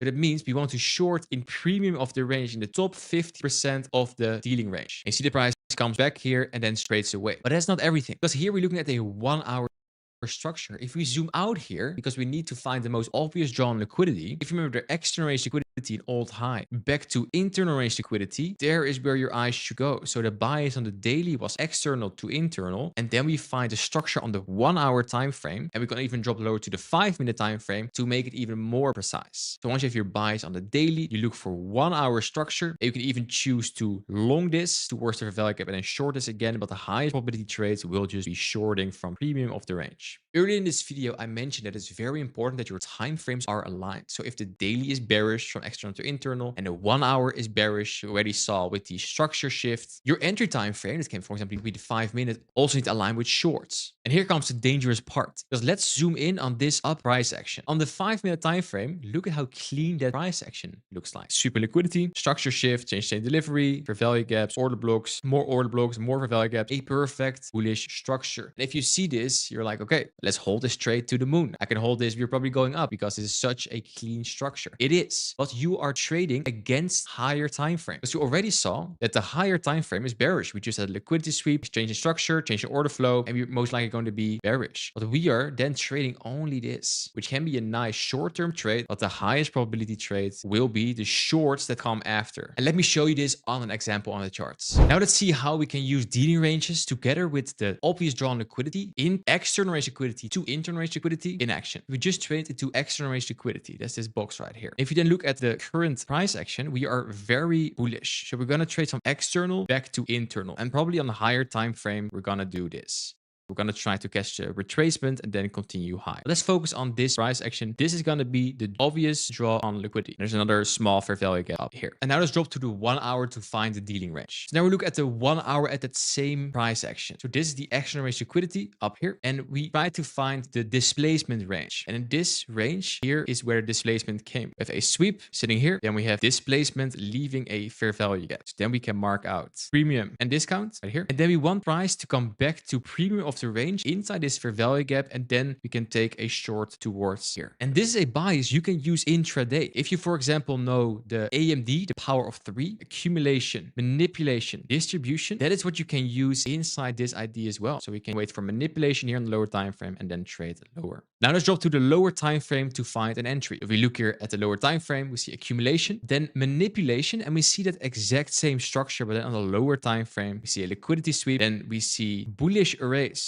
Bullish fair value gaps. Let me remove this 1 hour value gap. We are in premium of the range of the dealing range. We are bearish. Bullish arrays are failing. Already hint that we might want to go lower. Bearish arrays are created right here, and a small one right here. So then you can take your entry if you want already from this small one. We want to trade towards the daily bullish fair value gap sitting right here, or a 1 to 2. So we use the accumulation right here, manipulation into a key level in premium of the range. Then use that secret about order flow, change order flow on the lower time frame. We change from bullish to bearish because we see also bullish arrays fill and bearish array hold. Then use that, get tapped in right here. Use that to trade towards the obvious draw on liquidity that is right here.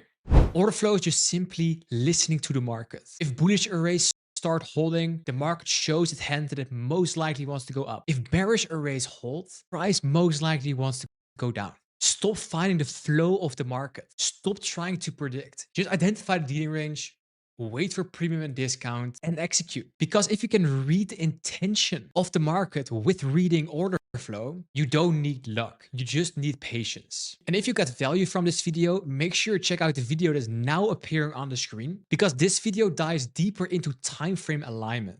So you can use order flow and pair it with the correct time frame so you will never feel confused again. Thank you for watching, and I'll see you in the next one. Bye-bye.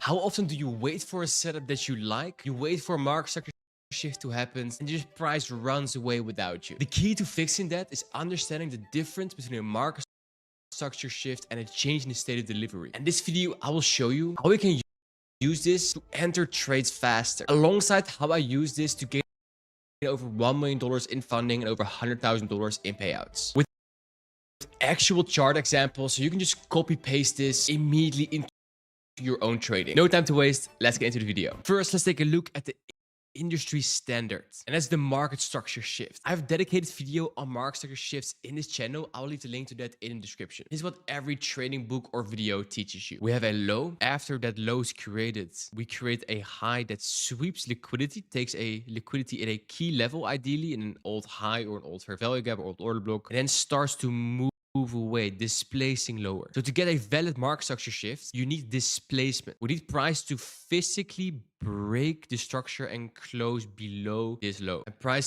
tends to come back to that area before continuing the move. And you can combine that with other arrays like a fair value gap or an order block. And the pro of a market structure shift, it is very safe because the trend has confirmed it has changed. But the con is it is slow. By the time this candle closed, price already 30, 40, 50 points away from the top where the move started.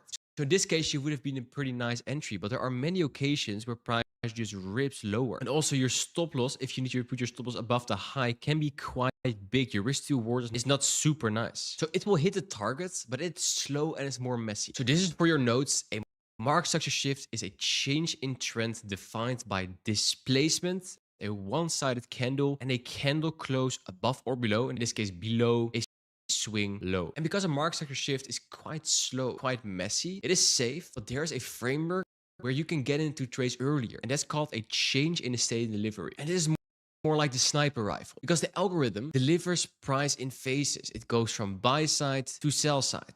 So when we are trending into a key level right here, this is the algorithm offering buy side liquidity. And here we are not waiting for structure to break, which would be the last swing low that made the high. That's right here. Here would be the market structure shift. If you would wait for that, price would just move away without you. We need to look at the change in the state delivery. And that change in the state delivery happens when a single candle violates the opening price of the last sequence of up close candles. So we have 3 up close candles here. That's the sequence. And the opening price, that first candle, is where you mark out this change in state delivery. So once that happens, it already happened with this candle. You can already take your trade with your stop above the high and your target down here. And when this candle is created, the market already hints at you that we're probably going lower. So for your notes, when price displaces and closes beyond the opening price of the last candle sequence that trade into a key level, validating it as an order block. We have a series of up close candles that made the high. When we close below it, there's an order block created, and that of course automatically also plays the change in the state delivery, and you just wait for price to retest the order block and move away from it. And here's the mechanical difference. A change in state delivery happens first. It validates an order block. This here's up close candles here, and this here's down close candles here, and it gets you in already in this candle when it closes. Similar right here. And a market structure shift happens after. Secondly, it confirms the trend. It happens later, usually when the order block has already been respected. So here's the order block is created. In this candle, we test the order block and move away from it, and then only the market structure shift is created, leaving of course a fair value gap. So your entry in a market structure shift would be right here in this candle. Then in change state delivery, it would already be in this candle. So you're in way earlier. It's for the sniper entries. So you can use the change in state delivery to be already in the move, even before there's a structure break. So what I see really good traders do, and I use it myself as well, is you can get in already at the change in state delivery. And when you see the market structure shift happening, you can even choose to pyramid to add a little more contracts to your position already to make more money out of a winning trade idea. Now, seeing this happening on a video is easy, but spotting it live when NASDAQ is pushing 100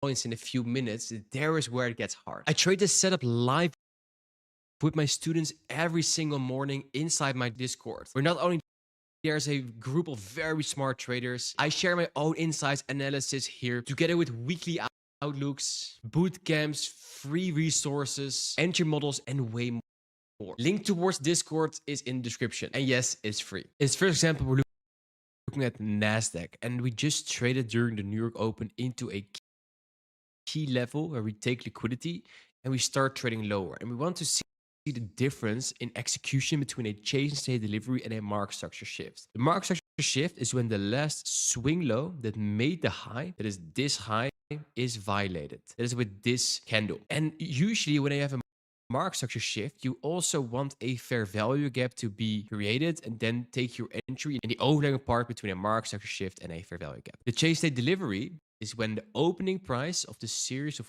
up close candles that made the high is violated, an order block creation right here. And we see that after we do the change state delivery, the change state delivery already happens right here at this candle, because we already traded below the opening of the candle. So here already change state delivery occurs. After that, we see movement upwards. So for change state delivery, your entry right here, where we target the low right here. If you zoom out a bit, I think we can spot more failure swings we can target. We have these equal lows right here. We have a swing low right here.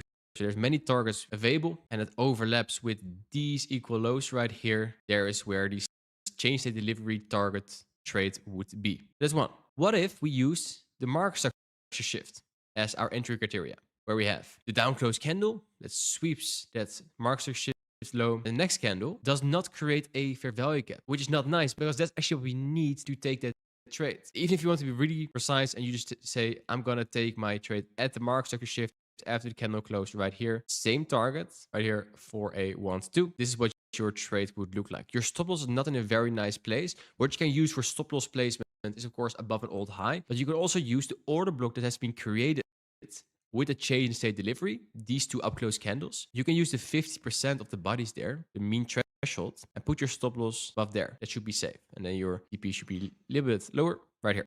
So this one is the market structure shift. This one is a change state delivery. And let's see what we do. And both would have given TP. In this next example, we're looking at YM at the 5-minute chart. During the New York Open here at 9:25, we have a swing high sitting here. I have a series of down close candles. And what happened exactly at the open is that we displace higher. The market structure shift occurs right here, also overlapping with a fair value gap right here. The change state delivery happens where the open of the series of down close candles that made the low is violated. There's an order block created because of it. So right here is the change in state delivery. For the entry on a market structure shift, you do that overlapping with a fair value gap. So your entry will be right here, stop below the low. If you zoom out a bit, there's a 1 hour bullish fair value gap sitting here. So we have a pretty big target. We can target. We don't need that. But if we stop above the low for 1 to 3 or 1 to 2, will be right here. For the change state delivery, we can take the entry when the candle that created the change state delivery has closed. So that will be right here. So where market shifts right here. Change state delivery trade is right here. Stop below the low or 1 to 2. So here you see that the market structure shift trade is smaller, but you need to wait for the entry. And the change state delivery is bigger, but you are in the trade already. Looking at this, let's see what price gives us. Sweep liquidity, change structure, change state delivery. And price trades higher towards the 1 hour bearish fair value gap. The problem here is the change state delivery target has TP, but the market structure shift did not get an entry because we did not get back into this fair value gap. And that's a problem. That is why the market structure shift is more often safe, but you also will see that you will miss moves because of it. But that's why using the change state delivery and then compensating price potentially coming back into the fair value gap and then go higher, that is my preferred method for the entry, because I'm okay to sit in drawdown for a while with my stop loss in a nice place than to not be in a move at all. And this means, yes, you will feel more uncomfortable. Your psychology will play a role. You might want to take a trade off because you will think it goes to your stop loss, but you will be in the trade. And that's most important. Like, you don't need to be right all the time. You just want to make money. So I'm okay with being too early in the move like this and then sit in drawdown for a while and then go to TP to try to be fancy, figure out the algorithm for the precise entry, and then maybe not even be in the move at all while it was pretty obvious that we wanted to trade towards a certain target. And one more thing, now you want me to tell you which one is better, the market structure shift or the change in the state delivery. But you are asking the wrong question. The change in state delivery is pure speed. It relies on trusting your daily buys completely. If you don't know where the daily candle is going, the change state delivery will destroy you. The market structure shift is pure safety. It relies on confirmation and it works when you're insecure, and it will also cost you profits because waiting for a market structure shift could mean price will run away without you. So both work. There's no right or wrong. And as long as you choose the one that fits your personality and trade style the most, and then execute it consistently. Just master one of the two and do not strategy hop. And if you want to get the exact technicals and entry models I use in my trading to gain over $1 million in funding and over $100,000 in payouts, it is all inside my market maker blueprint. It is all free. I will leave the link to that inside the description. And if you got value from this video, make sure you check out the video that's now appearing on the screen, because in this video I will break down how I turned $500 into $8,000 only using one simple entry model. And yes, the frameworks from today's video will come back into this. So thank you for watching, and I'll see you in the next one. Bye-bye. You've been there. You analyze the chart, you find the bias, you enter the trade, and then the market wicks you out by 2 ticks and then proceeds to run 100 points in your direction without you. And you sit there thinking the market is rigged. And you think it's manipulation, but it isn't. The problem is very simple. You treated a weak high like a strong high. And in this video, I'm putting down the curtains on how to identify strong and weak highs using high and low resistance liquidity. And I'm going to teach you exactly which highs and lows are engineered to break and which highs highs and lows are engineered to hold. I use this exact framework to skyrocket my win rate and get consistent payouts. No time to waste, let's get into the video. Before we go over why a high or low is strong or weak, we need to speak the same language. Most of you look at the chart and see random swing points, random highs and lows. And that is why you lose. You need to distinguish two types of swing points. The one is relevant to making money. The other one is just noise to confuse you. And I'm talking about intermediate term highs and lows and short term highs and lows. Let's look at an intermediate term high. This is a swing high with a lower swing high to the left and a lower swing high to the right.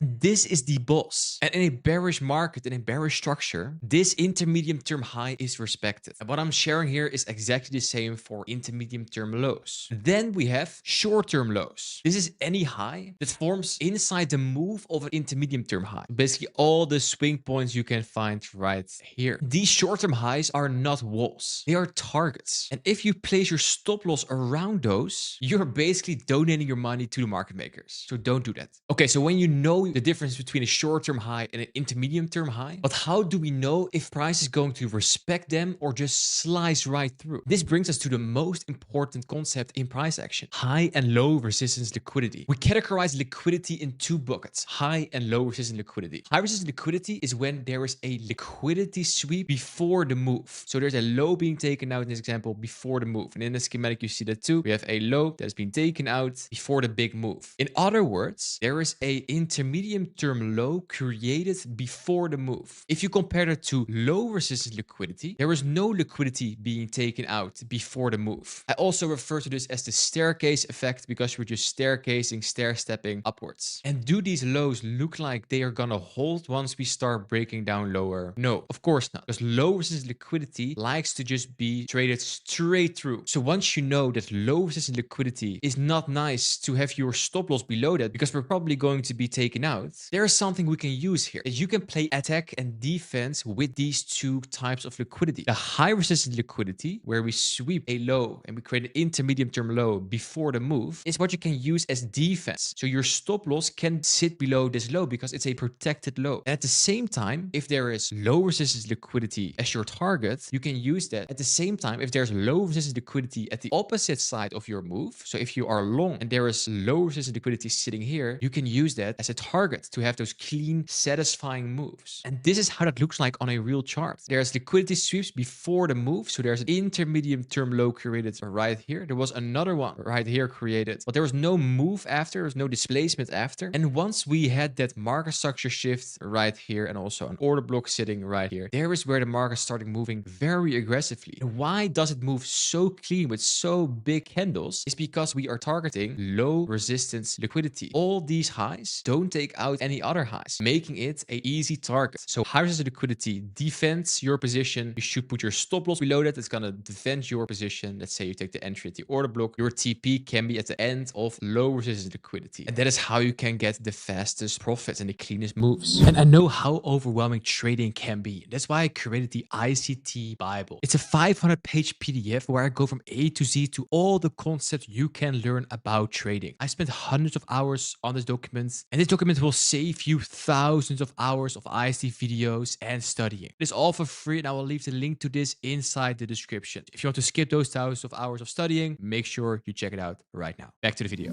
That brings us to the core of profitable trading, and that's the trader pyramid, with technicals at the top, below that journaling, data building, your trade plan, and your mental game psychology. And 90% of gurus start at the top. Technicals, they sell you courses about order blocks, about fair value gaps, but they only teach you 25% of the equation. The other 75% is a foundation inside the pyramid. The trading industry only teaches you where to click the technicals because it is sexy and unprofitable traders think that is what they need to make money. But they are wrong. I teach you how you handle the emotions of clicking the button and why you are clicking the button with a trade plan. Do you lack confidence in your trading, or your trading feels random? That is because you lack proof, data, that what you are doing actually works in the long run, so you can make money in the long run.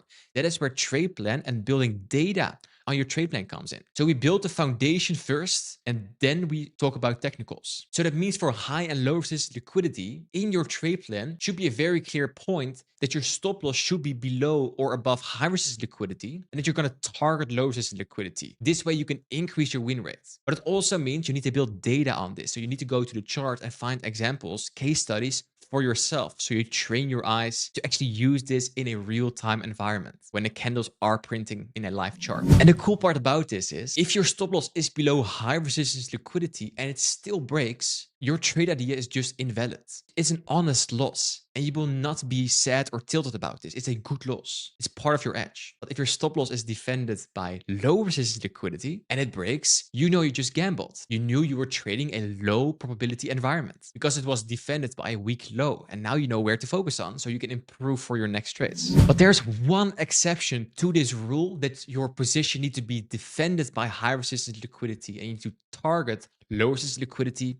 An exception to that rule is called an SMT divergence. An SMT divergence is when two correlated pairs fail to follow each other, this divergence, and a SMT divergence indicates a potential reversal. And correlated pairs are, for example, the NASDAQ NES or YM, or Euro Dollar and GU, gold and silver, Bitcoin and Ethereum. And with correlated pairs, correlated means they need to follow each other. So if one makes a higher high, the other one needs to make a higher high. The other one makes a higher low, the other one needs to make a higher low. But what if that doesn't happen? So right here on the left, there's a equal low, and we sweep that low before the move. That means there is high resistance liquidity created. We create an intermediate term low before the move. Strong low, so you can put your stop loss below that. In this right example, there is low resistance liquidity being created. There's no low being taken out before the move up. And you might now say, okay, this is the correct one to trade if you want to go long, because you can just put your stop loss below this low and you can target the highs. I agree. But with SMT divergence, if, for example, this is ES and this is NASDAQ, and they must follow each other. So if ES makes a very clear buy structure, the liquidity sweep, market structure shift, and I'm anticipating it to go up, and NASDAQ is correlated, I'm expecting it to do the same. But then your stop loss is going to be below this low, and it's low resistance liquidity. Do we still trade that? And the answer is yes. And that's because we have two correlated pairs. ES shows very clean we want to go higher. That means NASDAQ is going to follow. And because NASDAQ makes a higher high and ES makes a lower low before that move higher, before displacement move higher, that indicates a potential reversal to me. With NASDAQ being the strongest one. If I want to go long, I want to long the strongest pair. And because NASDAQ did not even take out the low, I want to trade higher on the NASDAQ. And ES will also trade higher, but it's going to be a little slower because it's a little weaker because we made a lower high here. It first wants to go lower before going higher. And with this SMT divergence, that means the cracking correlation before a move happens to the other direction. It indicates a reversal. And the goal is, if you want to go long, long the strongest pair. If you want to go short, short the weakest pair. In this case, NASDAQ is the strongest pair because it did not even take out the low. And how this looks like on a real chart, on the left we have NASDAQ and on the right we have ES. Here we have a low and we have a higher low sitting here before some displacement up. Here we have the same low, but then a lower low before the move upwards. And the bias is up, so that means there's an SMT created. So once this is an hourly chart, so once the candles are here being printed, there's an SMT confirmed, and inside this SMT we can drop to the lower time frame to find our entry model. But it all starts with the crack in correlation. So here I would trade the NASDAQ here on the left side because the NASDAQ is stronger. So if it wants to go up, it will go up faster and cleaner. Even while your stop loss, which will be below this low, is defended by low resistance liquidity. That is the exception. Now you might say, I see those strong and weak highs everywhere. There's the short-term highs, the intermediate-term highs. Because if you go on the 1 minute time frame, you will see short-term highs and intermediate-term highs every few minutes. And that's why we need a very strong filter. And that filter is where time frames come in. The rule for time frames is the higher the time frame, the more reliable the structure. That means the higher the time frame, the stronger the intermediate term highs and lows are. And a daily structure, daily high resistance liquidity, is way more likely to hold than a 1 minute high resistance liquidity. And remember this, you don't need to stare at the chart for 8 hours on a 1 minute time frame. That's how you get anxiety and you get overwhelmed. That's how you overtrade. But you need to be able to identify the higher higher time frame and execute on a lower time frame just in one single session, like the London session or the New York session. So if you now look at this structure on the 4-hour time frame, we see below here, if we zoom in, there is a intermediate term low created. Why? Because there is a swing low to the left and a swing low to the right.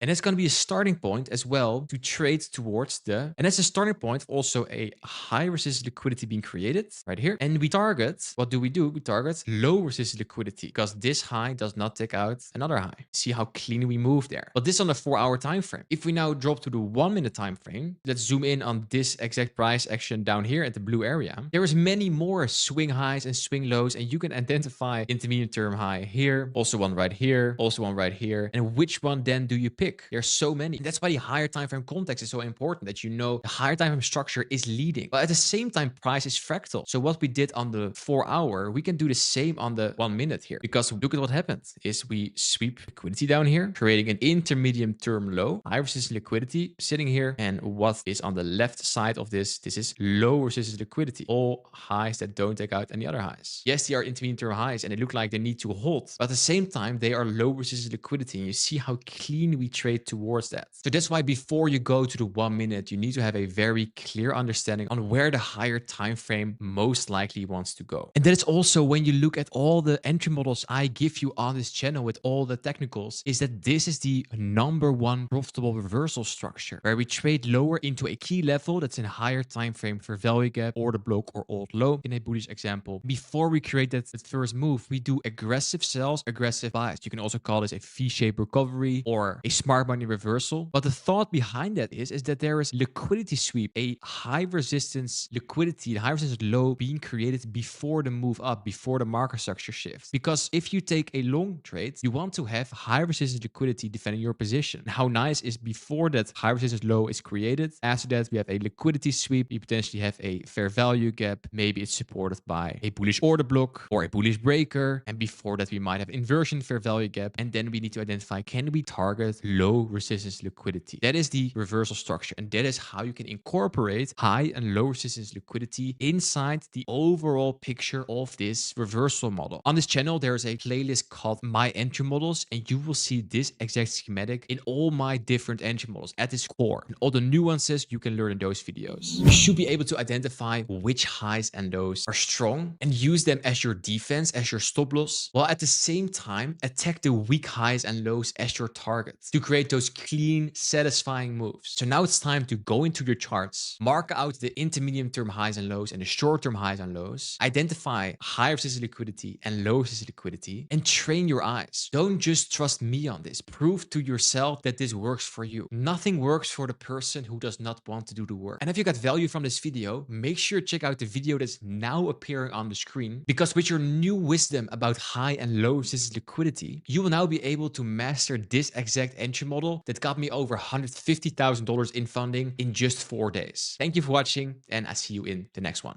Bye-bye. This is my best entry model, and these are the only things you need to trade this high probability model. In part 1, I showed you this model with an 86% win rate. And in this video, you're going to learn something that no course will ever teach you: how to not blow your accounts in the months where the market is very hard. Because if you can survive the environment you're about to see, you can survive anything. No time to waste, let's get into the video. In part 1, we had an 86% win rate. And I know that is why people clicked on that video. And I hate that, because there's way more to become profitable than simply looking at win rate. In this video you're about to see, we're going back to May 2024, a random month my students voted for live. And I'm going to show you the exact entry model you saw in part 1 in a completely different environment. Let's go. In the first part of this series, we went over this exact model. And this exact model, what you see on the screen, is the same model you see in the 10 AM game and the FTS model. It's a whole checklist. We're going over that right now. And the first step you need to take is before 9:30 AM EST, that's the New York Open, mark out the most obvious points of liquidity. And the most obvious part of liquidity is for value gaps or old highs and lows. The goal is to trade towards the obvious point of interest or trade from it. So if we zoom out here, we have sell side liquidity, we have buy side liquidity, and this is the depiction. But if we're just going to remove the depiction like this is where we start. So after 9:30 a.m. EST, so after the New York Open, we wait for some form of key level to be traded into. It can be sell, but we're going to do a long example in this schematic. Of course, vice versa is going to be for shorts. After 9:30, we wait for the liquidity sweep. Then we need to see displacement. Displacement, fancy term for a big one-sided move. Energetic candles. Displacement leaves for value gaps. Always. Like 9 out of 10, it leaves for value gaps. And if you have the aggressive sells, aggressive buys, in that area, most of the time there will also be an inversion for value gap. An inversion for value gap that was, in this case, a bearish for value gap, but because we ignored it, it just changed themes to an inversion for value gap. And this was resistance to trade lower, but because it was invalidated, inversed, now we're going to use it as support to trade higher. There's also order block in this area. So the entry can be in a fair value gap, order block, inversion fair value gap. You can even use a breaker. I don't use breakers too much in my trading, but you can, the breaker most of the time is in this up close candle here before the move down. But for now, we're going to focus on in the model is fair value gap entries, inversion fair value gap entries, or order block entries. Target 1 to 2. Like we're not going to do fancy stuff. So let's say we want to take a trade from here and we want to put a stop below the low. It's just a 1 to 2. We're not going to trade all the way to the buy side liquidity to be fancy for 1 to 3, 1 to 4. Just base hits 1 to 2. You're going to make a lot of money with 1 to 2s. And the bonus point is for the highest win rate, wait for the second PD array rule. And the second PD array rule is not that you take it right here, because these are all the first PD array, like the test PD array, like the first fair value gap or the inversion fair value gap or the order block. This area I like to use as the test. So do we actually move away from it, or are we just trading lower? Because if we're trading lower, we're getting stopped out. And that would suck because we don't like losing. So ideally, you then wait for another reaction from that level. With that reaction, maybe there's even a second fair value gap created, and the down close candle. If you've seen the order block secrets video, the down close candle, the trades to the fair value gap is called an order block. So where this was the test area, I call it the first PD array area. This is the second PD array. So then wait for here. And then just take your entry right here. And then you can put your stop loss below this low or below this fair value gap for 1 to 2. That's it.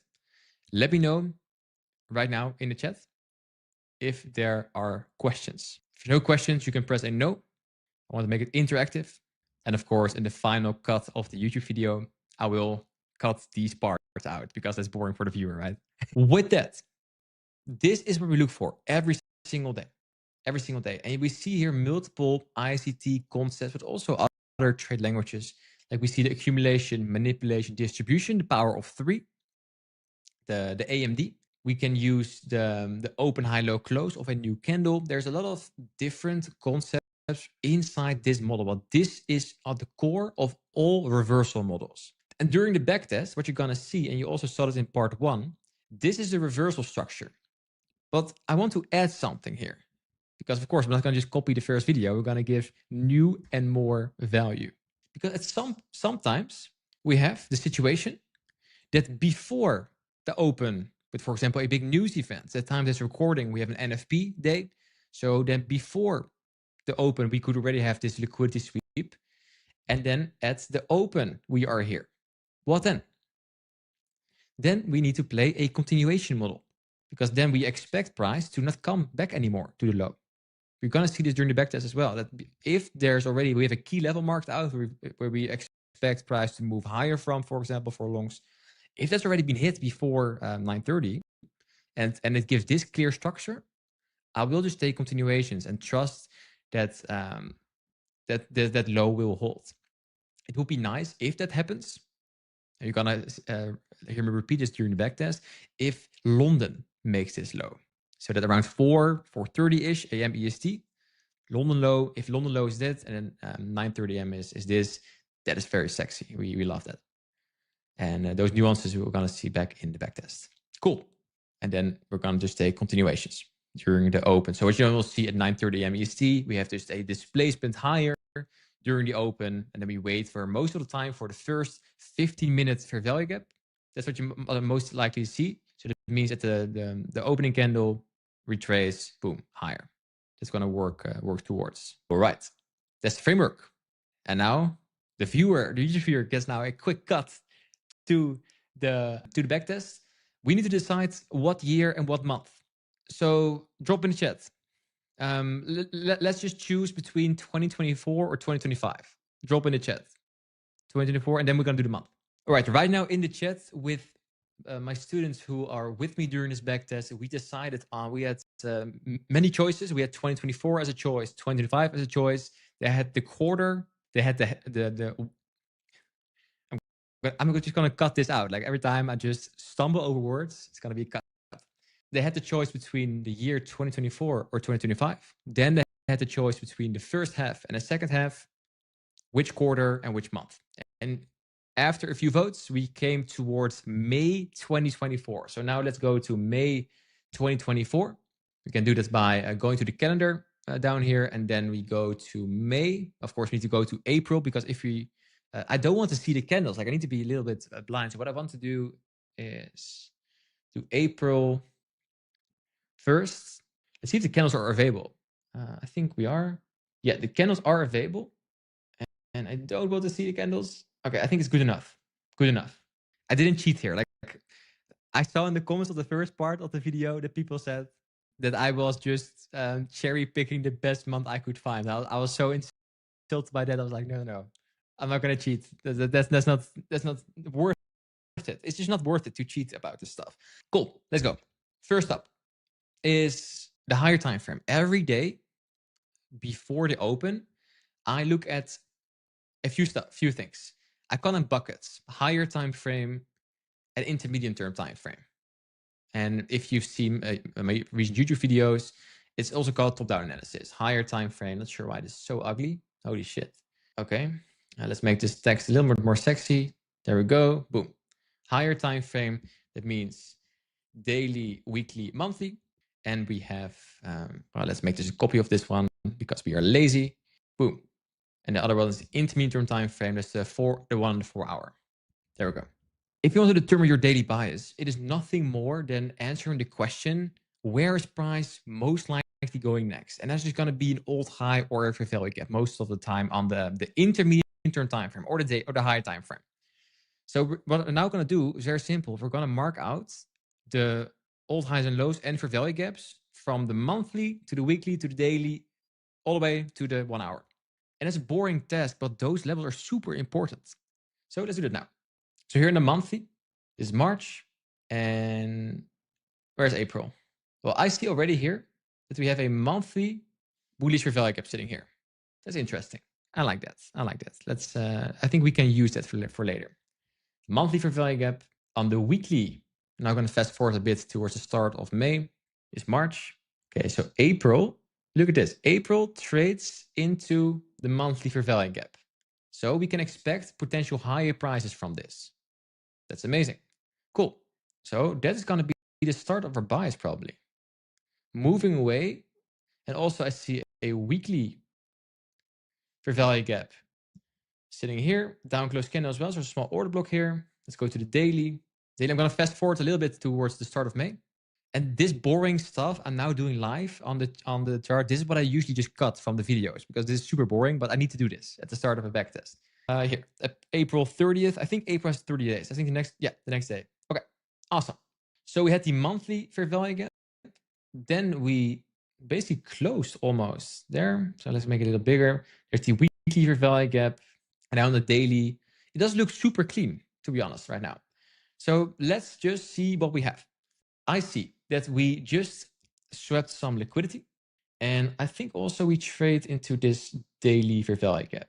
Yeah, we make a low in this daily fair value gap here in May or in April 2024. They move away from there. And there's also a daily bearish fair value gap sitting here, which is open. That is very sexy, right? You see this? We have equal highs. Or do we? Oh, no. I think I'm lying. No, it's already been tapped. Never mind. But there's a high created here. And now we trade lower. April 30th. Now let's go to the 4-hour. So we already now marked out the daily and oh, we're gonna have a rough back. You guys knew this. You guys knew that May 2024 was a rough one. So we're gonna.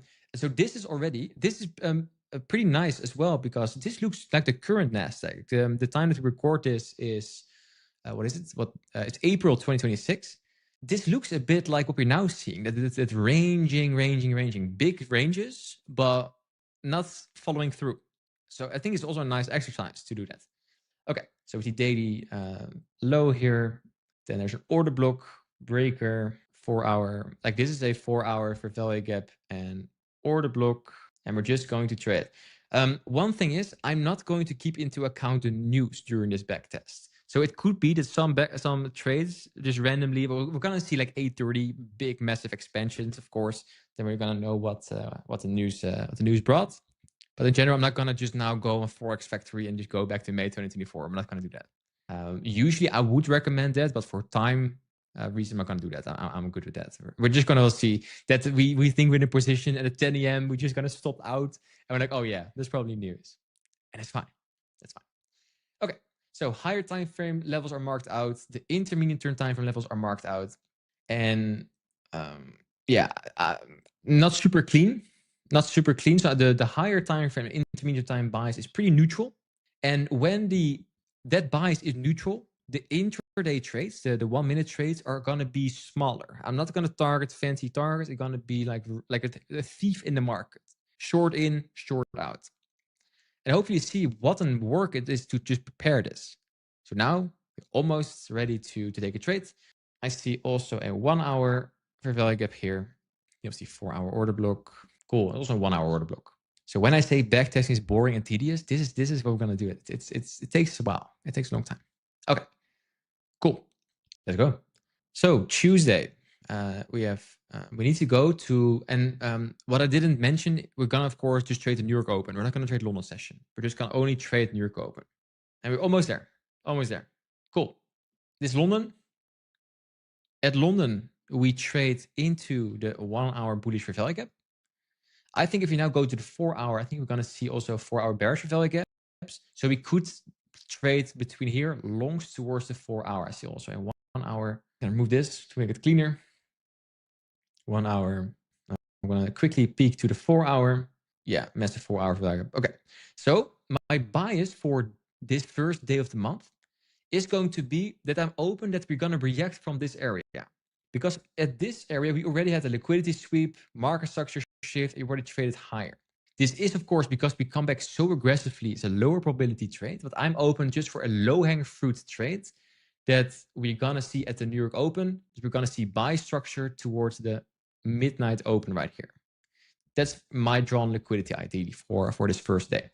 Cool. Let's go to the New York Open to see what we have. Okay, 8:30 is probably news. Okay, here we go. So what do we see right now? I think this is what we saw earlier, the continuation model, where the structure is already formed before the open.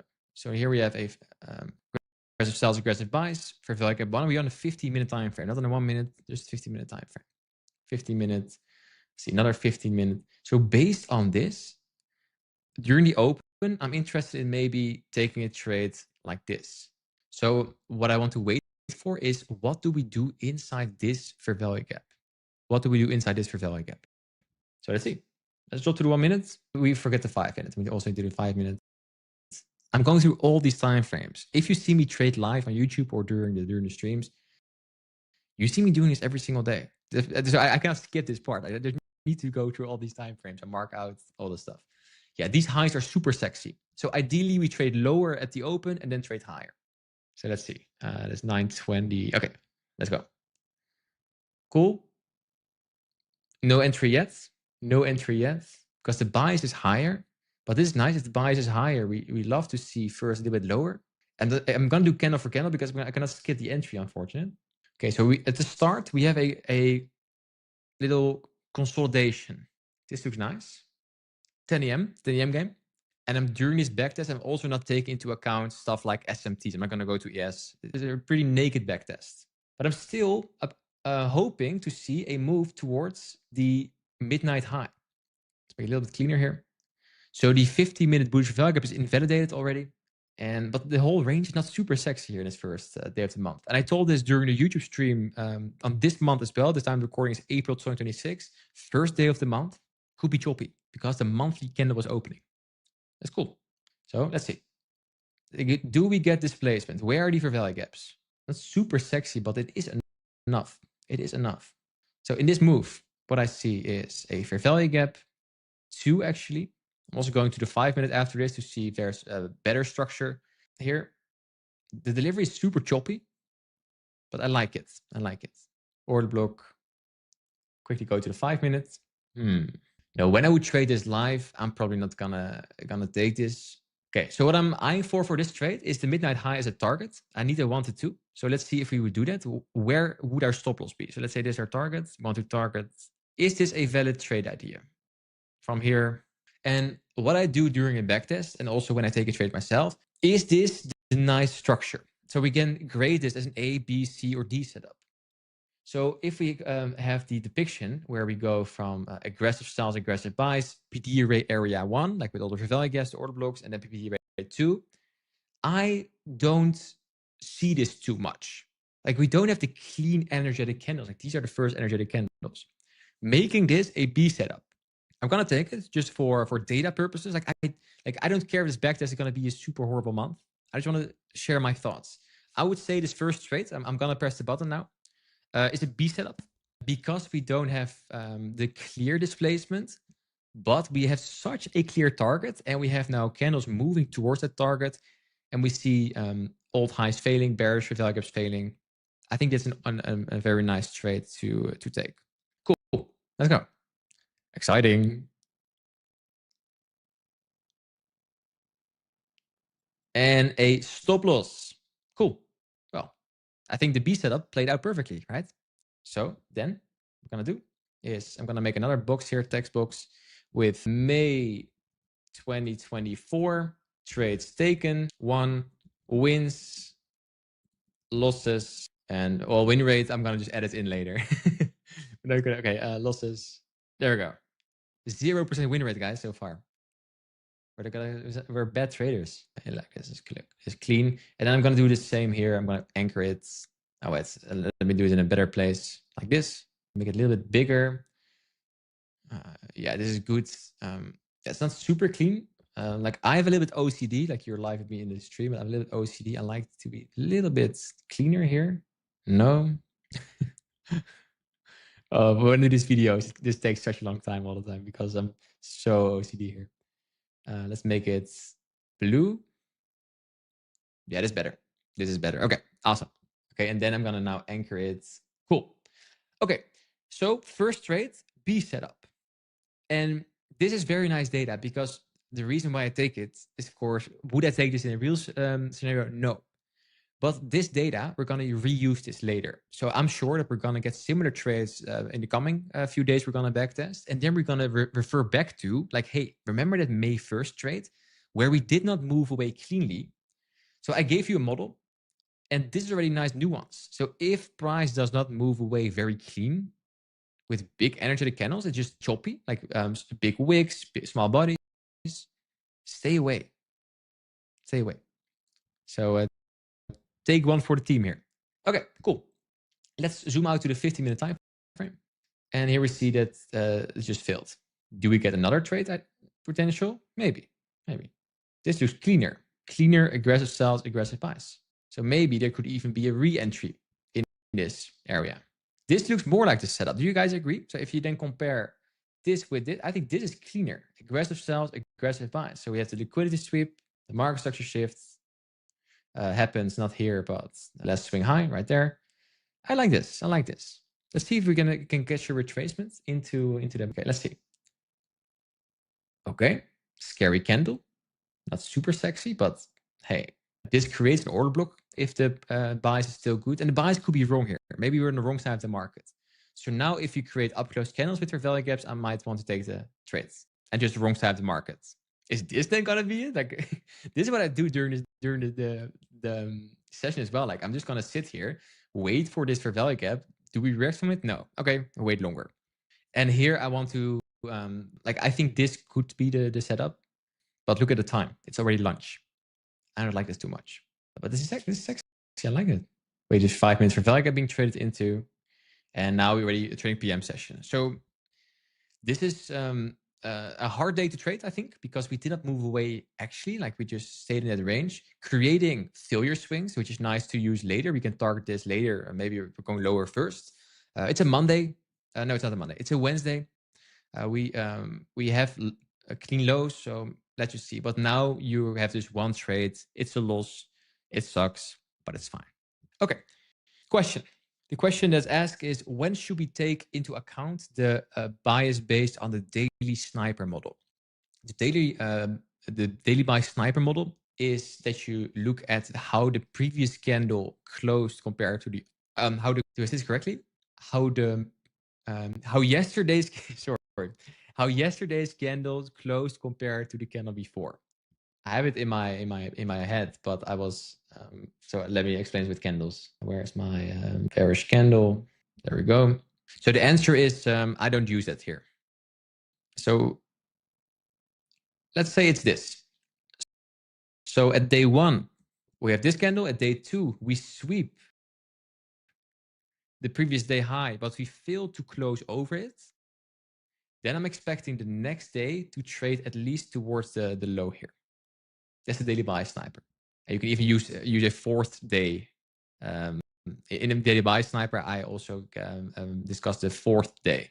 So when there's a swing high created like this, and there's still a nice drawn liquidity, then the 4th day is going to be even sexier. So that is the daily bias sniper. I don't use that here.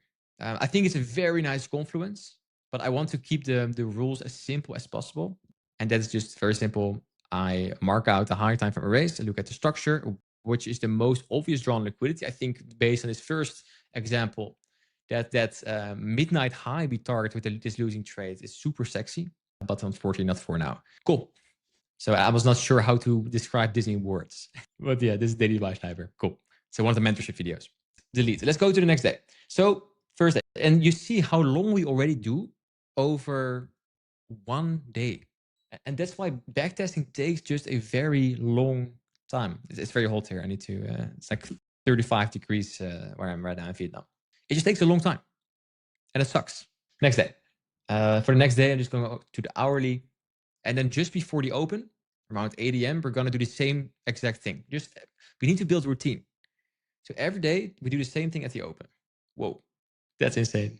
Okay, so that's this is probably FOMC.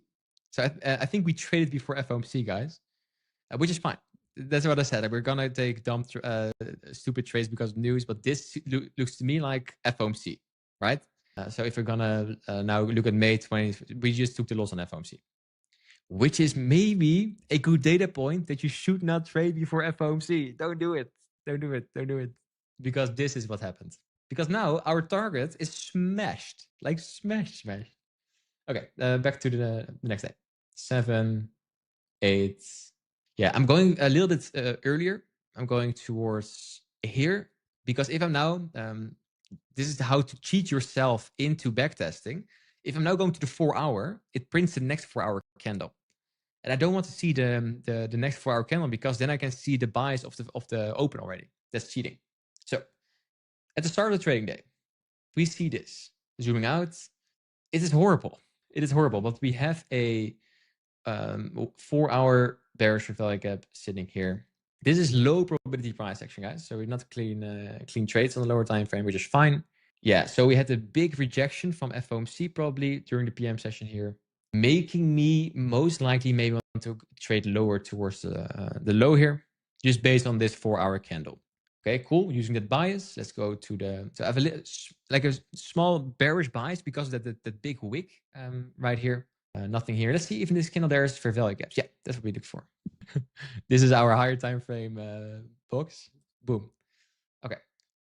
So here as well, we have this bearish fair value gap. Also, there's a 15-minute bearish fair value gap sitting here. So I'm favoring shorts right now towards these lows. It will be nice. So maybe we can cash a trade like this. And hopefully you see what I'm doing now. This is what I do every single day. I go to Discord and I share my screenshot. This is exactly this. Highs and lows for value gaps, and then implementing the model during the open. Okay, this is London. We're not trading London, so we're going to wait until the open. It's going to be at 9:39. We are in the fair value gap. Cool. So the start of the idea is coming. And from here, one more. There we go. 9:15. Okay. From there, we go to the 5 minutes. So we have a slightly bearish bias.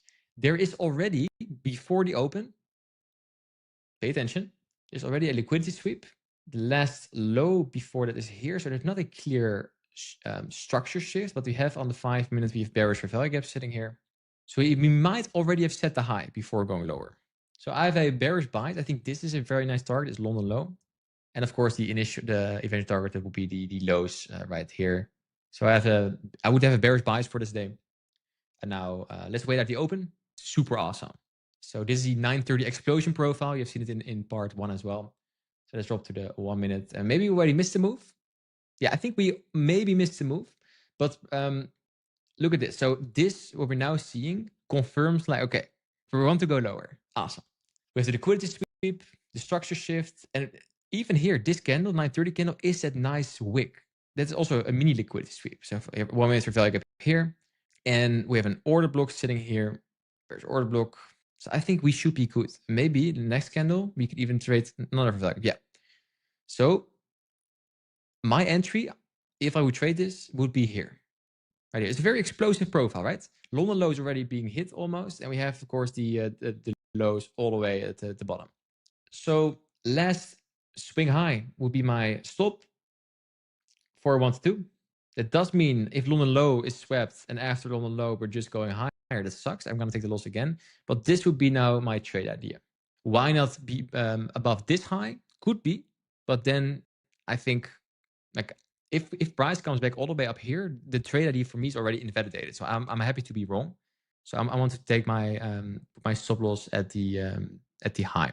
If you were going to backtest this yourself and you notice that you have a lot of times you get stopped out before the real move, then you should change your approach a little bit more towards here and be okay with less risk to rewards or just bigger trades.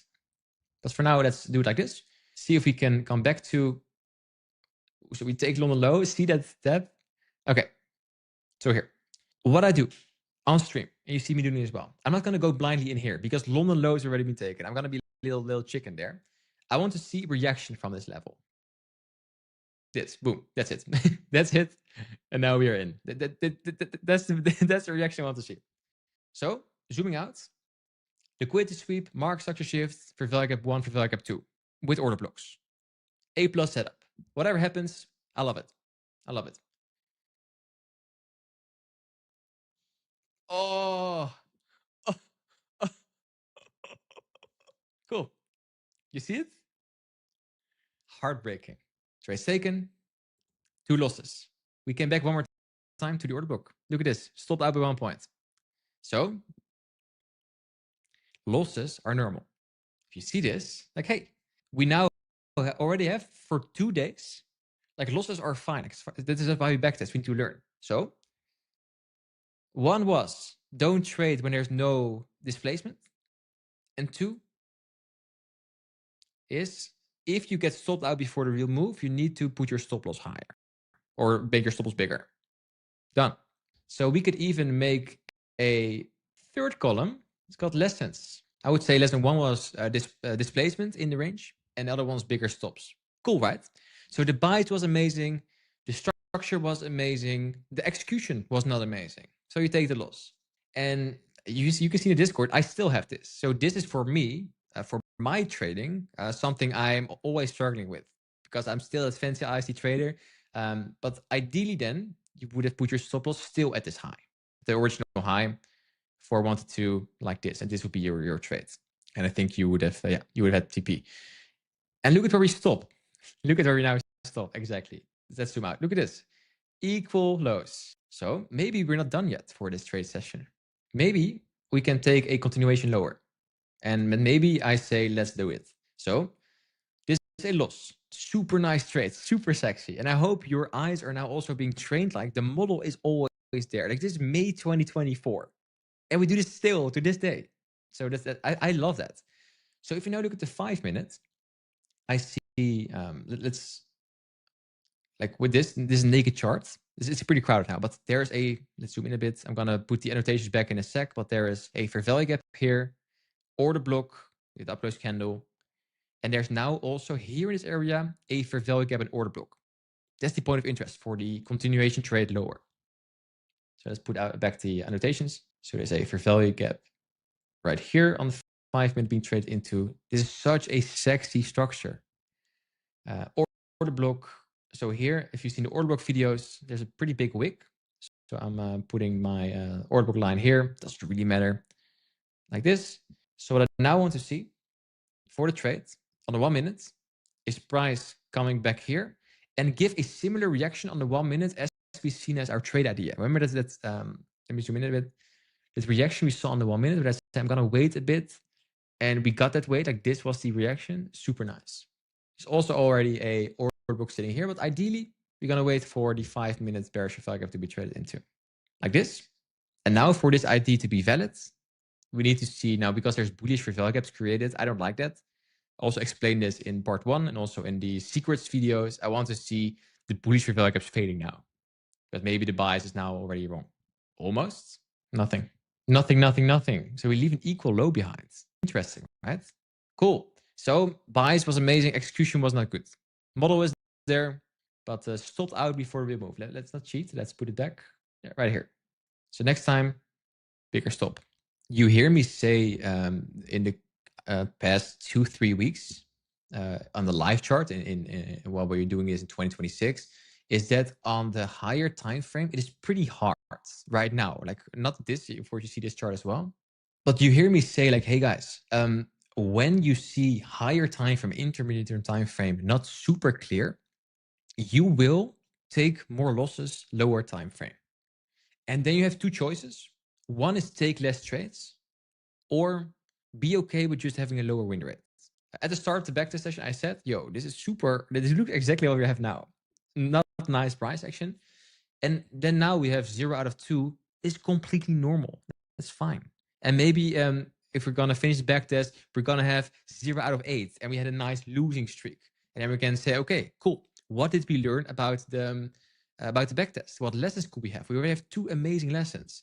And then this is gonna be super fun, because then I can post a YouTube video that says part 2, 0% win rate, and nobody's gonna click on it. And they missed out on all these nuggets, because I already explained in the streams about win rates that what is broken in the trading industry is that people think win rate is what you should focus on. Like a 90% win rate will make you profitable. But that is something only the marketing geniuses told you, because win rate is a broken metric for 2 reasons. 1, it is personal. I'm going to make a dedicated video about this, but win rate is personal. That means if we're going to do this the same time, everyone here is going back to May 2024 and does their own trading, same model. We're going to all have different win rates. Maybe you guys have 100%, I have 20%. Cool. Because we have just a little bit different nuances or different entries, or maybe too late, and that's fine. It's a personal metric. So if I post a video, 90% win rate, or the part 1 from this series, 86% win rate, that is my win rate. If you're going to do the same, you're probably not going to have the same. Maybe you're going to have higher, maybe even higher than 86 or lower. Both is fine. Secondly, more important, that's why I love to make this part 2. That's why I said, yo, comment for part 2, because at 86% win rate is just a random metric over a random period of time, and win rate is a changing metric. So this model, every entry model, has losing weeks, losing months, winning quarters. So that means at some months, your win rate of your model is going to be 60, 70, 80. But at some months, it's going to be 10, 20, 30, and you have a losing streak. So when you're now going back on YouTube and trying your next 90% win rate, know that you're a beginner. You're getting fooled. And I'm a slave to the algorithm. I just wanted to test, hey, if I'm going to set a ridiculous number, like 86% win rate, would people click on it? And I hate to say it, it is the most viewed video in the past couple of weeks. Dumb, right? And of course, the video is super valuable. The backtest is super valuable. We're going to do the similar right now. But because the title says 86% win rate, I know that's why people clicked. And it breaks my heart, because that means they're going to buy more courses without making actual money on the chart. So now you know that. Limiting belief, gone. You now know, don't chase win rate. Chase a model that works for you. I think this model is super beginner friendly and for everyone, like even for advanced traders. And just do it and be okay. And that's why I said, that's why I love that you guys chose this. Maybe we're going to have a 0% win rate and we're going to laugh about this. But then we have lessons. And then we know, okay, cool. Then we're probably in the May 2024, we'd have lost a few accounts. Cool. I think I lost a few accounts, for example, in March 2026. Super hard trade environment. Cool. That's fine. Little losing streak. And there we go. Okay. But no rents anymore, because you guys came here for the back test. So let's continue. But I want to give this nuggets in between, because I think it's so important that you know that. That's maybe even more important than the back test. Okay, so this was Thursday.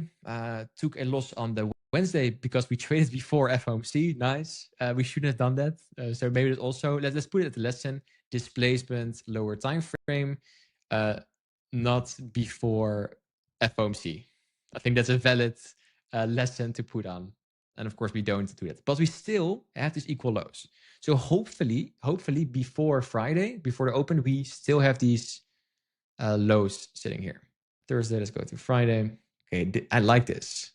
Did I cheat? Oh no, nice. Oh, it's ADM. Whew. Okay. So before the open, we already have a massive move. Look at this. Like we already traded back into this value gap when London. Remember, the continuation model of this model is when there is a London low created. Oh, and they already took out this high. Remember, that was our high from earlier. Oh, the suckers. But this is nice because then we maybe can try to catch a retracement and then a continuation. And the London low is then probably going to hold. Cool. Let's go to the lower time frame. Yeah.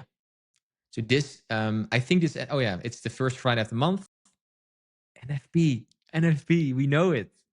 So cool. Now we're showing up after NFP. NFP just happened, 8:30, massive candle, first Friday of the month. And it's cool, right? That you can identify news events even when we don't look at Forex Factory, because that's how we build routine. Okay.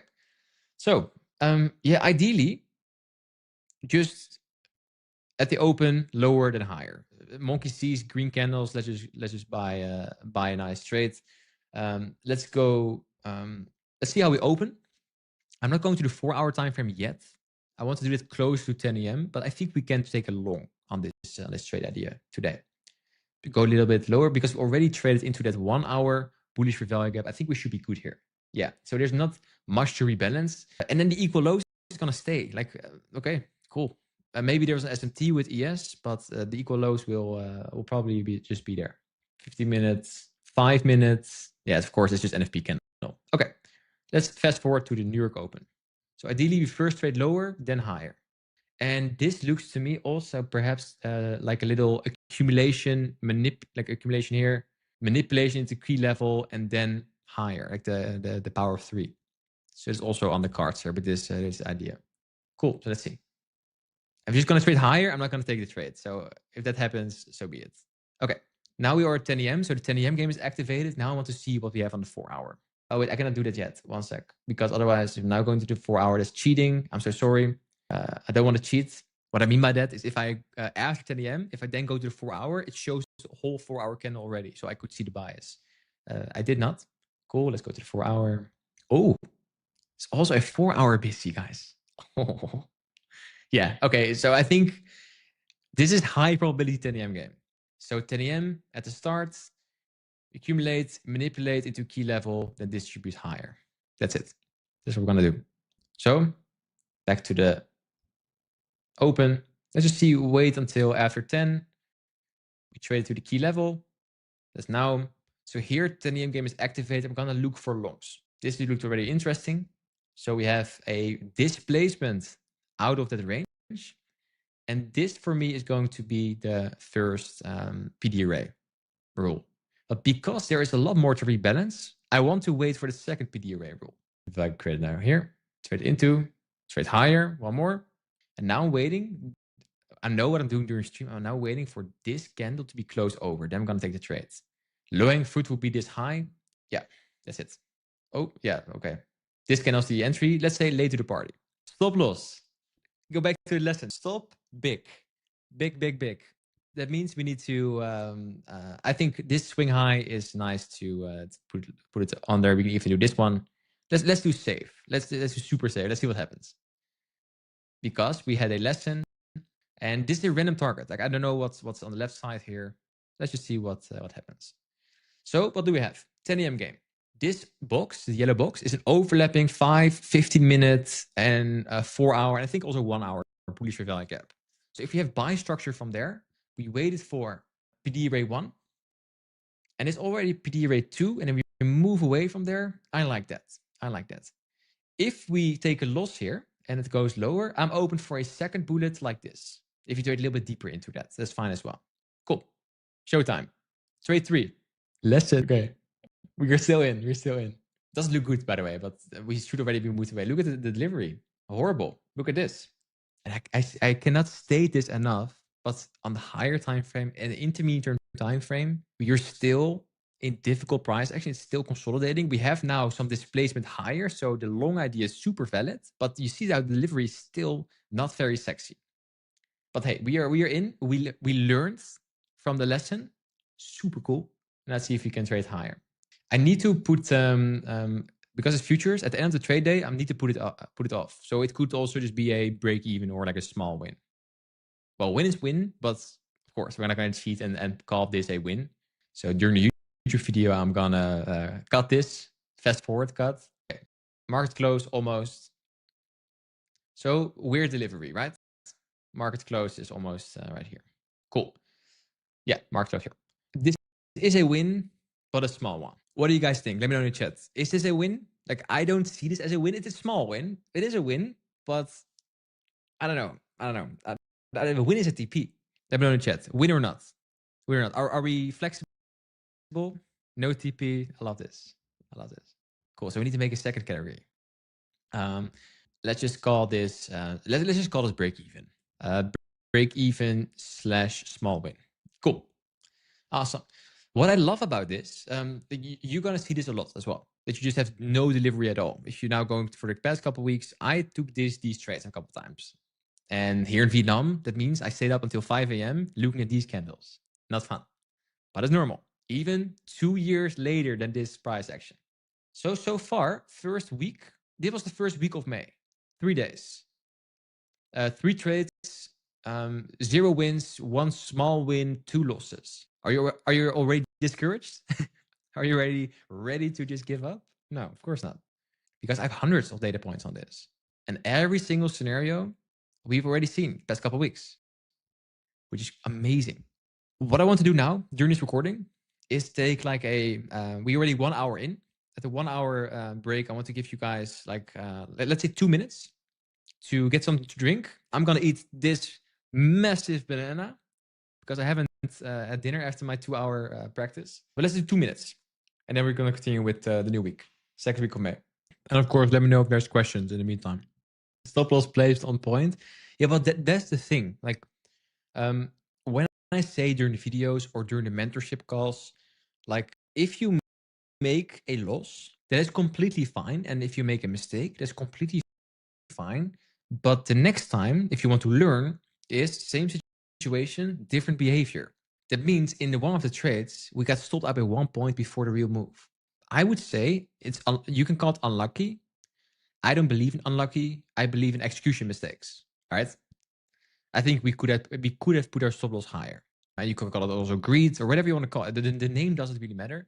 But that means the next time a similar situation occurs, and we had that now, if you get stopped out before the real move, and I had that when I started out, when I was not profitable, just put your stop loss bigger. And who cares? You have a lower risk to reward for a couple of weeks, but then you can rake up some more trades. Because how stupid would it be if you would be stopped out again? Like, I would be super tilted. No, not super tilted, but if with this again, right? And not tilted because of the loss, but tilted because I already been there, right? You already been there. In the book, Best Loser Wins from Tom Hoogart, there is one, In most books, also in my videos, the best nuggets are at the end. The biggest wisdoms, the biggest frameworks are at the end of the video. Same for best loser wins. In it, like the last chapter, he says, yeah, yo, I make a PDF. Tom Hoekert, one of the best traders ever. Tom Hoekert. He says, yo, I have a PowerPoint presentation. And in the PowerPoint presentation, it's like slides with my wins, my patterns in wins and my patterns in losses. And I put lessons there, like for the mistakes I make, I say lesson 1, this, lesson 2, this, with screenshots. If I take winning trades, I put there winner focus or like some, and then also text like, hey, this is why it won. And he calls that his book of truths, the most powerful framework ever on the last pages of the book, where the majority already put down the book and probably took another, just went back to the market and lost again. And the book of truth is so powerful. It helped me as well. And we are basically now, with the lessons here, building our small book of truths. And we only have three trades. And of course, we're not going to sit here all day. So we're not going to have like 30 trades of data. But imagine if you have 100 trades of data. And you have all these lessons. And you can use those lessons to take better trades. Weird, right? You make mistakes, you write them down, you try to make those mistakes not again. And because of that, you take better trades. That is called improvement, intentional improvement. Okay, let's go to the next day. Next week, actually. Next week. Oh, I cheated. There we go. Let's go to the 4-hour time frame. I remember this price action. Not from this month, but we have this similar. In 2025, this exact structure appeared. So tap 4-hour, probably we have a daily for value gap 2. So now, based on this, we are at Monday. We are zooming out. We have those horrible equal lows here, traumas. We just trade into the daily bearish for value gap and the order block, but I think we can trade back to the highs here. I think we are bullish. We're just going higher. So where is the most obvious place price can go? I would say first here and then higher.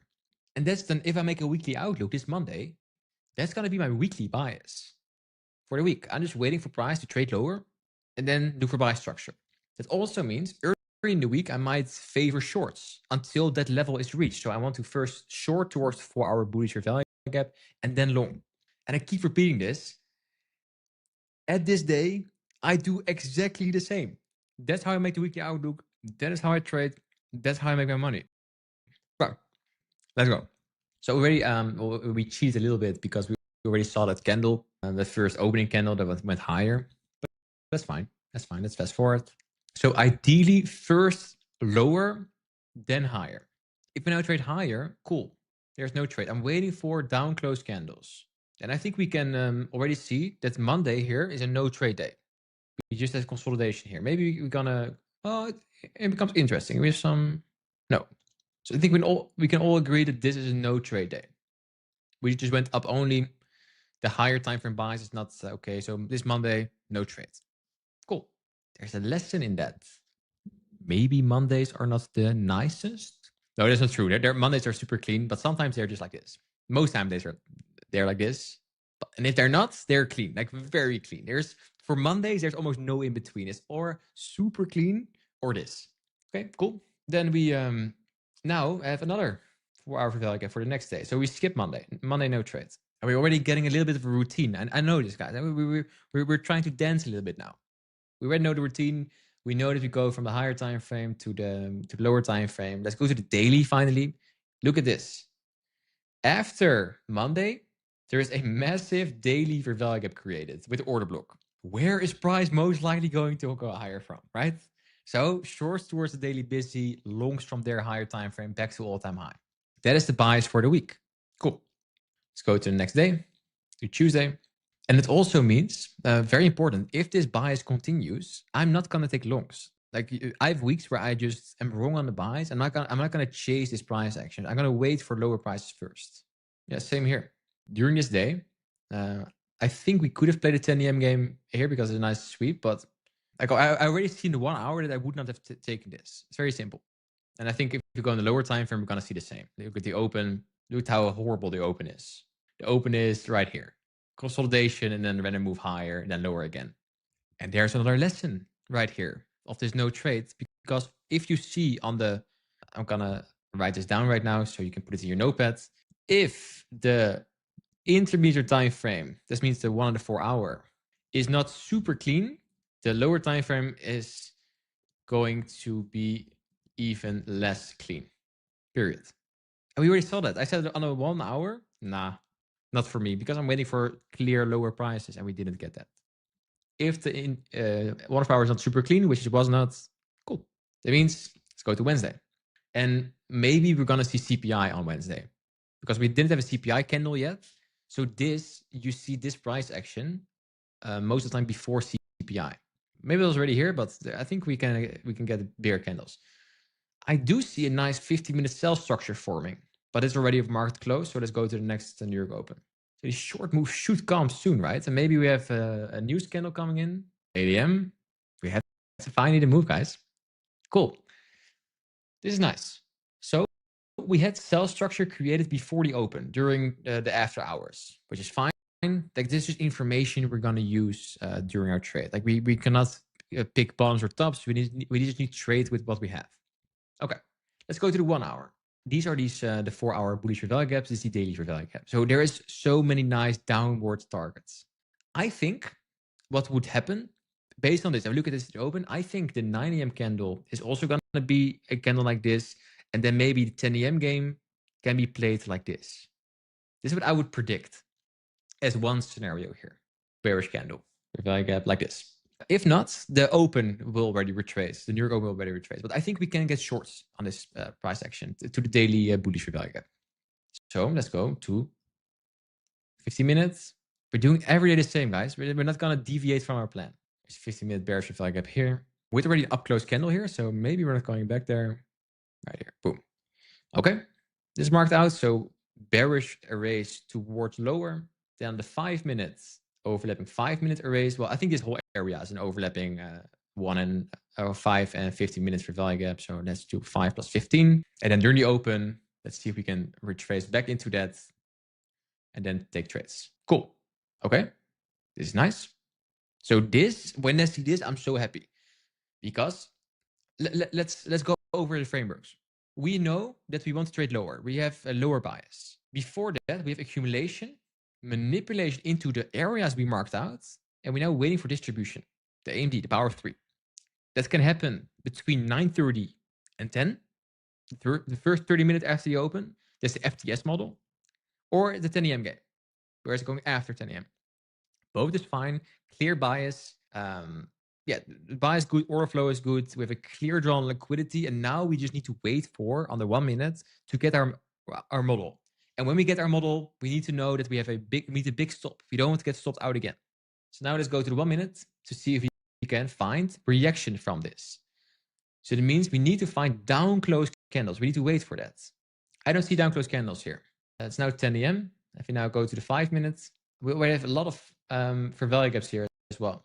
Not sexy for our trade ID, right? We have that 1 hour bullish fair value gap here. So maybe we're going lower first. But for now, it looks like the bias is wrong. And then there will be no trade because here we don't take blindly trades. We wait for a reaction lower. If it doesn't come, cool. Maybe it comes later. But now we are already in the PM session. So it means also here, low probability, cleared on liquidity, but no trades. Awesome. Monday, no trades because it was consolidating. Tuesday, no trades because we're consolidating. Wednesday, super clear idea, but no entry. Let's go to the next day. If we go to, we still have the same bias. So I think the trade ID we now have is still the same. We even have these 4 hour busies below here, the bullish value gaps. So we're still good. Yeah, at some point, we just do more of the same. Cool. Let's go next day. So this is PM session. And I hope we're not going to get another Asia push. It's so annoying. I hate waking up and then seeing, or not waking up, I'm in Vietnam, but opening my trading view in the evening. And then when New York starts and everything already happens, I'm like, oh guys, come on, it's so annoying. But we maybe have that. Not here today. Okay. So we just are still in the same range from Wednesday. But I think the bias is still the same. Nothing changed. We have a pretty nice 1 hour structure now because inside this 1 hour bearish value gap, we have something called a turtle soup. That is a sweep of a swing high before continuing lower. It's a high probability high. So it wouldn't surprise me if you can trade lower today. So bias, daily bias is still lower towards, like, low-hanging fruit would even be these 4 hour bullish value gaps right here. But ideally, we're going to the daily bullish value gap. Okay. Then we fast forward to the New York Open. There we go. There we go. Aggressive buys, aggressive sells. We have something here. And yeah. So now at 9:45, we have a 50-minute bearish value gap. This could be the start of our trade at the lower. Finally. Let's go to the 5 minutes. Similar. We leave behind equal lows. So it wouldn't surprise me if you from this point are gonna trade lower. Cool. Okay, low-hanging fruit target is here. It's the first 4 hour bullish value gap. If we look at this price action, also in the 5 minutes, I think the stop loss should be, like, we learn from our mistakes. Hopefully, we cannot do cool, fancy stops. We had one mistake. It sucks to make that again. So I think the trade is invalid if it would come here. So then this would be the trade idea. And what do we have then? We have the, before the open, the aggressive buys, aggressive sells. This is a 15-minute fair value gap. And inside that 15-minute fair value gap, we have also aggressive buys, aggressive sells, and like move away from the fair value gap. So I am happy with this trade. I think this is an A setup. Cool. Let's see. Let's see.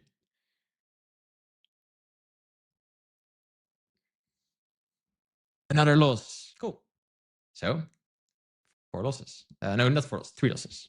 And if you then go back, this is what I do when I take a loss. The day before this recording, I took a similar loss where I took a short and it just went higher, like poof.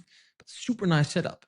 And the question you should ask yourself when you take losses is, and my students here, you know what I'm gonna say already, would I take this trade tomorrow again? That's such a nice question to ask yourself. For this one, 100%. So it's an honest loss. It's good. Because look at what we had before we took the, and I think I remember this trade. I think I took, I'm almost certain I took this trade in May 2024. Like this. Look at how sexy the rejection is from the 15 minutes bullish value gap here. So would I take this trade tomorrow again? Yeah, cool. Next day. And while I'm fast forward, let me share some nuggets. Is you will have this too, where you go to a month and you just take trades and nothing works. Or nothing works, we take fucking 4 trades. But I hope you get my point. Like, we're spending a lot of time on 4 trades because I want to share every single step and nuance of the model. But if you then have 4 trades, 3 losses, 1 small win, you're like, oh, this model is probably not working anymore, right? The whole self-talk is super annoying. But it's a lie. It's a lie. We are 3 trades in, 4 trades in. But the only thing that you are in is time. Nice sweep here. You lose time here. And you feel like, oh, it's probably not worth it. But it is worth it. It's so worth it doing this. You training your eyes to find setups. By now, should we reconsider? That's the question I ask myself when I have this. When I take some shorts, but I get stopped out. And it's funny actually, because our small win from earlier, look at how clean TP that went later. I see now. Well, is the bias wrong here?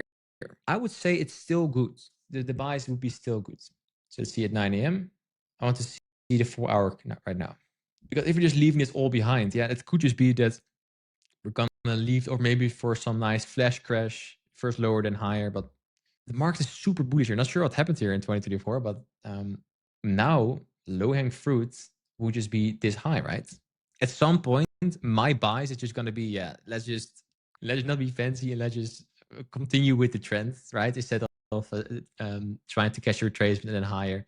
So for this trading day, when I see this at the open, I would love to trade there. I'm probably going to get a 10 AM game here. So then my eyes would go to a continuation higher. So at the open, or before the open with aggressive buys, aggressive sells, we have an order block sitting here. This is nice. So then the order block, I want to see, do we create buy structure to here? We're just continuing, not finding the trend anymore. So this is the bias. Cool. Let's go to the lower time frame to see, do we get reaction from there? Also check if we have nice overlapping on the 5 minute. Yes, a small 5 minute fair value gap here as well and here as well. So could be nice. Cool. So let's see. Do we get, and it's also a 10 AM game. Do we get aggressive sells, aggressive buys? And if not, also we could start the sell idea. So for now, doesn't look like higher. Cool. Then that 15 minutes idea is off the table. But now this one changes themes. Inversion for value gap. Inversion for value gap, bearish order block. If you know what a breaker is, bearish breaker. So now this becomes the idea all of a sudden. So let's see. Do we trade into this for value gap, and trade lower? If we trade lower, where to? Session lows. So that would be midnight low here, but that would be the lows right here. This candle did not close yet, did it? Now it closes. Not sure, it was a little bug in my trading view. Cool. So now, short idea is still on the table. I would not be in here. The model is not here yet. Not sure what happened with the candles. The candles are a little buggy here. Let's see. There we go. Cool. So aggressive buys, aggressive sells, inversion for value gap, order block, and then on the 5 minutes we see more as well. See if we can get some. I want to see. We're at 11, but I want to see more down close candles coming in. Ideally from here. Yeah, from here. But it's already PM session. So here as well, I was looking for a long, did not come. Cool. Then I wait for the short, did also not come. And then, well, we didn't do actually anything this day. So I think this is a pretty nice save. We didn't take a loss because there would be a loss in both ways. If we took the long, it was a loss. If we took the short, it was also a loss because it did not move, or a small win or whatever. Cool. So no trade there. Cool. Let me know if there's questions. I see one question. Did we wait for the second PD array in the last trade? Then go back to this one. So in this case, let me go back here. It was the short. So in this case, I did not wait for the first PD array. I waited for value 1, this PD array 1, to be traded into and moved away from, like this.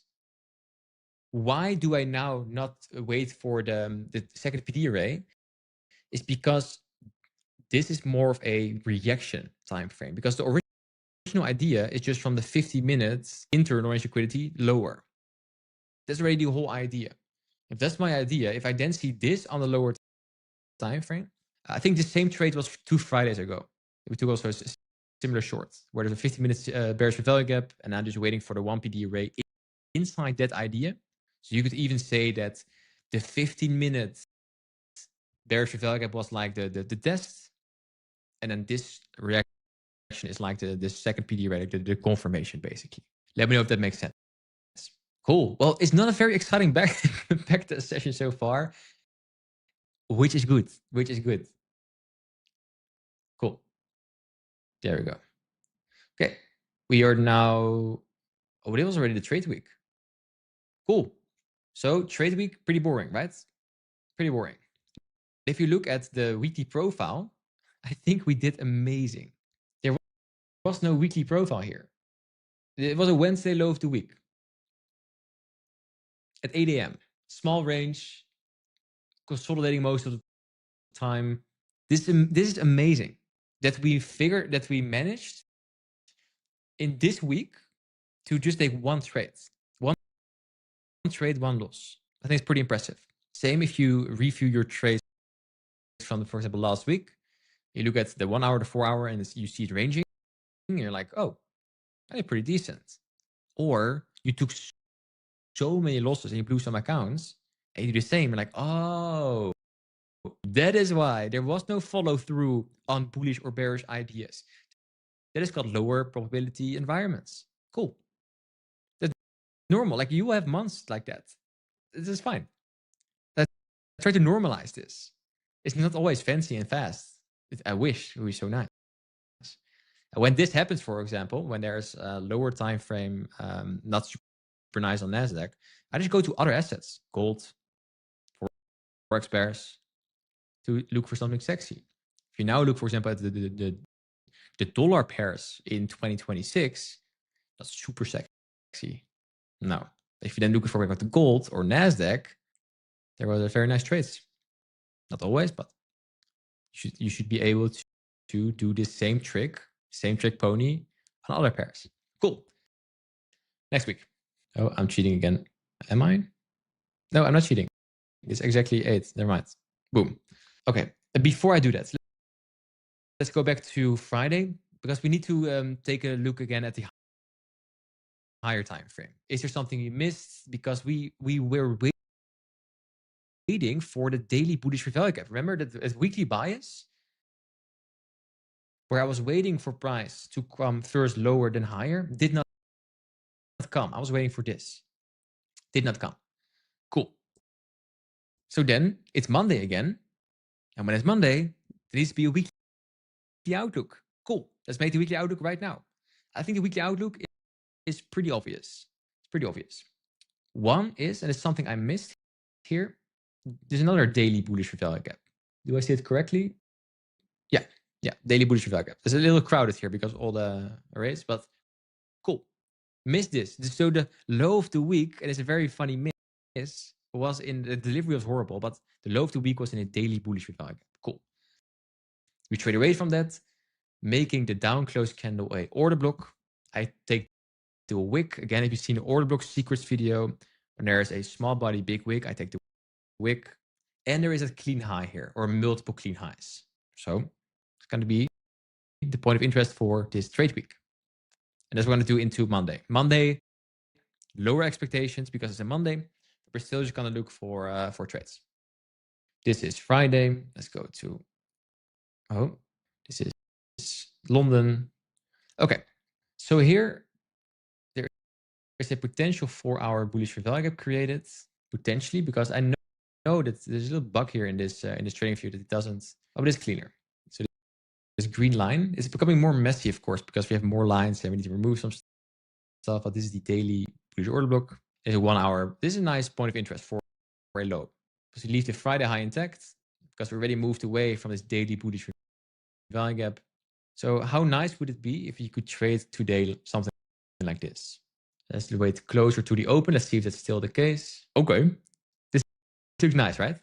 So at 9:30, like we have that idea that maybe from the 1 hour bullish value gap, and I also see that there's a 50 minutes bullish value gap, we could trade higher. I like this. To then just trade towards the highs here. What we need for that is not, of course, a bearish value gap. That's not nice for a bearish idea. But we're still going to look for, do we create bullish structure? At the open, massive. Like I think that because it's 2 years ago, the candles are not loading anymore, but this probably just these were candles or maybe fair value gaps. Let's see what we have. So we trade away from that level, not super aggressive. A quick tip here. When it's not super aggressive, remember this one, displacement lower time frame, could be tricky here. This could be come back now in this trade. They want the lessons. On the 5 minute, there's a small 5 minute bullish value gap sitting here. Let's see if we trade higher. Oh, we tap into that. That's nice.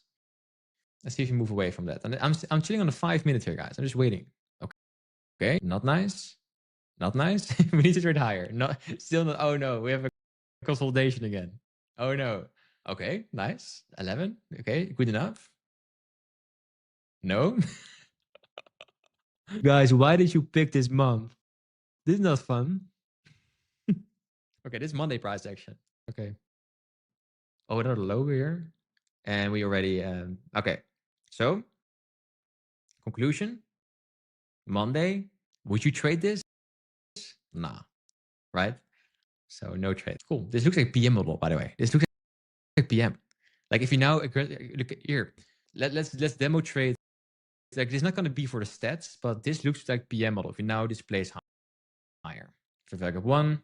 Oh no, we Monday. So this is how I see. This is a very nice example for your notes, and you can also, or when you watch this video on YouTube, you can pause the video and just screenshot this.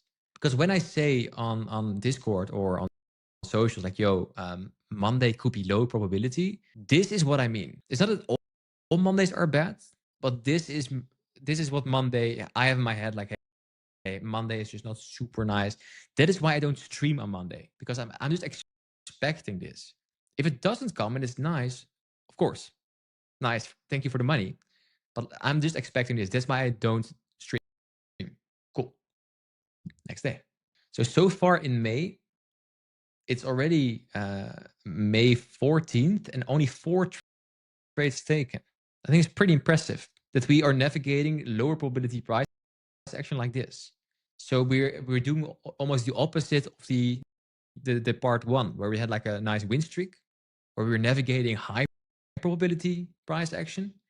Now we are navigating low probability price action with a pretty decent result. And $3 doesn't sound like a decent result, but it can be really worse if you are just wanting to force trades in these environments. Trust me, I did that before when I was not profitable.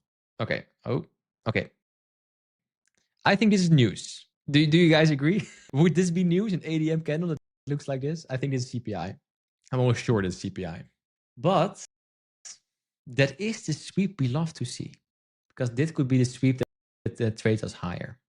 Because we already were at the daily bullish value gap. We already moved away from there. We don't need to trade lower. So a liquidity sweep here.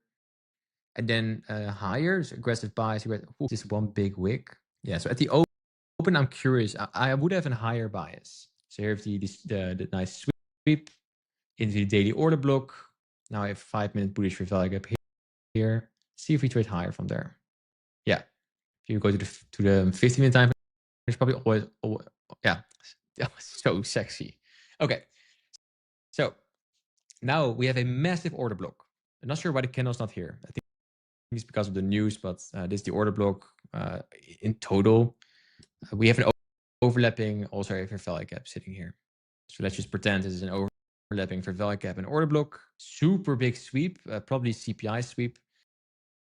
And then for 10 AM game, what I'm now going to play is, do we move away bullish from this area? So then the trade idea is going to be like this. Let's see. The 15-minute candle did not close yet.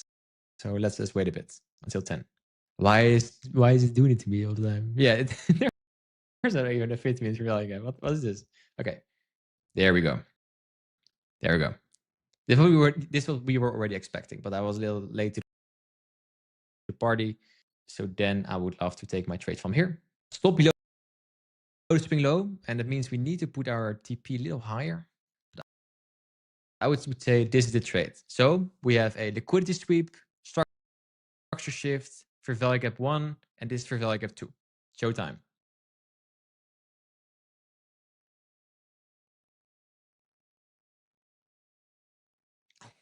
Okay, so now we have the high. This sucks because we this is a nice example of what I say, like you want to be in, so your stop need to be in the right place. And again, look at where price came back to. That's fine. Let's roll that.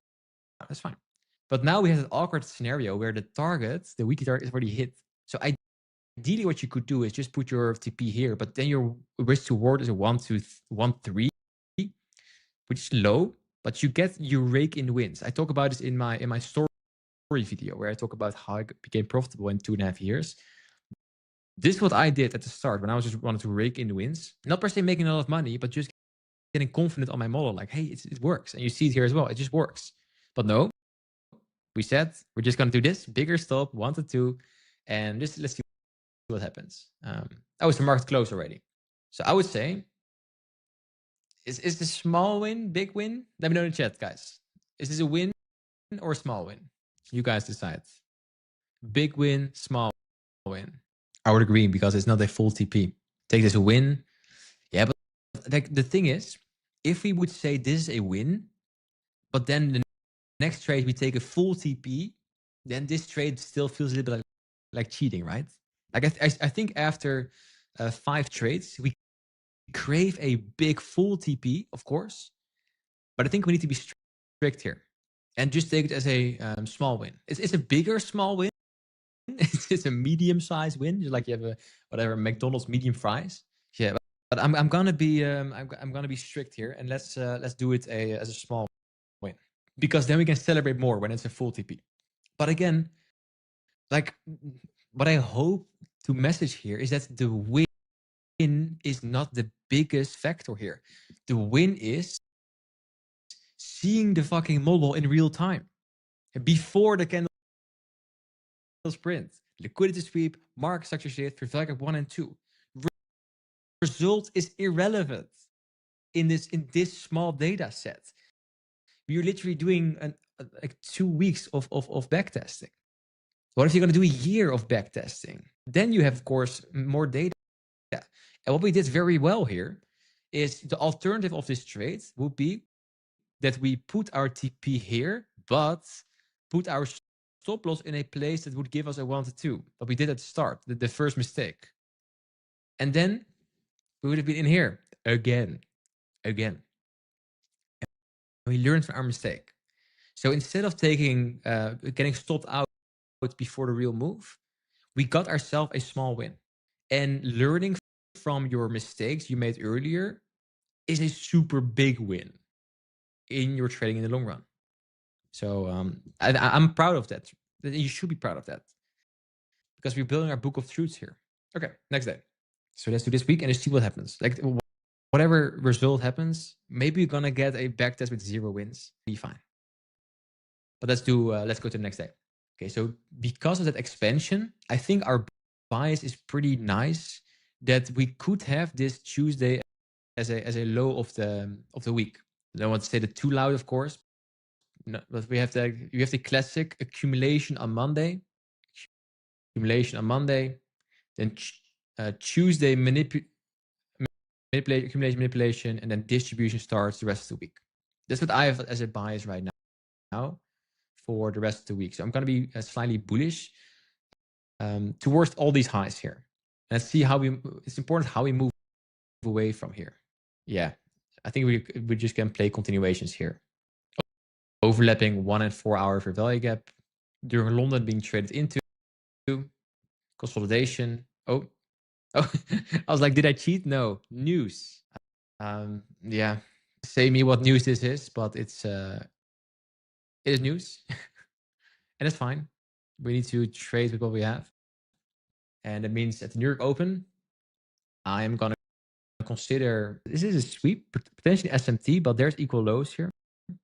But I think this is an SMT with ES, probably. But this could be an area of interest. But of course, this gigantic fair value gap is going to be the point of interest for longs. So during the open, 2 candles later, let's wait for price to basically do this.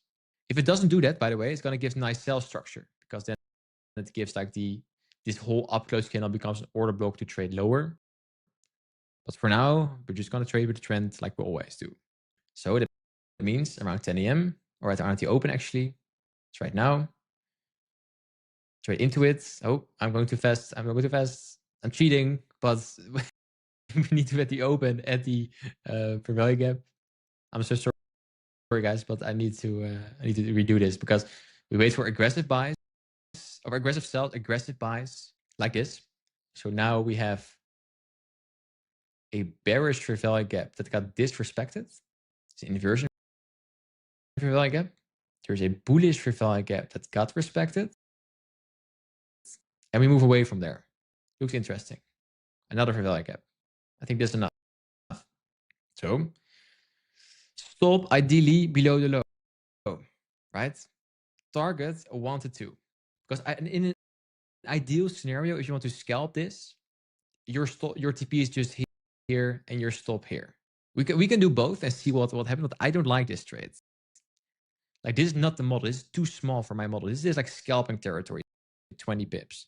But let's just put it here for but ideally, this is the trade I want to take for the backtest. Because it's so big, I am open to put it below this order book here and if your value gap here. It's going to be risky, but I'm open for that. Like this. If it gets stopped out, I'm open for a second bullet, same like that. Cool. Showtime. Trade 6.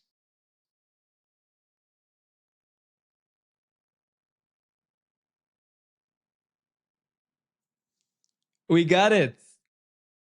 Let's go. We got it.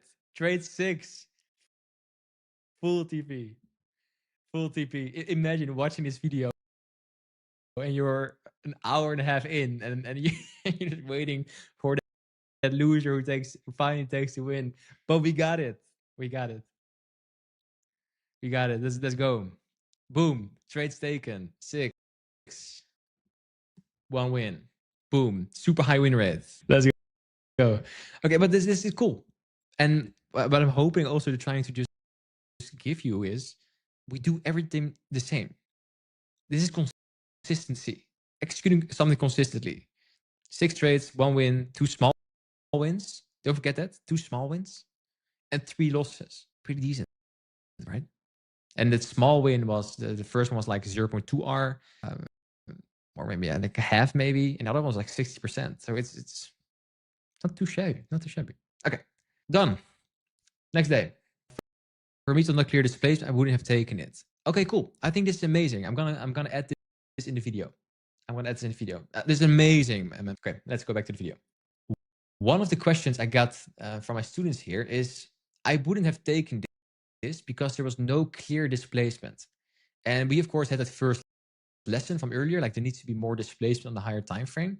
And how I see displacement is fair value gaps. And there was actually 2 fair value gaps here. 1, 2, any inverse fair value gap. So displacement, how I see that, and the framework I can give you here is, I'm looking at 2 things. One is, of course, the obvious fair value gap, but also supporting the aggressive sells, aggressive buys. And there's the inversion fair value gap. Plays a big role in that. Last year, I started using the inversion fair value gap more as an extra confluence to see like, okay, we not only have the fair value gaps, but there's an extra confluence present here as well. And that's why for me it was enough. Even I agree, because especially the candles down here are not super clean, 100%. But remember the idea where we are in, like we are in a 1 minute, very zoomed in, but we are in a 15-minute bullish fair value gap where we just wanted to take longs from. So inside that we have inversion fair value gap 1, fair value gap 2. That's enough. Also, and if we compare this to the first trade, this wasn't there. There was no inversion fair value gap and 2 very obvious fair value gaps. It was not clean enough. But it's always a balancing game. It's always a balancing game. But this is enough to take. Okay, let's go to Thursday. Okay, cool. So we displace higher, higher, higher, higher. Wow. A bull run incoming. Oh yeah, look at this. We're at 18K. 2 years later. Yeah, oh, you're hilarious. Okay. I think we're going to have an easy day on Thursday. Yeah. And with easy, I mean, we want to take longs, but we could also first take shorts. Like we can be fancy today. We can ping pong. Because I think we can agree on 4 hour, we're going to do this. So depending on how we open on the lower time frame, if you zoom in on this is the higher time frame bias. But let's say the open is more like this. Like this. Then I'm open to take a short towards the fair value gap, lower time frame, and then long again. And then you're basically trading the retracement before the move higher. So let's go to the New York Open. I'm going to make this a massive 4 hour fair value gap. Overlapping 1 hour fair value gaps here as well. During Asia, we already have a little bit. Let's see how we open. You consolidate, that is nice. We want that. Consolidation before the open. This makes, if you see this before the open, I love that. Because then you have your accumulation and manipulation distribution idea. There is literally buyers and sellers in the market before the open. And then the open is probably going to be an energetic move and a reversal. Like we want in our model. 7, 8 a.m. Hey, what do we do? Surprise, surprise. Are we trading lower? Who would have thought? So, cool. So if you first trading lower, that's fine. I want to take longs after. Let's go to the open. This 9:30. Yeah, so I'm first eyeing the short idea. I'm not too fan of the short idea. I think we can go lower, but I would not have taken this. Yes, I see the sweep here from 8:30. Maybe if I zoom in a little bit more, we can find a cleaner entry. No. I don't like the structure for a short. So I'm going to wait for price to sell off and then wait for buy structure, which did not come. Oh, and I made a backtest mistake here. I did not look at the 4-hour time frame. The 4-hour fair value gap was not marked out. Good. So whatever happens, this is not going to count as the win because we know the outcome now. But we trade back into the massive 4-hour fair value gap, which was different now. Let's go to the 1 hour. And again, hindsight, so it doesn't count. But I want to see, was the model there? Like, I don't like cheating. And maybe we can even take a trade here. After. But first, let's see if we could have taken a trade here. And if we did not do, then I'm gonna see, could we have taken a trade here and then go higher, and from the 1 hour fair value gap. So 2 trade IDs here, a little bit cheating, but so be it. That's 5 minutes. Cool. So we trade here into the fair value gap here. There is no, remember what I said about the displacement in the question? There is no inversion fair value gap here. I don't like that too much. But then when we do this at 10 a.m., this looks more like 10 a.m. game material. Accumulation, manipulate distribution, but also here. No, I would have probably not be in this trade. Shallow fair value gaps, not clean delivery. I probably would have missed this one. See, in a 5 minutes, if I could have an entry. Oh, 5 minutes is super sexy. Yeah, but no, I cannot say with integrity that I would have taken this trade. So let's call this trade missed. Nice fair value gaps here. And let's see, based on this, we just missed this complete move. Let's hypothetically, could we take another trade? There's a 15-minute bullish fair value gap here. So now there's no hindsight anymore. Now we're just gonna catch the retracement. I think also in the 1 hour there was one created. Yeah. So we have an overlapping 50-minute and 1 hour fair value gap here. And then the bias is this. Also an order block sitting here.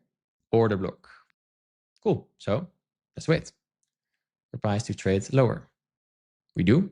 Hey, this looks like a trade idea, guys. So inside the order block and fair value gap, we now have structure. So then the question about fair value gap 1 and 2 again. Well, earlier, like, hey, why would you now only take one PD array, and why not wait for the second PD array? Because this first PD array is inside the 1 hour and 50 minutes bullish PD arrays. So there's already I'm waiting. This is the lower time confirmation in the original idea. So I would be interested in taking this. Stop below the low, because we know how good stops we need to take for 1 to 2. Let's see. Showtime. I'm in here in this tending to be higher like this. Okay, showtime. Trade 7.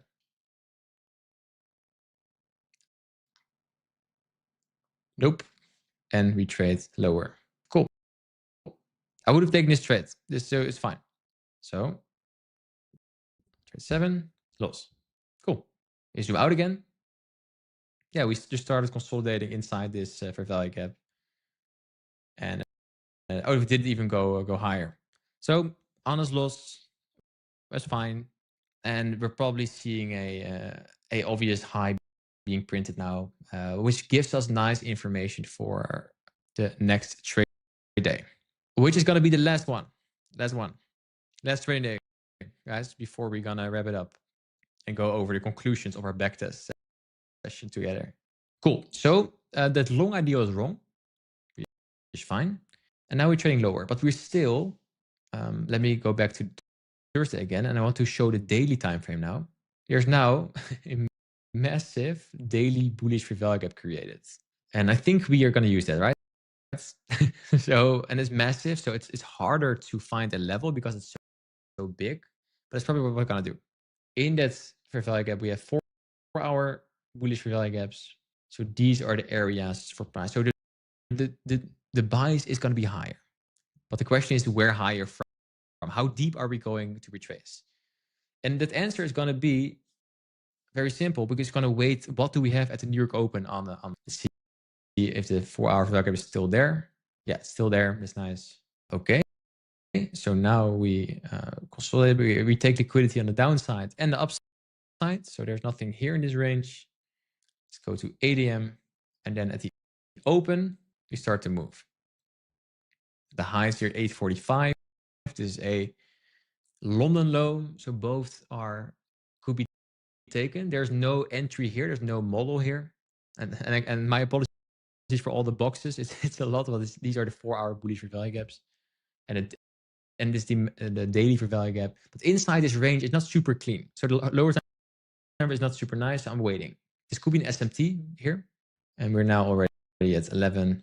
I think there's going to be no trade day, and we are at PM session. Oh, look at this. No trade day. And also, screenshot this, because if we trading this live, please pay attention. If we trade this live and we see this range, and we see that bullish for value gaps and bearish for value gaps are not being followed through. You see this sometimes multiple sessions per week. Majority of the week, it's at least one session that looks like this. Then you can anticipate it. Then you have a nice trade idea that just doesn't work out today. Awesome. It's so nice. Because then you can save yourself from losses, and you can just say to yourself, oh, this sucks. I cannot press the button today. Let's come back tomorrow. Because let's say you would have traded this live, and you were like, okay, London low is going to hold. This is a liquidity sweep, and then we trade higher. But how we trade higher, remember one of the lessons, there's no clear displacement here. Not very true. There's a little balance price range here, but the only thing. But this move here should not come that deep, right? And if that was the move, then it shouldn't have moved away from this bullish for value gap. Then it would just moved here and higher. But we don't, which is fine. Maybe we then trade lower. So that means bearish for value gaps should then be created like this for then price to trade lower. Do we do that? A little bit, but we don't even take out a short-term low here. And then you know that you have, it's called seek and destroy, that you have low probability condition on your hand, and you just save yourself from a loss. Another lesson. So we are now in May 17th. That means we have, with the weekend, probably we had like 10-ish trade days, 12 maybe. 7 trades taken. 7 trades taken, 1 win, 2 small wins. There's no break even. So we can remove this, like small win. And 4 losses. That means the official win rate is, gonna go grab my calculator now. Win rate, 14%. It's gonna be such a fun YouTube title. 14% win rate. And but win rate is not the only metric we need to calculate here. 14%. Okay, because 7 trades taken, that means the win is +2. Loss is -4. So the net result is -2. If you take the small wins into account, I think we can be closer to -1. Close to -1. I don't think there will be any course seller in the world who's going to say, buy my 14% win rate entry model. But for me, the most important part about trading is making fucking money. And if I don't make money, I want to lose as little as I can. So if I now say to you, I have a 14% win rate, you're gonna laugh in my face and you think I'm gonna lose all my life savings. But we traded the same model every single day for almost 2 weeks. We took 7 trades, only 1 win, but we still have such a small loss. This is not even losing a challenge because we did not have a big losing streak. So you have a 14% win rate, a very, very hard 2 trade weeks, and you not even lose an account. And then you see so many people failing prop firm challenges, blowing accounts, blowing life savings. Do you still believe that win rate is the only metric? I hope to break that. And I hope this video is going to be shown to a lot of people. That if you search win rate, you will lose, because it's personal. It is also it's a faulty metric because we just took a lot of losses, but at the end of the day, we lost almost nothing. Pretty cool. Pretty cool. And I'm very happy and I'm very excited that you guys have been with me. And I see in the chat now, yeah, you had your 86% in the previous video, now 40. This is exact 100. This is so cool. I'm going to use this. So, yeah, guys. So, if you watch part 1 and 2, yeah, I have 100% win rate. No, amazing. Like, if you're gonna now backtest June or July, maybe the win rate is gonna be 30 or 40, or maybe another outlier to 86, which is all good.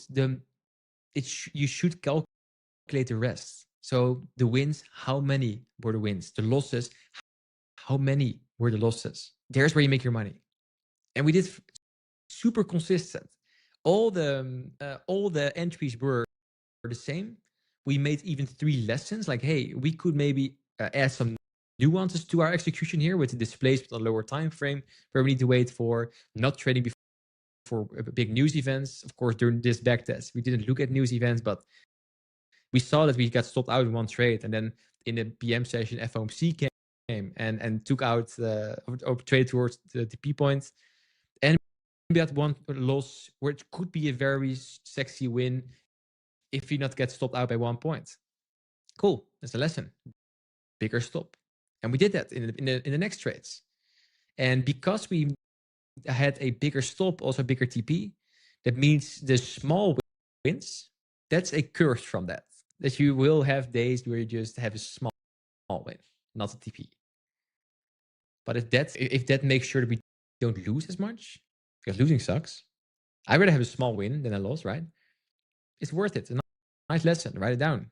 And this is how you should backtest yourself as well. You're gonna have months where you have 14% win rate, some 86, some 50. It doesn't matter. How much did you win or lose? If it's a losing week, losing month, like these are 2 losing weeks, cool. But how much you actually lose? Not a lot, which is amazing, because it means if you're gonna have some win streaks where the +2s are going to stack on top of each other, all of a sudden you are up like +10 or +15, and you're like, oh, trading is the easiest thing in the world. But then you also watch this video and you see, hey, not everything, not every week is nice. I said it before, the current market conditions, time recording April 2026, are pretty hard. I'm not the only one who I talked to a lot of traders. They're like, what is happening? It's weird. And not only ICT traders, supply and demand traders, support and resistance traders, everyone, when there's a lot of stuff going on in the world, the market is just harder. Does it mean we're going to change our model? No. Does it mean we're going to risk less or we're going to do funny stuff? No. We can execute the exact same trades in the exact same way, and we are okay, and we just accept to just take more losses. If you cannot handle those losses, cool. Then take less trades or don't trade. Stay out of the market. But I'm okay with just executing this model, even in harder conditions, and see what happens. Let the data build. Who cares if I have a 14% win rate? I don't. I'm super happy that in a 2 losing week, I only lost -2 or -1. So nice. So nice. I'm happy with that. And this is hopefully how you can approach trading as well, because I know a lot of traders, if they lose, they lose 86%, like a 40% win rate, they would feel like a failure, feel like a loser. Trading doesn't win. How can that Dion guy have an 86% win rate and I have a 14% win rate? No. Doesn't work like that. It's normal. It is just normal. It's a normal part of trading. And that's why when I work one-on-one with people, my first test with them is, let's build data. Let's do this a lot and see what happens, just to see how you react in losing weeks, losing streaks, winning streaks, winning weeks, and see that both sides of that spectrum is super normal. Awesome. Cool. And I hope you also see that how we traded now in May 2024 is the exact same way how we trade in April 2026 or March 2026. I hope it's inspiring. I've been doing this for so long. I've strategy hopped for so long.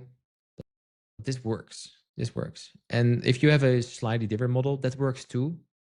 As long as you do this, just head down. And I hope you also now see, this is a very raw video. I like creating these raw videos. You see that it is all real. There are no magic indicators. There are no, it's just you predicting the market, right or wrong. That's your edge. And hope for the best. That's what speculating is.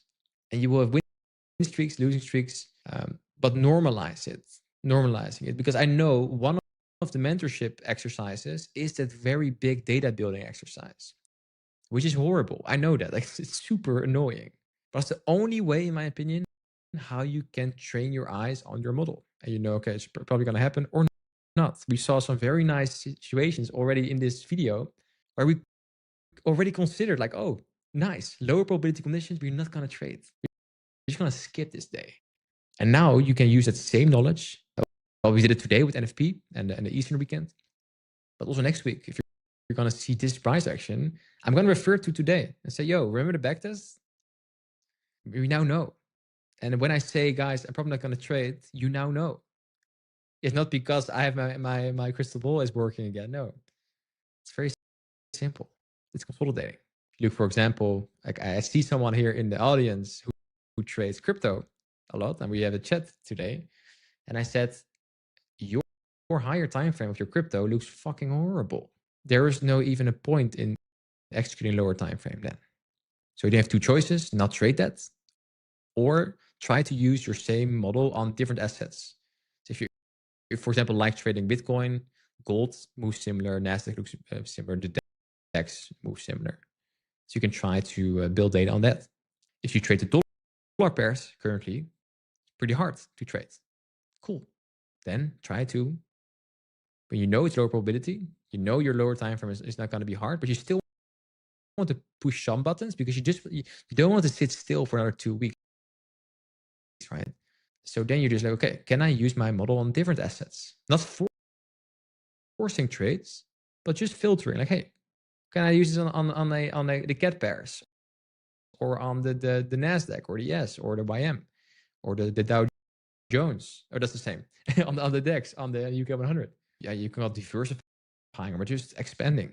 And it doesn't mean you're going to force a lot of trades. No, you're just going to look at the rest of the assets. If you want to know the assets, like I can put them here on the screen as well. Yeah, on the right side. Probably my camera is now going to be in in that screen, but I can remove this by now as well. Boom. Right here. So you have the indices. Wait a minute, I think I can make this bigger.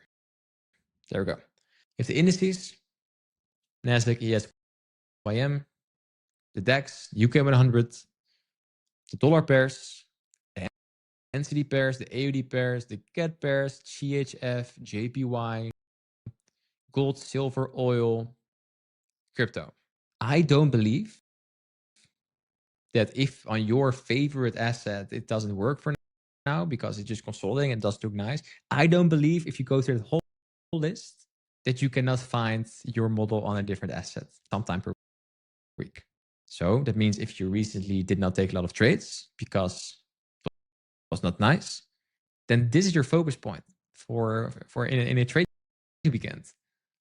Just go to this chart, do what we do today. Just go for a few weeks to see, hey, would it be there? If I would trade this, would it be there? And let it be confidence, proof that you can do that next week as well. Put it on your list. I want to trade the DAX right now, the German index, or I want to trade gold right now, because I've now proof that it also happens on this asset, my model. And then go. You just expand your trade skill. And no, I don't trade all these this whole list. I use it as a watch list. I teach you guys how to make a weekly outlook. Most weeks, my trade pairs are the same. Like, it's mainly NASDAQ and gold, the dollar pairs. So sometimes something else like a JPY pair or CAD pairs, but it's like 10% of the trades. Majority is 10 EM game, an FTS model on NASDAQ. Gold is super clean as well on that.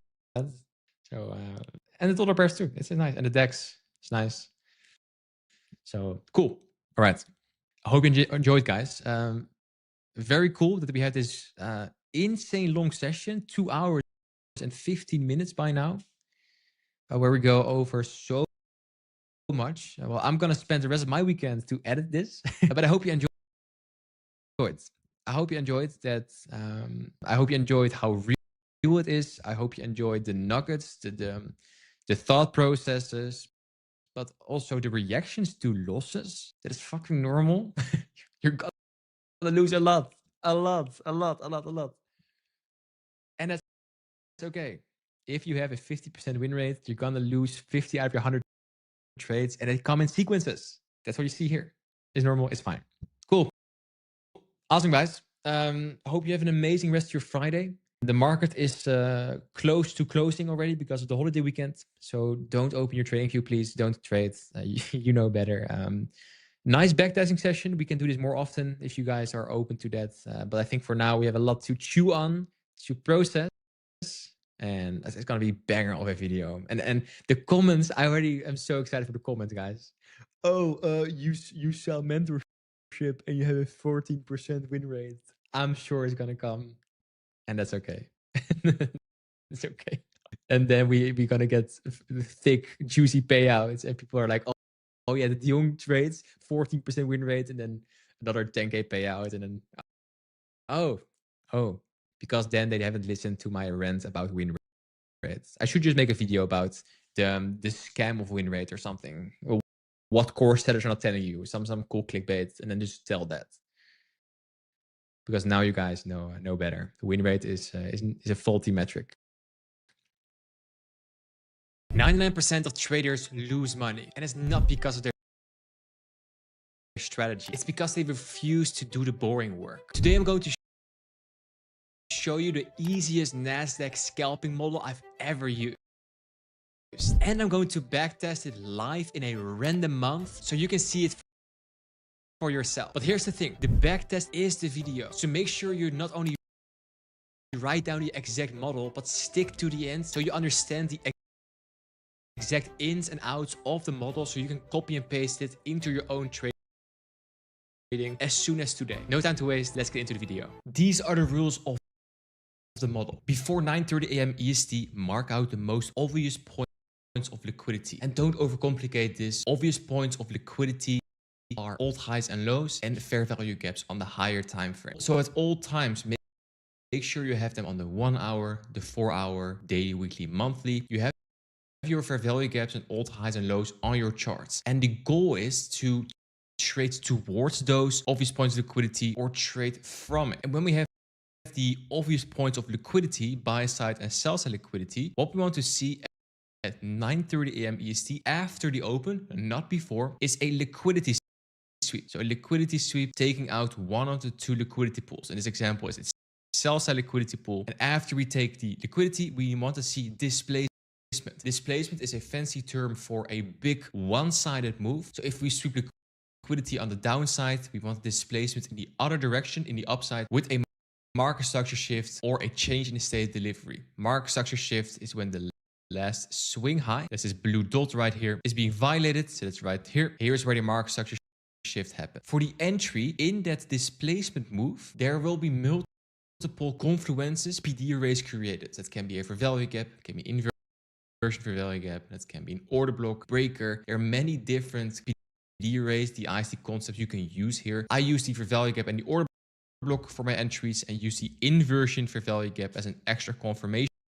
So the inversion fair value gap is when the bearish fair value gap from this side of the move is disrespected. Inversion fair value gap. The fair value gap is most likely created here. And at the point of the market structure shift, the last down close candle that swept liquidity is a high probability bullish order block. So in this area is where I'm gonna look for longs. Stop below the low for a 1 to 2. We don't need to catch the whole range. We could, but just shoot base hits for 1 to 2. And if you shoot 1 to 2s with a 40% win rate, you are profitable. So don't make it too fancy. Just make your money and leave. Bonus points for the highest win rate. Wait for the second PD array rule. And what the second PD array rule means is that you use this first area as a test of your trade idea. So you're not getting in, but you're waiting. Do we see reaction from here? And this is to avoid being faked out, because maybe that this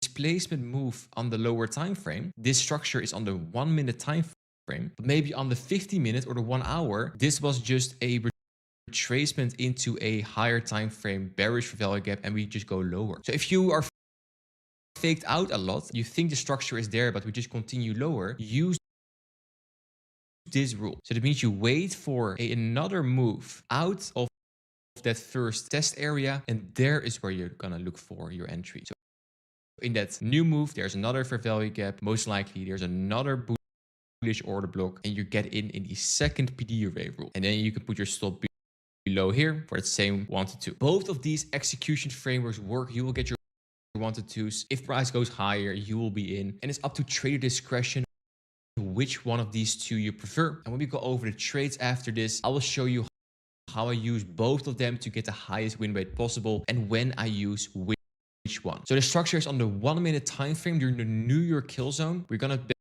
backtest this on NASDAQ. If you want to trade London session, you can use an asset like the DAX, the German index, because that's a London mover. Sometimes you will see NASDAQ moving in London session as well, but the majority of the moves, the cleanest moves, will be at the New York Open. So that's what we're gonna focus on in this session. And the nice part about this setup is, for your mental game, it is very easy, because you just need to wait for time, 9:30 AM EST, the New York Open, and price, this exact structure to align. So it's very easy to see, okay, the setup is or there or it's not there. And for your mental game, that's nice for FOMO. That's nice for overtrading, for revenge trading, because it's very obvious if your setup is there or not. But here's the uncomfortable truth. This model works. I've been trading for over 5 years and it still works, but you won't use it. Because right now, 99% of people watching this video are thinking, yes, I got the rules now. Let's open trading for you at the New York Open and start pressing the button. And you will blow your account probably in the next few days, because you haven't done the repetitions. And the upcoming minutes of the video are these repetitions.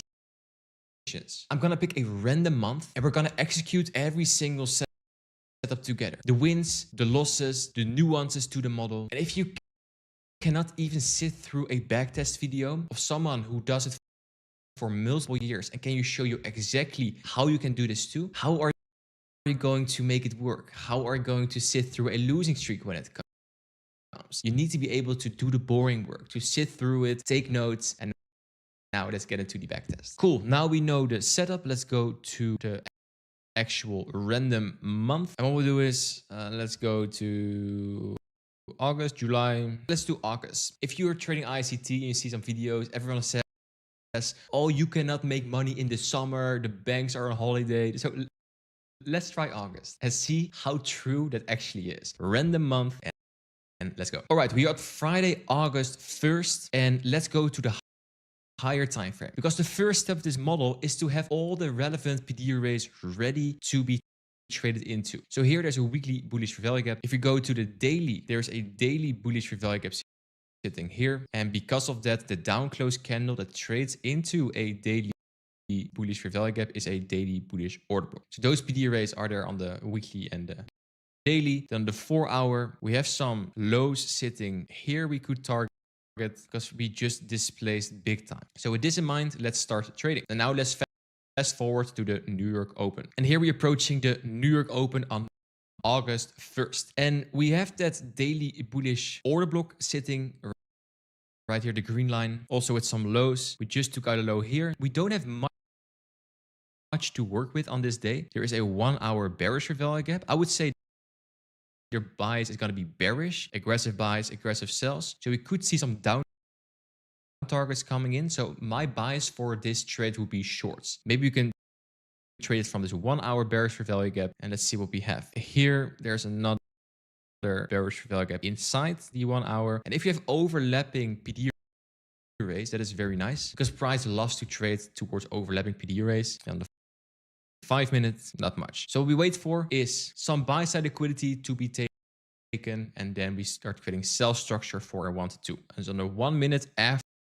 9:30. So now let's fast forward to 9:30. So here we are at 9:30 AM EST. And before that, we did not trade into the 1 hour and 50 minute bearish value gap yet, so that could be an entry to be going higher and then lower. But we already had a short-term liquidity sweep. We already have the sweep here, and it was probably with a news event.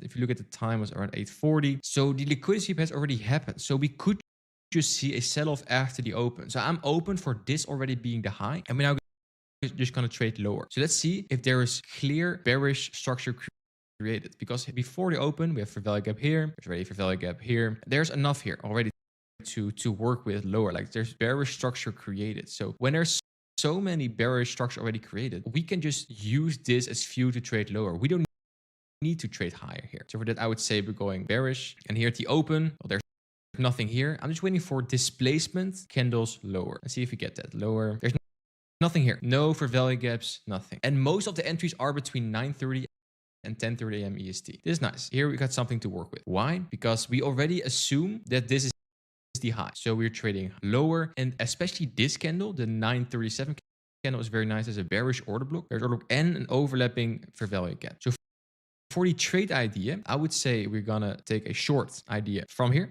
We're not in yet. Let's see if we get tapped in. Stop above this high for 1 to 2. It's gonna be the trade idea for August 2nd. There's no clear structure here, so it's a little forced, and especially because the structure already formed before the open, I would say this is a B setup, but I would have taken this either way, because this will still be the model. And after we just trade lower and lower, lower, there's no entry. Very important here, if we see the aggressive sells, aggressive buys, I'm not going to enter here to take shorts. It doesn't make any sense because the move here already happened. So there's no entry here. So we're gonna use it as no trade. So no win, no loss, no break even. And here at 10 a.m., if we zoom out here, we have a big move upward.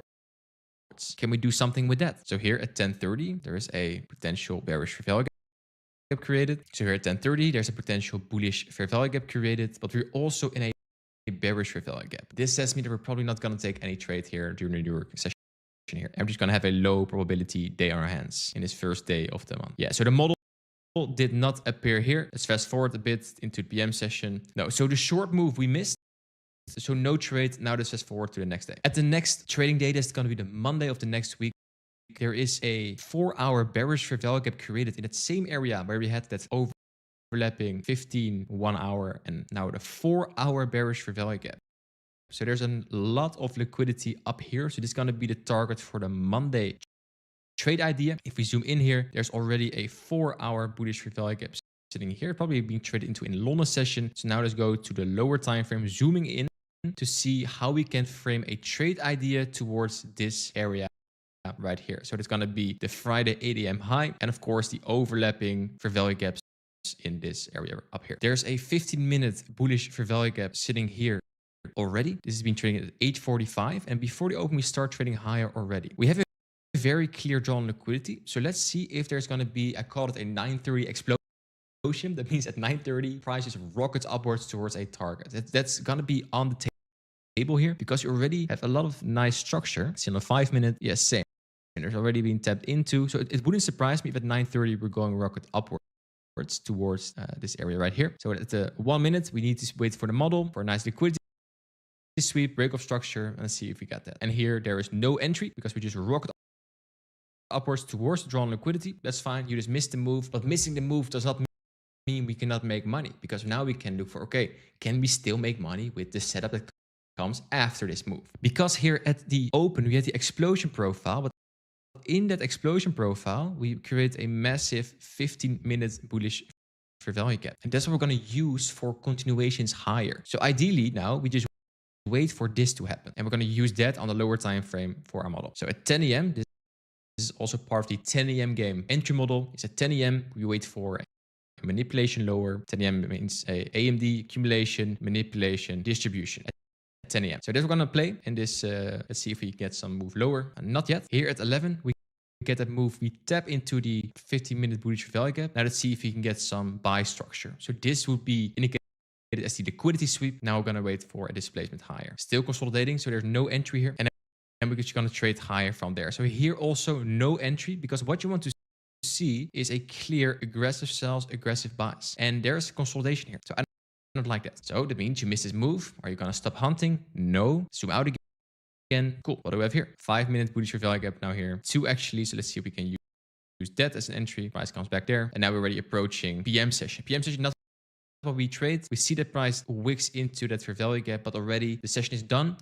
So on Friday, no trade. Monday, also no trade. And if you have 2 trading days in a row where you don't take a trade, you're going to feel restless. You're going to feel like, I don't take too many trades. Oh, I'm now behind. I see all the Twitter gurus or the social media gurus making money. Why do I not make money? You have a model. You wait for it. If it comes, you press the button. If it doesn't come, you don't press the button. And not taking a trade on a certain day is also a win because you decided to follow your plan. So now we're going to fast forward to Tuesday and we're going to use the movement from Monday and Friday for our trade idea because we're going to build on top of the trade ideas. Missing moves is just information. Okay, price moved away without you. Cool. Maybe we can use those areas that we moved away from for next entries. And now we're at the next trading day and we missed 2 days in a row of movement. Does that mean we're not trading? Of course, we're going to trade. Look at this 4-hour bullish fair value gap. I would say for this open, for this trade idea, this is going to be the most obvious trade idea ever. So what I'm seeing here already,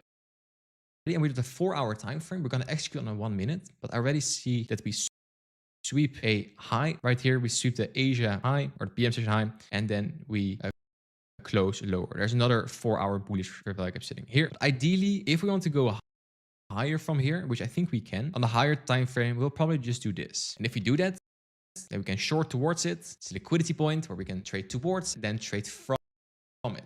So with that in mind, let's zoom into the 1-hour time frame. It's also a little swing low there. Let's fast forward to the New York Open. So now we're looking at the NASDAQ at the New York Open at 9:15 a.m. EST. And what do we have? We have the 4-hour bullish fair value gap sitting there, and there is a liquidity sweep already happening up there. Cool. That is at 8 a.m.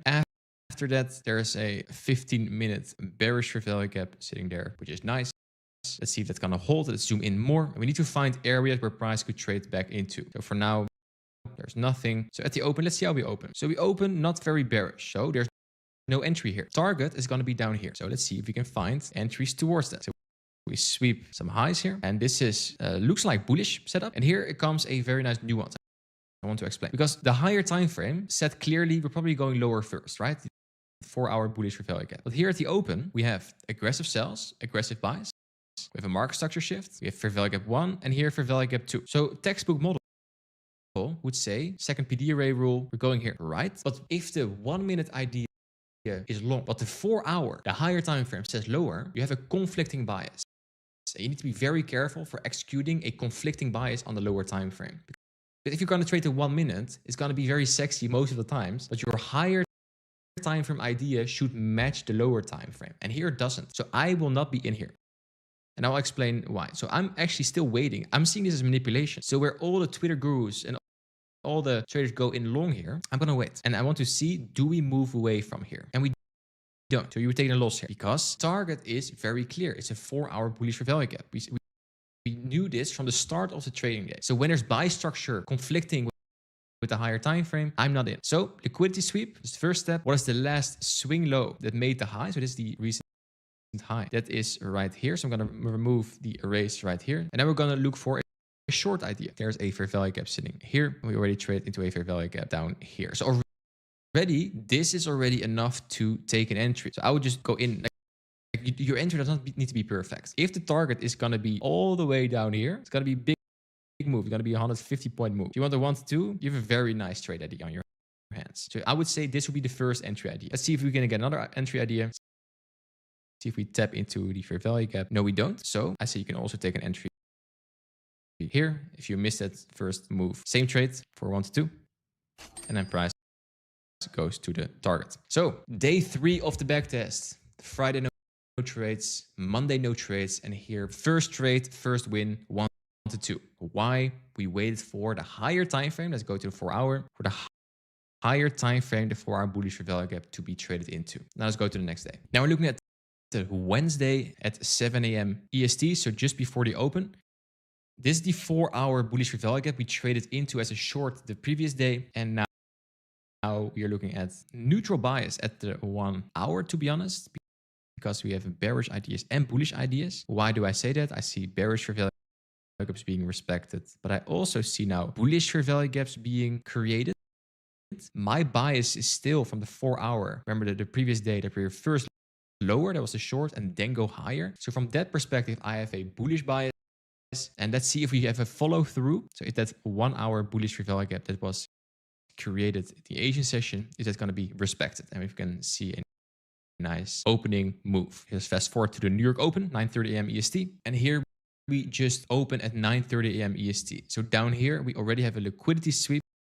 But again, before the open, we don't like that. Ideally, the model is after the open. There's a 5-minute bullish fair value gap there. But here on the lower time frame, there's where we're going to put our eyes on. We have a short-term liquidity sweep right here. This move at 9:30. Then my eyes are going towards the fair value gap here. So I'm waiting. Do we see price going into that fair value gap? No. Cool.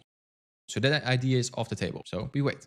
Do we now have an idea? I would already say, based on this movement, that we have a little choppy price action. It's just going up and down. So I don't like that. So I'm going to wait. Do we respect the second fair value gap? No, we don't. So here you see a very interesting profile occurring. When, and write this down for your trade plan. When you see bullish and bearish fair value gaps being disrespected, you can expect choppy price action. So what I mean by that, here was already the hint. So when this fair value gap is disrespected and there's a new fair value gap created, this should be a reversal pattern. So aggressive buys, aggressive sells. So that means price goes lower. And then that first fair value gap should become an inversion fair value gap to push price lower. If that second fair value gap, this one, is also not holding, like you see here, you have choppy price action on your hands. So then you wait a little bit longer for a clear model to appear. So now we are approaching 10 a.m. So 10 a.m. game territory, and it's still choppy price action. So here's where you save yourself from an unnecessary loss.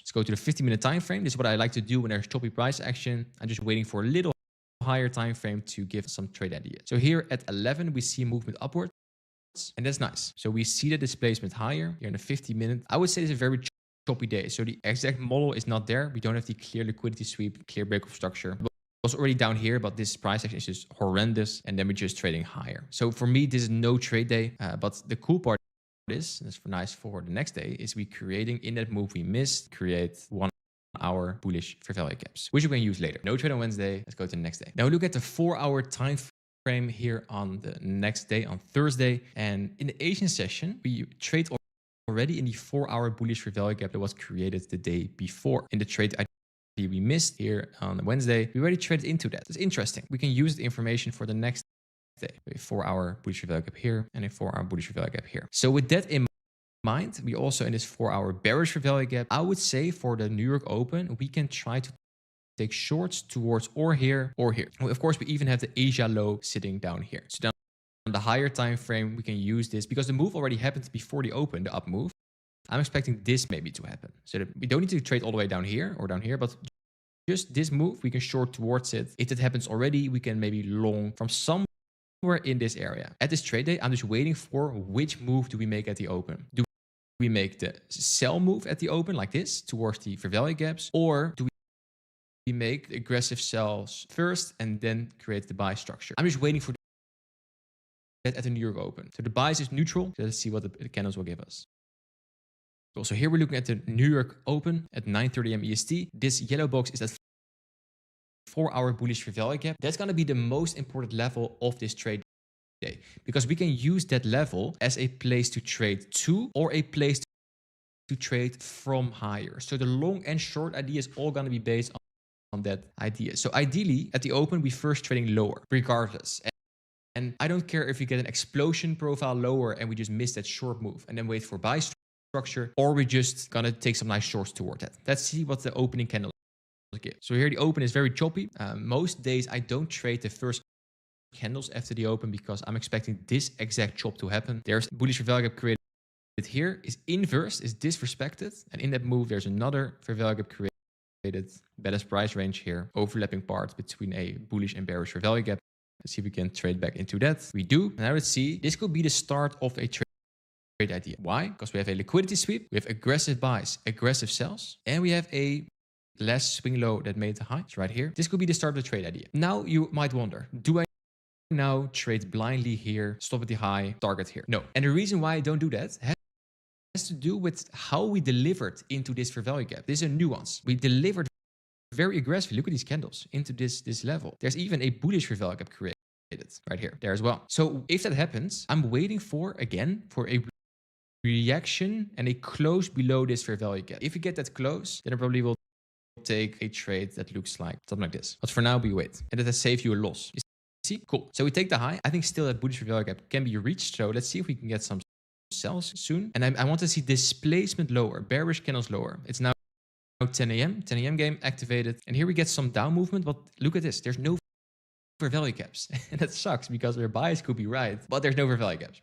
And that sucks. So here we have the first fair value gap in this whole entire move. Let's zoom out to the 5-minute time frame. There's also a 5-minute bearish fair value gap here. And we had a 5-minute bearish fair value gap here. This makes me want to go short in this fair value gap from the 5-minute time frame. Because here we see the model on the 5-minute time frame, not on the 1 minute. We see liquidity sweep. We see a break of structure with fair value gap 1 and even fair value gap 2 right now here on the 5 minutes. That is enough for me to press the button. I don't like these wicks here. These are rejections, but we still have this 4-hour busy. So that is going to be the move. So let's see if we can find a nice entry down here. I think we can just take this, but the stop loss placement is going to be more difficult. So I'm probably going to short towards the consequent encroachment, the midpoint of this fair value gap 412 like this. It's going to be a risky trade, but I think this is going to be good based on the 5 minute, not the 1 minute, the 5-minute buy structure. So let's see if this trade survives.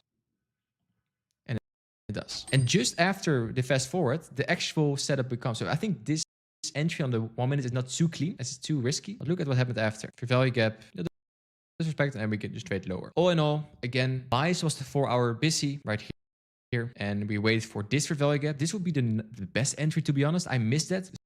Staring at the 1 minute time frame. But after that, we zoom out a bit and we see this very clean second fair value gap. So the model, liquidity sweep, aggressive sells, aggressive buys, break of structure, and the break of structure here on the 5 minutes is in the same time as the fair value gap right here. And then we trade lower. So another trade, another win. And with this win, let's go to the next day. Here we're looking at the start of the Friday candle, the day after. And we had that massive sell and we even sold off even more all the way towards here. So we could short even more. We just needed 1 to 2, so we had our money, but we could even get a bigger target. And after the sell-off, we even created a bullish fair value gap on the 4-hour. So let's mark it out right here. Bullish 4-hour fair value gap. That's a nice point of interest for this day. Also, there is a 1-hour bullish fair value gap here. So for this trading day, I'm gonna be bullish towards this high and this 4-hour bullish fair value gap and this 1-hour bullish fair value gap. So now let's fast forward to the New York Open. So here we're just before the New York Open at 9:20. And what do we have? We already have a London liquidity sweep. Ideally, we trade lower first and then go higher, but we don't need to. We can just go up in one go. So we could see an explosion profile again as well. So to the 1 minute, there is already a small liquidity sweep here. So let's see what we do at 9:30. So the starting point is a liquidity sweep. Let's see if we get that. Right here, we have a bullish fair value gap sitting here. There is a small sweep here, not super nice, but if we trade higher from here, we don't need to trade lower too much here. So if we now close over this down close candle, that becomes an order block, we could see a setup coming in. See next candle. Yeah. So there is where we already want to get in. So we have a small liquidity sweep. And the reason why I'm not waiting is because we're already in a 4-hour fair value gap. And there is a very clear drawn liquidity. That's the high from the day before. So I would already go in here a little late to the party, stop below this low for 1 to 2. And think you can even, it's almost that high. So I think we should be good there. So the next candle does also a fair value gap created here, fair value gap and a order block. There, let's see what we get. Yeah, so we tap into the fair value gap here. That's the entry, 938, and then go to the high. So again, clean target. And the signature of the open right here is this one. We have the aggressive sell lower. And here you just wait. Like this rejection, 934, is what gave it away. And then you just wait. And it's important. Like don't go blindly in this candle because we could go lower here. But you need to wait for the changing character here. Down close candle. If you close over it, it becomes an order block. And we see we tap into the fair value gap right here, 938. That's the official entry. I was a little early to the party, but that's good enough. So again, another trade, another win.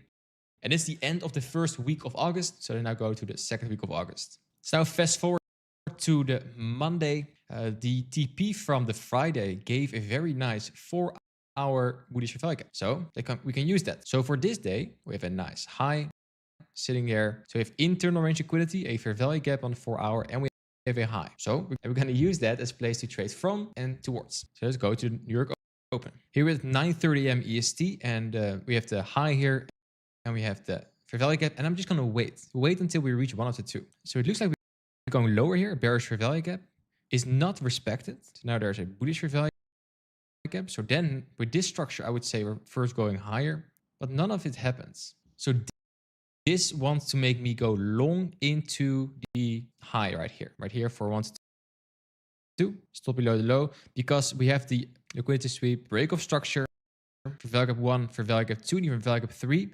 The only thing that I don't like about this setup is ideally we are bullish on the higher time frame. So ideally higher time frame, we do this. So if that happens, I'm actually going to take the loss on this and then short towards the 4-hour bullish value gap. But let's see what we do. Go higher. Yeah, and get stopped out. So first loss here. And it's important because this loss hints that we potentially want to go lower. So see if we can find a short entry here. No, there's not. So here, stopped out, and then it goes into profit. So first loss, that's fine, can happen. The model was there. Aggressive sells, aggressive buys. But just the 1 to 2 just could not happen on this trade. So that's fine. You take a loss. And now let's fast forward to the next trade day.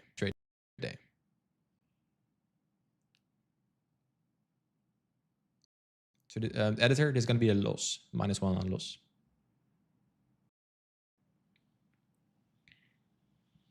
Fast forward to the next trading day, we see that we traded towards it 4-hour busy after all, but then in the PM session, so it's just unlucky, you take a loss and that's fine. So now we have the same bias. We live the same bias, still in a 4-hour bullish value gap, and we just expect it from internal to external. So we have 2 highs sitting now right there. So this is going to be the target for this trade session. So now let's go to the New York Open. And looking at the news, I think Tuesday, this is probably CPI.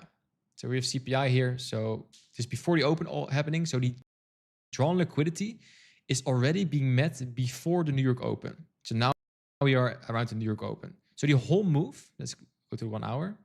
The entire move has already happened here. Let's see what we do at the New York Open. Because we take out the highs here, and now we start displacing lower. If we do that, we take out extra liquidity, and we have such an aggressive move. My eyes are immediately going towards equal lows down here. There's the London low and the PM low. So let's see if we can find an entry towards that. And no, we don't get any short idea here because we don't follow through from the bearish fair value gap here. So there's no entry. Also, these lows are still intact. So weird price action here. So no trade on Tuesday. Let's go to the next day. Here on Wednesday, we see that we moved up like crazy. And in that move, we created bullish fair value gaps again on the 4-hour time frame. So there's where our eyes are going. Draws on liquidity lower. And yes, we are bullish higher time frame. But I think we can make this exact move. So that means at the New York Open, I'll be looking for shorts. And then if that happens quickly, I'll be looking for longs after back higher. Fast forward at the New York Open, we have this 4-hour bullish fair value gap. We have Asia low sitting here. London low sitting right here. So there are failure swings. These lows are nice to target, but it doesn't look very bearish yet to me. So let's see if we can get some nice price action to the downside at the New York Open. 9:30 right now. So we go higher. So no any short idea yet. We need to see down close candles. Nothing here. And here we have something. Here we start moving lower. This is a very nice candle. So zooming out here, we have accumulation, manipulation, and potentially distribution lower. Let's say low hanging fruit target would be here. It's London low, session liquidity. So now what I see is break of structure here, quit sweep, break of structure. We need to be even more precise here because this is the high and this is the last swing low that made the high. I have a small sweep up there. So then if you move away from here, close below it, yeah, so here's the entry. Here I would take a short towards the London low for 1 to 2, like this. And it hits TP. So the target was lower. Based on the higher time frame, I think we can even go lower here in the 4-hour bullish fair value gap. This is just low-hanging fruit. So this is London low. We have Asia low, 2 4-hour bullish fair value gaps sitting here. And there was nice sell structure. And see that we don't call any tops here. We just wait. We just wait for price to show its hand. And this candle at 9:50 was the hint. Then we wait for a reaction from here, and there we get in. Official entry could be here in this fair value gap, together with the bearish order block that's created because we have the fair value gap here. This is an up close candle that trades into another fair value gap, making the up close candle a very nice bearish order block, and then we trade lower. Cool. Let's go to the next day, to Thursday. At the start of Thursday, we still have that 4-hour bullish fair value gap open. Also 4-hour bearish fair value gap sitting here. So we might have a bearish bias here. And the higher time frame idea is still exactly the same from here to there. So there's what we're going to trade towards. We have this short-term high. So intraday at the 1 minute, these are the liquidity pools. So we have the 4-hour busy, and I would say the Asia high from Wednesday. Now let's go to the New York Open. And here before the open, we have another news event, probably CPI, PPI, like a big one, big wick here at 8:30. It's a news wick. After we take out the high here, it's already taken.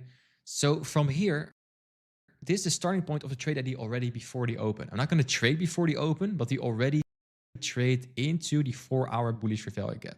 So the long idea could start here. Let's go to the 1 minute and let's see if we can find a setup here long after the New York Open. So here we look at the New York Open. We already had that news wick, so we don't need to trade lower here. This low could already be the low. So based on that, we have a 1 minute fair value gap here, and we're going to open right now. So we trade into that, and this is a nice reaction. So this is what you want to see for the trade idea, and we can just trade back towards the pre-CPI high. And here's the nuance, because you might think like, yeah, fun this long idea, but look at that massive displacement. Is it not going to be showing us that we go lower from here? But keep in mind that is there on the 4-hour, we had that massive 4-hour bullish fair value gap, that's yellow box here, and we're just going to trade higher from there. That's the higher time frame bias. So then on the lower time from here at the New York Open, I'm just going to look for longs. If this trade idea fails and we're going lower, I'm probably going to take this, like a similar setup, but then lower. So I'm going to shoot 2 bullets. But for now, I'm looking at this and it looks nice. Let's see what the next candle does. Yeah, so this is enough for me to press the button. There's another fair value gap. Let's say I'm late to the party. I'm gonna put my entry here. So it's a late entry. Stop below the recent low for 1 to 2. Another super nice trade. Let's see where our TP is now. It's not it's been in a random place here. So not the cleanest trade, but you cannot have the cleanest trade. So I want to make it as real as possible. Let's say you just missed this move. Let's see.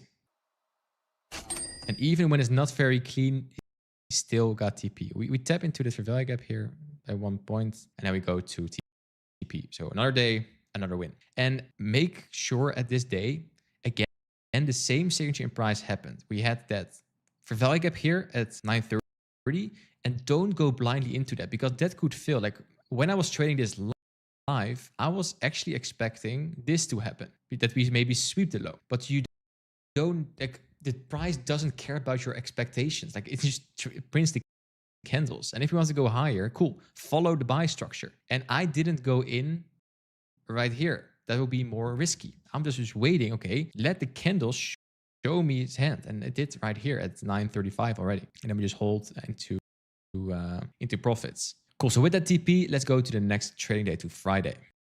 Because here on this Friday, on the 4-hour time frame, we are in a weird scenario. Look at this. We are in a consolidation here on the 4-hour, making the higher time frame neutral, meaning lower probability. And lower probability means that the lower time frame is probably not going to be as clean as we want. So I'm not going to be very aggressive here. But what do we have? Most recent high, most recent low, and we are still inside that fair value gap. Let's go to the 1 hour to see if we can find more. Yeah, also here, still trapped here, bearish fair value gap, bullish fair value gap. So it doesn't look like a very nice day to trade, but still, let's see if we can find an entry. Also, the bias is neutral, so we're going to flying blind here. Let's see if we can find the model at 9:30. So here at 9:30, we sell off. So this could be a manipulation lower. The higher time frame is still bullish, but it's consolidating, so it's not very clean. Let's see if we can create buy structure from here. Doesn't look like it. We are now approaching the yesterday's low. That's the big news event low. And let's see if we tap into that, if we create buy structure. That'll be something I'll be interested in. So we have the last swing high that made the low. That's right here. It's now violated. So there's a market structure shift, liquidity sweep. We sweep the previous day low, and now we start trading higher. This is interesting, right? So this fair value gap is definitely respected. Also a fair value gap right here. So for the 2 PD array rule, you are good as well. This is already good for me to take a trade. Stop below the low here. So let's say I take it here, stop below the low for a 1 to 2. See if we can get the trade. And a big fat stop loss. So cool, right? The reason why this loss is so cool, and like, Dion, do you like losing money? No, I don't. But remember what I said in the 4 hour, at the start of this trading day. The 4 hour is consolidating. That means on the lower time frame, you most likely will not see your setup being follow through. And the setup came, right? We have the rules, like we have the previous day low sweep. That is the red line. We have the break of structure for value gap 1. And we just displace higher, but no follow through whatsoever. That is because the higher time frame is not good. So this is a nice loss in a real-time environment. On these days, I will sit in my hands, but I want to show you this for the example. Just shoot the model when it's there. But for a nuance, higher time frame consolidation makes the lower time frame just harder to trade, and you will just take more losses. And the rest of the session, there is nothing. So end of this trade week. Let's go to the next week. Cool. So here on this Monday, we open on Sunday very bearish. So that means we probably want to go lower a little bit more on Monday as well. We have also a relative equal high sitting up here. So that's going to be the point interest. Let's see on the 1 hour if you can find something nice. Yeah, there's a 1 hour bearish value gap that could be used for short ideas. So we have the Friday low, we have the Sunday low. Let's see if we get that right here. But all in all, again, low probability price action. And look at the candles here on the 1 hour. So it's not very nice on the lower time frame. So this is where you should be very aware that you could take more losses. Let's fast forward to the New York Open. And here at 9:30, we're just waiting for the first PD rate that's been hit. Is it the 1 hour bearish value gap, or it's going to be the Friday low? And it's going to be the 1 hour bearish value gap. So now all our eyes go to the lows here, and the red line is the Friday low. So do we get nice sell structure? Yes, we do, but there's no clear fair value gap. I don't like that. There's one here. So I'm going to wait for price to come back here and give a trade. So let's see, do we react from here? That's the most important part. If we react from here, I'm going to short towards the low. If it doesn't, I'm going to wait. And here it looks like we do not get an entry. So I'm waiting. The fair value is not respected. And all of a sudden we start trading towards the low here. And I'm like, shit, I missed the move. So I'm not in this move. I was not in this move when this was printed at August 18. I was just like, oh, well, we're going towards that Friday low right here. That's the drawn liquidity now. So just sit there in pain, just waiting for price to go to the target without you, not chasing it. But what happened here? We create buy structure all of a sudden. There's a sells, aggressive buys. There's a bullish fair value gap now. What now? It's 10 a.m. Here is where it gets interesting because we created another low here. So the liquidity pool just became bigger. Early buyers are now into the market. How nice would it to be take them out? So I think the drawn liquidity is still there. And we're now at the 1 hour value gap still. It would be nice if this would be a sell structure. This is what I was calling on my live stream as well, like this. So now if we see this is where I want to take my entry towards the lows here for 1 to 2. This will be the trade idea because the lows are still intact. The drawn liquidity is still there. And I cannot get tapped in. That sucks, right? No tap. And a execution mistake right here would be this one. There was another fair value gap I didn't see. So ideally, your trade would be here. Your stop loss a little lower, but then my stop loss would be in a very random place, right? It would be in the middle of this fair value gap. Oh no, I would say I would have missed this trade. So no entry, no win, just a missed trade. But it's still nice that we have a clear drawn liquidity. We miss a move and we just wait, sit in our hands and okay, cool. This would be then the move. And then we take it and miss it, and that's fine. Let's go to Tuesday, New York Open. Here at Tuesday, we are close to the London session, and we are traded back into the 4 hour bearish fair value gap here. And we have now the low sitting down there. So with this price action, it's still pretty weird price action, but this is still bearish because we react from a bearish fair value gap. We're expecting bearish erase. So my drawn liquidity is going to be the Monday low for this day. Let's fast forward to the New York Open. So here we're now at the New York Open. Here on the left, we see the Monday trade we missed. We're still in that weird consolidation, but we moved away from this 4 hour bearish value gap, meaning my bias is bearish. We already had a London move down here, and now my eyes are going do we respect this 15-minute bearish fair value gap? I think we can see sells coming in. I'm bearish on this day. See on the 5 minutes, also bearish fair value gap. So now on the 1 minute, I'm just going to wait for sells at the New York Open. Let's see if we can get an entry somewhere. And it's pretty nice. This is an explosion profile. Explosion profile. So we have a liquidity sweep here. It's nice with a wick, changing character here. Wow. And now we trade lower. Cool. Very important here. FTMO protocol. If you see this happening on a chart, you're like, I missed the move. What I do then is zooming out. So from there, I go to the 5 or the 15-minute time frame to see, is there an entry? So what that means is now at 9:45, there is a potential fair value gap created here. So at 10 a.m., this part of the 10 a.m. game, I'm just going to look for continuation short, like this, on the 1 minute. Very simple idea, right? Price goes lower, monkey sees lower, monkey trades lower. That's going to be this trade. So I'm just going to wait until 10 a.m. as a 10 a.m. game to see, do we trade into that and then start trading lower? So that's going to be right now at 10 a.m. So let's see if you can get an entry. Do we get a tap here? So this is a pretty clear tap. How we deliver here is not very nice, in my opinion. I'm not the person who shorts this massive green candle. So I'm going to wait. And I want to see, do we create a bullish fair value gap here? If we don't create that, I'm going to take shorts with my stop loss above the recent high. The next candle, let's see if we trade into it. We do. So there's no short idea here. Maybe even a long idea. But for that, this is a very important nuance. Remember what I said about if the 1 minute looks nice, but the higher time frame looks not nice, we have a problem because the higher time frame shows sells. Sells from the 4-hour SIBI, from these 50-minute SIBIs, like this on the 1 minute. Very simple idea, right? Price goes lower, monkey sees lower, monkey trades lower. That's going to be this trade. So I'm just going to wait until 10 a.m. as a 10 a.m. game to see, do we trade into that and then start trading lower? So that's going to be right now at 10 a.m. So let's see if you can get an entry. Do we get a tap here? So this is a pretty clear tap. How we deliver here is not very nice, in my opinion. I'm not the person who shorts this massive green candle. So I'm going to wait. And I want to see, do we create a bullish fair value gap here? If we don't create that, I'm going to take shorts with my stop loss above the recent high. The next candle, let's see if we trade into it. We do. So there's no short idea here. Maybe even a long idea. But for that, this is a very important nuance. Remember what I said about if the 1 minute looks nice, but the higher time frame looks not nice, we have a problem because the higher time frame shows sells.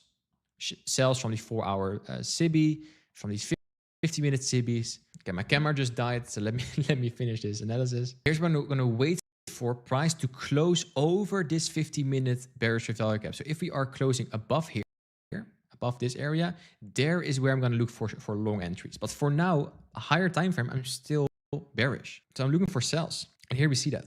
So when I see this failing, I want to take my entry already in the inversion fair value gap.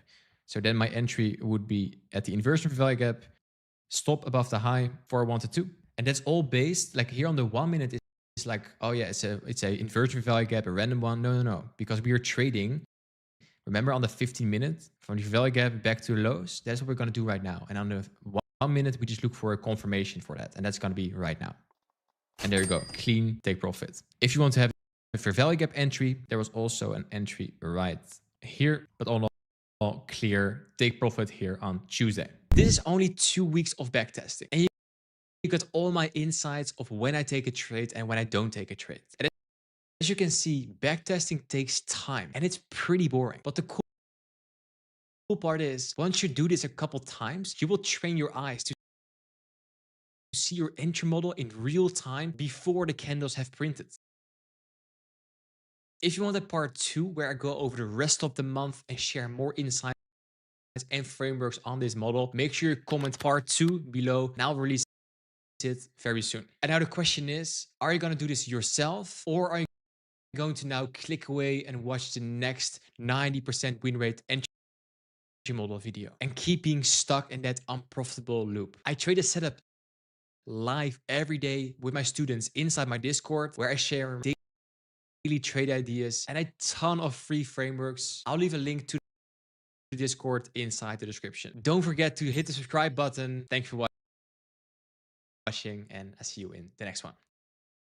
this video, I will walk you through my proven open high low close model. And you can use this model to master your daily bias and be on the right side of the market all the time. You can use this to get funded, profitable, payouts, all that stuff. And I use this exact model to gain over $1 million in funding and over $100,000 in profits.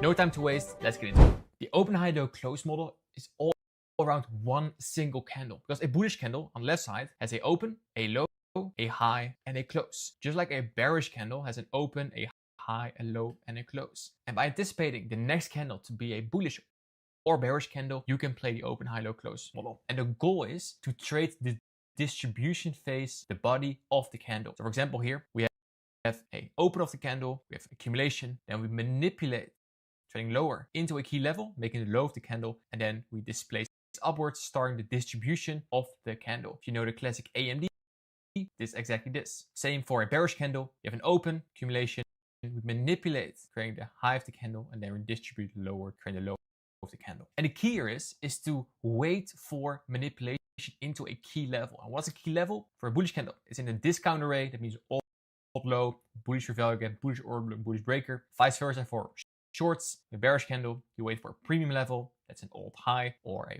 bearish revalue gap, bearish order block. You get the point. When price hits that key level, you wait for market structure shift, the last swing high that made the low, or the last swing low that made the high. And bonus points if in this key level there's an SMT created, aggressive sells, aggressive buys, smart mode reversal. If you're not sure what that is, I have dedicated videos to market maker models and to key levels here on the channel. And now the main question, how do you use this? You can use this for a weekly candle, a daily candle, and a 4-hour candle. And for a weekly candle, this candle is just 1 week. And that means if you have a weekly candle and you expect the next week to be a bullish week, you wait for Monday and Tuesday to be accumulating or manipulating. So on Monday or Tuesday, low of the week, you wait for the market structure shift to then trade the rest of the week into the distribution phase. Same for bearish, Monday and or Tuesday, sometimes also Wednesday. Most of the time it's Monday or Tuesday, accumulation, manipulation, and then we start distributing. Meaning that Monday in general is not the highest probability trading day of the week because you are accumulating or manipulating.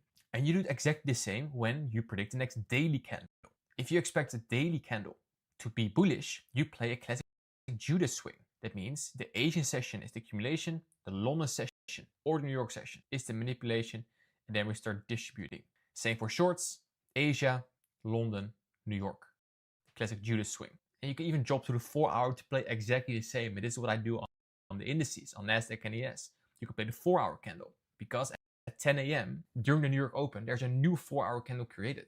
And if you anticipate the next candle to be bullish or bearish, you can play the first 30 minutes to an hour to be the accumulation or the manipulation, and then start the distribution as a scalping model. And we'll go over weekly, daily, and 4-hour examples later in this video. But first, let's answer some other questions.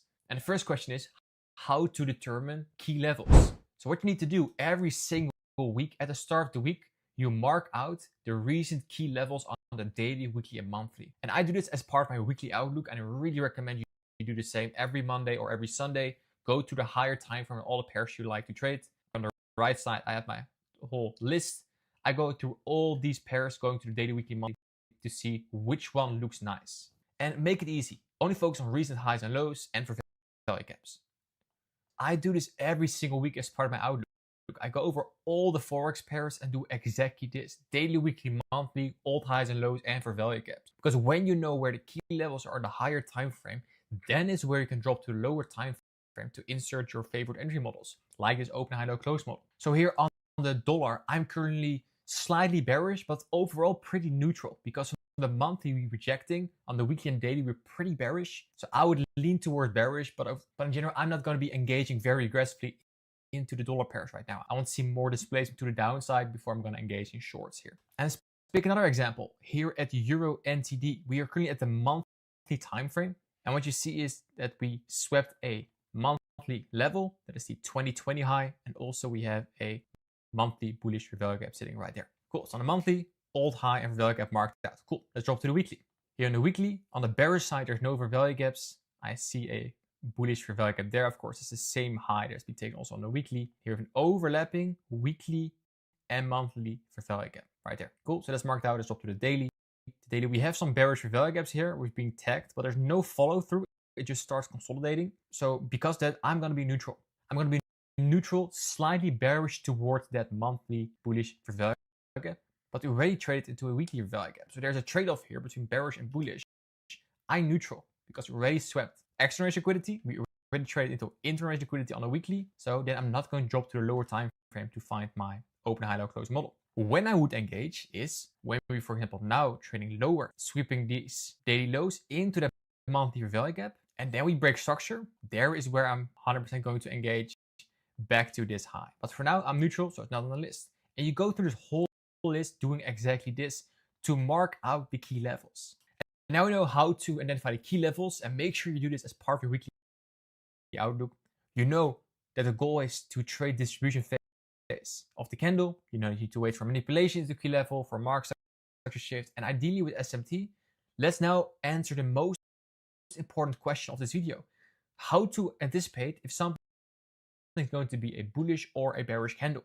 And for that, we need to tap on the topic of liquidity. And I have a dedicated video to draw on liquidity here on this YouTube channel, but let's do a quick recap. The biggest mistakes traders make is that they trade in a consolidation. So if on a daily, weekly, or monthly we are consolidating, it is not a good idea to drop to the lower time frame. And the single reason for this is that your PD arrays are not going to be followed through as clean as they would if there was a trending condition. So if you're not sure what consolidation is, this consolidation and this is trending, and you want trending conditions. So you want trending conditions, and you can use for value gaps at old highs or lows. You can use for value gaps as a place to trade from.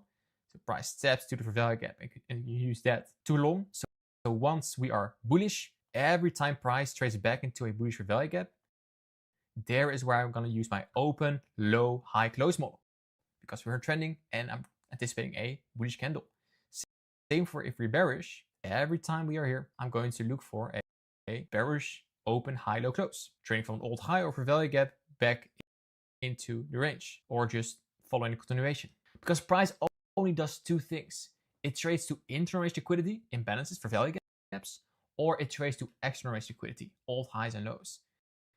And remember, when identifying key levels, all we did was going through daily, weekly, monthly, and mark out all highs and lows, external range liquidity, and for value gaps, internal range liquidity.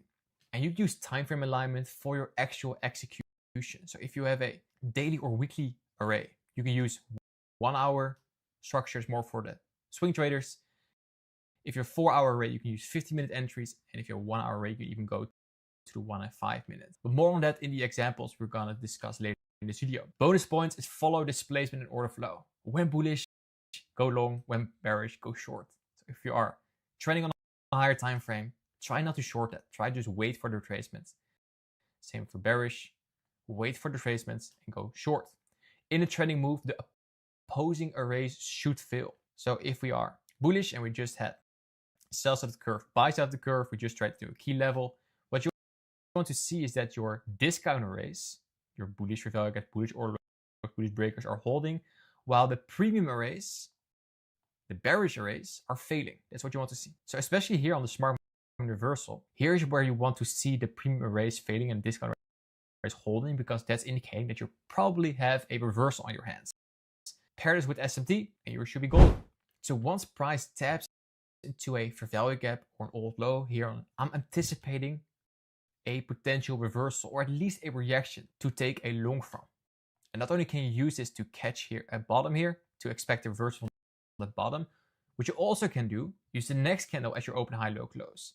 So let's say this candle trades into an old high and it rejects. You can use the next candle to be anticipating that it's going to be a bearish candle back into a fair value gap. Cool. Now let's dive into some examples to see this on the chart, starting with a weekly open, high, low, close. Here in this first example, we're looking at the open, high, low, close model on the weekly time frame. So that means on a weekly candle, if you expect a bullish candle, you want an open, low, high, close. And ideally on Monday or Tuesday, we made the manipulation move, set a low of the week in a key level, and then trade higher. So here we're looking at this Euro-US-dollar daily chart, and look at how bullish we are. So that means we want to continue bullish. We want to play an internal range liquidity to external range liquidity. And here on Friday, we set this high, and then on Monday we have a doji candle. So that's overlapping with the accumulation. So on Tuesday or Wednesday, we want price to trade into this value gap or this value gap to then trade to the high. So knowing this, let's drop to the lower time frame to see if we can find an entry around this exact bias. So on Tuesday or Wednesday to set a low of the week inside these key levels. Now let's take a look at the 1 hour. Same price action then on the 1 hour, and let's see what price gives us. So here we are at Monday, Asia. Let's drop into London. And here during Tuesday, in New York session, we drop into that first day for value gap. And we don't need to catch bottoms. We need to wait for price to give us the indication that we want to go long. And that means aggressive sells, aggressive buys, and potential smart money reversal. Once the displacement. And here, right here, the series of down close candles that trade to the highs. And we're doing this on the 1 hour right now. You can also drop to the 5 minute to find a smaller entry, to find a more specific entry down here. But we're just doing this on the 1 hour. We just need to know our buys based on the open, low, high, close. Because this on Tuesday, sweeping Monday low, could be a low of the week inside the key level to trade towards these highs. Awesome. That is your bias from a weekly open, high, low, close model. So let's say you take your trade already here on the order block and breaker. You have your TP at the highs and you have your stop loss for 1 to 2 here below the lows. And let's see what price gives us. So we consolidate. This is the Asian session in London on Wednesday. So we're choppy Wednesday here. So for the whole week we're consolidating. So this is not a very nice trade, but hey, you are in. And sometimes you just don't know if you can get choppy price action. You just know your model. You know, okay, this could be a potential low of the week. Let's see if you can trade to the highs. If that's not the case, yeah, you just are in choppy price action. That's part of it. And eventually price trades to the highs. So with choppy delivery, we still caught the low of the week. Why? Based on a daily internal to external higher time frame. And around that, we play a weekly open, high, low, close. So looking back here, we have a Monday consolidation, Tuesday manipulation, and the distribution starts the rest of the week. And the cool part is here. You know how the 1 hour was so choppy. Look at how clean this daily looks. That's the power of this. So just knowing your higher time frame bias will get you the money in these kind of scenarios. Let's now take a look at a open, high, low, close model on the daily. Now we're looking at gold on the daily time frame. And there's a cool indicator. It's called power of 3. You can see it on the top left corner here. And it will give you the current candle here on the daily. So if you double click it, you can even go to another time frame. Because we're doing this on the daily, you can see here how the daily currently looks like. And what do we see? We see price trading lower, but we have a very bullish move here on gold. So I would say this is a retracement. So I want to still long, and we're coming into this kind of the range, OT, optimal trade entry, and we are trading in a daily bullish fair value gap. And we also here have a order block, these series down close candles. Let's mark out the start of the body here. So in this area, I'm expecting price to make a low. And then you know, okay, the open, high, low, close model, we're looking for a bullish candle after we hit this area. So we already hit this here. So then what we want to see is on the daily, Asia, London lower into the key level. That could be somewhere here. And then start to distribute towards the highs. Open, low, high, close on the daily. So let's drop to the lower time frame, let's say to the 5 minute, to see how we can frame a bias around this. Now look at gold at the 5 minute chart at the start of the London session here at 1. Let's go a little further to 2. And here we are in that area of the daily fair value gap and daily order block. From this point, you can expect some form of reaction. What we want to see is price opens, manipulates lower, and we just wait for that displacement higher, breaking structure, leaving fair value gaps. Nothing complicated here. So see what price gives us. Here we have something. Aggressive sells, aggressive buys. We break structure right here. We are in a key level. Why is it a key level? This is an overlapping daily bullish fair value gap, bullish order block. So you can already take your entry here at the start of the order block right there. Let's see if price even wants to test a discount array right here. So here we are in overlapping fair value gap and order block. Let's see what price gives us here. It goes to the bottom fair value gap here. So in this area, you could take your entry. Most of the time, I take my entry just here, right here already. So I was in drawdown, stop below the low, target 1 to 2. So let's say these highs, open, low, high, close. I think you can even go to these failure swings. If you've seen my liquidity video, this is all low resistance liquidity, failure swings. So you can even make a monster trade out of this. This is exactly a trade I took myself. You can see the execution on my Twitter and on my in the school group. But let's say low-hanging fruit right there. Open, low, and now we're gonna see if we can get the distribution. There's still a London session.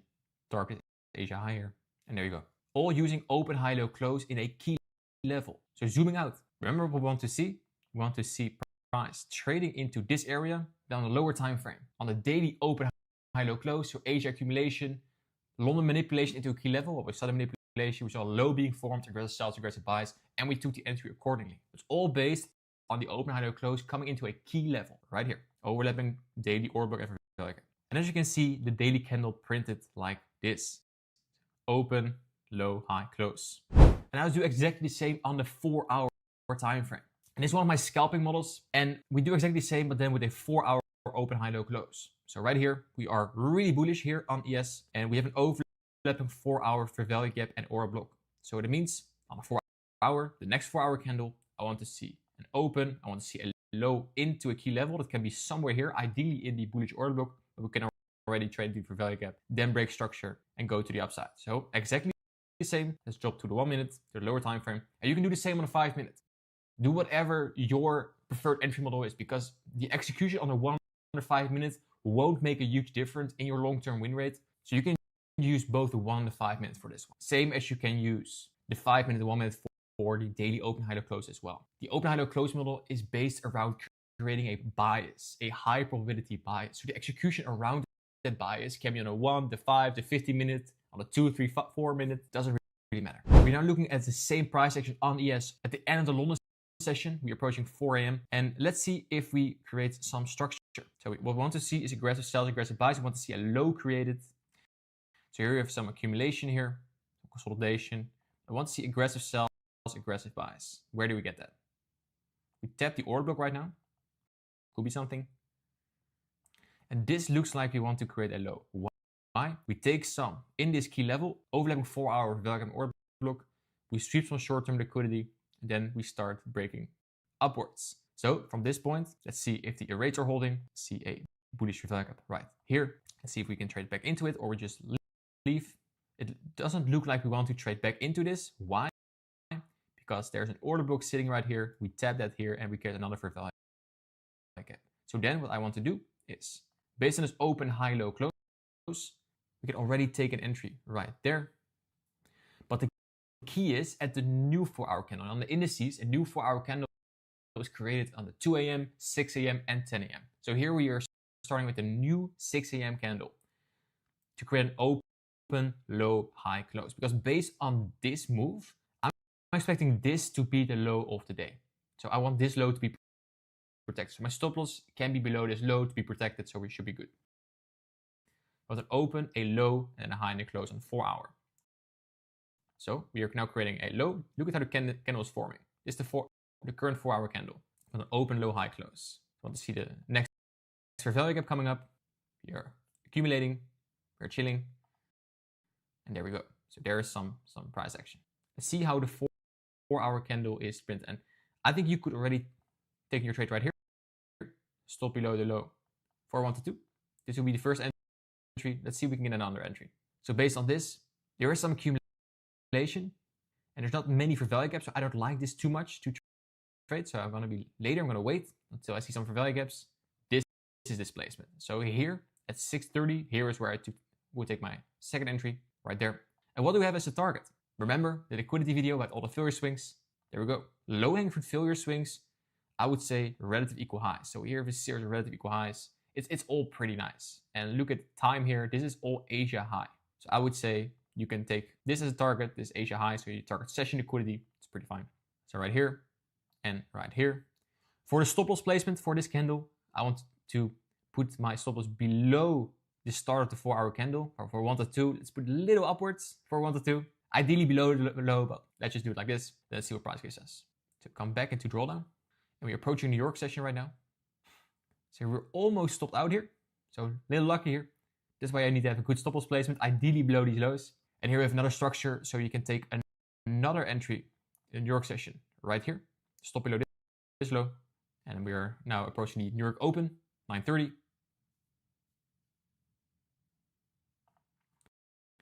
And at the start of the new 4-hour candle, look at 10 a.m., new 4-hour candle, we hit the TP point on both of the trades, exactly at 10:01.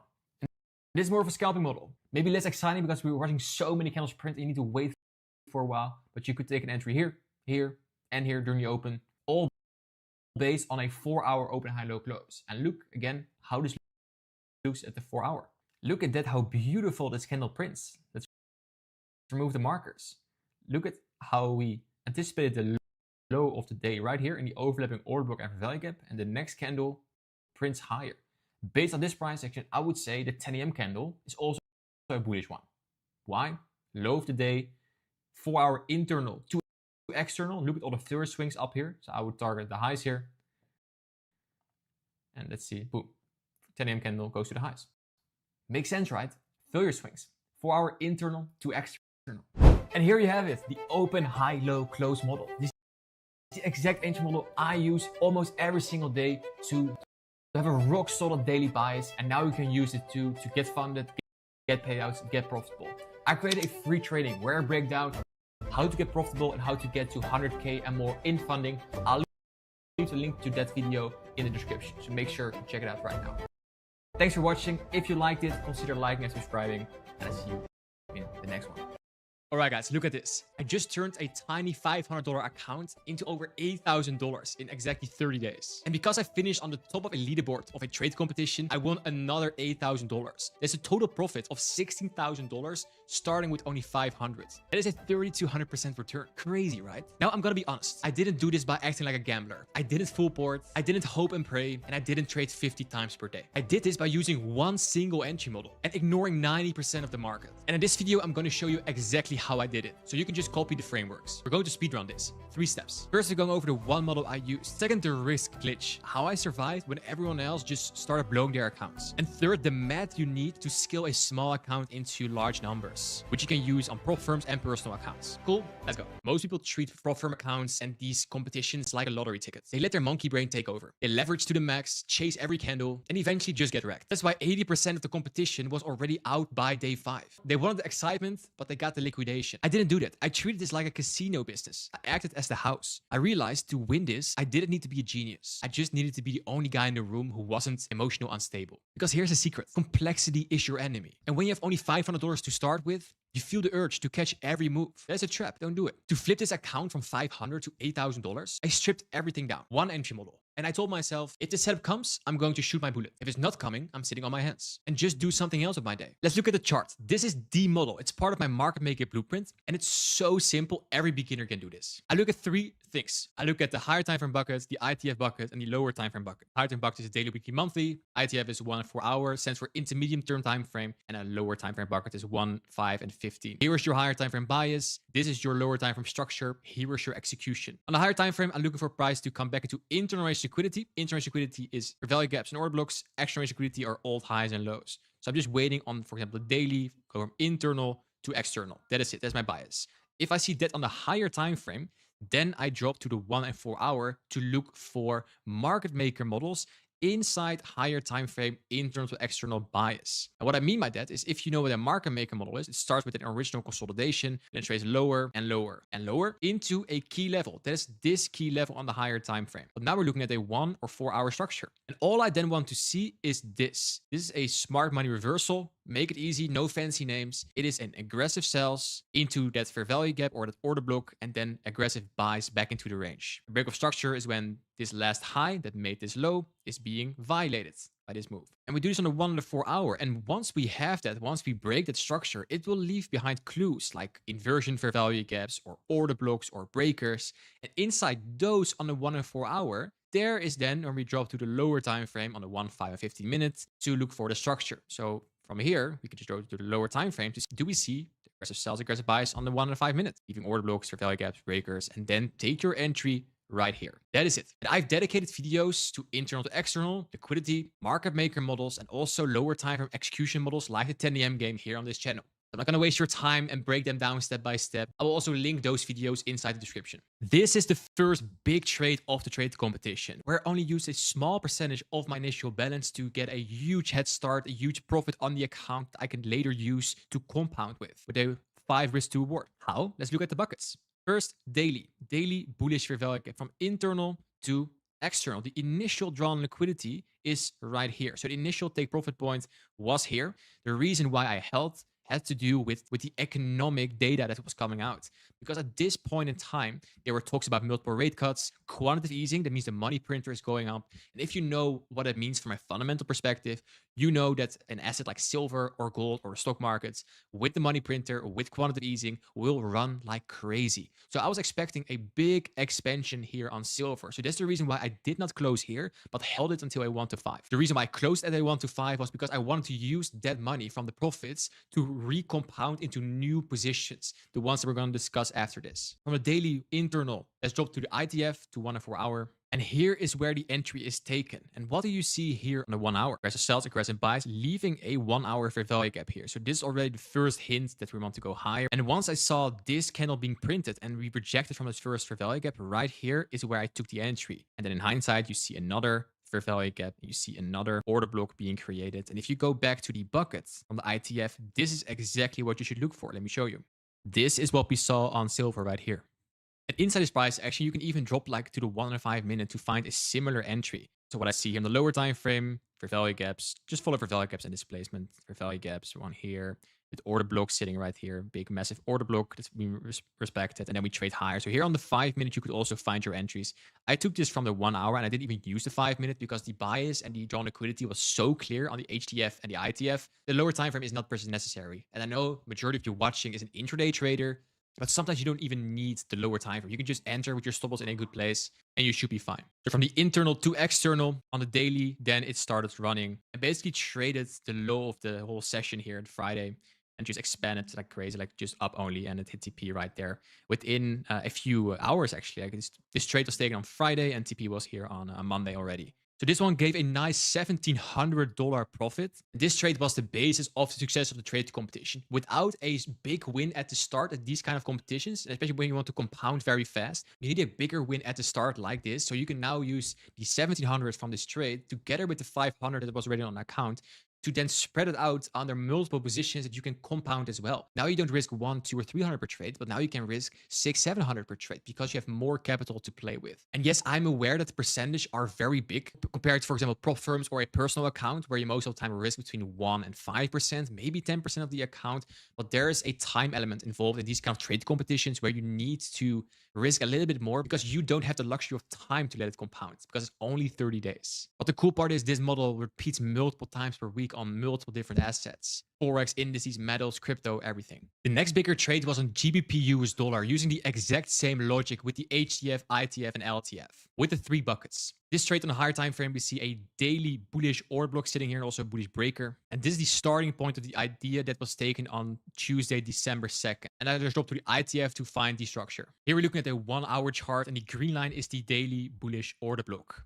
See an aggressive sells into the order block, then aggressive buys coming in, and your eyes immediately should go to this right here, a fair value gap. Once you were there, right here, there is where you could take your entry. And now based on this higher time frame logic and the ITF logic, let's drop to the lower time frame. Let's see the 15 minute and see how you could also take an entry on the lower time frame. That's exactly the same structure with fair value gap here, order block sitting there, then another fair value gap right here. And here is exactly where I took the trade, right here in this fair value gap at 32.03. Right here during the PM session. So the HTF bucket is a higher time frame order block, and then on the 1 hour time frame we did aggressive sells, aggressive buys, and here on a 15-minute time frame together with the 1 hour time frame you could take your trade.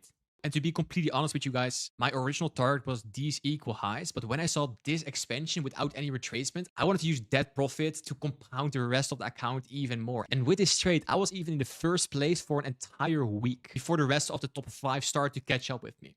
And also the majority of the time, you won't have these clean expansions. There's a little luck factor involved. Most of the time, it will be with more retracements like this. But this was just one big clean trade to a drawn liquidity. And here's a trade that was taken in the final week and got me to the 2nd place of the trade competition and eventually to the $8,000 balance and the $8,000 price with $16,000 in total. Higher time frame bucket, daily, internal to external. Drawn liquidity is here, but with the time element involved, I did not hold until that. I already had like a 1 to 7 or 1 to 8. It was enough. And I didn't want to risk price retracing and then go higher. But after the competition, there was a deadline involved. It was the final few days of trade competition. So I didn't want to be at risk of price just coming back here and vaporizing the paper profits. I wanted to look in. I wanted to look in the top 3 spot at least, because before this trade, I was by far not at second or first place. I was like third, maybe fourth. I was hanging on by a thread. And the number 1 and 2 were already miles ahead of me. If I remember correctly, I was at $4,000 balance and those 1 and 2 guys were already at 7. So I need just to close this trade to secure my spot in the top 3 to be eligible for the bigger prices. So higher time frame, internal to external. Let's drop to the 4-hour to see the entry logic, see aggressive sells, aggressive buys, leaving a 4-hour fair value gap. And you guys know by now that this is the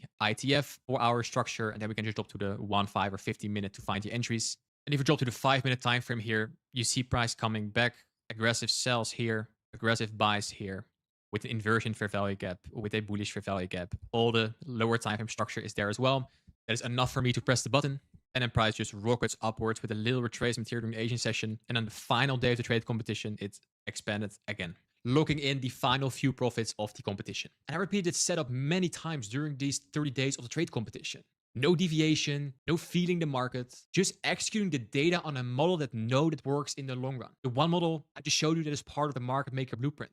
But a good strategy is not enough. You need aggressive defense. You think you need to take massive risks to win the competition? Wrong. You just need to survive so you can let do the compounding do its work. My rule is very simple, the 2-bullet rule. If I take 2 losses, I'm done. Screens off, walk away, go to the beach. No revenge trading, no trying to get it back. Preserving capital is the ultimate offense. But finally, how do you turn $500 into $8,000 and with the prize money even $60,000 without reckless gambling? And it's by using the house's money. And what I mean by that, if you start with $500, if you go to 1,000 or to 2,000, you're not risking that initial 500 anymore. You're risking free money, the profit money. And this is the cheat code. I wasn't afraid to lose anymore because the principal of 500 was safe. And this allowed me to execute my one model without hesitation. While other traders were scared to pull the trigger because they were risking rent money, I was aggressively executing because I was playing with profits. If you have data on your model, you know that something works. Together with zero fear, you will get a massive ROI. So listen up. I didn't turn $500 into $16,000 because I'm a genius. I did it because I was the most bored person in the competition. I waited for one model, I respected my data, and let the other guys blow their accounts where I was sitting on my hands. The trading industry sells you excitement. I'm selling you a repeatable, boring trading business. That is the speedrun to becoming profitable. If you want to learn the exact model I used to flip $500 into $16,000, the entry criteria, the risk rules, the data points, I teach it in my new Market Maker Blueprint. I'll leave the link to the Market Maker Blueprint inside the description. And next to the Market Maker Blueprint, make sure you watch the video that's now appearing on the screen. Use this video together with this one to grow even faster. I'll put it on the screen somewhere here and you'll also find it in the description. It's time to stop gambling, start winning, and I'll see you in the next one. Bye-bye. In this video, I'm going to walk you through a proven A+ setup with a checklist so you can follow it step by step. With this A+ setup, you can get profitable, get funded, get payouts, and I use this exact A+ setup to gain over $1 million in funding and over $100,000 in profits. No time to waste, let me show you how it works. So the first step in the checklist is a liquidity sweep in a key level. A liquidity sweep in this example is a swing low that's being ran into a key level. A key level is a old low, old high for value gaps or blocks.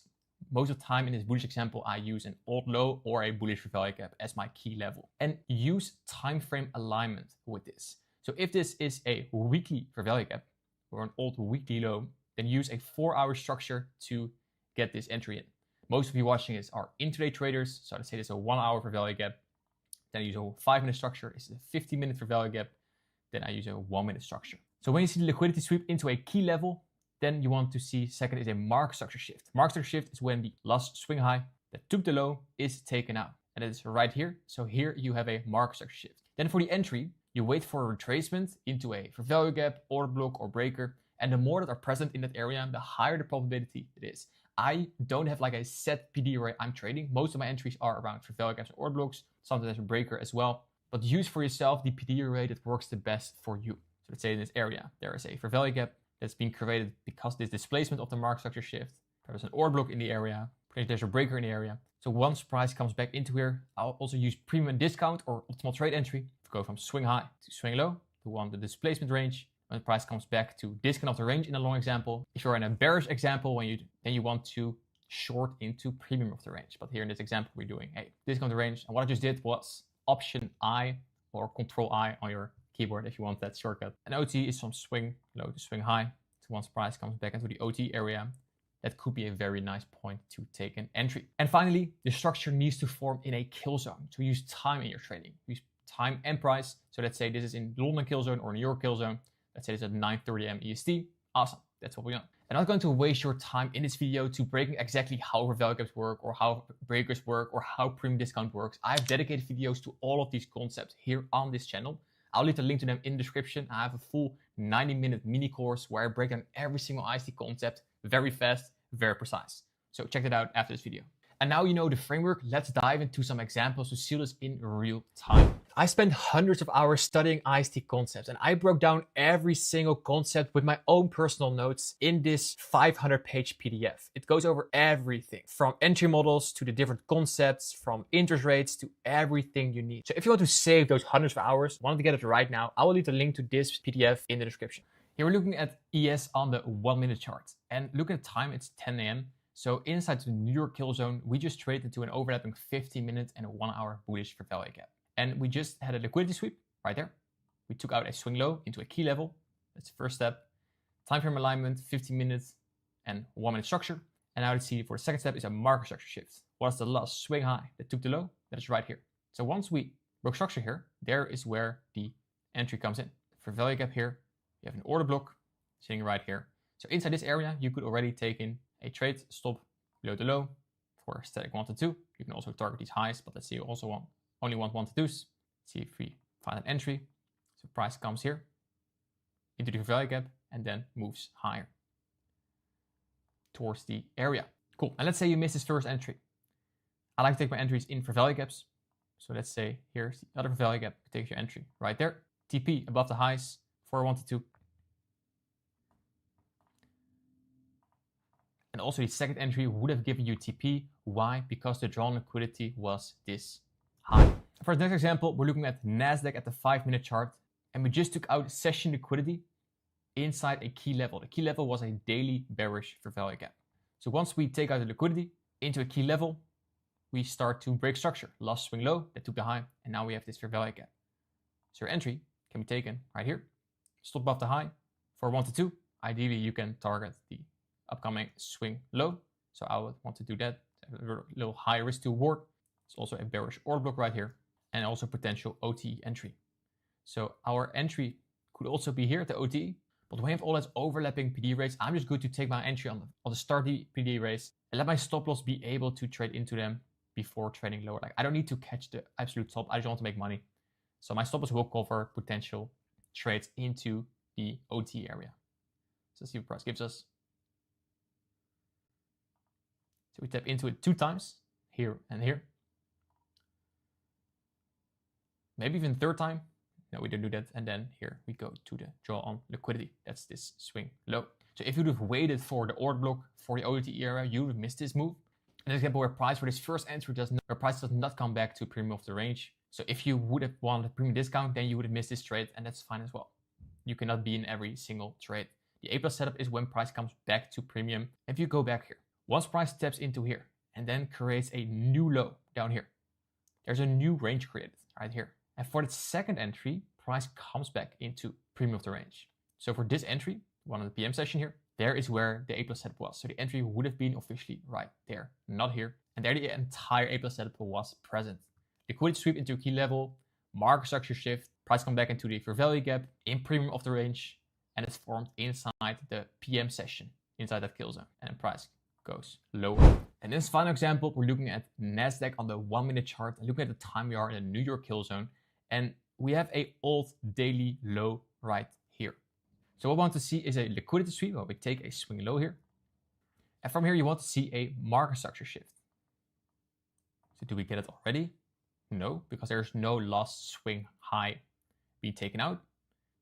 But then we have another liquidity sweep down here inside key level, the daily low. And then we break structure. The last swing high that took the low right here gets violated. And here is where your entry could be. For value gap, order block breaker, and if you miss that one. So here, your first entry could be stop below the low, target the high. Entry 1. Let's say you miss this one. There's another value created here, right there. Second entry could be here. And this is a trade I actually took myself here in the second fair value gap. Stop below the low. See a bigger target. And where can we trade towards? Well, there's all these failure swings. So you can basically target all these highs here. But let's say you want to target low-hanging fruit. When I would target this high, then you see the risk to reward is not worth it. So you need to or up your TP, that's what I want to do. Or make your stop loss smaller, so you can put your stop loss below this fair value gap. Let's make a bigger trade right there. And price taps into this fair value gap. So here you are in for the second entry. And there's where price starts to move. And already that first liquidity pool is taken. And why is price so fast here? Why does price not stick around here? That's because there are failure swings here. Low resistance liquidity. Those are swing highs that don't take out any liquidity. So if you watch my liquidity video on my channel, you will see exactly this happening when you have low resistance liquidity. So price chills here for a while, and just after the New York lunch, the trade hit TP. So not only that one, you could have taken two trades. A smaller one and a bigger one was all based on the A+ setup. You wait for liquidity to sweep into a key level, the daily low in this example. You wait for a market structure shift. You use your value gaps or blocks or breakers for your entries. And the structure is forming inside time. And what you're missing here is price that comes back into discount of the range. Right here, you see price does not come back to discount of the range. And here again, when you use premium discount, you would have missed this trade again. So in bullish conditions, very trending conditions, you might want to be more flexible with the premium discount, or let your stop loss be able to price to come back into the discount range before taking the long example. Based on my data, I noticed that I take my trades earlier and use my drawdown, my stop loss for price, if it wants to come back deeper into the range, to OTE, to discount range, to cover that so I don't get stopped out before the real move. And there you have it, the A+ setup. Use this setup to go backtest, go journal this, and build data on what's working for you. This is the exact framework I use to get funded, to get payouts. I'm very confident you can do too. If you like this video, consider liking and subscribing. If you're not inside my free school group where I trade every single week, I share my trade ideas every single day. There's lots of free trading material available inside that. I will leave the link to my school group in the description. Thanks for watching, and I'll see you in the next one. Bye-bye. I trade the New York session every single day. I love the volatility. But let's be honest with each other. Sometimes the morning session is absolute trash. Sometimes it's just stop hunts, high impact news, chaos, or worse, it gives you absolute zero clear setups. It's just noise. Most traders panic when this happens. You stare at the screen for 3 hours, you get bored, and then force a stupid trade at the end of the session just to feel involved. That is how you blow accounts. I don't stress when the morning gives me nothing. Why? Because I know that while the AM session creates the mess, the PM session is most likely to clean this up. The PM session is not about finding for a position, it's about continuation. It is cleaner, it is slower, it's where the easiest money of the day is made because the narrative has already been revealed. But before we go further, a crucial rule. This works for US indices. If you trade NASDAQ, ES, or YM, pay attention. If you trade Forex pairs like Euro dollar or GBP US dollar, turn this video off. Forex pairs usually die in the New York PM session. There's no volatility, but on the indices, the PM session is where the smart money balances the books. In this video, I'm going to break down the 3 phases of my PM session protocol, step by step, using the kill zones indicator to make it visual, and how to apply the protocol mechanically on a chart every single day, so you can start making money too. Before we look at candles, you need to understand the logic behind the protocol. House trades based on a framework, not random patterns. That is for gamblers. In this protocol, there are 3 phases. The first phase is the narrative and the bias. Before execution, you need to establish the narrative by identifying who is profitable currently in the move and where are still liquidity pools resting. The PM session model is most of the time a continuation move. Where the AM session already expanded, you will see that lunch most of the time retraces and then PM session just continues the move it started at the AM session. So the first step you need to do in phase 1 is look at what we did at 10 AM. What did we do during the New York AM session? So you have a bullish bias for the PM session if price is trading above the 10 AM open. If you're trading below the 10 AM open, you probably have a bearish bias. But what is more powerful about this framework is the profit check. You need to ask yourself, who is profitable right now? So what that means is if price expanded during the AM session and we are starting the PM session like this, there are some short-term stops resting below here. So people have stop losses below this. So for the PM session, it will be very nice if it sweeps those liquidity pools and then continues. Similar, if you are bearish at the AM session, you need to look for short-term liquidity pools to be ran into before continuing the move lower towards a drawn liquidity. And next to the 10 AM anchor and the profit check, you really need to know how to find liquidity and make this very simple. Liquidity is nothing more than highs and lows. And the 3 best liquidity pools pools is session liquidity, daily liquidity, and weekly liquidity. Session liquidity, London high or low, Asia high or low, AM high or low, and of course daily and weekly are highs and lows as well. So locate the nearest liquidity pool buy or sell side that has not been tapped yet. So when a PM session model appears, we most likely still have a liquidity pool that has not been targeted yet. We still haven't met the daily drawn liquidity. Same for your bearish. So if you are preparing yourself for the PM session model, make sure you have your session liquidity and daily liquidity marked out on your chart and see if we still can reach that. When we determined our buys and a narrative, in phase 2, we're going to look at the setup with something called spooling during lunch, and that's 12 p.m. New York time. What you'll see is that the algorithm uses the lunch hour to retrade